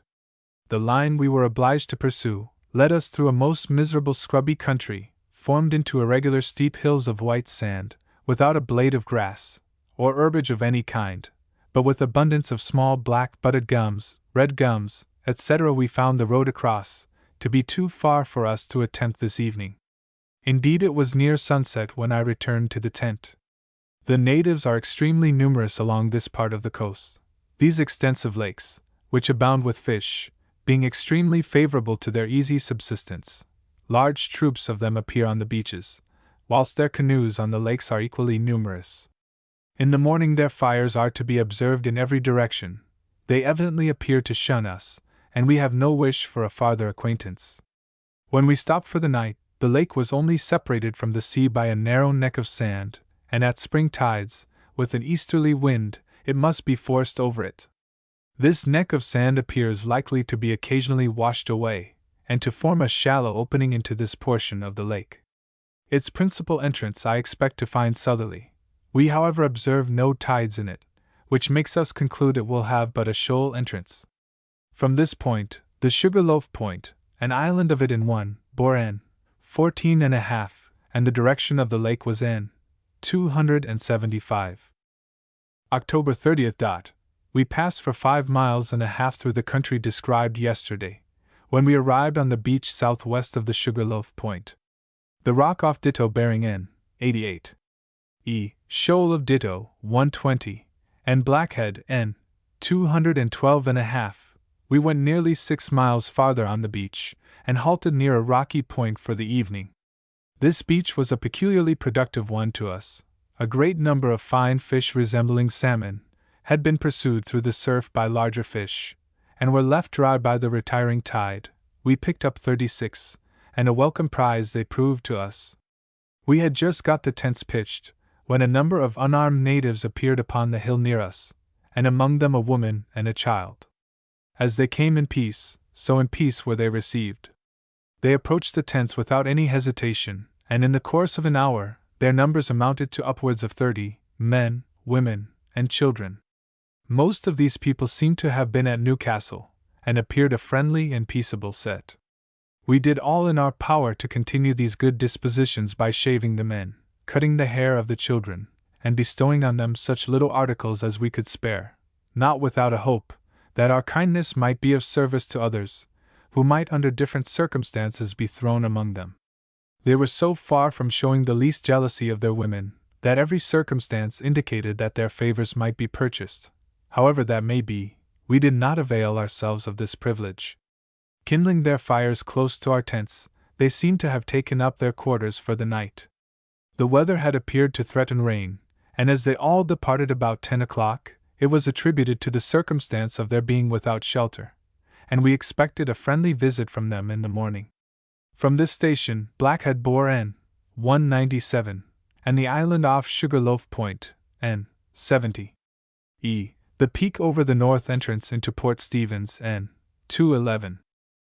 October 31st. The rain of the night still continuing in the morning, and the tide not being sufficiently low to let us pass round the head, we did not set off so early as usual. Dr. Harris and Mr. Evans had gone to bathe near the point, and within 150 yards of the tent. Mr. Evans had already bathed and had began to dress himself, when 4 natives, whom we recognized as being among those whom we had treated so kindly yesterday, made their appearance with their spears in their hands, in the attitude of throwing them from the cliffs above. There was scarcely time to parley with them, when a spear was thrown at Mr. Evans, Dr. Harris having leaped down the rock into the sea, and escaped to the tent under its shelter. The spear fortunately missed Mr. Evans, and he likewise escaped with the loss of his clothes, by following the doctor's example.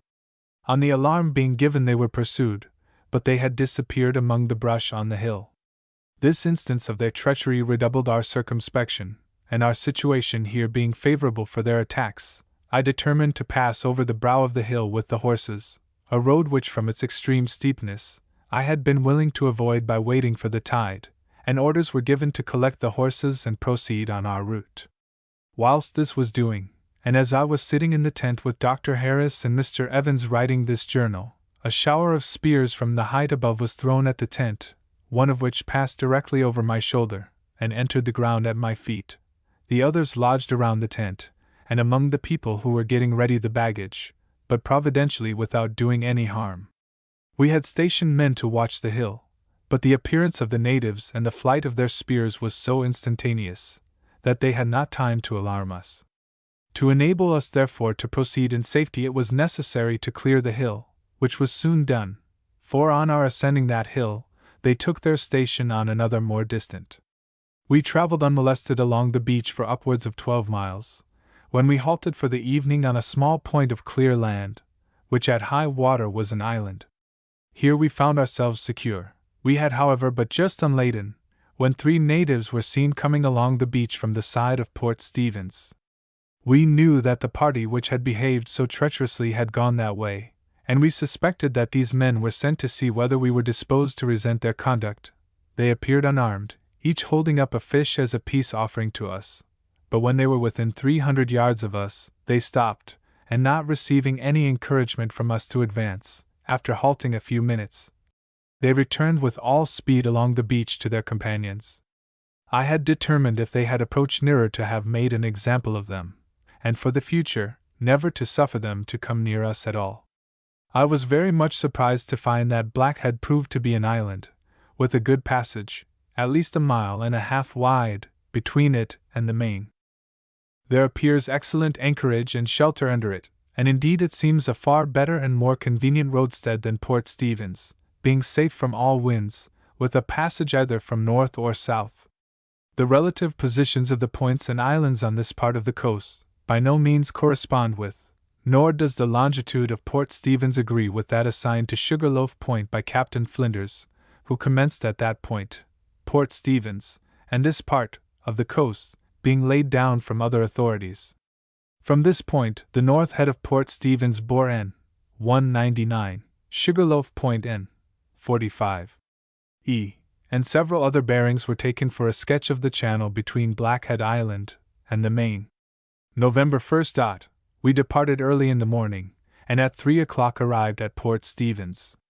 The natives had assembled in considerable numbers at the back of the beach, and being armed, we suspected their intention to be, to throw at us from the bank and brush as we passed.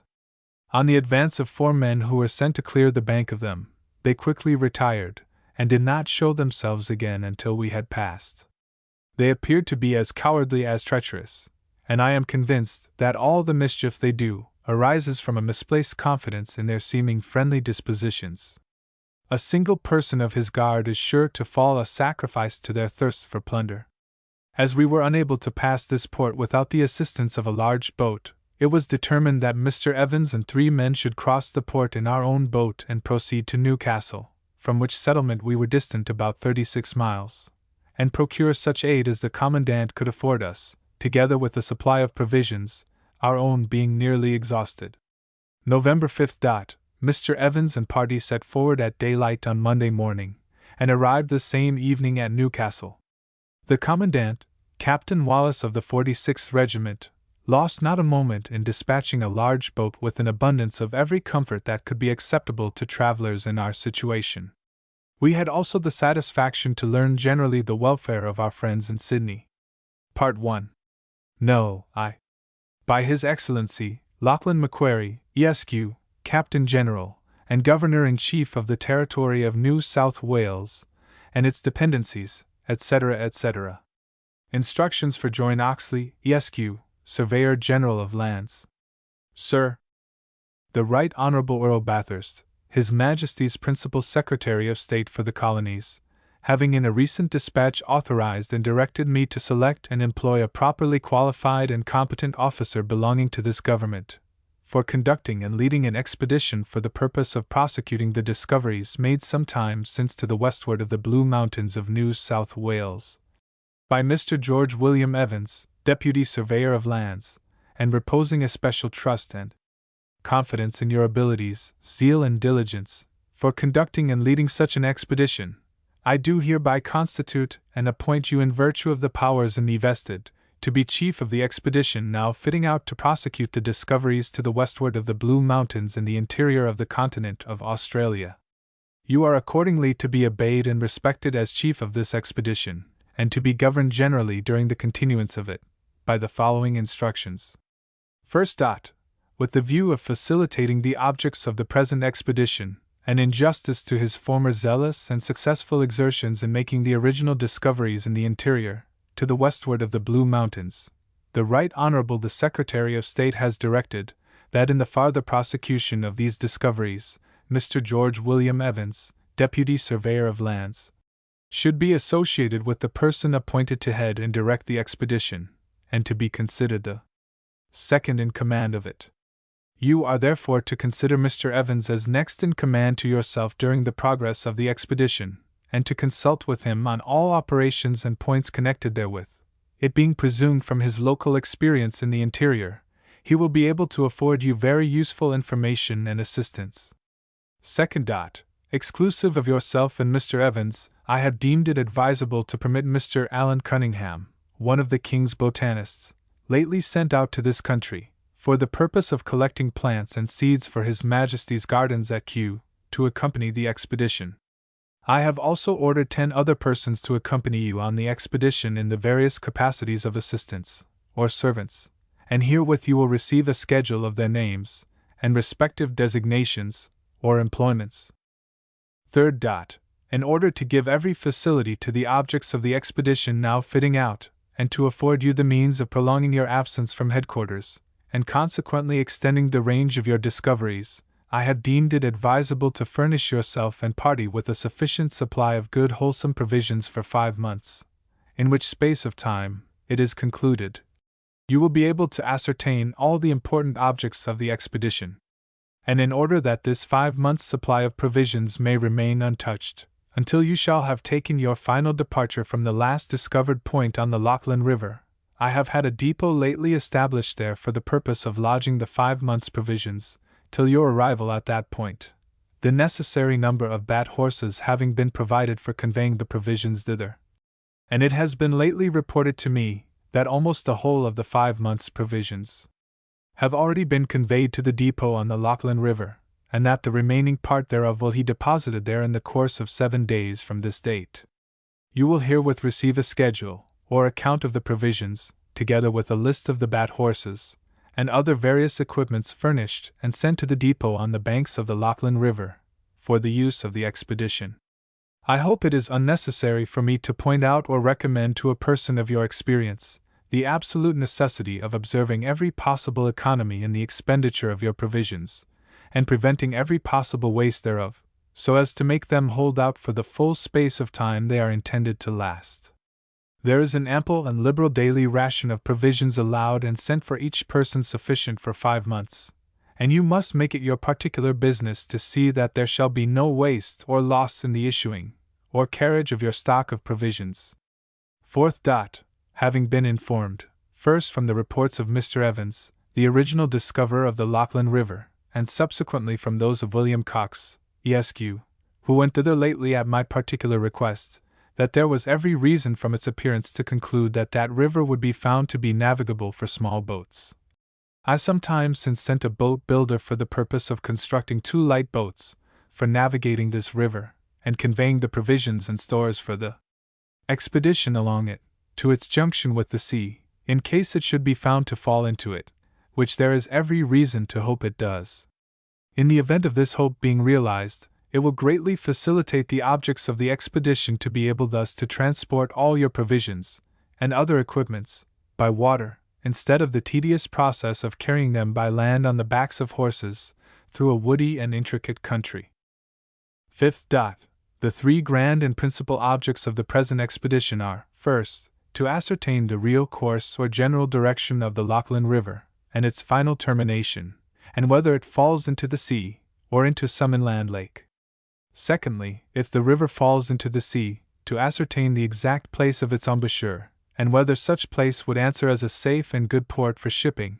And thirdly, the general face of the country, nature of the soil, woods, and animal and natural productions of the country through which this river passes, carefully examining and noting down each of these particulars, and adding thereto the nature of the climate, and description of such natives or aborigines of the country as you may happen to see, or fall in within your progress through it.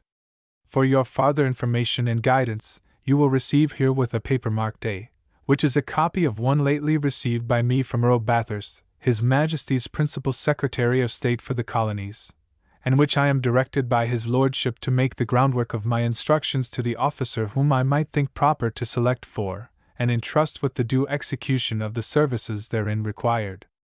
And I therefore refer you for all farther instructions to the paper thus alluded to, persuaded you will do everything in your power to comply with and execute, as far as your means will allow, the several orders and directions therein contained, communicating these instructions to the several persons employed with you on the expedition, in as far as they are severally concerned in making the observations and collections pointed out in the said instructions from the Secretary of State. 6. It will of course be necessary in order to ascertain the exact distance and direction of your journeys, whilst prosecuting your discoveries, that the country through which you travel shall be regularly chained and laid down upon a chart, but I leave it optional with yourself to do this either during your outward or homeward bound journey. And as it is expected that the Lachlan River will be found to empty itself into that part of the sea on the southwest coast of Australia, between Spencer's Gulf and Cape Otway, it is hoped you will be able to make all the necessary discoveries, and return again to Bathurst considerably within 5 months, as the greatest distance from thence to that part of the coast, where the river is supposed to fall into it, cannot exceed 600 miles. It is also hoped and expected that the Lachlan and Macquarie rivers unite at some distant point from where Mr. Evans terminated his trace of the Lachlan River, and in case these two rivers are found to form a junction, the exact place of their confluence must be clearly and exactly ascertained in regard to latitude and longitude, and noted down accordingly. The latitude and longitude of the junction of both or either of these rivers with the sea, or inland lake, must also be accurately ascertained and marked down in the chart to be made of your entire tour and discoveries. 7. On your return from your journey to the sea-coast to Bathurst, you are to direct all the journals or other written documents belonging to, and curiosities collected by the several individuals composing the expedition, to be carefully sealed up with your own seal, and kept in that state until after you have made your report in writing to me at Sydney, of the result of the expedition. 8. I have only to add that I wish you to set out from Sydney on the present service, on Monday, the 31st of this present month, so as to arrive at Bathurst, on or before the 8th of the ensuing month. On your arrival at Bathurst, you will find William Cox, Esq., there, and to him I beg leave to refer you for every information relative to the provisions stores, horses for carriage, and other equipments ordered to be forwarded to the depot on the Lachlan River, for the use of the expedition, the arrangement and conveyance of all which has been wholly entrusted to him. Mr. Cox having promised to accompany you as far as the depot on the Lachlan River, he will be able to remove any unforeseen difficulties that may arise on your arrival there, in getting the provisions and stores for the use of the expedition forwarded. Wishing every success may attend the expedition under your command, and a safe return to all the individuals composing it. I remain, sir, your most obedient servant, signed, L. Macquarie, Governor-in-Chief of New South Wales. Government House, Sydney, March 24, 1817. A. Copy of instructions from the Right Honourable the Secretary of State. Downing Street, April 18, 1816. It is most desirable that any person traveling into the interior should keep a detailed journal of his proceedings. In this journal all observations and occurrences of every kind, with all their circumstances, however minute, and however familiar they may have been rendered by custom, should be carefully noted down, and it is also desirable that he should be as circumstantial as possible in describing the general appearance of the country, its surface, soil, animals, vegetables and minerals. Everything that relates to the population, the peculiar manners, customs, language, etc., of the individual natives, or the tribes of them that he may meet with. The following, however, will be among the most important subjects, on which it will be more immediately the province of a traveler to endeavor to obtain information. The general nature of the climate, as to the heat, cold, moisture, winds, rains, etc., the temperature regularly registered from Fahrenheit's thermometer, as observed at 2 or 3 periods of the day. The direction of the mountains, their general appearance as to shape, whether detached or continuous in ranges. The rivers and their several branches, their direction, velocity, breadth and depth. The animals, whether birds, beasts, or fishes, reptiles, insects, etc., distinguishing those animals, if any, which appear to have been domesticated by the natives. The vegetables, and particularly those that are applicable to any useful purpose, whether in medicine, dyeing, etc., any scented woods, or such as may be adapted for cabinet work, or furniture, and more particularly such woods as may appear to be useful in shipbuilding, of all which it would be desirable to procure small specimens, labeled and numbered, so that an easy reference may be made to them in the journal. To ascertain the quantities in which they are found, and the situations in which they grow. Minerals, any of the precious metals, or stones, if used or valued by the natives. With respect to the animals, vegetables, and minerals, it is desirable that specimens of the most remarkable should be preserved as far as the means of the traveler will admit, and especially the seeds of any plants not hitherto known. When the preservation of specimens is impossible, drawings or detailed accounts of them are most desirable. The description and characteristic difference of the several people whom he may meet, the extent of the population, their occupation, and means of subsistence, whether chiefly, or to what extent, by fishing, hunting, or agriculture, and the principal objects of their several pursuits. A circumstantial account of such articles, if any, as might be advantageously imported into Great Britain. A vocabulary of the language spoken by the natives whom he may meet, using in the compilation of each the same English words. If the people are sufficiently numerous to form tribes, it is important to ascertain their condition, and rules of the society, their genius and disposition, the nature of their amusements, their diseases and remedies, etc., their objects of worship, religious ceremonies, and the influence of those ceremonies on their moral character and conduct. Signed, John Thomas Campbell, Section, True Copy. No. I. List of the names and designations of the several persons proceeding on the expedition of discovery, under the command of John Oxley, Esq., Surveyor General of Lands. 1. John Oxley, Esq., Chief of the Expedition. 2. Mr. George William Evans, Second in Command. 3. Mr. Allen Cunningham, King's Botanist. 4. Charles Fraser, Colonial Botanist. 5. William Parr, Mineralogist. 6. George Hubbard, Boat Builder. 7. James King, First Boatman and Sailor. 8. James King, Second Horse Shore. 9. William Meggs, Butcher. 10. Patrick Byrne, Guide and Horse Leader. 11. William Blake, Harness Mender. 12. George Simpson, for chaining with surveyors. 13. William Warner, Servant to Mr. Oxley. Signed, L. Macquarie. Sydney, March 2, 1, 1817. No. 2. Government House, Sydney, June 10, 1815. Mr. Cox having reported the road as completed on the 21st of January, the Governor, accompanied by Mr. Macquarie, and that gentleman, commenced his tour on the 25th of April last, over the Blue Mountains, and was joined by Sir John Jameson, at the Nepean, who accompanied him during the entire tour.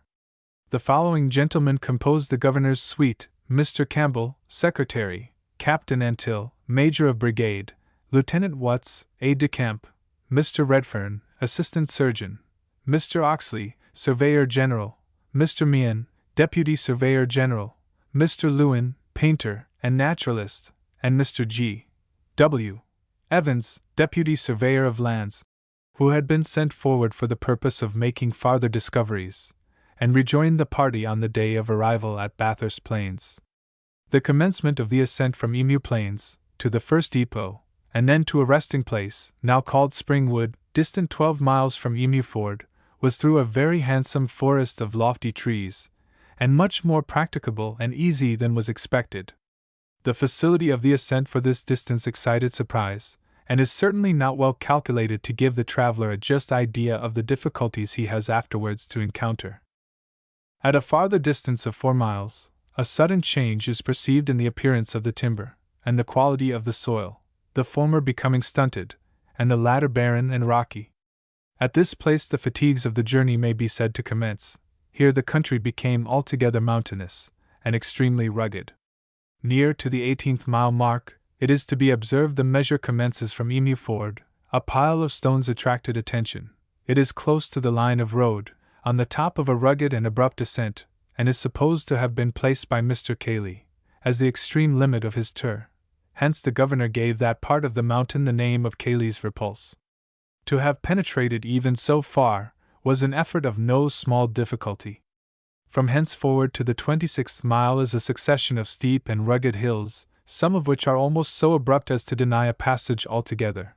But at this place a considerably extensive plain is arrived at, which constitutes the summit of the western mountains, and from thence a most extensive and beautiful prospect presents itself on all sides to the eye.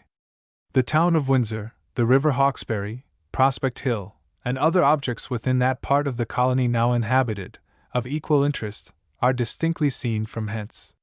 The majestic grandeur of the situation, combined with the various objects to be seen from this place, induced the governor to give it the appellation of the King's Table Land. On the southwest side of the King's Table Land, the mountain terminates in abrupt precipices of immense depth, at the bottom of which is seen a glen, as romantically beautiful as can be imagined, bounded on the farther side by mountains of great magnitude, terminating equally abruptly as the others, and the whole thickly covered with timber.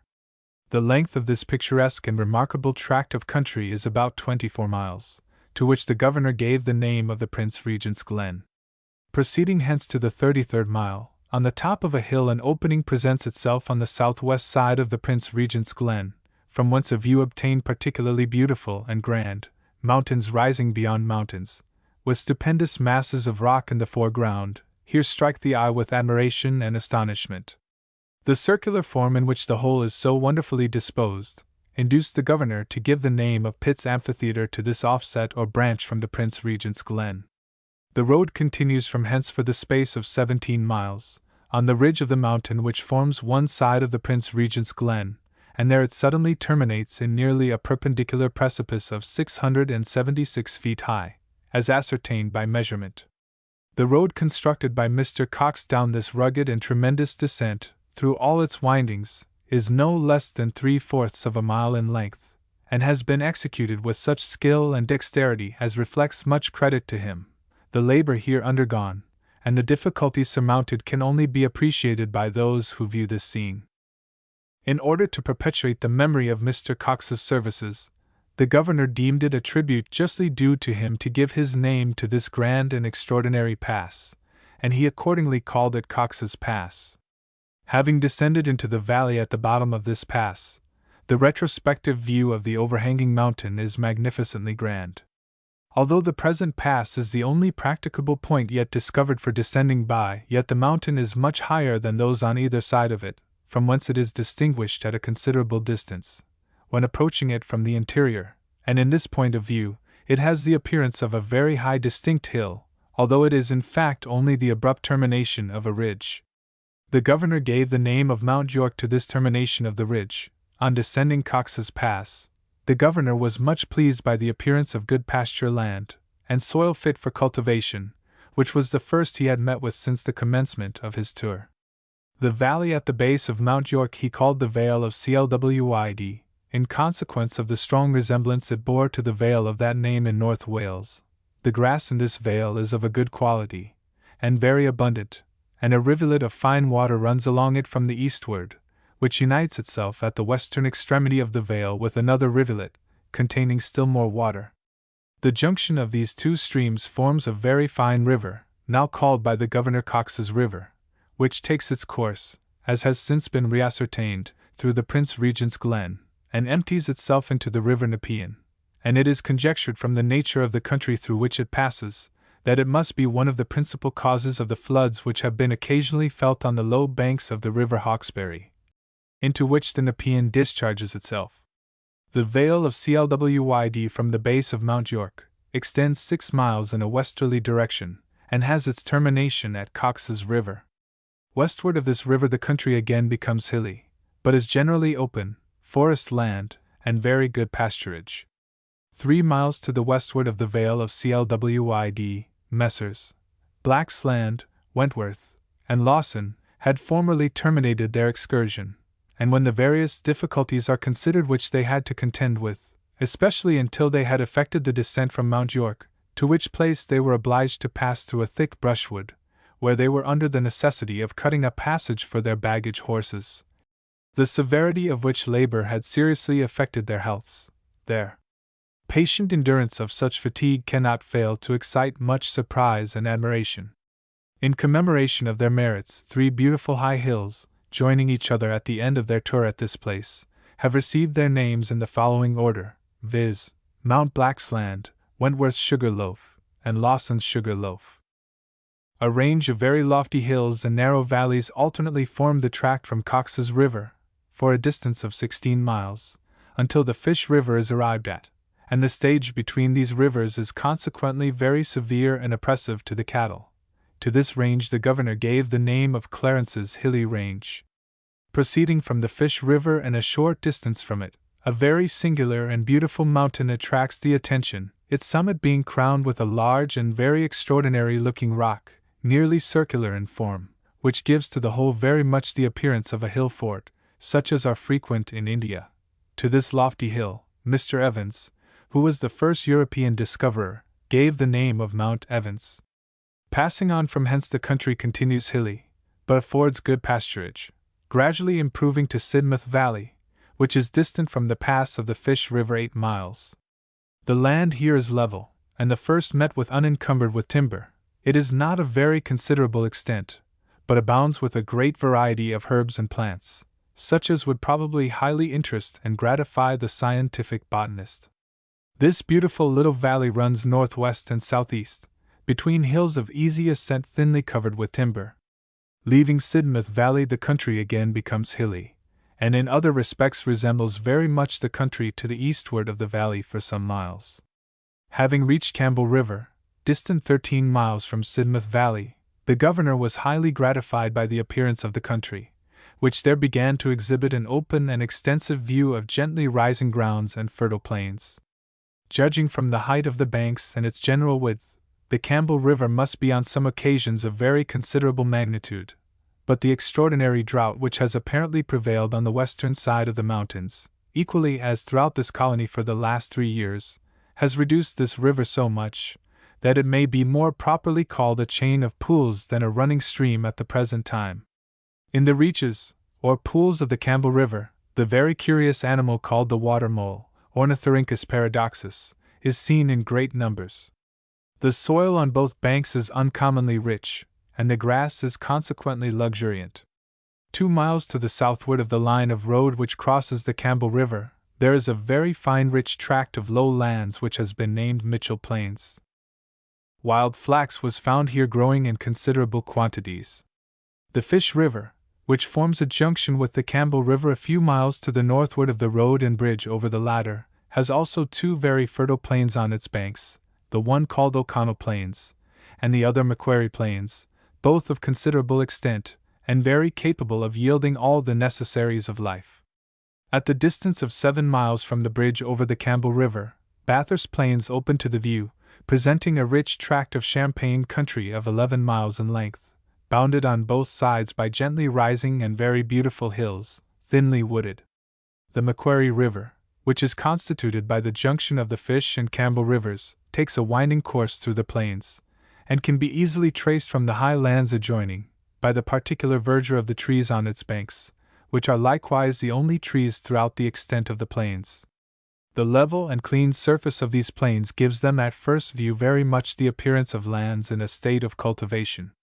The governor and his suite arrived at these plains on Thursday, the 4th of May, and encamped on the southern or left bank of the Macquarie River, the situation being selected in consequence of its commanding a beautiful and extensive prospect for many miles in every direction around it. At this place the governor remained for a week, which time he occupied in making excursions in different directions through the adjoining country, on both sides of the river. On Sunday, the 7th of May, the governor fixed on a site suitable for the erection of a town at some future period, to which he gave the name of Bathurst, in honor of the present Secretary of State for the Colonies. The situation of Bathurst is elevated sufficiently beyond the reach of any floods which may occur, and is at the same time so near the river on its south bank, as to derive all the advantages of its clear and beautiful stream. The mechanics, and settlers of whatever description, who may be hereafter permitted to form permanent residences to themselves at this place, will have the highly important advantages of a rich and fertile soil, with a beautiful river flowing through it, for all the uses of man. The governor must, however, add that the hopes which were once so sanguinely entertained of this river becoming navigable to the western sea have ended in disappointment. During the week that the governor remained at Bathurst, he made daily excursions in various directions.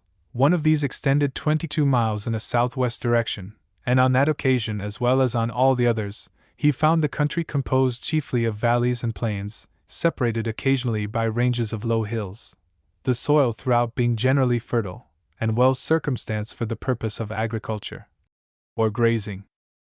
Within a distance of 10 miles from the site of Bathurst, there is not less than 50,000 acres of land clear of timber, and fully 1/2 of that may be considered excellent soil, well calculated for cultivation. It is a matter of regret that in proportion as the land improves the timber degenerates, and it is to be remarked that everywhere to the westward of the mountains it is much inferior, both in size and quality, to that within the present colony. There is, however, a sufficiency of timber of tolerable quality within the district around Bathurst for the purposes of house building and husbandry. The governor has here to lament that neither coals nor limestone have been yet discovered in the western country, articles in themselves of so much importance that the want of them must be severely felt whenever that country shall be settled. Having enumerated the principal and most important features of this new country, the governor has now to notice some of its live productions. All around Bathurst abounds in a variety of game, and the two principal rivers contain a great quantity of fish, but all of one denomination, resembling the perch in appearance, and of a delicate and fine flavor, not unlike that of a rock cod. This fish grows to a large size, and is very voracious. Several of them were caught during the governor's stay at Bathurst, and at the halting place on the Fish River. One of those caught weighed 17 pounds, and the people stationed at Bathurst reported they had caught some weighing 25 pounds. The field game are the kangaroos, emus, black swans, wild geese, wild turkeys, bustards, ducks of various kinds, quail, bronze-winged and other pigeons, etc., etc. The water mole also abounds in all the rivers and ponds. The site designed for the town of Bathurst by observation taken at the Flagstaff, which was erected on the day of Bathurst receiving that name, is situated in latitude 33.24/30 s, and in longitude 149.29/30 e of Greenwich, being also 27.5 miles north of Government House, in Sydney, and 94.5 west of it, bearing west 18.20 n, 83 geographical miles, or 95.5 statute miles, the measured road distance from Sydney to Bathurst being 140 English miles. The road constructed by Mr. Cox, and the party under him, commences at Emu Ford, on the left bank of the Nepean, and is thence 101.5 miles to the Flagstaff at Bathurst. This road has been carefully measured, and each mile regularly marked on the trees growing on the left side of the road, proceeding towards Bathurst. The governor in his tour made the following stages, in which he was principally regulated by the consideration of his having good pasturage for the cattle and plenty of water. First stage, Springwood, distant from Emu Ford, 12 miles. Second ditto, Jameson's Valley, or Second Depot, distant from Ditto, 28 miles. Third ditto, Blackheath, distant from Ditto, 41 miles. Fourth ditto, Cox's River, distant from Ditto, 56 miles. Fifth ditto, the Fish River, distant from Ditto, 72 miles. Sixth ditto, Sidmouth Valley, distant from Ditto, 80 miles. Seventh ditto, Campbell River, distant from Ditto, 90 miles. Eighth ditto, Bathurst, distant from Ditto, 101.5 miles. At all of which places the traveler may assure himself of good grass, and water in abundance. No. 3. Bathurst, August 30th, 1817.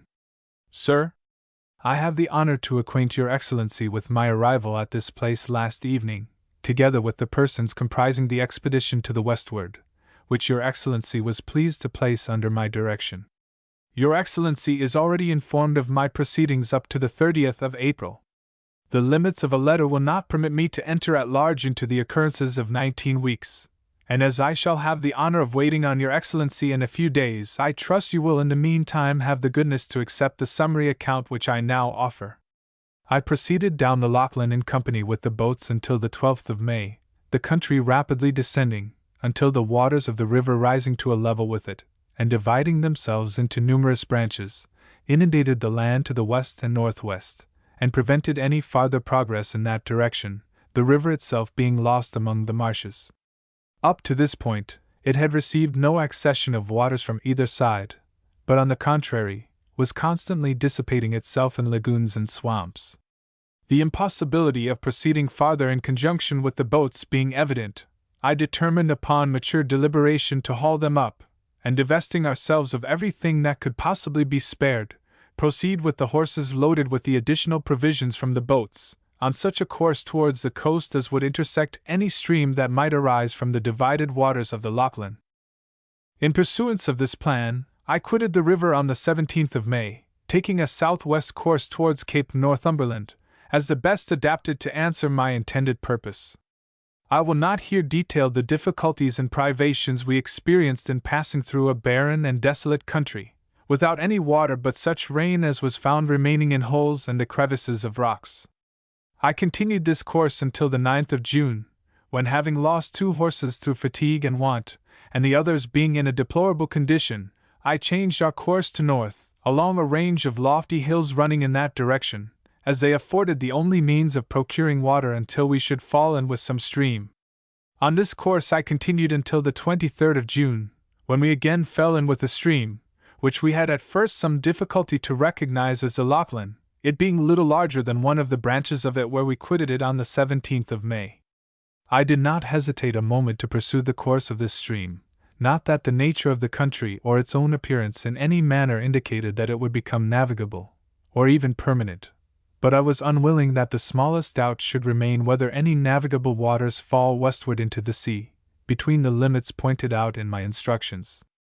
I continued along the banks of the stream until the 8th of July, it having taken during this period a westerly direction, and passed through a perfectly level country, barren in the extreme, and being evidently at periods entirely under water.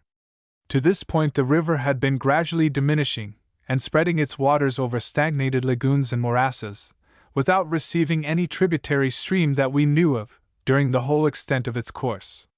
The banks were not more than 3 feet high, and the marks of flood on the shrubs and bushes showed that at times it rose between 2 and 3 feet higher, causing the whole country to become a marsh, and altogether uninhabitable. Farther progress westward, had it been possible, was now useless, as there was neither hill nor rising ground of any kind within the compass of our view, which was bounded only by the horizon in every quarter, and entirely devoid of timber, unless a few diminutive gum trees on the very edge of the stream might be so termed. The water in the bed of the lagoon, as it might now be properly denominated, was stagnant, its breadth about 20 feet, and the heads of grass growing in it showed it to be about 3 feet deep. This unlooked for and truly singular termination of a river, which we had anxiously hoped, and reasonably expected, would have led to a far different conclusion, filled us with the most painful sensations. We were full 500 miles west of Sydney, and nearly in its latitude, and it had taken us 10 weeks of unremitted exertion to proceed so far.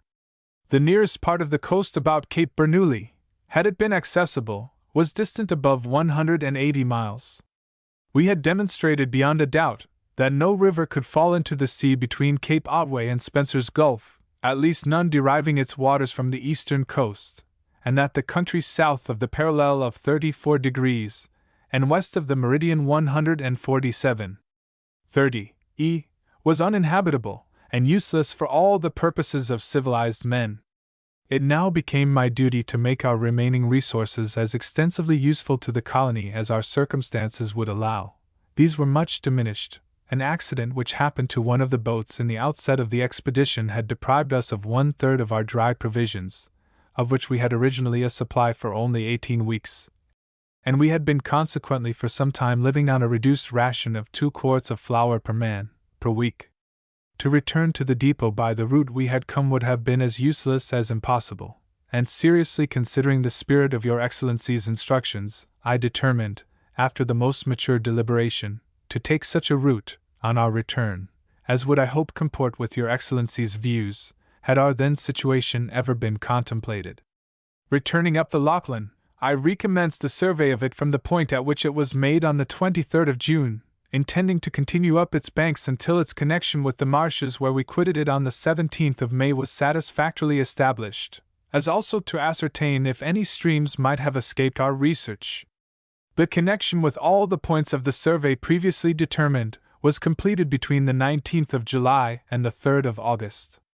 In the space passed over within that period, the river had divided itself into various branches, and formed 3 fine lakes, which, with one near the termination of our journey westward, were the only considerable pieces of water we had yet seen, and I now estimated that the river, from the place where it was first made by Mr. Evans, had run a course, including all its windings, of upwards of 1,200 miles, a length altogether unprecedented, when the single nature of the river is considered, and that its original source constitutes its only supply of water during that extent.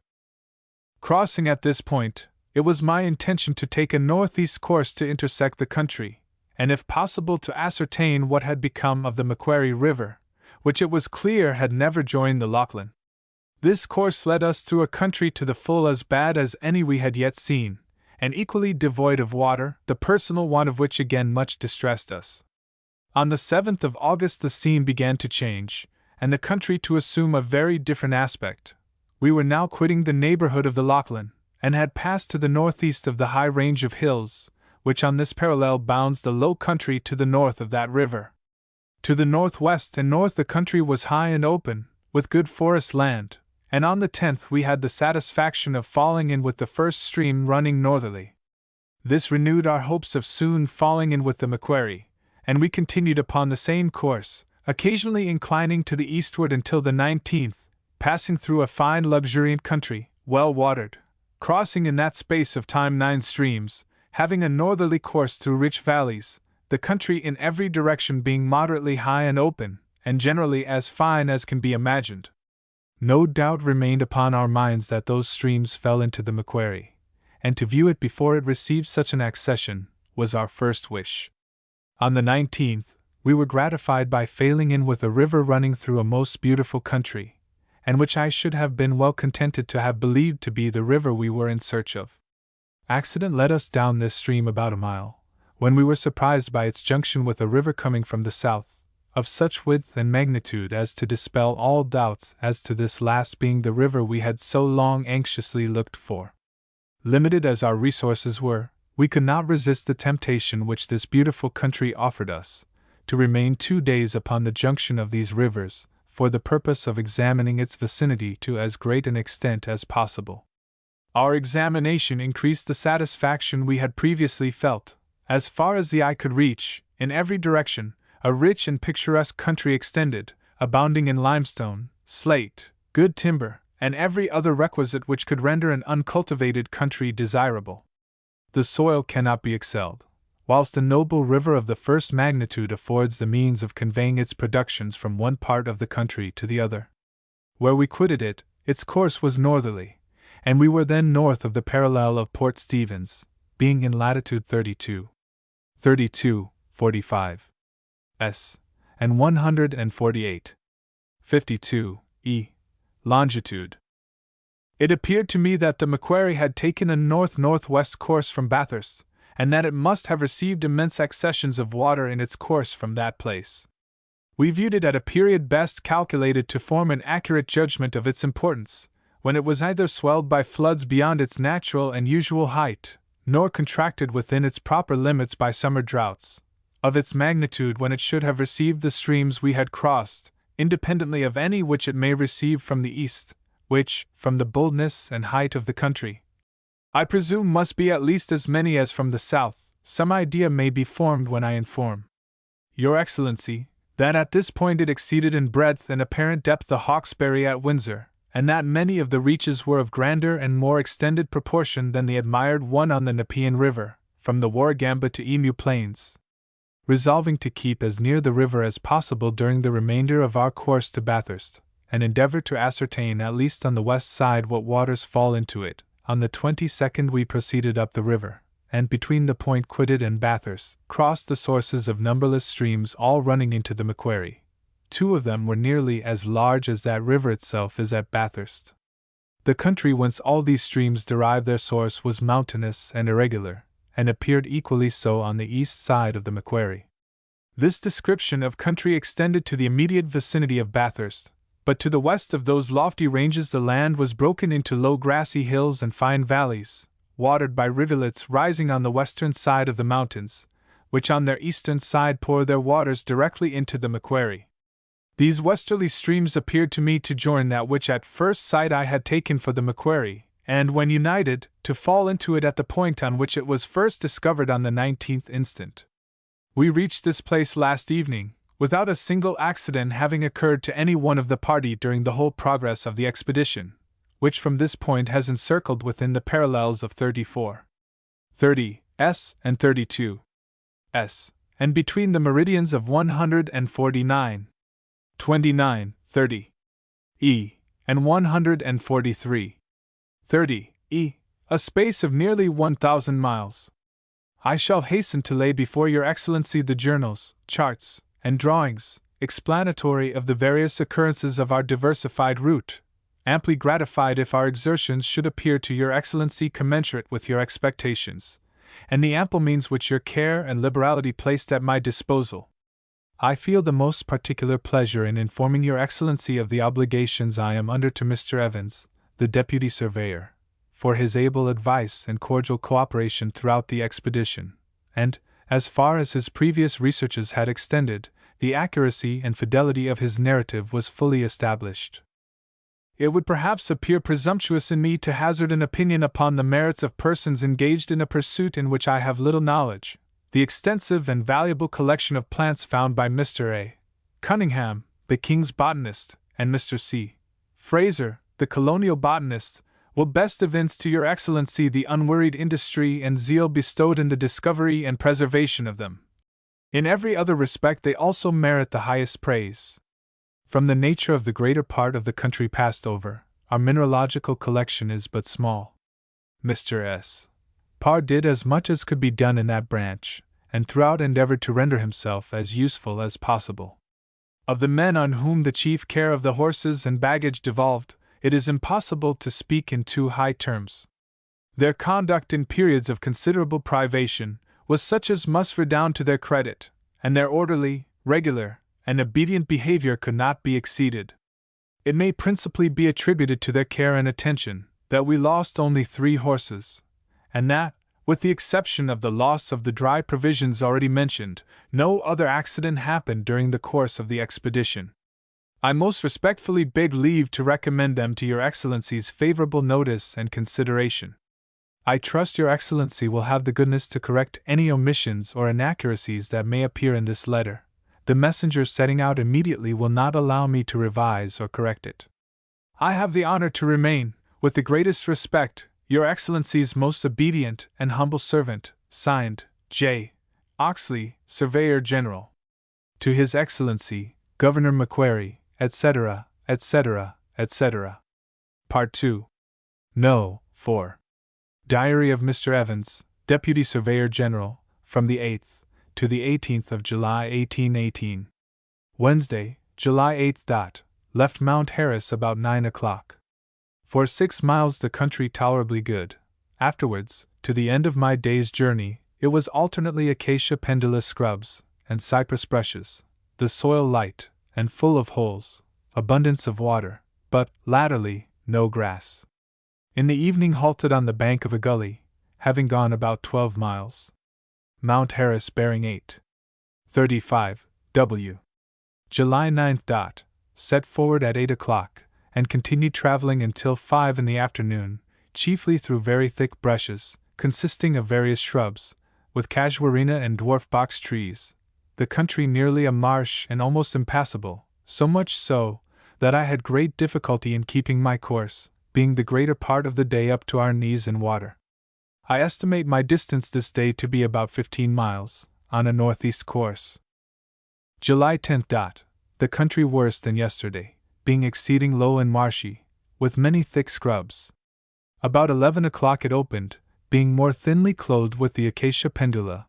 Having traveled about 10 miles, we arrived on the borders of a large apparent plain, on which I had proceeded about 2 miles, when we were suddenly stopped by deep water among reeds. From hence I could distinctly see Arbuthnot's range, the north end of which bore N. 101, and the other part connected by a low range bore from N. 108 to N. 112. The country from northwest to northeast was open with the horizon, being covered with water and reeds, as far as the eye could distinguish. We saw immense numbers of wild ducks, many black swans, pelicans, and birds resembling the sea gannet. I altered my course to east, and shortly afterwards to southeast. I estimate the distance traveled this day to be 18 miles. Being rather late, we were much at a loss to find a place dry enough to sleep on. The north end of Arbuthnot's range bore N. 98. July 11th. Finding our efforts to travel in any direction north of east useless, I altered my course for the north end of Arbuthnot's range. The country continuing nearly as yesterday, brushes and marshes alternately, having gone about 12 miles, the last quarter of a mile of which was at an almost imperceptible rise above the general level, I came to the edge of a river, the stream of which was 30 or 40 yards wide, but the bed nearly 100 yards, the banks being 8 or 9 feet high. I forded it in the middle of a very long reach bearing north and south, the stream clear, and running gently from the south, about 3 feet deep, over a fine sandy bottom. After crossing this river, I proceeded onwards about 4 miles, and halted on the edge of a brush, having traveled 16 or 17 miles. July 12th. After proceeding about 4 miles, we crossed a small stream from the southeast, the country perfectly level, not a perceptible rise in any direction, save Arbuthnot's range. The space traveled over today was a complete marsh, the soil good, being clearly alluvial. It will be impossible for heavy-loaded horses to walk over the country, traversed by us these last 3 days. The trouble we have had is more than can well be imagined. Traveled 15 miles. July 13th. A very cold morning, set off at sunrise. At the 6th mile arrived on an open plain, over which was rather better traveling than we had latterly experienced. Finding it unlikely that we should reach the range, at least in time to view the country from it, I thought it best, as I had no time to spare, to keep more southerly for a lofty eminence about 2 miles distant, and apparently of easy ascent. This mount afforded me a most extensive prospect. The south extreme of Arbuthnot's range bore south, the north extreme N. 20. Then trends more easterly. Westerly of the hill on which I stood in the range, the country is a perfect level, without the slightest apparent rise or inequality. What I could see of the country to the southeast appeared to be very broken and rugged, detached rocks projecting like pillars and pyramids, in various parts of the ranges. There was a number of native fires about the base of the range, and we saw plenty of kangaroos. For the first time since quitting Mount Harris, I also this day shot a new species of pigeon. The distance traveled, I suppose 16 or 17 miles. July 14th. Set forward on my return to the tents in a southwest direction, and passed, for 4 or 5 miles, through a good open forest country, abounding with kangaroos. After passing that, the country altered for the worse, becoming low and wet. At 12 miles, we crossed a chain of ponds leading to the north. Last evening we suspected that we had been watched by the natives.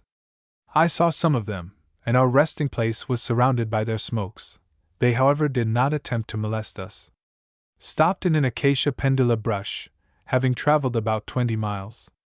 July 15th. It came on to rain in the night, and continued all this day. Our journey was dreadfully bad and marshy, yet on the whole the country had a better aspect, not being so much overrun with the plant called atriplex as usual. On my track out, plains, brushes, indeed almost the entire surface was covered with it, until within a few miles of Arbuthnot's range. After going about 3 miles, we again fell in with and forded the river crossed on the 11th instant. It was here not quite so wide as when first seen, but deeper. Halted, having gone about 10 miles. July 16th. I altered my course from southwest to west, 80 degrees south, and had an extremely tedious and unpleasant day's journey, through a wet and dreary country, continued rain. Traveled 15 miles. July 18th. Arrived at the hut about 1 o'clock p.m., having traveled yesterday and today about 37 miles. Signed G. W. Evans. No. V. Government and General Orders. Government House, Parramatta, December 5, 1818. Civil Department. The sanguine hope which His Excellency the Governor was induced to entertain, that, by pursuing the course of the Macquarie River, which had been discovered running in a northwest direction by John Oxley, Esq., on his return last year from tracing the course of the Lachlan to the southwest, would have amply compensated for the disappointment sustained on that occasion.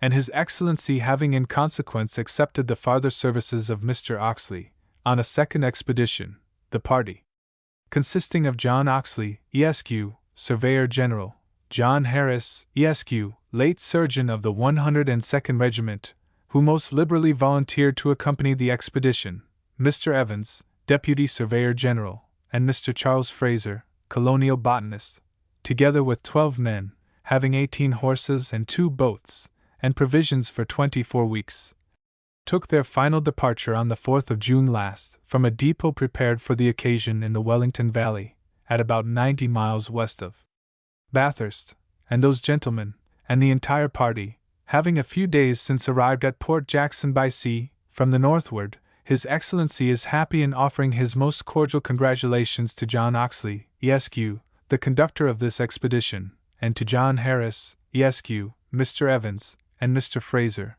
on their safe return from this arduous undertaking.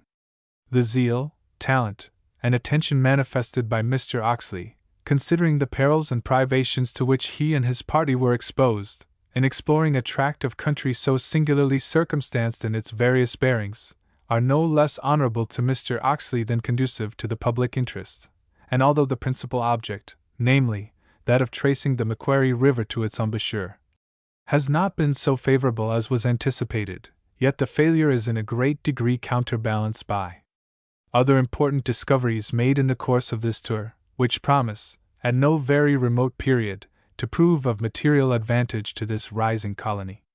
Whilst His Excellency thus offers this public tribute of congratulations, he desires to accompany it with expressions of his high sense and approbation of Mr. Oxley's meritorious services on this occasion, which His Excellency will not fail to represent to His Majesty's ministers, by the earliest opportunity.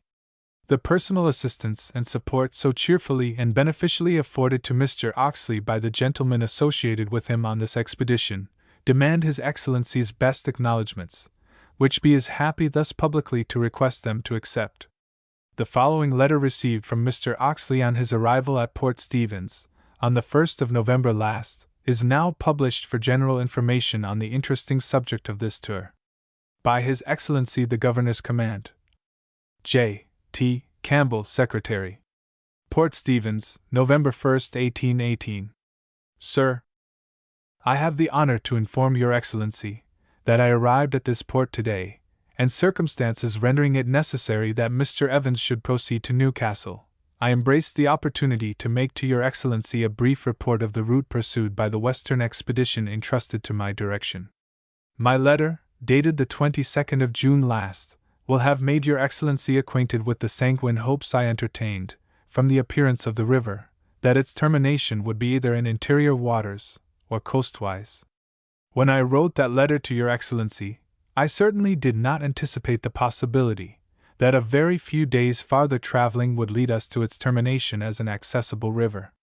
On the 28th of June, having traced its course without the smallest diminution or addition, about 70 miles farther to the north-northwest, there being a slight fresh in the river, it overflowed its banks, and although we were at the distance of near 3 miles from it, the country was so perfectly level that the water soon spread over the ground on which we were.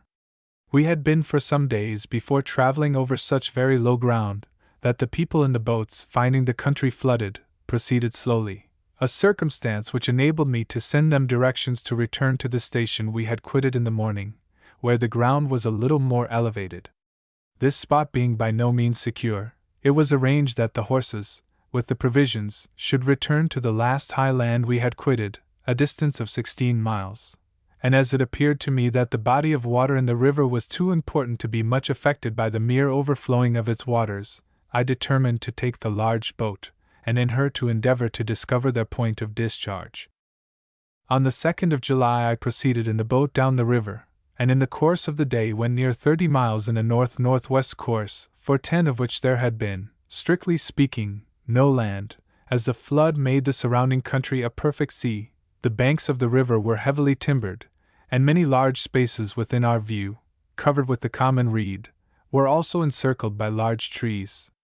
On the 3rd, the main channel of the river was much contracted but very deep, the banks being under water from a foot to 18 inches.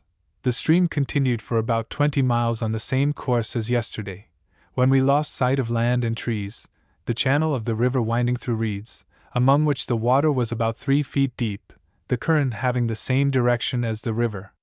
It continued in this manner for near 4 miles more, when, without any previous change in the breadth, depth, and rapidity of the stream, and when I was sanguine in my expectations of soon entering the long-sought-for lake, it all at once eluded our farther pursuit, by spreading at all points from northwest to northeast over the plain of reeds which surrounded us. The river decreasing in depth from upwards of 20 feet to less than 5 feet, and flowing over a bottom of tenacious blue mud, and the current still running with nearly the same rapidity as when the water was confined within the banks of the river.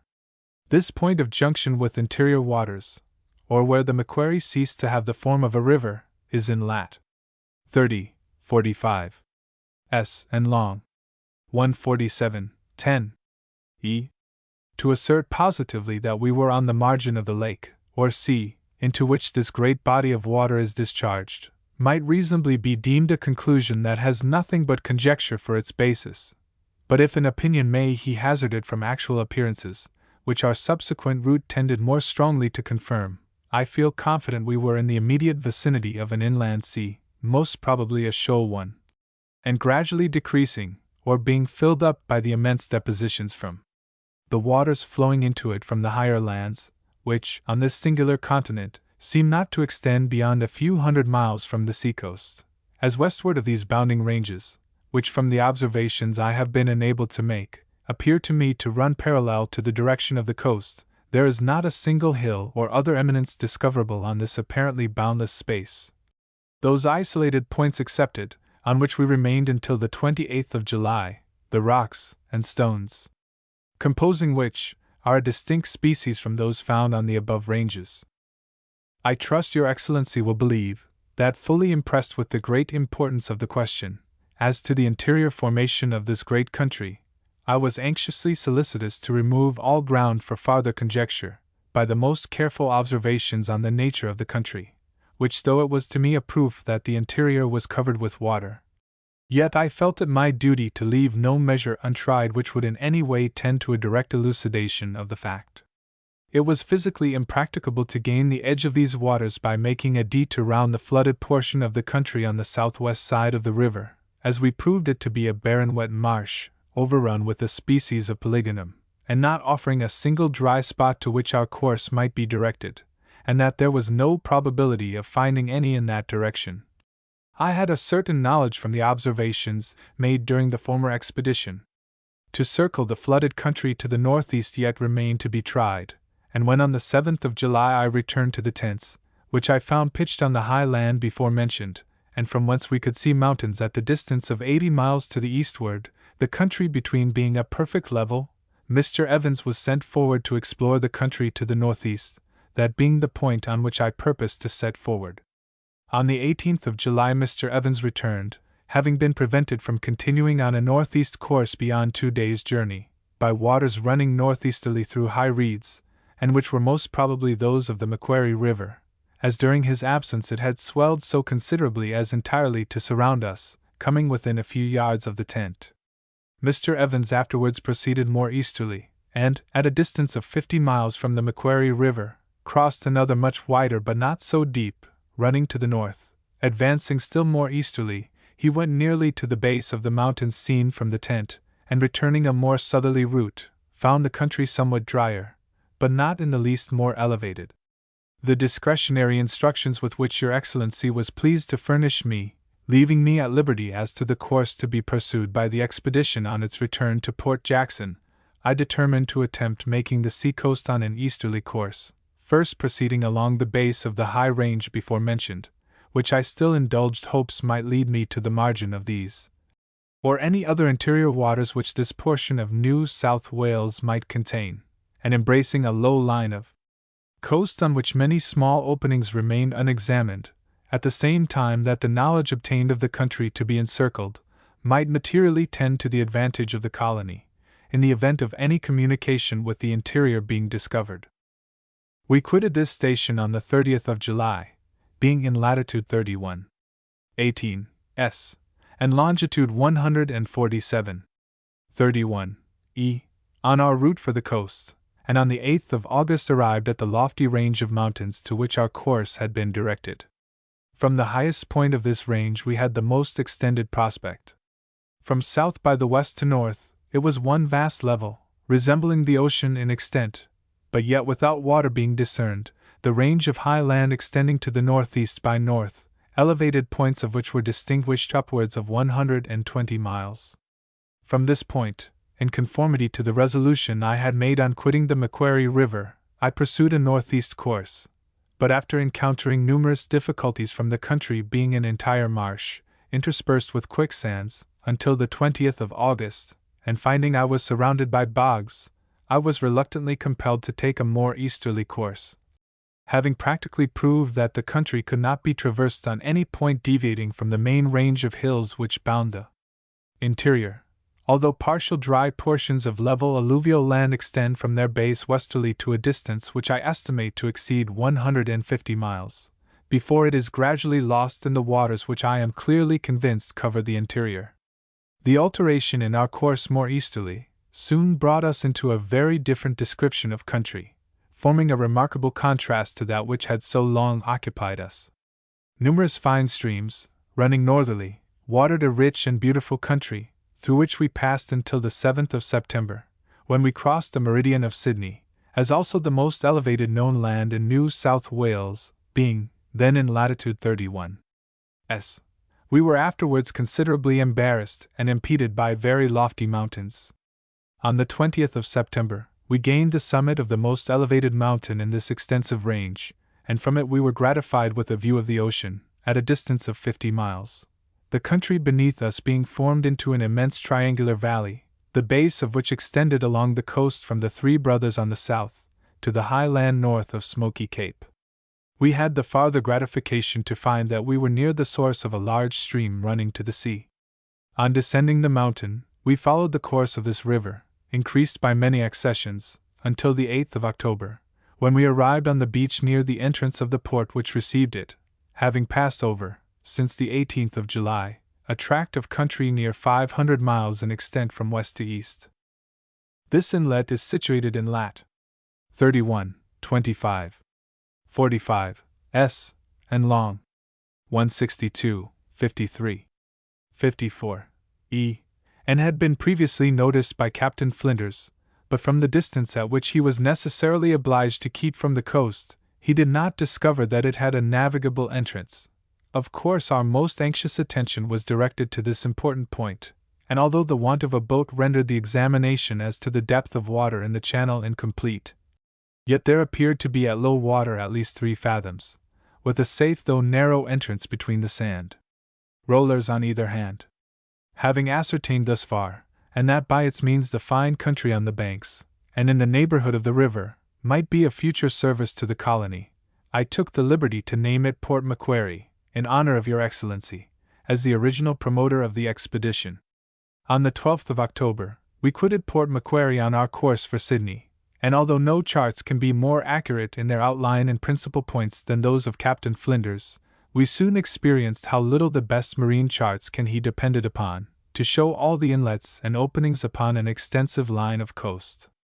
The distance his ship was generally at, from that portion of the coast we had to travel over, did not allow him to perceive openings, which, though doubtless of little consequence to shipping, yet presented the most serious difficulties to travelers by land, and of which, if they had been laid down in the chart, I should have hesitated to have attempted the passage without assistance from the seaward.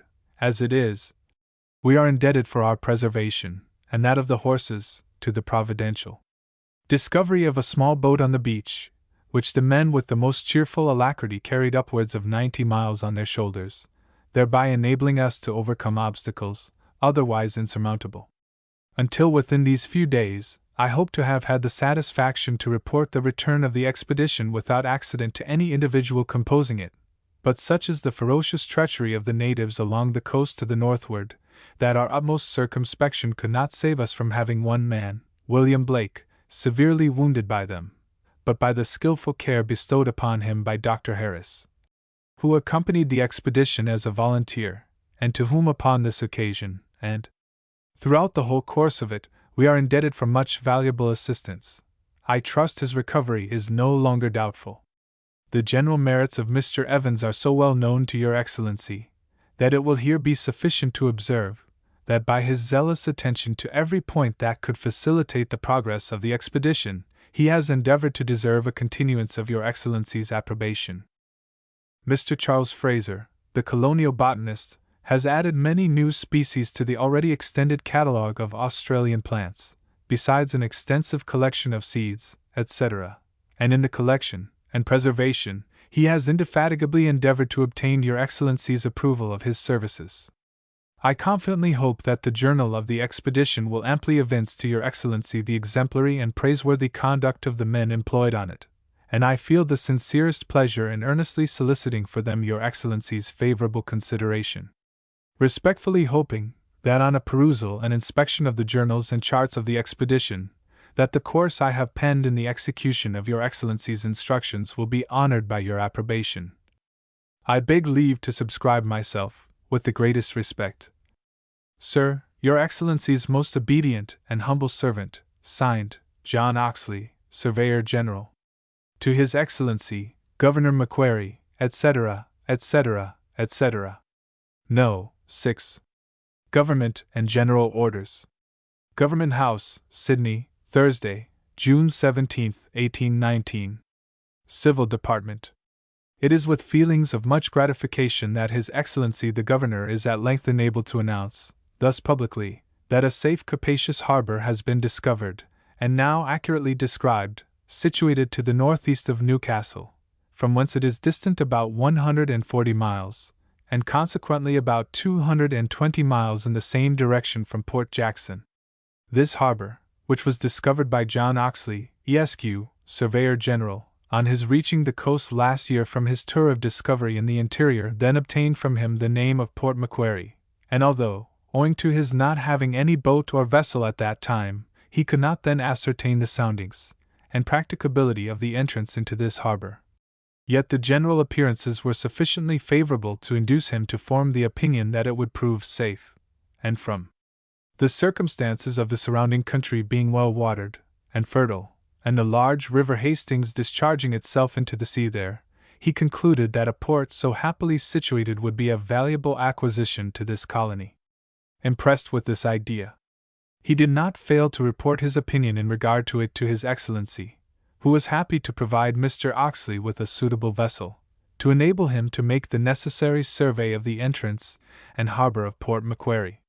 The result of this survey having been as satisfactory as could have been expected, His Excellency is pleased to give publicity to Mr. Oxley's own clear and circumstantial report on this valuable acquisition, and His Excellency desires to express his full and entire approbation of Mr. Oxley's intelligent, zealous, and indefatigable exertions on this arduous occasion, which evince an earnest and well-directed desire to promote the public service, and to advance the interests of the colony. His Excellency is also happy to add the expression of his approbation of the liberal and judicious assistance rendered to Mr. Oxley, by Lieutenant King, commander of His Majesty's colonial cutter, Mermaid, whose exertions are so justly appreciated by Mr. Oxley, in the following report. And His Excellency desires both those gentlemen to accept his thanks for the service thus rendered by their joint efforts to the colony. By His Excellency's command, J. T. Campbell, Secretary. Sydney, June 12, 1819. Sir, in obedience to Your Excellency's commands to proceed in the Lady Nelson, for the purpose of examining the entrance into Port Macquarie, and how far it would be practicable and safe for vessels of a certain description to enter it, I beg leave to report to Your Excellency that I arrived off the entrance of the harbor, on the 11th of May, in company with His Majesty's cutter, Mermaid, commanded by Lieutenant King, who expressed his intention to forward by the superior means possessed by his vessel the view of Your Excellency, relative to the harbor. Both vessels anchored off the bar, and the day was spent in sounding the bar and channel, when we had the pleasure to find that we could enter with safety. Accordingly, the next morning they were warped into the harbor, and moored alongside a natural wharf, on the south side of the port. The examination of the harbor, and river falling therein, occupied us until the 21st, when, having completed the service directed by Your Excellency, both vessels quitted the port with perfect ease, the Mermaid pursuing her course to the northward on her ulterior destination. Port Macquarie is situated in latitude 31, 25, 45 S, and in longitude 152, 53, 54 E. It is a bar harbor, on which, however, there is at low water spring tides, at least 9 feet, the tide rising from 3 to 4 feet. The true channel is perfectly straight, and the tide set so that no danger is to be apprehended from their operation. The chief danger to be avoided on entering is a sunken rock on the south side, having about 3 feet on it at low water, and it will be necessary, should the port he settled, that this danger should he buoyed. The bar extends about 200 yards, the bottom a soft sand when the water deepens to 2 fathoms and a half, and alternately to 3 fathoms, when secure anchorage will be found inside the beacon rock. When vessels arrive off the bar, should the wind or tide be adverse to entering the port, good anchorage will he found in from 5 to 8 fathoms outside the bar, tacking point being shut in by Peaked Hill Point. When the winds are from the south, round by the west to north, the bottom a clear sand. The winds from northeast and southeast, if blowing strong, cause the water to break across. But as those winds are fair for entering, no danger is to be apprehended to vessels whose draught of water does not exceed 9 or 10 feet. Should, however, circumstances render it imprudent or impracticable to enter, the coast may be cleared on either tack, the indenture of the coastline not being such as to cause it ever to be a dangerous lee shore. The port should be entered at or near high water, when, unless it blows very hard, it seldom breaks on the bar. The tide of ebb runs with great rapidity, sometimes nearly 4 miles per hour, owing to the great quantity of fresh water in the Hastings River and the narrowness of the channel. The flood tide seldom exceeds 1 mile and 3/4 per hour. The tides are, however, very irregular in their operation, being considerably influenced by local circumstances. The port is perfectly capable to receive vessels of the class usually employed on the coasts of this territory, and is in my opinion far better and safer than many considerable bar harbors in Europe, and which are much frequented by vessels adapted to their navigation. Within the port the water deepens to 5 and 6 fathoms, which depth continues for nearly 10 miles, when the rapids of the river render it impracticable for craft drawing more than 6 or 8 feet, which depth continues for 6 or 8 miles farther, when the falls commence. It may, however, when the river is ordinarily full, be navigable for boats some little distance farther. My report to Your Excellency of the proceedings of the expedition of discovery on its return in October, 1818, will have put Your Excellency in possession of the nature and description of country watered by the river Hastings from its source until it falls into the sea at Port Macquarie.